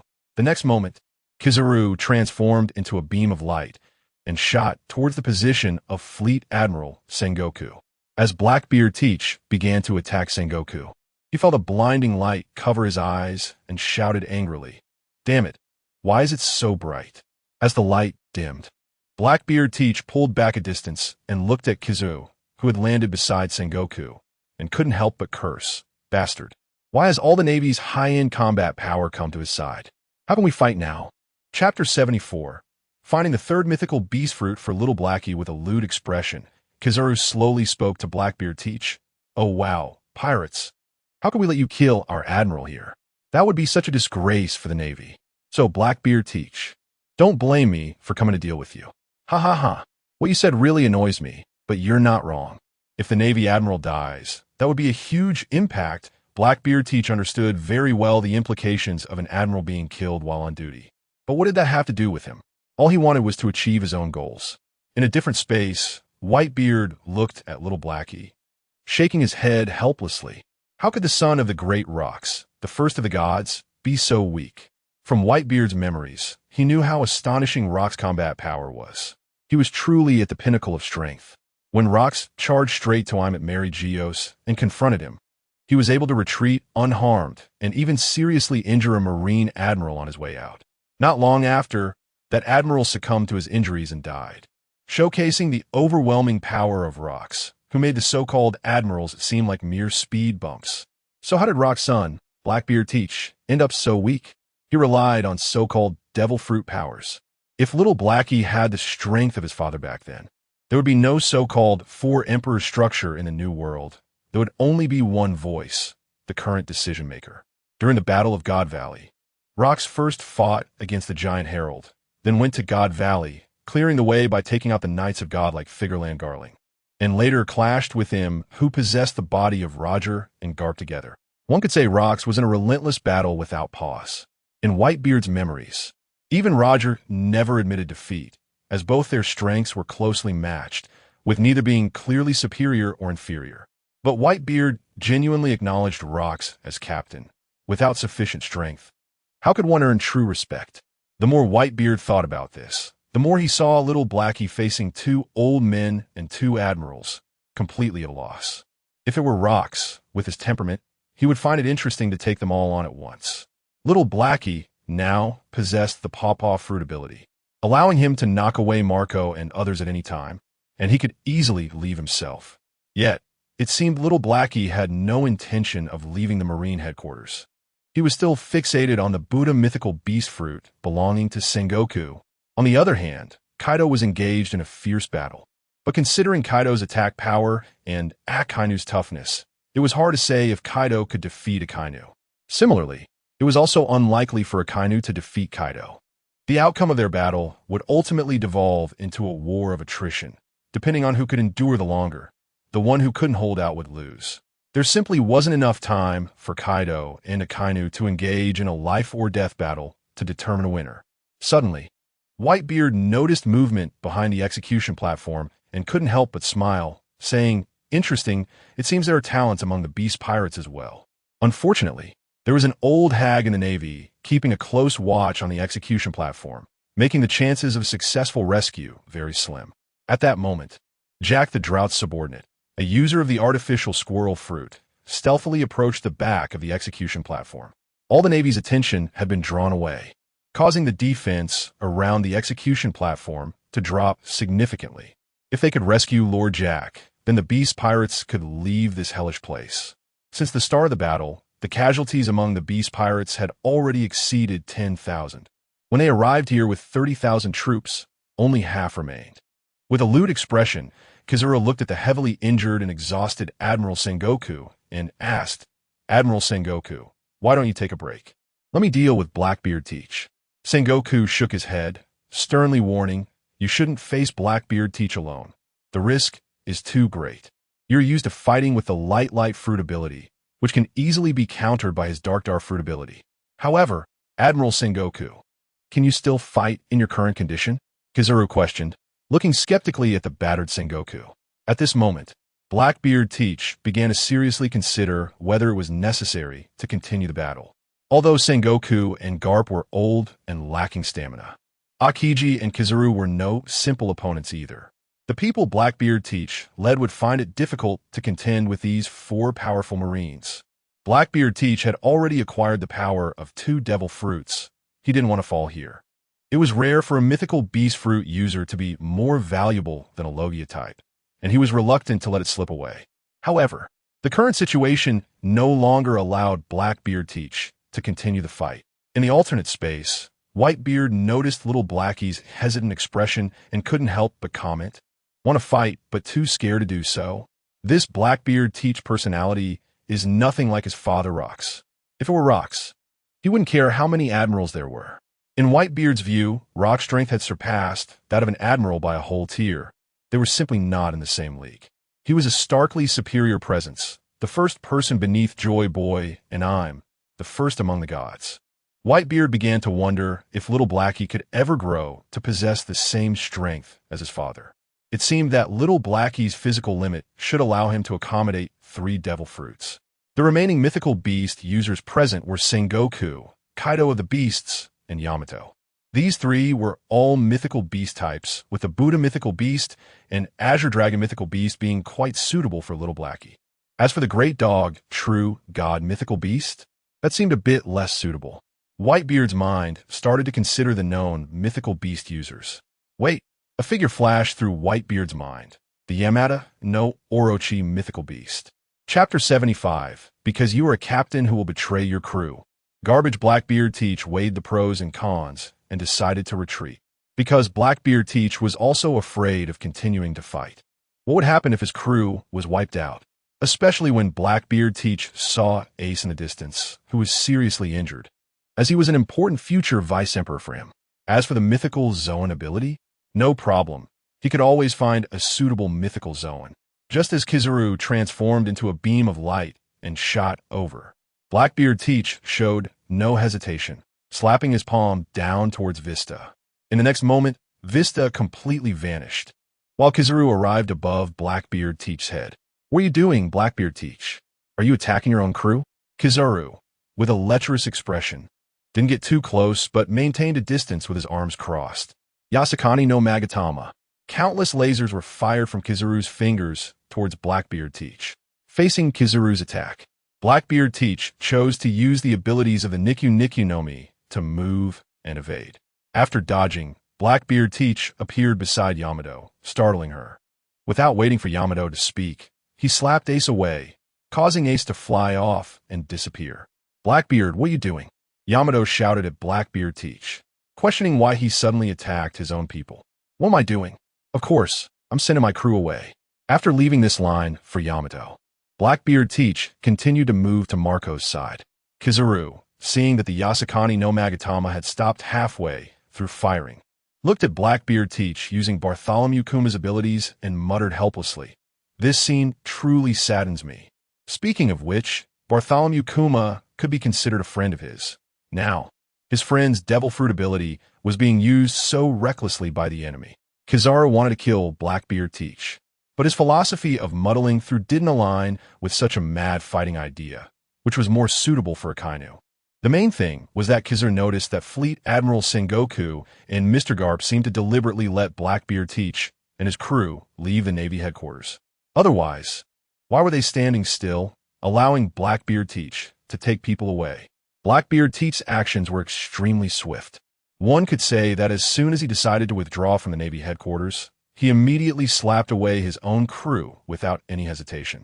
Just as Admiral Akiji was half turned into ice, ready to intervene, he heard Fleet Admiral Sengoku's voice. "Akiji, let these people go, and then concentrate fire to quickly take down Kaido of the Beasts. In this war, our goal is to eliminate the Beast Pirates. As long as we destroy the Beast Pirates, we have achieved our objective. As for the prisoners who escaped from the underwater prison and this group of Whitebeard pirates, we will plan for that later." Sengoku said this with great reluctance. If it weren't for the concern that dragging this out could lead to unforeseen circumstances, how could Sengoku easily let Blackbeard Teach's group escape? After hearing Fleet Admiral Sengoku's orders, Akiji also released his ice state.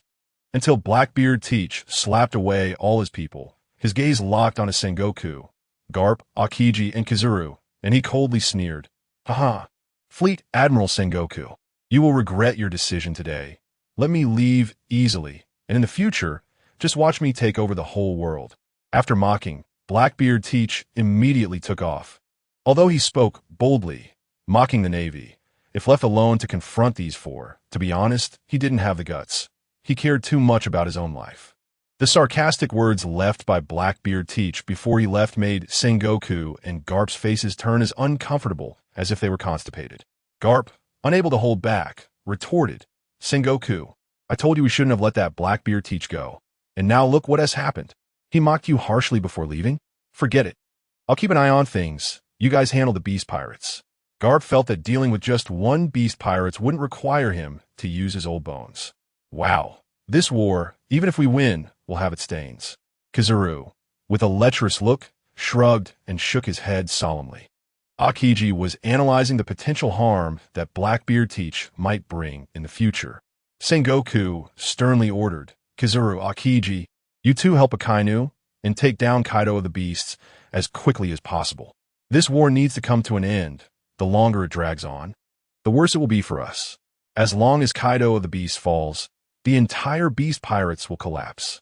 Upon hearing Fleet Admiral Sengoku's orders, Kizaru seemed indifferent, while Akiji felt somewhat reluctant.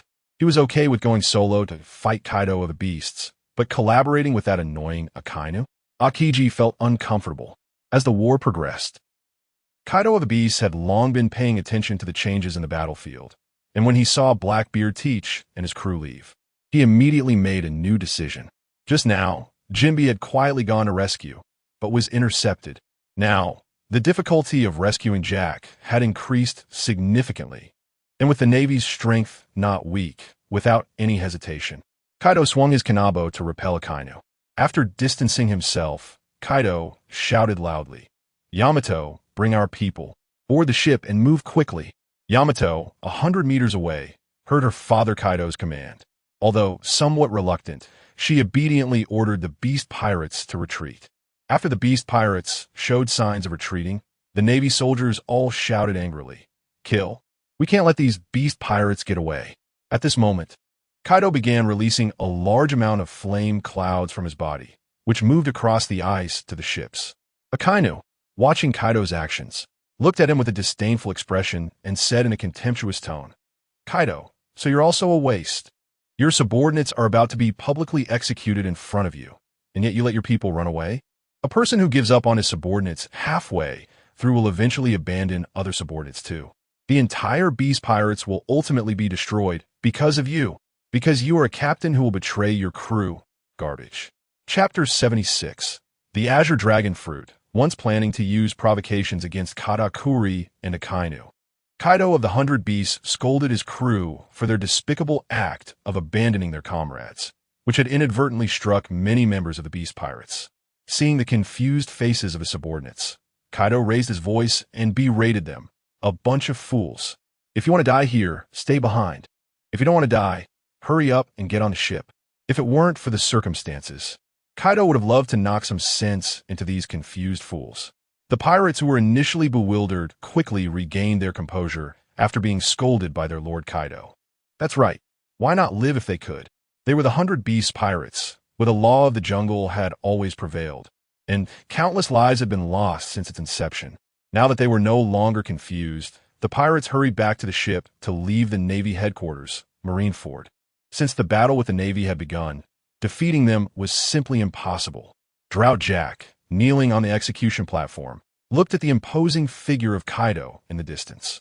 Although he felt sad about being abandoned by Kaido, he understood that it was the right choice. In truth, there was no need for anyone to come and rescue him from the start. It only led to the needless loss of many lives, and in the end, he was still not saved. Only a few key officers of the Beast Pirates knew that Kaido had come to participate in the battle purely for the enjoyment of fighting. As for saving people, that was just a secondary objective. If he could save someone, he would, but if he couldn't, then so be it. That was just how their Lord Kaido was. However, others did not see it that way. With the entire 100 Beast Pirates charging into the Navy headquarters, Marineford, it gave the impression of a great captain risking everything to rescue his crew. But what happened next? Halfway through, he suddenly changed his mind and ordered a retreat. Queen transformed into his Brachiosaurus form and pushed his way to Jin's side, immediately lifting the heavily injured Jin and running back. During this time, countless bullets struck Queen, who endured the pain to protect Jin. Queen knew very well that Jin was Kaido's right-hand man, and losing him would be a significant blow to the 100 Beast Pirates. Seeing the 100 Beast Pirates no longer attacking, the Navy turned and began to pursue them furiously. The Navy headquarters was not a place where one could come and go as they pleased. It represented the world's justice, and they could not allow pirates to trample over it. The large-scale pursuit by the Navy forced many pirates of the 100 Beasts to stop and fight back. Sengoku directly ordered Akiji and Kizuru to intercept the fleeing 100 Beast Pirates, stating that only by destroying them could the Navy demonstrate its strength and justice. Controlling a large number of zombie soldiers, Gecko Moria looked at the fleeing Toko with disdain and shouted angrily, "Kaido is useless, and his crew is just a bunch of trash. Why don't you dare to continue fighting me? Why are you running? You trash don't deserve to be part of the Yonko crew. Don't be too arrogant, Gecko Moria." Toko, while retreating, slashed through the zombies, blocking his way. Meanwhile, 10 miles away from the Navy headquarters, Marineford, a mass of flames and a thundercloud flew low in the sky. Standing atop the flames, Big Mom Charlotte Linlin laughed loudly. "Maha ma ma, we're almost at Marineford. Speaking of which, it's my first time coming to the Navy headquarters." In truth, Big Mom Linlin was quite reluctant to help that bastard Kaido, but given the current situation, Kaido could not fall. If Kaido fell, it would not be a good thing for Big Mom Linlin. Deep down, she had a knot in her heart. During the Battle of God Valley, she had managed to seize the fish fruit, mythical Zoan Azure Dragon form, but was ambushed by that bastard Kaido, who immediately ate it. Originally, she had intended for her son Katakuri to eat that Azure Dragon mythical Zoan fruit. Among all her sons, only Katakuri possessed Conqueror's Haki, which meant he had the potential to reach the top tier. Unfortunately, he later ended up eating an ordinary and unimpressive mochi fruit, which did not help his combat strength at all. Standing beside the thundercloud, Katakuri showed a hint of surprise as he saw a look of regret on his mother's face for the first time. At that moment, he heard his mother's voice. "Katakuri, actually, Kaido's Azure Dragon Fruit ability was once seized by me and was intended for you. Unfortunately, it was stolen by that bastard Kaido. If you had eaten the Azure Dragon Fruit, your strength would definitely be even greater than it is now." Big Mom Linlin felt displeased deep down as she spoke. The stronger her children were, the more benefits it brought her, solidifying her ruling position. Katakuri expressed surprise, not expecting such a thing. He clenched his fists and said solemnly, "It's okay, Mom. A true strong person does not need to rely too much on external forces. As long as I train my haki to an astonishing level, I can completely make up for the shortcomings of the devil fruit ability." To be honest, the mochi fruit was an incredibly ordinary, almost laughably so, paramecia type. Ever since Katakuri ate the mochi fruit, he had developed this devil fruit to a height that it did not originally belong to. It could be said that no previous mochi fruit users had ever developed it to such a level as Katakuri. However, now that he had eaten the devil fruit, regretting it was completely meaningless. It was better to focus on enhancing his haki, like observation haki, which Katakuri had already trained to perfection. His next plan was to start training his armament haki. After hearing her son Katakuri's words, Big Mom Linlin couldn't help but smile with satisfaction. Ma, Katakuri, you truly are my most outstanding son. Training your haki to be powerful enough?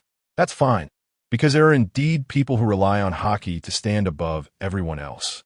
Big Mom Linlin's mind recalled Rox, whose unparalleled haki made him feared. In those days, no one dared to claim to be stronger than him. As for the opponents Rox battled later, Big Mom Linlin felt they might not even be human. Chapter 77, Rising Dragon Flame, 8 trigrams. Ice/Beast Kaido transformed into a blue dragon shape, enveloped in scorching flames, spiraling above Marineford Square, shielding his crew as they fled.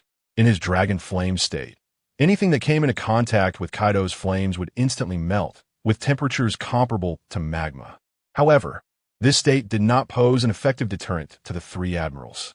Yet, for other Navy soldiers, it was a devastating blow. The terrifying ultra-high temperatures had already overwhelmed many of them. At this moment, the three admirals stood together, their gazes fixed on the fire dragon Kaido, circling above. Akainu coldly commanded Akiji, "Kizaru, you two stop Kaido, don't let him go on a rampage. I'll take care of the beast pirates." Akiji's expression soured. "Hate the Akainu. You don't have the authority to order me around." As fellow admirals, Akainu hadn't even been promoted to fleet admiral, yet he was issuing commands? "If you're disregarding the bigger picture, do as you please." After throwing down this remark, Akainu chased after the fleeing beast pirates. With his hands in his pockets and a lewd expression, Kizaru remarked, "Oh dear, I feel like something's off." Kizaru understood that Akainu was pressuring them under the guise of the Navy's greater good. But ultimately, Akainu was really trying to pressure Akiji, dragging Kizaru along for the ride. This was what frustrated Kizaru the most. After all, they came from the same place and joined the Navy at the same time. Kizaru knew Akainu's personality well. Akiji watched Akainu pursue the beast pirates, muttering to himself, "You want to become the next fleet admiral, but I won't allow it." At that moment, Kizaru transformed into a beam of light and flew above Kaido's head, lewdly commenting, "Oh dear. Kaido, as a giant fire dragon, you should come down already." Jata no Kagami. Countless laser beams shot out from Kizaru's crossed fingers. When these laser beams struck the flames on Kaido's body, a large amount of scattered flames fell onto the square, directly affecting many Navy soldiers. Noticing this, Kizaru immediately stopped the Yata no Kagami, feeling frustrated as he muttered, "Oh dear, this is going to be a problem." Fire Dragon Kaido didn't care about this and directly descended towards the square with his massive body. "Run! The beast Kaido is coming down." The Navy soldiers instantly panicked, just as the Fire Dragon Kaido was about to crush countless soldiers. Ice Age. Akiji utilized his Ice Fruit ability to freeze the descending Kaido. If such a massive fire dragon fell onto the square, it would not only cause massive casualties among the Navy, but could also destroy the square itself. Feeling the coldness in his abdomen, Kaido sneered, "This level of ice is going to freeze me? Don't make me laugh." Fire Dragon Kaido intended to wreak havoc on Marineford Square, thinking he might as well kill more Navy soldiers since he was leaving anyway. Suddenly, a voice reached his ears. "Get out of the way." Kaido looked up to see Garp, enveloped in Conqueror's haki, swinging down his heavy fist. "It's you, Garp." Upon seeing Garp, memories of the God Valley incident flooded Kaido's mind. "Old man, Do you think you're still the same as before? Kaido roared, his words dripping with disdain for Garp. Just an old man. Rising Dragon. Flame, 8 trigrams. Kaido unleashed his strongest move, wrapping his fire dragon head with Conqueror's Haki and crashing into Garp with immense force. The moment Kaido's head collided with Garp's heavy fist, a terrifying, explosive shockwave spread across Marineford Square. Countless Navy soldiers witnessed what it truly meant for top-tier Haki to clash. At the same time, the pursuing Akainu, like a god of death, was mercilessly taking down the fleeing beast pirates. It could be said that every magma punch from Akainu could take out hundreds of pirates. As they were fleeing, Runty turned back to glance at Admiral Akainu, gritting her teeth. Damn, no wonder they can fight with Lord Kaido. Their strength is incredible. They had never really regarded the Navy highly, but after today's battle, the beast pirates gained a direct understanding of the Navy's power. It was nearly impossible for a single Yonko pirate crew to contend with the Navy. It was that their captain was weak, but their overall strength was inferior to the Navy's. With legs turned into magma, Akainu accelerated towards Queen's back, raising his magma fist, roaring, "You're queen of the beast pirates, aren't you? I'll take you down first. Dog of the underworld." The magma doghead shot towards Queen's back at astonishing speed. "Lord Queen, watch out." The heavy-bodied Queen, sensing the terrifying heat behind him, turned just in time to see the massive magma dog head less than 20 meters away. Frightened, Queen sped up his escape, but in that instant, he couldn't dodge the magma dog head. At that moment, Yamato, in her dog god hybrid form, leaped into action. Ice Slash. Yamato used her wolf fang club, wrapped in freezing air, to strike down from above. In a critical moment, Yamato's Ice Slash blocked Akainu's dog of the underworld. As the two attacks canceled each other out, Queen, carrying the heavily injured Jin, secretly sighed in relief, having narrowly escaped death. Now, with Jin severely wounded, he couldn't spare a hand to counterattack. "Everyone, hurry up and run. I'll hold off Admiral Akainu," Yamato shouted to the beast pirates. "Please, Yamato." Many beast pirates immediately referred to her as Princess Yamato, recognizing her status. If it weren't for Yamato intercepting Akainu, they didn't know how many more would have died. Akainu's cold gaze fixed on the frost-emitting Yamato as he coldly remarked, "Kaido's daughter. Not only is she a mythical Zoan, but she also possesses Conqueror's Haki. You're a dangerous existence. It's just right to deal with you now." Chapter 78, Big Mom appears. Kaido instantly kills the ambushing Moonlight Moria the moment the Magma Fist collided with the Frost Wolf Fang Club. Akainu disdainfully mocked, "Although you can freeze my magma, your ice is too weak to compete with it." As soon as Akainu finished speaking, he immediately intensified his attack, with Akainu increasing the force of his magma attacks. Yamato felt an immense pressure and began to retreat continuously. At that moment, after clashing hard with Akainu, Yamato understood why this Marine Admiral could keep fighting her father Kaido for so long without being defeated. It seemed he truly had solid strength. The entire process lasted less than 5 seconds, and Akainu's attacks completely overwhelmed Yamato's moves.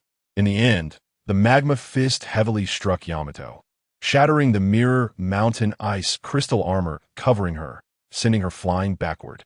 Akainu frowned and said solemnly, "So you're using a layer of ice armor made with your Devil Fruit ability for defense? However, I want to see how many of my attacks you can withstand." Akainu's words were filled with confidence in his own strength. His Magma Fruit was known for its highest attack power. In this world, few could take his magma attack head-on. Only ice, which has a mutually restraining property, could counter his magma, but it could only counter, not completely defend. Of course, those with strong Haki could indeed resist his magma abilities, but it would be exhausting. His magma attacks flowed naturally, while using Haki would consume energy. In comparison, his magma ability was the true weapon for killing. At the same time, Big Mom Charlotte Linlin, who was about to arrive at Marine Headquarters Marineford, saw the enormous fire dragon Kaido from afar. "Mama, that bastard Kaido, using such a massive body. He just a living target?" Yamato Charlotte Linlin couldn't help but laugh loudly. She didn't quite understand Kaido's behavior, but since the reward for helping him wasn't enough, then she wouldn't hold back. Katakuri's gaze wasn't solely on Beast Kaido. He was also aware of the ships in the area. Noticing that the Beast Pirates were fleeing, Katakuri reminded, "Mama, the Beast Pirates are retreating." Upon hearing this, Big Mom was momentarily taken aback and then laughed, "Mama ha. So, does that mean we successfully rescued Jack?" At Marineford Square, Beast Kaido, who was being attacked by Garp, Akiji, and Kizu, soon began to show signs of decline.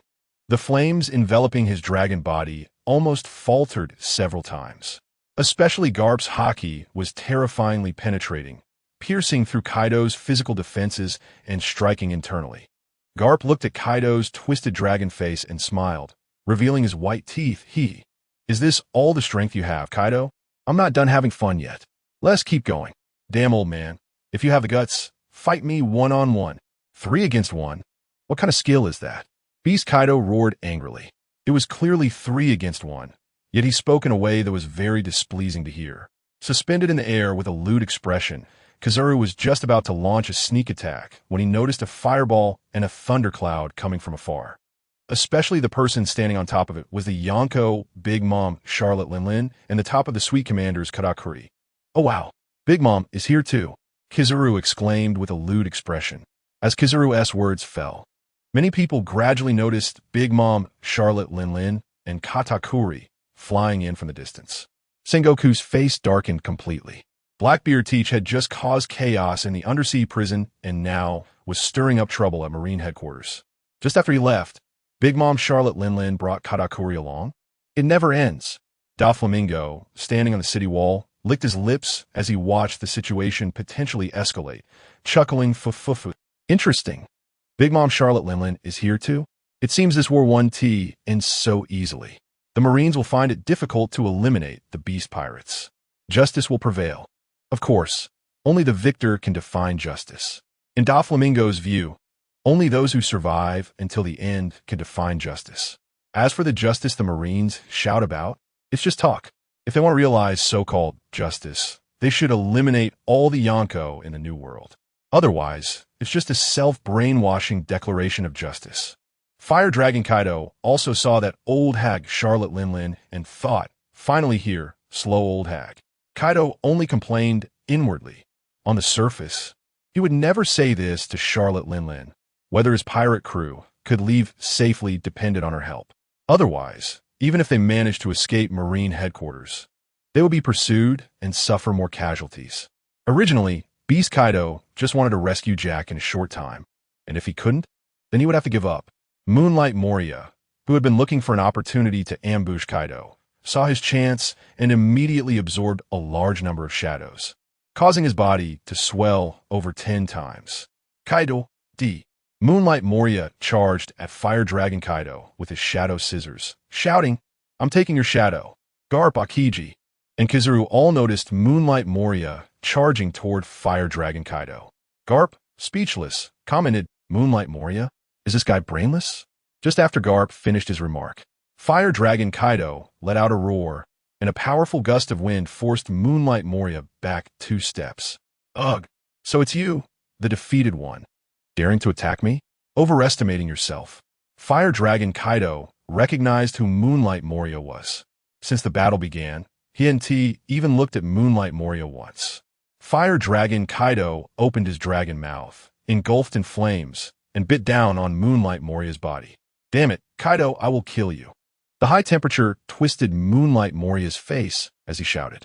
However, as Fire Dragon Kaido increased his biting force, Moonlight Moria instantly lost consciousness, and a large number of shadows flew out of his mouth. Not only that, Moonlight Moria's skin had been burned to a pulp by the high temperature. After shaking off Moonlight Moria, Fire Dragon Kaido disdainfully said, "Useless trash." Chapter 79. Katakuri, who foresees the future, completely defending against the 8-span jewels. The scene of the Warlord of the Sea, Gecko Moria, being instantly killed by Kaido of the Beasts, scared more than a few Marines. After all, he is one of the Warlords of the Sea. To be defeated in just one blow. The Warlords of the Sea have always symbolized strength. Jinbe looked at Gecko Moria, lying on the ground 300 meters away, covered in blood, shook his head and murmured, "This guy, Gecko Moria, really doesn't recognize the gap in strength. Don Quixote, Doflamingo, looked at the bloodied Gecko Moria with a foolish gaze and sarcastically said, "Fool, you really bring shame to the warlords of the sea." Boa Hancock did not look at Gecko Moria even once. Dracule Mihawk calmly evaluated Gecko Moria's actions, stating, "Blind self-confidence and failure to recognize one's own lack of strength." Sabaody Archipelago. Whether it was the civilians, the constantly photographing reporters, or the supernova pirates, everyone had a look of surprise on their faces. They never expected that even the Yonko Big Mom, Charlotte Linlin, would head to the Marine headquarters at Marineford. And they also did not foresee that this battle would attract so many powerful figures. Heartbroken, Jewelry Bonnie wiped her tears, clenched her fists, and said firmly, "I will not let you go, Blackbeard Teach." Jewelry Bonnie turned to leave, calling her crew to depart Sabaody Archipelago and head to the New World to seek revenge on Blackbeard Teach. Even if it costs her life, she is willing to pay the price. Urge smiled and teased, "It seems this war will escalate again, with Big Mom Charlotte Linlin coming." 3 of the 4 Yonko from a New World have already arrived. Only red-haired Shanks has yet to go to the Marine headquarters, and it is uncertain whether he will come. In Urge's view, if all 4 Yonko from the New World participated in this war, it would be the most interesting scenario. Smoking a cigar, Capone Beej flicked off the ashes and analyzed quietly. Only Big Mom Charlotte Linlin and Katakuri came? Capone Beej felt that Big Mom Charlotte Linlin was not there to participate in the battle, but rather to cover the retreat of the Beast Pirates. In Capone Beej's opinion, Kaido of the Beasts and Big Mom Charlotte Linlin must have made a deal behind the scenes. Otherwise, why would she come to the Marine headquarters for no reason? As for the newly appointed Yonko, Blackbeard Teach, he was clearly there to seize Devil Fruit abilities, and his purpose was obvious. Therefore, Big Mom Charlotte Linlin could not possibly be there just for the battle. She must have made a deal with Kaido of the Beasts in private. Scratching his head, Scratchman Apo commented with a hint of sarcasm, looking around, excluding the dead fodder. The only big names that died are Warlords of the Sea Bartholomew Kuma and Gecko Moria. It's really laughable. The Beast Pirates and the Marines fought for several hours, and 2 important figures from the Warlords of the Sea died. Scratchman Apo did not lower his voice, and many people heard him. Everyone thought, "Isn't that true?" After all this, the most important figures that died turn out to be 2 Warlords of the Sea.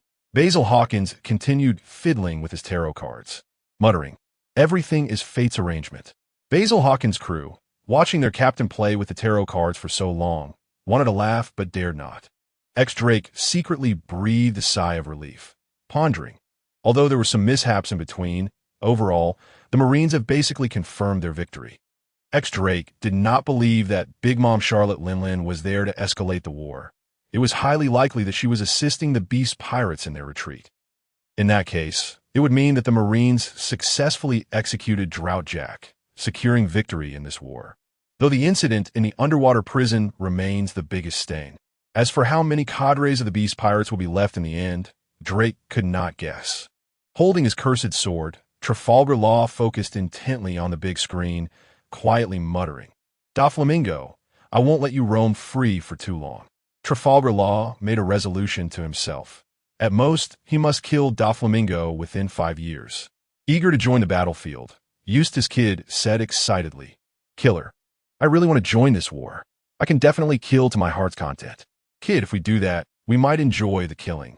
But we would also be killed by the Marines because our current strength is not enough to participate in such a big battle," Killer patiently reminded. He hoped Kid wouldn't get too carried away, as it wouldn't be good for their crew. From a distance, on the trunk of a big tree, Shaki curiously asked, "Rayleigh, what are your views and insights on this battle?" "No views. No one knows what the future development will be." Rayleigh expressed that he himself did not know. In fact, speculations are just speculations. Furthermore, for Rayleigh, who is over 70, he no longer wants to worry too much about things. Marine Headquarters, Marineford Battlefield. After Big Mom Charlotte Linlin arrived on the battlefield, many Marines became tense. The lecherous Kazuru abandoned his attack on Kaido the Fire Dragon and flew over Big Mom Charlotte Linlin's head, lecherously saying, "Kawaii inni, Yonko Charlotte Linlin. The Marine Headquarters is not a place for you to come. So please leave." 8-span Jewel. as Kizaru crossed his fingers and shot out a large number of laser beams. Big Mom Charlotte Linlin instantly felt her eyes unable to open and roared. What is this? It's so glaring that I can't even open my eyes. Standing on the ice nearby, Katakuri's eyes flashed red as his observation Haki foresaw all of Kizaru's attacks and used his technique, Rainfall Machi. In his awakened state, Katakuri transformed the environment into several thick machi strips, each covered in armament haki. Bang, bang, bang. In the next moment, all of Kizaru's laser beams were completely blocked by Katakuri's countless armament haki machi strips. Behind the Marines, someone exclaimed in disbelief. Wow, how incredible. Who was that person? He was able to block all of Admiral Kizaru's laser beams with his ability. That person is the first commander of the big MOM pirates, Katakuri. Barumaber gulped in response. Chapter 80. Combination Technique. Dominating the sea, the lewd-looking Kizaru watched as Katakuri blocked all of his attacks with a haki of observation that foresaw the future, incredulously commenting. Wow, amazing. No wonder you're the second in command of the big MOM pirates. The ability to foresee the future with observation haki is truly impressive. As someone who also possessed the same ability, Kizaru quickly realized that Katakuri could use this technique as well. Otherwise, how could he accurately block all of his attacks? After their attacks canceled each other out, Kizaru, with a lewd expression, questioned Katakuri, "What are you and Big Mom Charlotte Linlin doing at the Marine headquarters? This is not a place for you. Whether we should be here is not up to you to decide." Kizaru, Katakuri coldly responded, not taking Kizaru's words seriously at all. Big Mom Charlotte stepped onto the fiery Prometheus and approached Kaido of the 100 Beasts, laughing loudly. Well, Kaido, you look quite embarrassed. Cut the nonsense. Kaido transformed from his dragon form back to his hybrid form, landing heavily at the edge of the Marineford Plaza. He glanced at Admiral Akainu, who was pursuing his subordinates. Although Yamato could hold off Akainu, the lava that Akainu spread could cause massive casualties among his crew. To prevent this from continuing, he needed to eliminate Akainu. Kaido knew that he couldn't take down Akainu alone in a short time. Linlin, let's work together to take down that Admiral Akainu, Kaido suggested to the old lady Charlotte Linlin beside him. Upon hearing Kaido's words, Linlin also noticed Admiral Akainu chasing the 100 Beast pirates and replied with a smile. No problem, but don't forget about your payment. I got it, Kaido responded somewhat impatiently. Nearby, Admiral Akiji, who was standing with Garp, asked Mr. Garp, how about we each take on Kaido and Big Mom Charlotte Linlin? Which one do you want to fight? Let me take Kaido. I have no interest in fighting an old lady. Garp immediately chose to face Kaido without hesitation. As for fighting Charlotte Linlin, forget it. Garp had no interest in engaging in a fierce battle with an old woman. He preferred the feeling of trading blows with Kaido, which he found more enjoyable and fulfilling. Akiji was clearly taken aback by Garp's words. Aren't you also an old man? Why can't you fight an old woman? Never mind. Akiji didn't want to delve too deeply into this issue with Mr. Garp, because, in the end, he would definitely be beaten up by Garp. Akiji didn't want to be hit for no reason. In the next moment, both Akiji and Garp's expressions changed simultaneously when they saw Kaido and Charlotte Linlin using the same opening move. Mr. Garp, what are Kaido and Charlotte Linlin planning to do? Akiji asked in confusion. With a furrowed brow, Garp was constantly trying to recall what that opening move was. Suddenly, a thought struck him, and he uncertainly said, could be a technique of the giants? It looks too much like it. In the next moment, an astonishing conqueror's haki erupted from both Kaido and Charlotte Linlin. All Marines within a few hundred meters instantly lost consciousness, their eyes rolling back as they collapsed to the ground. Kaido continuously infused his conqueror's haki into his kanabo, asking Linlin, your body shouldn't be rusty yet, right? Well, this is something I should be asking you. Don't let it be that your body is the one that is rusty. Big Mom Charlotte Linlin also infused her conqueror's haki into her Napoleon. Admiral Akainu, covered in magma, rushed at the Batman of the 100 Beast pirates at incredible speed, shouting, die, scum of the 100 Beast pirates. The Batman, terrified, tried to dodge, but was paralyzed by Akainu's imposing aura. The next moment, the Batman was completely melted by Akainu's magma fist. Akainu then shifted his gaze to the fleeing members of the 100 Beast pirates, coldly stating, "None of you will leave here alive." Just as Akainu was about to eliminate the other members of the 100 Beast Pirates, he sensed a deadly threat approaching from behind. When Akainu turned around, he saw Kaido and Big Mom Charlotte Linlin unleashing a gigantic shockwave towards him. Dominating the sea, Kaido and Big Mom Charlotte Linlin stood side by side, simultaneously swinging their weapons forward, unleashing a massive and rapid shockwave. The moment the violent shockwave appeared, all the strong figures present changed their expressions. The aura of the combination technique used by Kaido and Big Mom Charlotte Linlin was too terrifying. In the back, Sengoku, receiving medical treatment, shouted in shock, "Akainu, it's dangerous." Akiji frowned, while Kizaru, with a lewd expression, showed signs of worry. Garp's eyes widened in disbelief, as the power emitted by the combination technique from Kaido and Charlotte Linlin reminded him of the power of rock sword techniques. Since the start of this war, Mihawk's gaze finally flashed with seriousness for the first time. Their thoughts only flickered for a moment. Wherever the dominating the sea shockwave passed, countless marine soldiers and a few pirates were instantly turned to ashes. The vast attack range made Akainu realize that he couldn't escape. The moment he realized he couldn't avoid it, he immediately covered himself in armament haki and layered several layers of magma defense. As Yamato, who was chasing Akainu to stop him from killing, was brushed aside by the shockwave from dominating the sea just 3 meters away, she was instantly sent flying. Boom! As dominating the sea struck Akainu, the violent impact destroyed everything around them. Everyone stared in shock at the scene.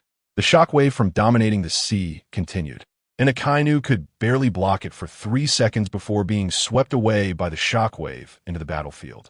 The massive shockwave hit the sea, causing the waves to rise dozens of meters high. Standing on the city wall, Doflamingo watched as the combination technique from Kaido and Big Mom Charlotte Linlin shot out thousands of meters, causing his scalp to tingle. Chapter 81. Whitebeard's analysis and self-evaluation after the combined attack of the Beast Pirates Kaido and Charlotte Linlin swept across the sea. The entire battlefield fell into a moment of silence.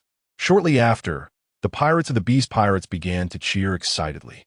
Just moments ago, Admiral Akainu had chased them to the brink of despair. But now he had been taken down by Lord Kaido and Lady Charlotte Linlin working together. In their eyes, the power of the two lords' combined technique was so great that it could surely kill Admiral Akainu in one blow. Although the combined technique of Kaido and Charlotte Linlin had already passed, it seemed as if the aftershocks were still not over. The atmosphere still enveloped the entire Marine headquarters at Marineford, making all the rear admirals and lower-ranking Marines feel terrified. Meanwhile, the hawkish Marine leaders were filled with concern for Admiral Akainu.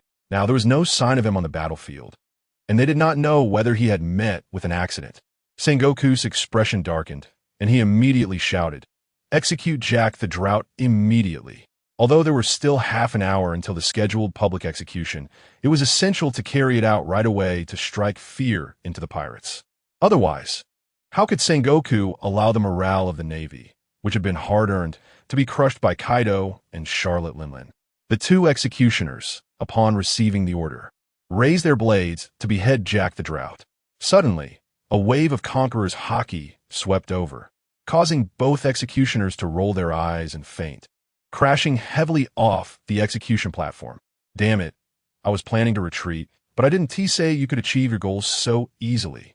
Kaido of the Beast raised his kanabo and said in an extremely arrogant tone. The Conqueror's haki that had just swept through was also unleashed by him. On the city wall, Don Quixote Doflamingo looked at Mihawk, the Hawkeye, and asked with a creepy smile while suppressing his inner fear, "Hawkeye, could you handle that attack just now?" "I can't handle it," Mihawk replied calmly, simply stating a fact. He had to admit that the combined technique of Kaido and Charlotte Linlin was something that very few people in this world could withstand. The only ones who might be able to withstand such an attack were mysterious powerhouses above the level of an emperor, of which Mihawk was unaware. But did such beings really exist in this world? Mihawk did not know. Hearing Mihawk's answer, Doflamingo was not surprised. He simply wanted some reassurance. He wanted to hear that it was impossible to withstand it. Jack the Drought, kneeling on the execution platform, silently bowed his head. He now only hoped that Lord Kaido would quickly take everyone away from here. There was no need to sacrifice the lives of the beast pirates for him. He was already deeply moved that they had come to rescue him. In another dimension, Whitebeard analyzed the combined technique of Kaido and Charlotte Linlin. The power of the attack was indeed formidable. In Whitebeard's memory, the power of that attack could rival the strongest killing move of Rock's back in the day. To be honest, although Whitebeard had undergone a systematic mutation of his devil fruit, upgrading the Tremor fruit into the mythical Zoan-type Spacequake beast, which slightly enhanced his strength, the main improvement was in the diversification of the mythical Zoan abilities. As for his hard power, to be honest, as of now, he still was not a match for Rock's. Although he could not match Rock's in a direct confrontation, the diverse abilities of the Spacequake beast ensured that Whitebeard would remain undefeated. Speaking in percentages, Whitebeard's peak strength was 90. After mutation, it was approximately 95, while Rock's could reach 99. Of course, that was under the premise of direct confrontation. If it were not a direct confrontation, Whitebeard felt that he could handle him without any issues. If he couldn't defeat him, and wouldn't be able to hold him back either. To be honest, Whitebeard thought that the Spacequake beast mythical Zoan type did not exist in this world before.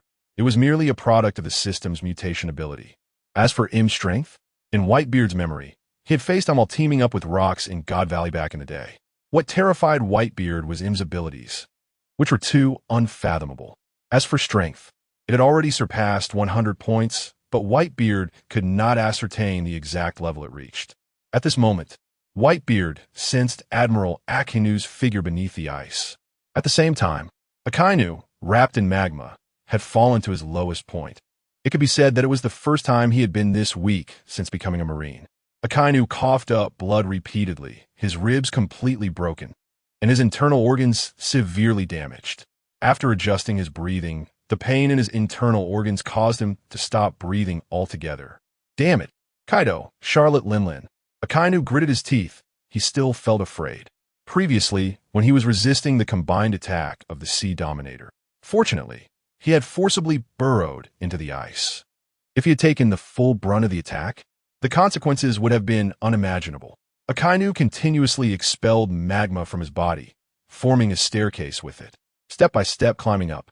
On the battlefield, many members of the Beast Pirates who were continuing to retreat noticed that hot magma was emerging from beneath the ice. The closest officer, Fuzz Fur, had an incredulous look in his eyes and whispered, "How is this possible?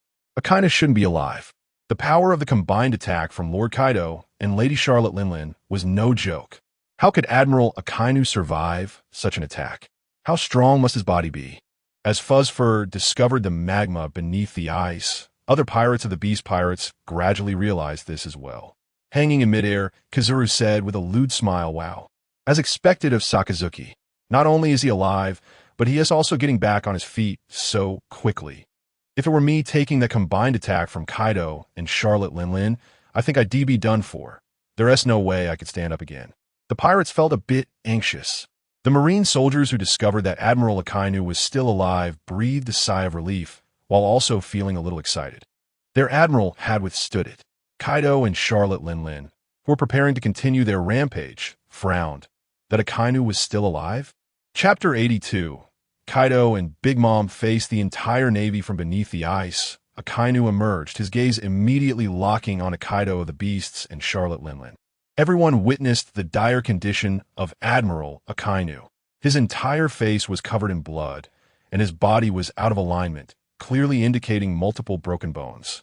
The naval commanders had never seen Admiral Akainu so severely injured before, and his aura was no different from that of a dying man.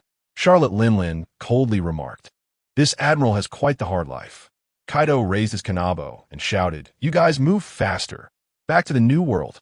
The Beast Pirates, who had been momentarily stunned, sprang into action upon receiving the order, running towards their ships. Akainu, who intended to strike down the pirates again, raised his hand but suddenly coughed up a large mouthful of blood, nearly losing his balance.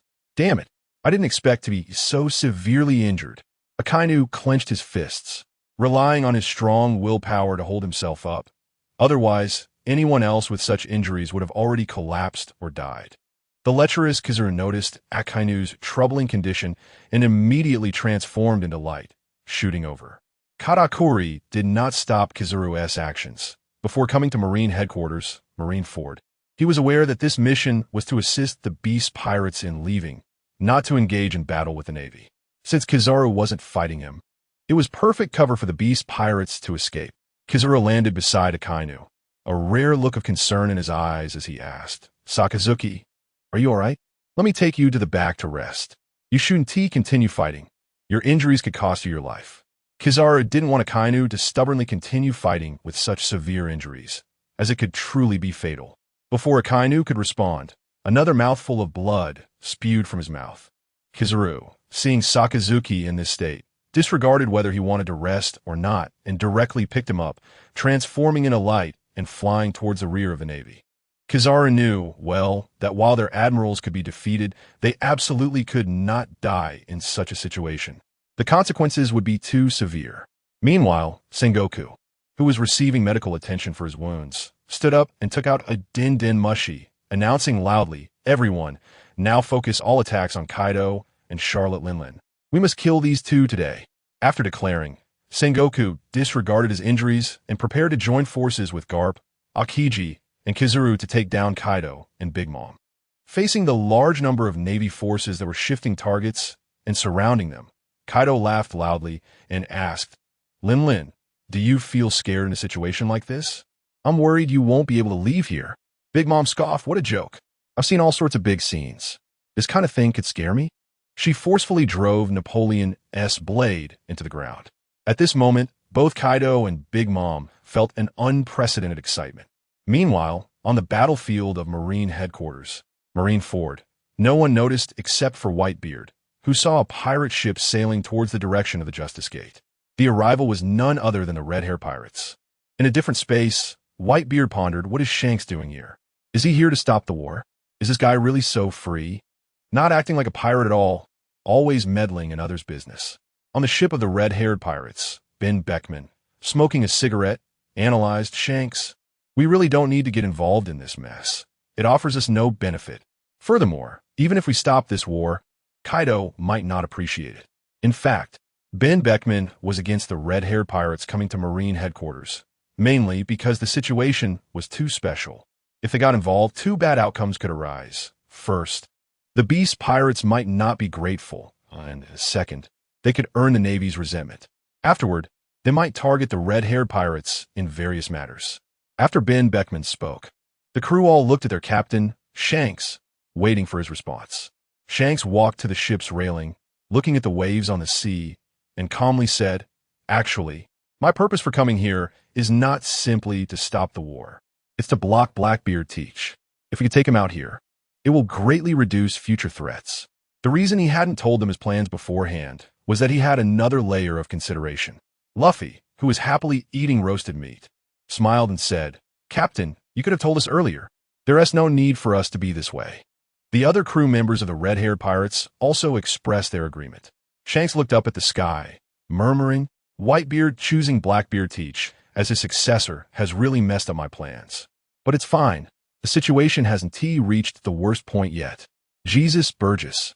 Keep a lookout from a distance to see if Blackbeard teach is at Marine Headquarters. If he is not here, we land at Marineford. Got it. Leave it to me. Jesus Burgess nodded seriously in response. Ben Beckman, hearing Shanks's words, couldn't help but shake his head and smile, saying, "Shanks, with your strength, being this cautious shows that Blackbeard teach is indeed not simple." 3 minutes later, Jesus Burgess used his telescope to observe the situation at Marine Headquarters and incredulously said, "Captain, Blackbeard teach ISNT at Marine Headquarters. But Charlotte Linlin is here, currently teaming up with Kaido to fight the entire Navy, and the Beast Pirates are already retreating." Upon hearing this, everyone in the Red-Haired Pirates was taken aback. What is going on? Why is the situation completely different from what we expected? Shanks furrowed his brow and muttered, "Blackbeard teach hasn't appeared? That shouldn't be." Meanwhile, at the Marine Headquarters battlefield, explosions continued to erupt. Sengoku led the assault on Kaido and Big Mom, and the level of destruction in the square had reached astonishing heights, with buildings completely collapsed. Chapter 83. Hearing that the Red-Haired Pirates were nearby, Akainu gritted his teeth. Good. One after another, looking for death. as Kaido of the Beast used flame clouds to move the Beast pirate ships a distance away. Big Mom Charlotte Linlin suffered a frostbite and shouted at Kaido, "Kaido, I'm leaving. Don't start a war." I know. Kaido originally thought he could retreat easily, but it turned out to be quite difficult. This group of Marines was relentless, especially the control abilities of Kizaru and Akiji, and the two old-timers Sengoku and Garp were also quite troublesome. It was just these four that gave Kaido a headache. As for the other Marines, as long as they dared to come close, he would take them down with one hit. At the rear of the Marines, a medic who was about to bandage Akainu's wounds saw him stand up and quickly reminded him, "Admiral Akainu, you can't continue fighting now. Your body is severely injured. If you keep fighting, it will really be life-threatening." As a Marine, retreating because of injuries was not an option. Akainu's eyes were cold yet resolute as he stared at Kaido and Charlotte Linlin in the distance. The medic opened his mouth, not knowing how to persuade Akainu, who had always been determined to uphold justice to the end. Akainu glanced at the kneeling Jack the Drought on the execution platform, took a deep breath, and his fist transformed into magma, launching a magma fist. The sudden move by Akainu drew the attention of many Marine soldiers away from Kaido and Big Mom to him. They all noticed Akainu's actions. Jack, who was worried about his Lord Kaido, widened his eyes in terror as he saw the magma coming toward him. Faced with imminent death, he felt fear. Boom! In front of all the Marines and the spectators watching on the big screen, Jack the Drought of the Beast Pirates was officially executed by Admiral Akainu. This scene greatly boosted the morale of the Marines, although they knew Jack was doomed. Seeing him executed by Akainu in public had a significant uplifting effect. Kaido, who was fighting fiercely with Garp and Akiji, saw his subordinate Jack killed, and blood vessels appeared in his eyes. It was one thing to abandon Jack, but witnessing Jack being killed by Akainu was infuriating for Kaido. "Akainu, I will kill you." Kaido roared and rushed towards Akainu's position, intending to take him down. However, before Kaido could run 10 meters, his legs were frozen, unable to move. Faced with this situation, he immediately spat out a flame to melt the ice. Seeing Kaido's predicament, Big Mom Charlotte Linlin shouted, "Kaido, whether you stay to fight is your business. I won't care about you anymore." Kaido, who was already angry, was slightly sobered by Lin's reprimand. Indeed, Jack was dead, and staying behind was meaningless. He could even be captured, and escaping would not be easy. Meanwhile, the Beast Pirates, being pulled away from the Marine headquarters by flame clouds, noticed the red-haired pirates on the sea, and the expressions of Queen and others changed. Why was the Emperor Red-Haired Shanks here at the Marine headquarters? Did he intend to join a battle? If so, wouldn't the war escalate further? Gradually regaining his composure, the Calamity of Flame, Jin, walked to the edge of the ship, looking down at the red-haired pirates, and immediately dialed Kaido. On the sea, the red-haired pirates. Jesus Burgess looked at the tattered Beast Pirates fleet above and said, "Boss, the Beast Pirates have spotted us. I think we should leave." "Okay, turn around and leave." Red-haired Shanks immediately gave the order. Since Blackbeard Teach was not at the Marine headquarters, there was no need to stay here any longer. At the Marine headquarters Marineford battlefield, Garp and Akiji were close to Kaido, so they both heard the conversation between Jin and Kaido. Upon hearing about that bastard Shanks, who led pirates down the path of piracy, Garp was furious and cursed. "Damn red-haired Shanks, if he dares to come, I'll beat him up."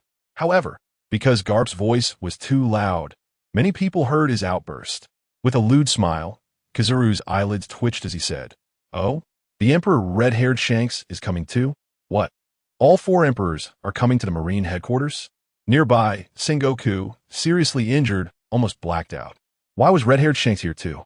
Did he really treat the Marine headquarters Marineford as a playground for pirates? Just coming and going as he pleased? It was necessary to give these bastards a profound lesson. No matter the cost, at least one emperor must be killed. Otherwise, after the war, if it was reported that all 4 emperors had come to Marine headquarters and left without a fight, how could the Marines face that? However, with the entire red-haired pirates here, Sengoku knew he had to take it very seriously. All the other Marine generals had grim expressions. Smoker, Tina, and others felt frustrated at their own lack of strength, which had allowed the pirates to become so arrogant. At the rear of the Marines, Barumabur held his head in despair and said, "Captain, are we going to be finished? The emperors are coming one after another, and it never ends. If this continues, with our trash strength, we have no way out. I don't know what to do. I can only trust the marshal, the admirals, and Garp. But deep down, I'm also scared to the point of wetting my pants." Yet, with sheer willpower, he forced himself to hold it in. He couldn't let fear make him lose control. Standing on the city wall, Mihawk whispered, "Shanks is here too? But he has no reason to come to this battlefield." Mihawk felt that he understood Shanks well. There was nothing for him in this battle, so what was he doing here? On the other side, upon hearing that the red-haired pirates had also arrived, Admiral Akainu was filled with intense anger, making him forget the pain in his body. "Good. You pirates, one after another, looking for death." Chapter 84. Whitebeard's spatial journey to Wano. After a moment of calm, Kaido of the Beast shouted to Charlotte Linlin, "Linlin, reinforce your flames and lightning onto me. I'm going to break through the blockade and take you out of here." Well, just don't forget your promise. "I'm helping you this time."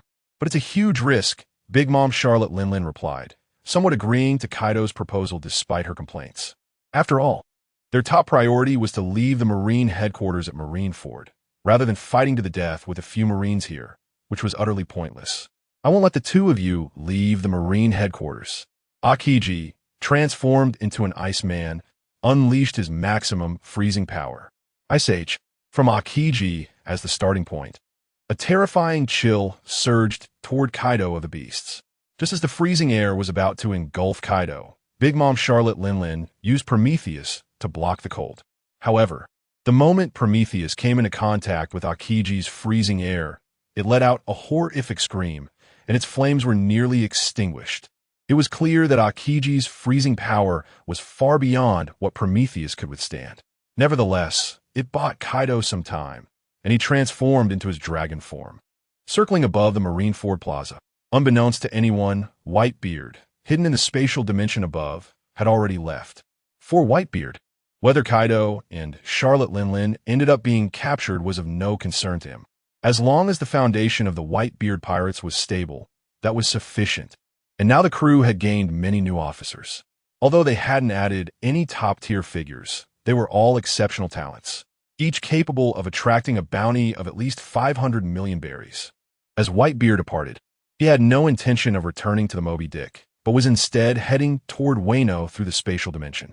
Meanwhile, in the flower capital of Wano, in the largest private room of a tavern, General Kaido of the Beast was comfortably savoring fine wine and asked the person beside him, "Why hasn't Kamurasaki come yet?" "I've already had 8 jars of wine." "My lord, I'll have someone urge the courtesan Kamurasaki to come and serve you quickly," Hell's advocate respectfully responded.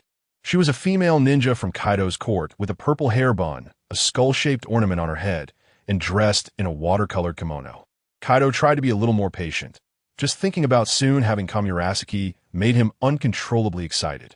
In his excitement, he unknowingly opened another jar of wine to continue drinking. Before he knew it, Kaido had finished another jar of wine. Just as he was about to roar about why Kamurasaki still hadn't arrived, he saw Kamurasaki push the door open and walk in. With drool dripping down, Kaido hurried to welcome her, smiling, "My treasure, you've finally come. Come. You must keep me company until I'm drunk today." Kaido had already made up his mind that he would definitely get Kamurasaki today. However, Kamurasaki, also known as Kazuki Hayori, had long since Kaido's ulterior motives. Otherwise, she wouldn't have kept him waiting until now. Her intention was to make Kaido drink more. Moreover, Hayori noticed that Kaido's gaze today was quite different from usual. Could it be that the absence of the Beast Pirates had made Kaido bolder? It was a possibility. It seemed she had to find a way to deal with him as best as she could. Previously, when the Beast Pirates left Wano to battle the Marines, Hayori had considered whether to take action against Kaido, as it was a once-in-a-lifetime opportunity. If she missed it, she didn't know when she would have another chance to kill him. Now, her hatred for Kaido was at its peak. If it weren't for him, Wano would not have become the dilapidated state it was in now. As Hayori poured wine for Kaido, she noticed him trying to get too familiar with her and quickly slapped his hand away. "My lord, I'm pouring you wine. Can you not be so inappropriate? You're the general of Wano. You should at least maintain some decorum," Hayori said, suppressing her disgust and uttering insincere words. Kaido laughed heartily. All right, the beauty is right. I'm the general of Wano, and I must pay attention to my image. In Kaido's view, today Kamurasaki was not going to escape. Suddenly, a figure appeared in the hall. At the moment of appearance, a terrifying conqueror's haki suddenly spread out, sweeping across a radius of several kilometers. However, Whitebeard deliberately avoided Kaido and Hiyori. The sudden change directly stunned both Kaido and Hiyori, leaving them clueless about how such a formidable figure had appeared before them. Terrified, Kaido forced himself to appear calm, trembling as he stood up and pointed at Whitebeard, asking, "Who are you? Don't you know I'm the general of Wano? Wise up. Leave here immediately, or I'll have someone come and capture you," he warned. As Hiyori looked at Whitebeard, memories from her childhood surfaced. Although this person looked older than she remembered, there was no mistaking it. He was someone her father often mentioned, and she had seen Whitebeard when she was a child. Ignoring Kaido's warning, Whitebeard strode forward without a care. This made Kaido so frightened that he fell to the ground, trembling uncontrollably, and said in terror, "Don't come any closer. I'm the general of Wano. If you dare to lay a hand on me, you won't be able to leave Wano." Instinctively, Kaido felt that this old man was incredibly strong. Even at this close distance, he felt an overwhelming pressure. Hiyori, feeling a bit excited, asked, "Excuse me, are you Whitebeard?" "Yes, it's me. And you, it's been 20 years. You've grown up." Whitebeard calmly greeted Hiyori. Kaido muttered to himself, "Whitebeard? Whitebeard, could it be that you are one of the 4 emperors equal to Kaido?" "It seems you've heard of me," Whitebeard said, stopping 5 meters away from Kaido. Chapter 85. Kazuki Oden asks to be Whitebeard's woman, but is rejected by Whitebeard. When Kaido realizes that the person in front of him is Whitebeard, he panics and quickly bows his head in submission, saying, "I am Kaido. I have seen Lord Whitebeard. I am blind and did not recognize your esteemed presence. Please forgive my ignorance." At this moment, Kaido just wants to send Whitebeard away quickly or appease him, because Kaido has no idea why Whitebeard suddenly appeared here, and it seems he intends to take action against him. He is scared. After being the Wano country's general for so many years, he has become accustomed to comfort. Whitebeard looks at Kaido's immediate submission and smirks. "Kid, you give up so easily? Fortunately, when I arrived in Wano, I greeted your subordinates first, otherwise with your cowardice. It would be very troublesome for me." Before taking action against Kaido, Whitebeard first lets Kaido's subordinates attack him, so he can meet the requirement for a counterattack. Otherwise, if he directly appeared in front of Kaido and Kaido did not act, Whitebeard would really be at a disadvantage. "Who greeted my subordinates?" "Lord Whitebeard." Kaido feels something is off about Whitebeard's tone. Could it be that one of his blind subordinates attacked Whitebeard? Damn it, realizing this, Kaido immediately patted his chest and said, "Please rest assured, Lord Whitebeard, if it was my subordinate who offended you, I will immediately deal with him. Everything concerning you, Lord Whitebeard, is my business. I am your most loyal supporter." Kaido no longer cares whether Whitebeard believes his words, saying it is what matters. Suddenly, Kaido and Kazuki Oden look in disbelief as a crack opens beside Whitebeard and a fat man falls out. It is Hans, a member of the Onmyoji, who is very large and stout, wearing a yellow kimono. "Hans?" Kaido's eyes widen as he stares at the unconscious Hans. "Lord Whitebeard, is this blind guy the one who offended you? I will kill him right now." The terrified Kaido immediately walks toward the unconscious Hans, draws his short knife, and without hesitation, directly cuts his loyal subordinate's throat. Kaido shows no signs of sadness on his face. After killing Hans, he immediately flatters Whitebeard. "Lord Whitebeard, I have killed this person. You are quite good, very suitable to be a dog." Whitebeard praises Kaido while extremely belittling him. Kaido merely lowers his head, making it impossible to tell what he is thinking. But Kazuki Oden is anxious. If Kaido still has Whitebeard's support, then she can forget about revenge for her entire life, let alone founding Wano. Kazuki Oden quickly steps forward, kneels before Whitebeard, and respectfully bows. Seeing the scene, Kaido is dumbfounded. He questions, "Oden, what are you doing?" Kazuki Oden ignores Kaido and respectfully pleads with Whitebeard. "Lord Whitebeard, I am Kazuki Oden. When I was a child, you even helped me. Oden, please don't joke." Kaido feels a chill down his spine, unsure if what Oden said about being of the Kazuki clan is true or false. After all, for the Kazuki clan, Kaido is one of their greatest enemies. Noticing that Whitebeard remains indifferent, Kazuki Odin grits her teeth, her gaze becoming resolute. Lord Whitebeard, I have a request. Please kill Kaido, and I will be your woman. When Kazuki Odin gathers all her courage to say this, she feels as if all her strength has left her body. Kaido stares in disbelief at Odin, no, at Kazuki Odin. His eyes shift from disbelief to anger. Shaking with rage, gritting his teeth, Kazuki Odin. However, before Kaido can finish, Whitebeard interrupts him.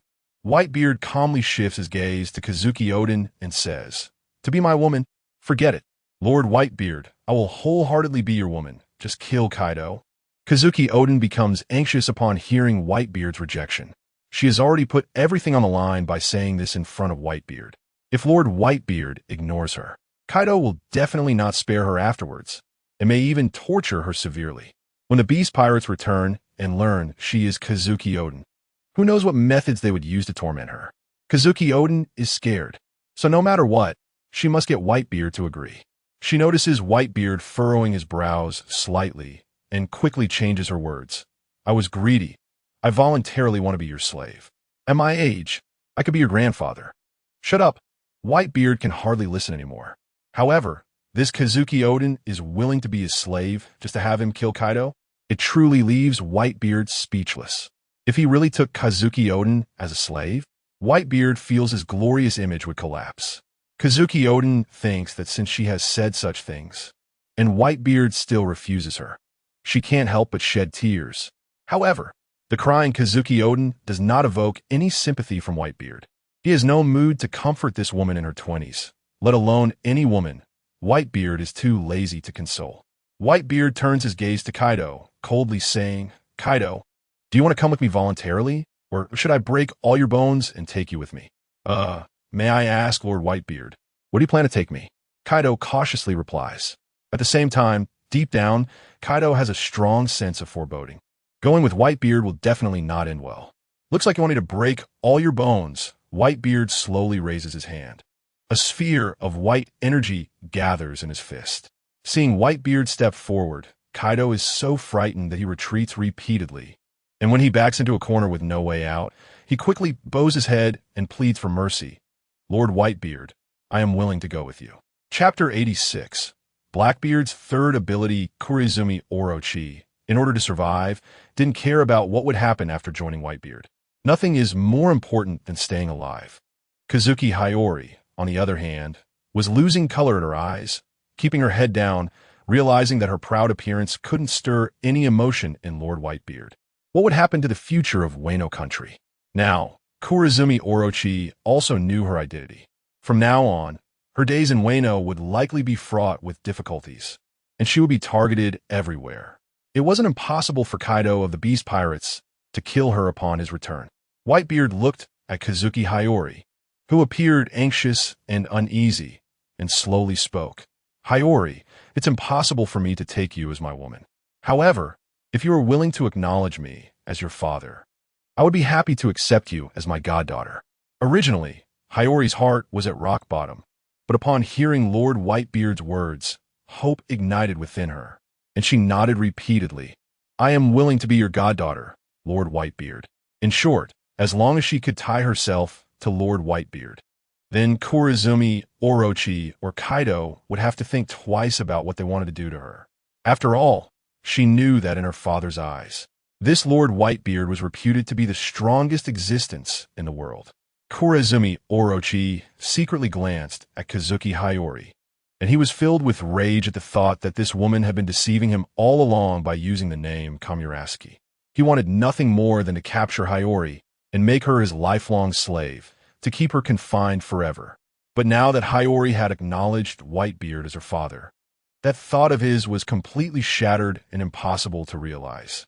Whitebeard calmly instructed, "Regarding you being my goddaughter, there's no need to rush to announce it." Just as Kazuki Hayori was about to ask why, she witnessed an incredible scene. Lord Whitebeard had made Kurizumi Orochi disappear. What impressive ability! However, it was strange that her father and mother had never mentioned Lord Whitebeard to her. Wasn't it that Whitebeard had such abilities? Still, Kazuki Hayori firmly remembered Whitebeard's words. The fact that he had been to Wano should not be made public. As for the Beast Pirates returning to Wano to investigate Kurizumi Orochi's disappearance, let them investigate. Hiyori knew very well that as long as she didn't expose her identity, everything would be fine. Meanwhile, Kaido and Charlotte Linlin, who had successfully left Marine Headquarters Marineford, both bore varying degrees of injuries. Big Mom Charlotte Linlin grumbled angrily. "Damn it, Kaido, I got myself into trouble this time, just to help you. You better bring me the imprint of the road poneglyph when you get back. Otherwise, I won't be nice to you." Now, recalling the situation, Big Mom was still in a rather depressed state. In the end, the admirals of the Navy, along with Garp and Sengoku, had indeed been very difficult to deal with. If they had continued to fight at Marine Headquarters Marineford, who knows if they would have been able to leave smoothly due to exhaustion. "I'll give it to you. No need to rush." Kaido exhaled a puff of hot air, responding heavily. Big Mom changed the subject and said seriously, "That old guy Garp is already so old, yet his attack power is still so fierce. Those admirals aren't to be underestimated either. It seems we need to have a new understanding of the Navy." "Hey, Linlin, are you afraid of the Navy?" Kaido teased Big Mom. Big Mom glared angrily and shouted, "Kaido, are you planning to fight me here? Who's afraid of you? This is the sea. I have the advantage of the sky over you. Are you sure you want to fight me?" Kaido dismissed her. "You think I care? How could Big Mom possibly fight that bastard Kaido here?" She changed the subject and teased, "I say, Kaido, your crew suffered heavy losses in this battle. What are you planning to do about it? If Blackbeard Teach and Shanks set their sights on you, do you need me to help you again? After all, I'm worried that you'll be wiped out by them." "Shut up, you old hag. Do I look like I'm afraid of them? Besides, that old guy Whitebeard is already retired, and his sons. I don't take them seriously," Kaido declared proudly. In Kaido's eyes, the only person from the Whitebeard pirates who could pose a threat to him was Whitebeard himself. As for the others, those sons of Whitebeard, or that Blackbeard Teach who wields 2 devil fruits, they want to be his enemies? They should train for 100 more years. Big Mom seriously warned, "Just watch yourself." Whitebeard is very supportive of Blackbeard Teach. 3 days later, on the Moby Dick of the Whitebeard pirates, Blackbeard Teach looked at his father, then shifted his gaze to Kurizumi Orochi, asking in confusion, "Dad, who is this person?" "Here's a power for you. The mythical Zoan type, Yamada no Orochi. It's up to you whether you want it. If not, I can take the power back and give it to someone else." Whitebeard calmly instructed. At that moment, Kurizumi Orochi was being tortured to near death by Enel. It could be said that over the past 3 days, Kurizumi Orochi had directly become a test subject for Enel's Rumble fruit ability. If it weren't for Kurizumi Orochi possessing the Yamada no Orochi form with 8 lives, he would have been killed by Enel long ago. Blackbeard Teach's mind flashed with thoughts about the Yamada no Orochi form.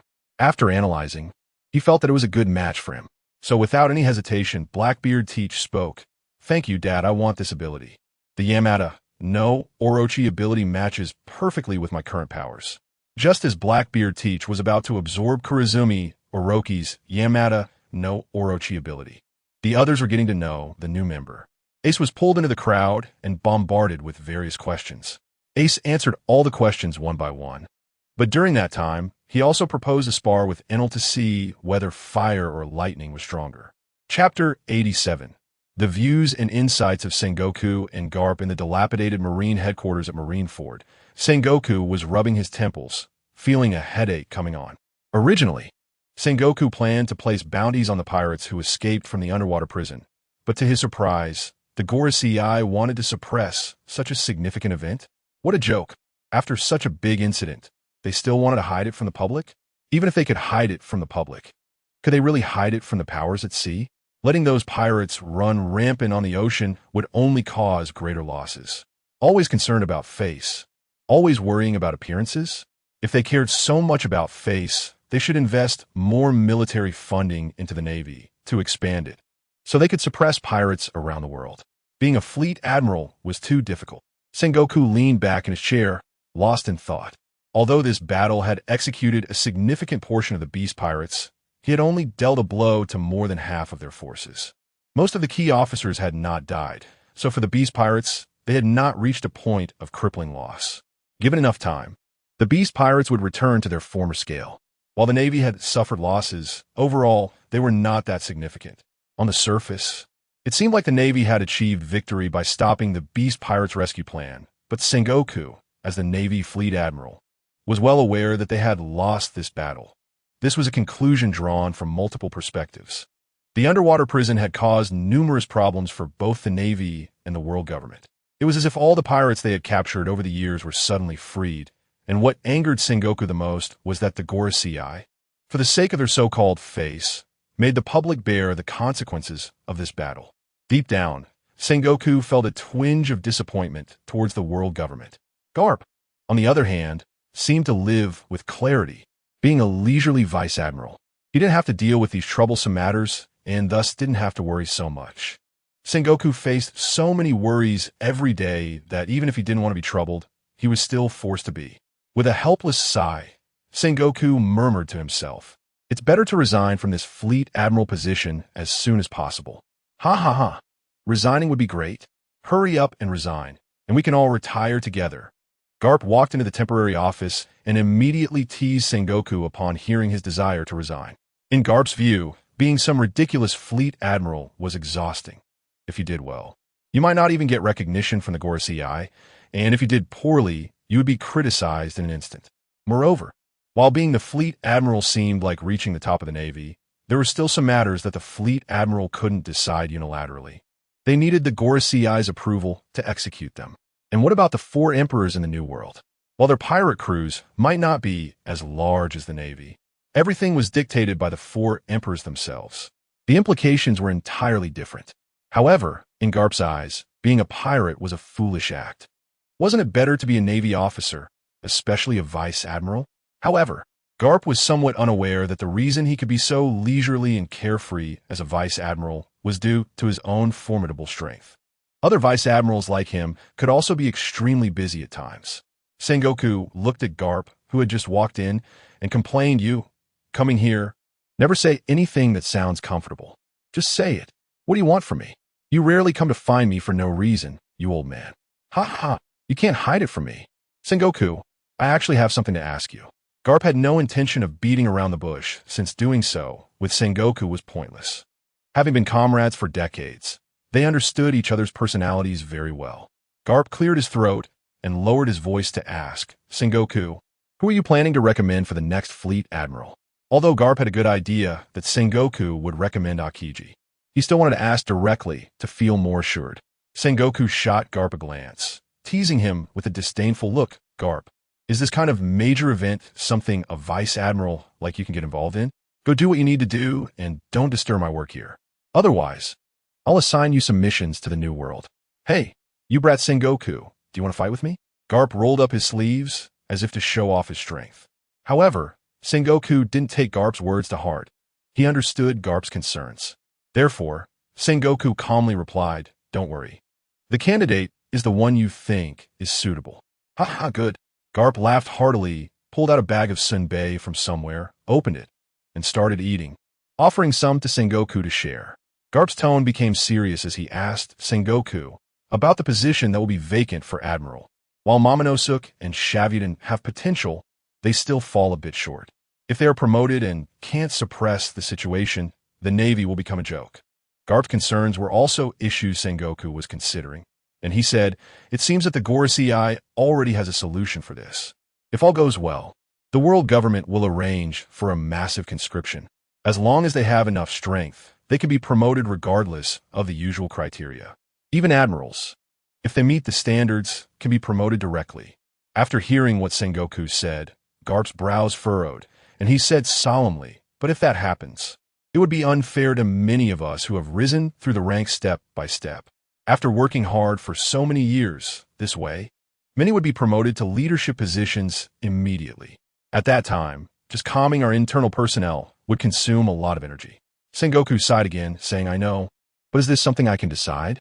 But on the other hand, conducting a massive conscription is indeed the fastest way to replenish and enhance the overall strength of the Navy, without a doubt." Chapter 88. The negotiation between Akainu and the 5 elders 2 days later. Sengoku officially proposed to the 5 elders to step down from the position of Fleet Admiral and recommended Admiral Akiji as the new candidate. This news quickly spread within the Navy, and overall, more personnel supported Admiral Akiji's ascension. This is because Admiral Akiji is generally more easygoing with people, while Admiral Akainu is very tough on everything. It can be said that if the mission is completed well, it's fine, but if it isn't, well, it's hard to imagine the criticism one would face. As for Admiral Kazuru, very few people in the Navy support him, but unfortunately, Admiral Kazuru has no intention of competing for the position of Fleet Admiral. Meanwhile, in Mariewa, Akainu stood in the office of the Five Elders. Topman vouchily stared directly at Akainu and reprimanded him. Akainu, you've overstepped your bounds. If you want to report, it should be Sengoku who comes to us. When did you, as a Marine Admiral, become so weak in your sense of hierarchy? Or do you need us 5 old men to give you a lesson on what hierarchy means? Facing Topman Vouchely's reprimand, Akainu remained unfazed and replied, 5 elders. The new Fleet Admiral of the Navy will be Akiji. Do you really have no objections? If you have no objections and support Akiji for the position, then just consider that I never asked this question. Of course, my purpose in coming to you is also very clear. I, Sakazuki, am the most suitable candidate to become the next Fleet Admiral of the Navy, because only I can truly end this era of great pirates. Don't you, the high and mighty, wish for a peaceful and stable sea? Or have you been in Mariewa for too long and hope that the sea remains in turmoil year-round? After saying this, Akainu took out a cigar in front of the 5 elders and lit it with his magma fruitability. The 5 elders exchanged glances.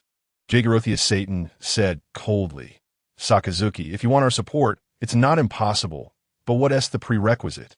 Tell us. Jagorothia Satan's words made Akainu take a deep breath, his gaze becoming resolute as he responded, Don't worry, I will be more obedient than that Sengoku guy. After saying this, Akainu felt very frustrated deep inside. But what does it matter if he has to endure for the sake of becoming Fleet Admiral? Is it better to maintain so-called face and end up being overshadowed by Akiji?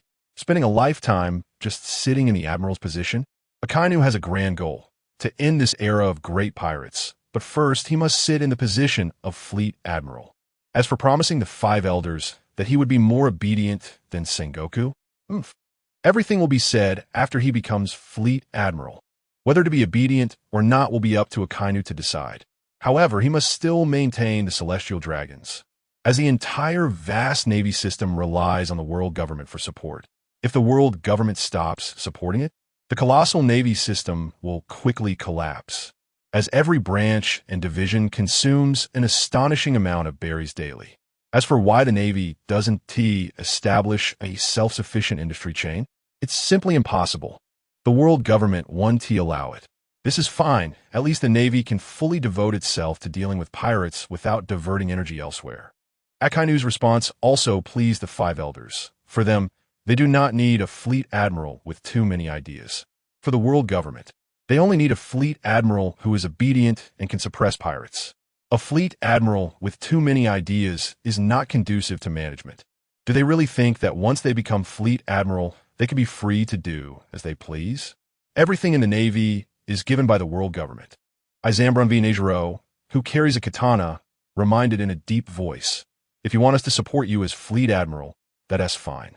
However, we cannot support you without considering the consequences, and we also need to consider the stability within the Navy. Maka's Maz said, All right, Akainu, you can go back now. Just wait for our notice. Shepherd X. Peter added, Let me remind you, Akainu, even if you become Fleet Admiral, if you are disobedient, we have the ability to replace you. Understood. Smoking his cigar, Akainu suppressed the intense anger in his heart and turned to leave the office of the 5 elders. The moment he stepped out of the office, Akainu looked back at the magnificent office building, snorted, and then strode away from Mariewa. For Akainu, as long as he can gain the support of these 5 old men, the warning from the 5 elders is not something he takes too seriously. Akainu has only one goal, to end this era of great pirates. As for everything else, he has no intention of paying attention. Walking on the streets of Mariewa, Akainu saw several celestial dragons whipping slaves mercilessly. Akainu had no intention of looking more. This situation has existed for who knows how many years among the celestial dragons.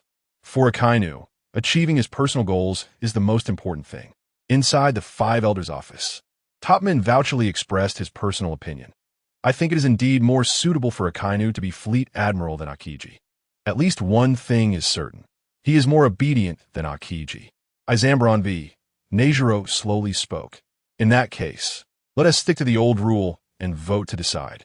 No one opposed Izambron v. Neijiro's proposal. Soon, the five voted on whether to appoint Akainu as the new fleet admiral, and the result was unanimous. All five agreed to make Akainu the new fleet admiral. For the world government and the five elders, the Navy system is too vast, and the person in the position of fleet admiral must be obedient. Otherwise, it would only affect the ruling position of the world government, or rather, the ruling position of Imsama.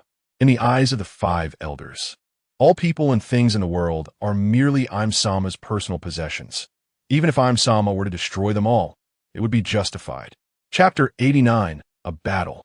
The winner becomes the new admiral of the Navy. The loser is silent. The order from the five elders was delivered very quickly, and the appointment of Akainu as the new admiral had already been communicated to Sengoku. Marine Headquarters, Marine Ford, Temporary Office. Sengoku, with a heavy heart, said to the admiral standing in front of him, Akiji, I have some bad news for you. As soon as Akiji heard Sengoku's words, he immediately realized that there must be an issue with the admiral appointment. Sengoku sighed helplessly and said solemnly, Akiji, the five elders have made a unanimous decision. They have designated Akainu as the next admiral of the Navy. Sengoku knew that his words would surely impact Akiji. However, Sengoku did not see any change in Akiji's expression. As expected, the five elders would not support me as admiral. Akiji, who had already guessed the outcome, felt less upset upon hearing Sengoku's words. After being a vice admiral for so many years, the five elders actually needed a more compliant admiral. Moreover, Akainu must have negotiated with the five elders, and knowing the result is one thing, but whether he agrees is another. With his current strength, Akiji often felt he had some degree of freedom. It just depended on whether he could seize it. At this moment, Vice Admiral Tsuru entered the temporary office holding a stack of newly produced bounty posters. Upon seeing the grim expressions on Sengoku and Akiji's faces, she immediately associated it with the appointment of the next admiral. Otherwise, what issue could cause both of them to have such expressions? Tsuru placed the latest bounty posters on Sengoku's desk and asked, Is it that the five elders do not agree to have Akiji as the new admiral? Yes. The five elders have decided to appoint Akainu as the new admiral, Sengoku said, rubbing his temples, trying to relax. In this situation, as admiral, if he wanted to make a change, he could only propose it to the five elders. Tsuru frowned and said solemnly, Although the world government is the superior organization of the Navy, and the five elders are also the Navy's top bosses, if the five elders intervene in all matters of the Navy in the future, then internal issues will become increasingly serious. Many who are willing to join the Navy to protect peace are driven by a sense of justice. If the Navy ultimately becomes nothing more than the puppets of the celestial dragons, it really... Tsuru did not finish her sentence. But Sengoku and Akiji could understand her implication. Sengoku's choice to support Akiji as the new admiral was also based on this consideration. As for Akainu, to be honest, he is indeed diligent and has made significant contributions to the Navy. He can be said to always be on the front lines of major operations. Including this war with the Beast Pirates, he has held them off the entire time. If he had held off Kaido of the Beasts, there would have been even more casualties among their personnel. Sengoku did not support Akainu as the new admiral, also considering long-term issues, thinking about the future of the Navy. Sengoku hopes that the Navy can have its own independent set of ideas and realize the justice in their hearts, which is also the vision of most soldiers who join the Navy. Comparing Akainu and Akiji, Akainu's work capability is indeed much better than Akiji's. He is a very qualified admiral, but Sengoku is afraid that if Akainu ascends to power, the Navy will become too obedient to the world government, and that would truly be the end of the Navy. Not to mention anything else, he has been in the Navy for so many years, with decades of experience as an admiral and a vice admiral. How could he not know the behavior of those celestial dragons? Most of the time, he can only turn a blind eye out of helplessness. Sengoku couldn't help but recall a saying from Garp. He just turns a blind eye. Even if there is justice in his heart, It is useless. The formerly laid-back Akiji gradually sharpened his gaze and said solemnly, Admiral Sengoku, Vice Admiral Tsuru, you don't need to worry about this. I will handle it myself. Handle it yourself? What do you plan to do? Sengoku instinctively thought Akiji wouldn't be going to find the five elders, would he? That would yield no results at all. Countless times, even he, as the admiral, had been reprimanded by the five elders. Sengoku really couldn't understand how Akiji intended to convince the five elders. If the five elders could listen to the opinions of an admiral or a vice admiral, it would be like the sun rising in the west. Vice Admiral Tsuru, however, thought of a different outcome and asked Akiji, Akiji, are you planning to find Akainu? Yes, since Akainu is so keen on becoming the admiral, it should naturally be resolved between him and me. Akiji replied, and turned to leave the temporary admiral's office. A few minutes later, several hawkish vice admirals and rear admirals were in Akainu's temporary office. They were all supporters of Akainu, the hawkish faction. At this moment, they saw Admiral Akiji approaching. Even those who were not supporters of Akiji respectfully greeted him. Regardless of anything else, Admiral Akiji is still their superior. After all, as long as the new admiral has not been confirmed, there is still a possibility for Akiji to become admiral. So, they had to show respect on the surface. Sitting in his chair and smoking a cigar, Akainu's gaze locked onto Akiji as he entered and instructed the others. You all can leave. Yes, Admiral Akainu. The hawkish commanders respectfully replied in unison and exited Akainu's office. After taking a puff of his cigar, Akainu slowly said, Akiji, I'm not at all surprised that you came to find me. I suppose you have heard from Sengoku about the five elders supporting my ascension to admiral, right? I must tell you to give up. You have no chance, Akiji. Akainu, I will not allow you to achieve your wish of sitting in the admiral's position. Let's have a battle. The winner will become the new admiral of the Navy, and the loser will be silent, Akiji coldly replied. Chapter 90 before that. Let us take people to hunt down Admiral Akiji. The idea proposed by Akiji to fight and to find the next admiral based on the outcome aligns perfectly with Akainu's thoughts. All right, I agree, Akainu stated. However, the time and place for the duel must be chosen by me. Akainu fixed his gaze on Akiji and directly expressed his demands. Since it was Akiji who proposed the duel, Akainu could also put forward his own requirements. Akainu was well aware that in the previous battle, he had forcibly taken on the combined attack of Kaido and Big Mom. His injuries had not yet fully healed. Moreover, Akainu understood Akiji's strength. Apart from his devil fruit abilities, Akiji's physical skills and haki were basically on par with his own. Akainu felt that the only advantage he had over Akiji was his stamina.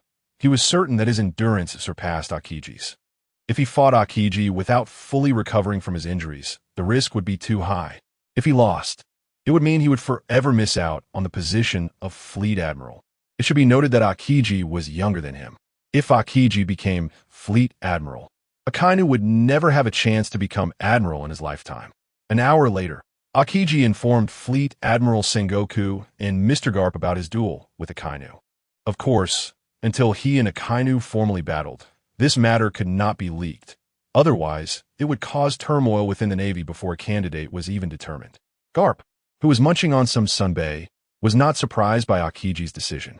He had already vaguely guessed that this might be the outcome. It turned out to be true. Garp nodded and said, It's good that Akainu agreed. If he hadn't, you wouldn't have been able to stop him from becoming the new Fleet Admiral. Sengoku followed up, yes. Garp is right.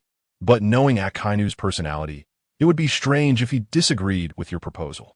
Sengoku had one more thing he didn't say, that the two admirals fighting for the position of Fleet Admiral could actually affect the Navy's reputation. However, there was no choice. If Akiji and Akainu didn't battle to determine a winner, it would likely lead to even greater problems. Garp then changed the subject and asked in a lowered voice, Kazan, how confident are you against Akainu? When Garp saw that Akiji didn't answer his question, he reminded him seriously, Kazan, remember this. A confused person will make their punches lose power. You must stick to your beliefs from start to finish. That's what we, as teachers, can ultimately teach you. Mr. Garp, I will remember your reminder, Akiji replied slowly, returning to his lazy demeanor. In truth, Akiji had another plan that he hadn't told Sengoku and Garp. after the battle with Akainu. If he lost, he intended to leave the Navy to search for the answers he desired. Akainu's ideology was in serious conflict with his own, and Aokiji felt he couldn't find the answers he sought while serving as an admiral under Akainu. The only way to find those answers was to leave. Of course, defeating Akainu and becoming the new fleet admiral would be the best outcome. This way, he could control the future direction of a navy. However, Aokiji wasn't sure if he could defeat Akainu, whose strength was well known. Meanwhile, in Akainu's temporary office, as soon as Kizaru heard that Akainu and Aokiji were going to fight, he immediately went to Akainu's office without hesitation. After all, both he and Akainu were from the North Sea. With a lewd expression, Kizaru looked at Akainu, who was wrapped in bandages, and asked, "Sakazuki, your injuries are quite serious. Are you really okay? You underestimate my recovery ability. At most, in half a month, I will fully recover," Akainu confidently replied. Kizaru poured himself a cup of tea, took a sip, and with a lewd grin said, "Sakazuki, you really don't have to agree to this fight. After all, you have the support of the Gorosei. The position of Fleet Admiral is yours. Now that you're going to duel Aokiji, there's a possibility of failure. If you lose, you will never have the chance to become Admiral again." Regarding such a sensitive issue, Kizaru rarely took a stand. He had always maintained neutrality. But this time he expressed support for Akainu partly because Akainu had the support of the Gorosei. In fact, strictly speaking, Kizaru was simply looking out for himself, hoping that his future days would be a bit easier. Whether he could live comfortably would depend on whether the Admiral would turn a blind eye. A day later, on the Whitebeard pirate's ship, the Moby Dick, the pirates were all celebrating the updated bounties of Captain Teach, Marco, and Ace. This time, Marco, Diamond Jozu, Bista, and Ace, who had participated in the battle at Marine Headquarters Marineford, all received a significant increase in their bounties. Ace's bounty soared from 550 million to 2 billion berries. Marco's bounty rose from over 3 billion to over 4 billion. The most dramatic increase was for the new captain of the Whitebeard pirates, Blackbeard Teach, whose bounty jumped to 3 billion berries, solidifying the bounty level expected of a Yonko. Others like Shiryu of the Rain and Lafitte also received bounties, but none surpassed the 1 billion berry mark. Among them, the highest bounty belonged to Shiryu of the Rain, who was offered 950 million berries. In response, Shiryu cursed a lot. For a pirate, breaking the 1 billion berry bounty is crucial, representing a standard of whether one is a great pirate or not. The one who complained the most was Enel, as he was the only one in the Whitebeard pirates with top strength but without a bounty. Blackbeard Teach approached his father and suggested, "Old man, next I plan to take action against that guy Shanks. But first, let us take people to hunt down the Marine Admirals." Whitebeard pointed out the next course of action to Teach. Chapter 91. The Clash of Magma and Ice 20 days later. Punk Hazard Island. 3 large warships docked to the shore. Sengoku, Carp, and Kizaru watched the figures of Akainu and Aokiji as they entered Punk Hazard. The lewd-looking Kizaru muttered to himself, "Wow, if those two really let loose and start fighting, the environment of Punk Hazard Island could be completely changed." As a top natural-type Devil Fruit user, Kizaru understood this very well. It would be fine for a short period, but once a long-term battle broke out, especially one caused by top-tier natural types, it could easily alter the environment of an entire area. One could say that top natural types are the most terrifying large-scale AoE damage dealers. Carp, with his arms crossed, slowly spoke up, "I wonder how long those two will fight. It would be faster to just settle it directly with a good old fist fight. Fighting using their Devil Fruit powers? It would be impossible to determine a winner without at least 10 days or half a month." In Carp's view, it was simple. By clashing with hockey and physical techniques, they wouldn't take as long to decide the outcome as they would using their Devil Fruit abilities. Sengoku, hearing Carp's words, could only roll his eyes and retort, "Carp, what are you saying? Top Devil Fruit users will definitely use their abilities to wear each other down. If they start with a physical clash in hockey, it would just be a roundabout way for top Devil Fruit users." Sengoku patiently reminded Carp, as Carp himself was not a Devil Fruit user and had always fought with a fist-to-fist style. Unlike Devil Fruit users who prefer to use their abilities to deplete their opponents first. Of course, animal-type abilities don't count. Their fighting style is basically still a fist-to-fist approach. Those who prefer to consume their opponents using their abilities are generally natural-type users. Carp looked at Sengoku as if he were an idiot and complained, "Do I not understand? You're being redundant." The lewd-looking Kizuru watched Carp and Sengoku teasing each other and actually felt too lazy to join in. However, he couldn't ignore Sengoku's concerns about being ambushed, so he had to strengthen their defenses. Kizaru wanted to point out that they were all operating in secret, and even within the Navy, not many people knew the location of the duel between Akainu and Akiji. If the pirates knew, Kizaru would only say one thing. They must be precognitive. Otherwise, how could they possibly know? Precognitive? Kizaru certainly didn't believe that there were people in this world with such godly abilities. As for whether certain devil fruit abilities could grant such precognition, if that were the case, it would be otherworldly and unimaginable. At this moment, Akainu and Akiji had already arrived at the central area of Punk Hazard Island. It could be said that the entire Punk Hazard Island was an uninhabited area. However, what they didn't know was that there was a large hidden laboratory underground. In the next moment, an astonishing eruption of magma and ice suddenly burst forth from the bodies of Akainu and Akiji, and these two opposing forces instantly collided with each other. Akainu stared fiercely at Akiji and shouted, "Akiji, the position of Fleet Admiral is mine." Before the outcome was decided, he dared to speak so boldly? Akiji's face no longer bore his usual lazy demeanor, and his gaze turned sharper than ever. Meanwhile, a pirate ship was sailing toward Punk Hazard Island. Blackbeard Teach, Ace, Marco, Diamond Jizu, Bista, Shiryu of the Rain, Enel, and their father, Whitebeard, were all on board. The reason they hadn't brought many people this time was that they were hunting a Navy admiral. Bringing too many ordinary pirates would only lead to unnecessary casualties. As long as they brought the strongest few, it would be enough to take down a Navy admiral. Ace stood beside his father and slowly said, "Dad, you really don't need to get personally involved. We can handle it ourselves." Ace was right. Having their father join them would feel inappropriate. Diamond Jozu nodded in agreement. Whitebeard laughed heartily. "I'll just watch you all fight. Besides, I'm just older now. That doesn't mean I've lost my fighting ability." Marco couldn't help but mutter to himself, "Our father's current physique is comparable to his prime years." In fact, Marco couldn't understand how their father's physique had suddenly improved so dramatically. He hadn't realized it until a recent health check, and when he found out, he was completely dumbfounded. Could it be that, after retiring, their father's mood had improved, leading to a sudden recovery in his physical condition? But this thought was entirely unreasonable. Marco wanted to analyze it from all angles, yet no matter how he analyzed it, it remained illogical. Fortunately, Marco decided not to think about it anymore. After all, their father's physical condition returning to its peak was a good thing. Marco felt happier about it than anything else, as long as their father could keep going strong. However, their father was right about one thing. Even if he had regained his peak physical condition, he was still old, and that couldn't be changed.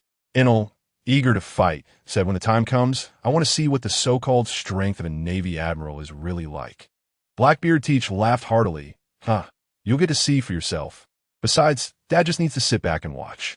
Now, a 3-time devil fruit user, Blackbeard Teach believed that no one in this world could match him.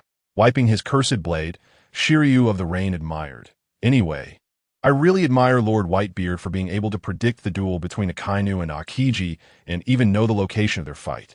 Blackbeard Teach laughed, "Of course. This is my father. It's only natural he can do such things." Blackbeard Teach felt that with his father supporting him from behind, conquering the entire world was just a matter of time. Chapter 92. Dad's wide range of observation haki shocks his sons as the ship approached Punk Hazard Island. Whitebeard's observation haki sensed the situation on the island. However, the information he gathered made Whitebeard furrow his brow slightly. There were 3 powerful auras on the shore. The pirate ship was 30 nautical miles away from Punk Hazard Island when Whitebeard reminded everyone, "We will land from the north." Upon hearing this, everyone was shocked and looked at Dad. The fact that Dad could say this meant that his observation haki had a very wide range. Otherwise, how could he perceive the situation on Punk Hazard Island from such a long distance? However, Blackbeard Teach, Marco, Diamond Jozu, and Vista were the most puzzled. They clearly knew that Dad did not have such an extensive range of observation haki. How did he suddenly gain such a wide perception ability? Of course, they were not unhappy. Rather, they felt that since Dad retired, he seemed to have entered a new peak moment. In summary, the better Dad's condition and the longer he maintained his strength, the better it was for the entire Whitebeard pirates. Enel, who was eating an apple, muttered in a sarcastic tone, "What an old monster. Our old man is known as the strongest man in the world. How can he not be an old monster?" Shiryu of the Rain, smoking a cigar, thought it was normal for Dad, who was known as the strongest man in the world, to possess such a range of observation haki. Anyway, no matter how exaggerated the situation, as long as it happened to Dad, it was perfectly normal. Once the chief warden of the underwater prison, then a prisoner, and now a member of the Whitebeard pirates, Shiryu quickly adapted to calling Whitebeard Dad.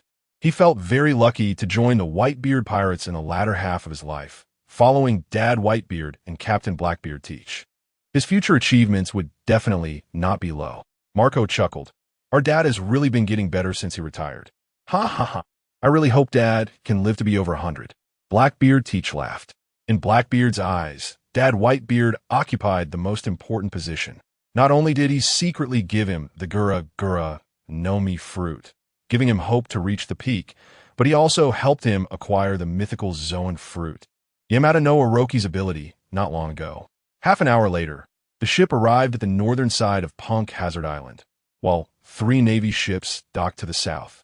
From a distance, Marco and Ace could already see the central area of Punk Hazard Island, which was split into 2 climates. One side was filled with red skies, while the other was covered in frost. Vista sneered disdainfully. Navy admirals fighting each other for the position of fleet admiral. It seems the Navy is quite unstable. Ha ha. Isn't that better? If the Navy were too united, it wouldn't be good for us. Blackbeard Teach said excitedly. The reason Blackbeard was so excited was also due to the fact that the magma fruit and ice fruit abilities were both top-tier Logia types. If he could get his hands on these 2 top-tier Logia fruits, then his crew would see a significant increase in strength, which would be an incredible overall boost for the Whitebeard pirates. With an unperturbed expression, Whitebeard reminded, after landing on the island, don't rush to attack. Wait until Akainu and Akiji have fought it out a bit more before making a move. All right, Dad, that's what I was thinking too. If we strike, it has to be decisive. Blackbeard Teach had already shown a determined attitude towards the magma fruit and ice fruit. If it didn't have the opportunity, it would be one thing, but since he had the chance, how could Blackbeard Teach let go of the opportunity to acquire 2 top-tier Logia fruits? No one questioned Dad's instructions. They would steadfastly carry out what Dad ordered. Meanwhile, at the center of Punk Hazard Island, the battle between Akainu and Akiji gradually unleashed their respective devil fruit powers, fully unleashing the destructive force of their Logia abilities. The fight remained evenly matched, with neither able to gain the upper hand for the time being. The battle continued for 3 days and nights, with the continuous eruption of devil fruit powers only slightly slowing down afterward. To the south of Punk Hazard Island, Sengoku watched the ongoing battle at the center and said seriously, Kizaru, you should return to the Navy headquarters. We need someone to stand guard there. Although at this critical moment, the Celestial Dragons would not mobilize an admiral, we still need an admiral to be on guard, just in case. Understood, Admiral Sengoku. Kizaru, with a lewd expression, felt relieved to leave. He found it very boring to stay there. For Kizaru, it was normal for Akainu to win, and it was also normal for Akiji to win. Anyway, the victor would be one of the 2. Then, Kizaru transformed into a beam of light and flew towards the red line, planning to directly cross the red line to return to the Navy headquarters at Marineford. After Kizaru left, Sengoku looked at Garp, who was munching on senbei, and asked, Garp, aren't you the least bit worried? Worrying is pointless. This old bone of mine can't decide the final outcome of the battle. Garp shrugged indifferently. Why waste time worrying about such things? It's better to eat a few more bags of senbei. That is how Garp saw it. Garp's good attitude made Sengoku both envious and helpless. He couldn't maintain such a good mindset like Garp. Sengoku sighed helplessly and slowly said, I just hope that they can fight to the end without suffering 2 serious injuries. Otherwise, it wouldn't be good for us. Don't think too much, Sengoku. Come over and eat some senbei. Garp raised a bag of senbei snacks, calling Sengoku over to join him. He had already eaten hundreds of bags over the past 3 days. Thankfully, when they came over, they had prepared over 1,000 bags of sunbae in the cabin. Chapter 93. The Clash of Ice and Fire. The scene where the yellow monkey transformed into a beam of laser and left was already noticed by Blackbeard Teach and others hiding in the north of Punk Hazard Island. The reason Blackbeard and his crew were able to notice it was that the yellow monkey flew very high when he left. Otherwise, they wouldn't have paid attention. However, even if the yellow monkey hadn't flown so high to leave Punk Hazard Island, they had their old man, who could use observation hockey to sense the departure of others. It could be said that Blackbeard Teach, Marco, Ace, Diamond Jaws, Bista, Rainy Shiru, and Enel maintained calm expressions throughout the entire situation.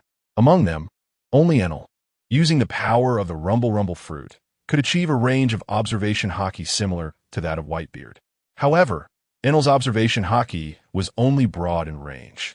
Its precision was not as good as Whitebeard's. Marco said seriously, "The Marine Admiral Yellow Monkey has left, so there are only 4 left. 2 are in battle. And the other 2 are old men Sengoku and Garp. If we want to successfully hunt them down, we really need to wait until Akainu and Akiji are almost done fighting before we strike from the shadows. That way, our chances of success will be the greatest." What Marco said was unanimously affirmed by everyone because it was the truth. Diamond Jaws couldn't help but excitedly say, "Yeah, I really look forward to the news of Akainu and Akiji being killed spreading throughout the world. It will definitely cause a huge stir. Moreover, the blow to the Marines would be devastating. Losing 2 admirals at once would leave a massive gap in the Marines' top combat power. Who knows? The entire massive Marine system might even experience a brief paralysis." Bista nodded in agreement and said, "That's right. The Marines, having lost 2 admirals, will probably see many forces eager to take a bite out of them." Rainy Shiru, lighting up another cigar, shared what he knew. "What I know is that the 2 Marine candidates, Peach Rabbit and T-Pig, their strength is still a bit weaker compared to the current 3 admirals. Even if they take over the vacant admiral positions, it won't be as easy to suppress the 4 Cs as it is now. After all, this C ultimately respects strength. Lacking it, how can one continue to be a dominant force?" Others certainly agree. There was one thing Rainy Shiru did not say, which was that he had just joined the Whitebeard pirates, and if he wanted, he could continue to gnaw at the Marines as well. Enel, squatting on the ground, felt quite bored and complained, "What are those 2 guys going to finish fighting? I feel like they still don't show any signs of serious fatigue. They're truly monsters." Enel was actually very reluctant to call Akainu and Akiji monsters, but he had to admit that they indeed were. Being able to fight for so long and still have plenty of stamina. It seems that they could go on for 7 days and nights without any problem. Marco nudged Ace's arm and patiently reminded him, "Ace, you need to work hard. You have Conqueror's Haki, so don't fall too far behind." Ace, awkwardly scratching his head, replied seriously, "Don't worry. I've already been asking Dad about how to use Conqueror's Haki with binding. Once I master it, my strength will increase significantly. At least I'll be close to Admiral level." The reason Ace recently started asking his dad about the use of Conqueror's Haki was actually due to the impact from Yamato.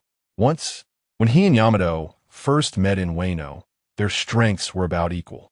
However, on the battlefield of Marine Headquarters Marineford, Ace saw that he had already fallen behind Yamato.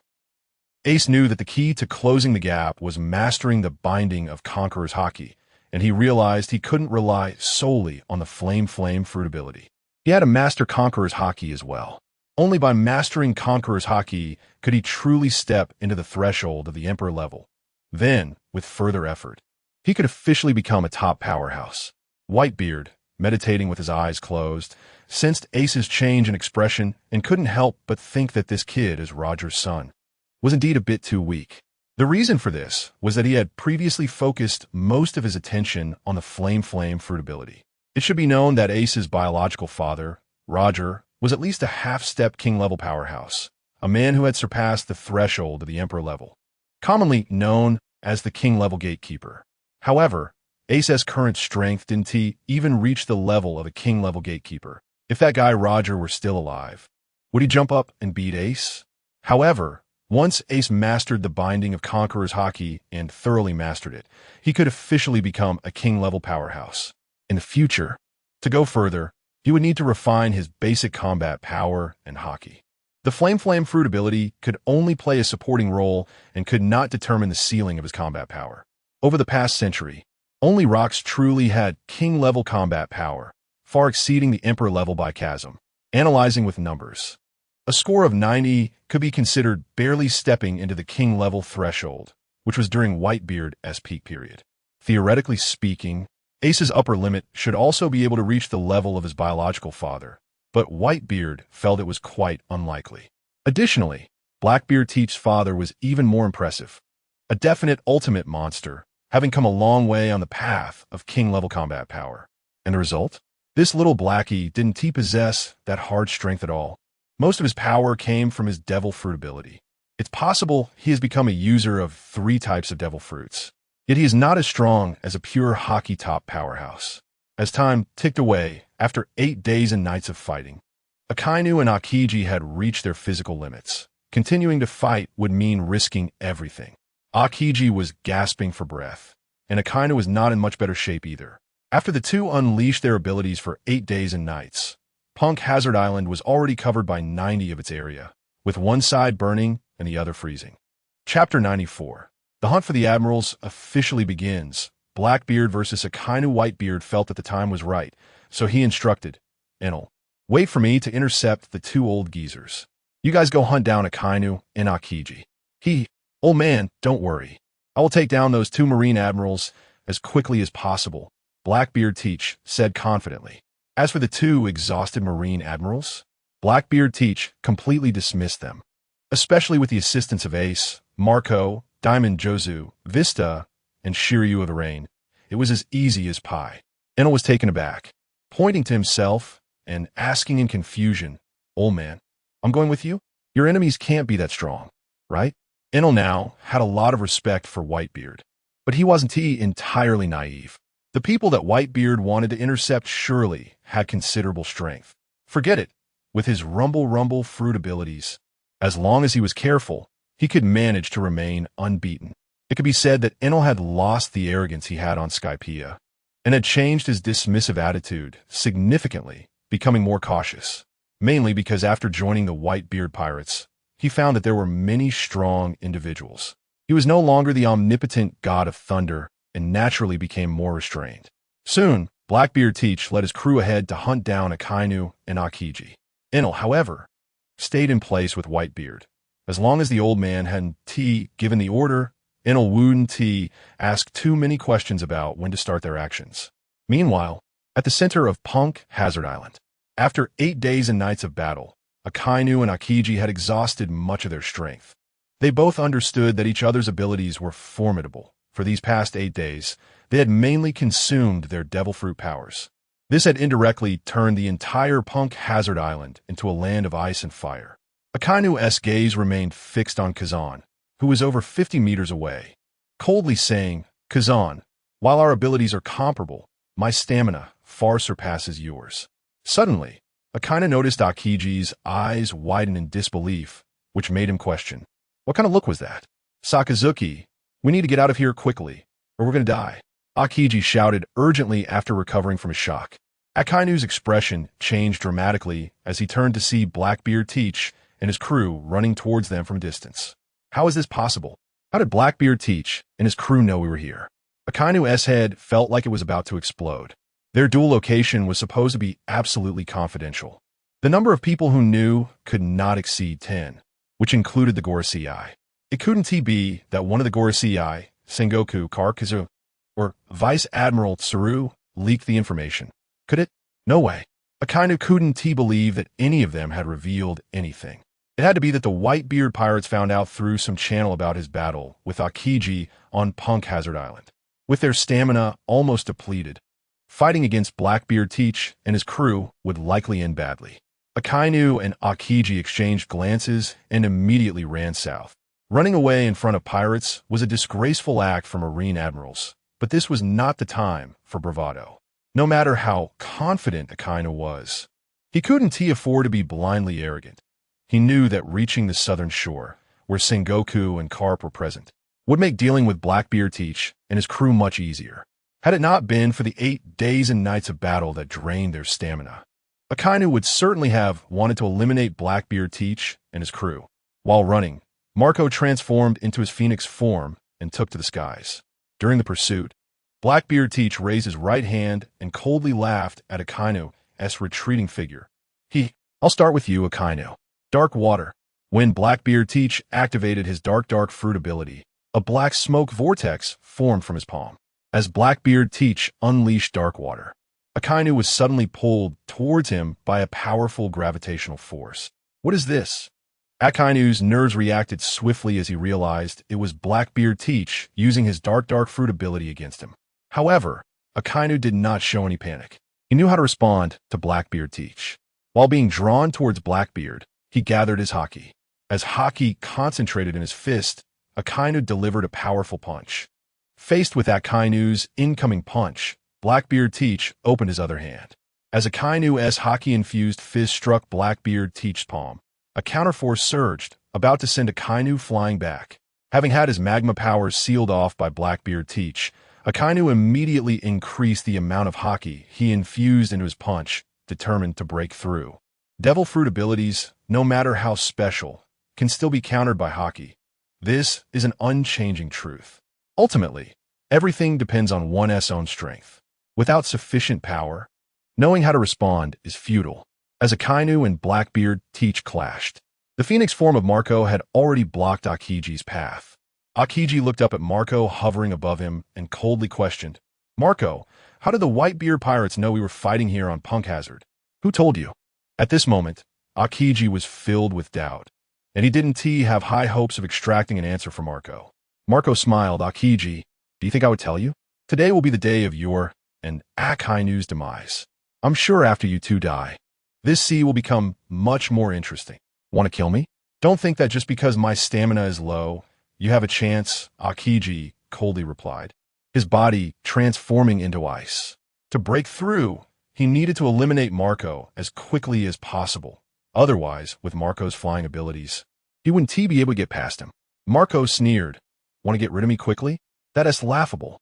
I'm no weakling, Akiji. You have no chance of defeating me." Chapter 95. Take your corpse back for research. The research value must be astonishing after Marco successfully blocked Akiji's path. Ace and Diamond Jaws both rushed to Marco's side. The three of them prepared to team up against Akiji.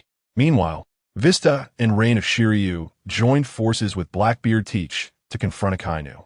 With the two admirals already low on stamina, they were in peak condition and should be able to take them down quickly. If not, the strength of the Whitebeard pirates would become a joke. At that moment, Diamond Jaws charged directly at Akiji, and the next second, Akiji was turned into a pile of ice blocks. However, Diamond Jaws frowned because he had not actually hit Akiji. The latter had already elementalized just before the impact. Ice Age.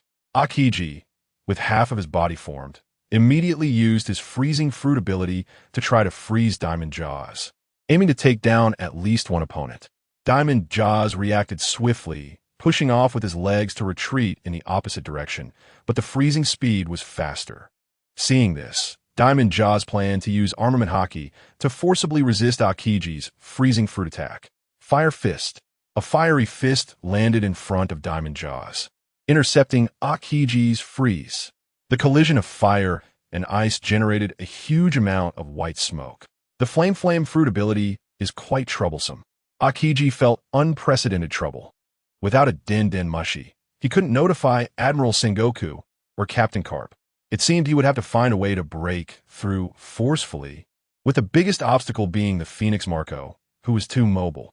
On the other side, after Akainu's magma ability was blocked by Blackbeard Teach dark fruit, he could only rely on Haki to fight, which made it impossible for Akainu to unleash his full power.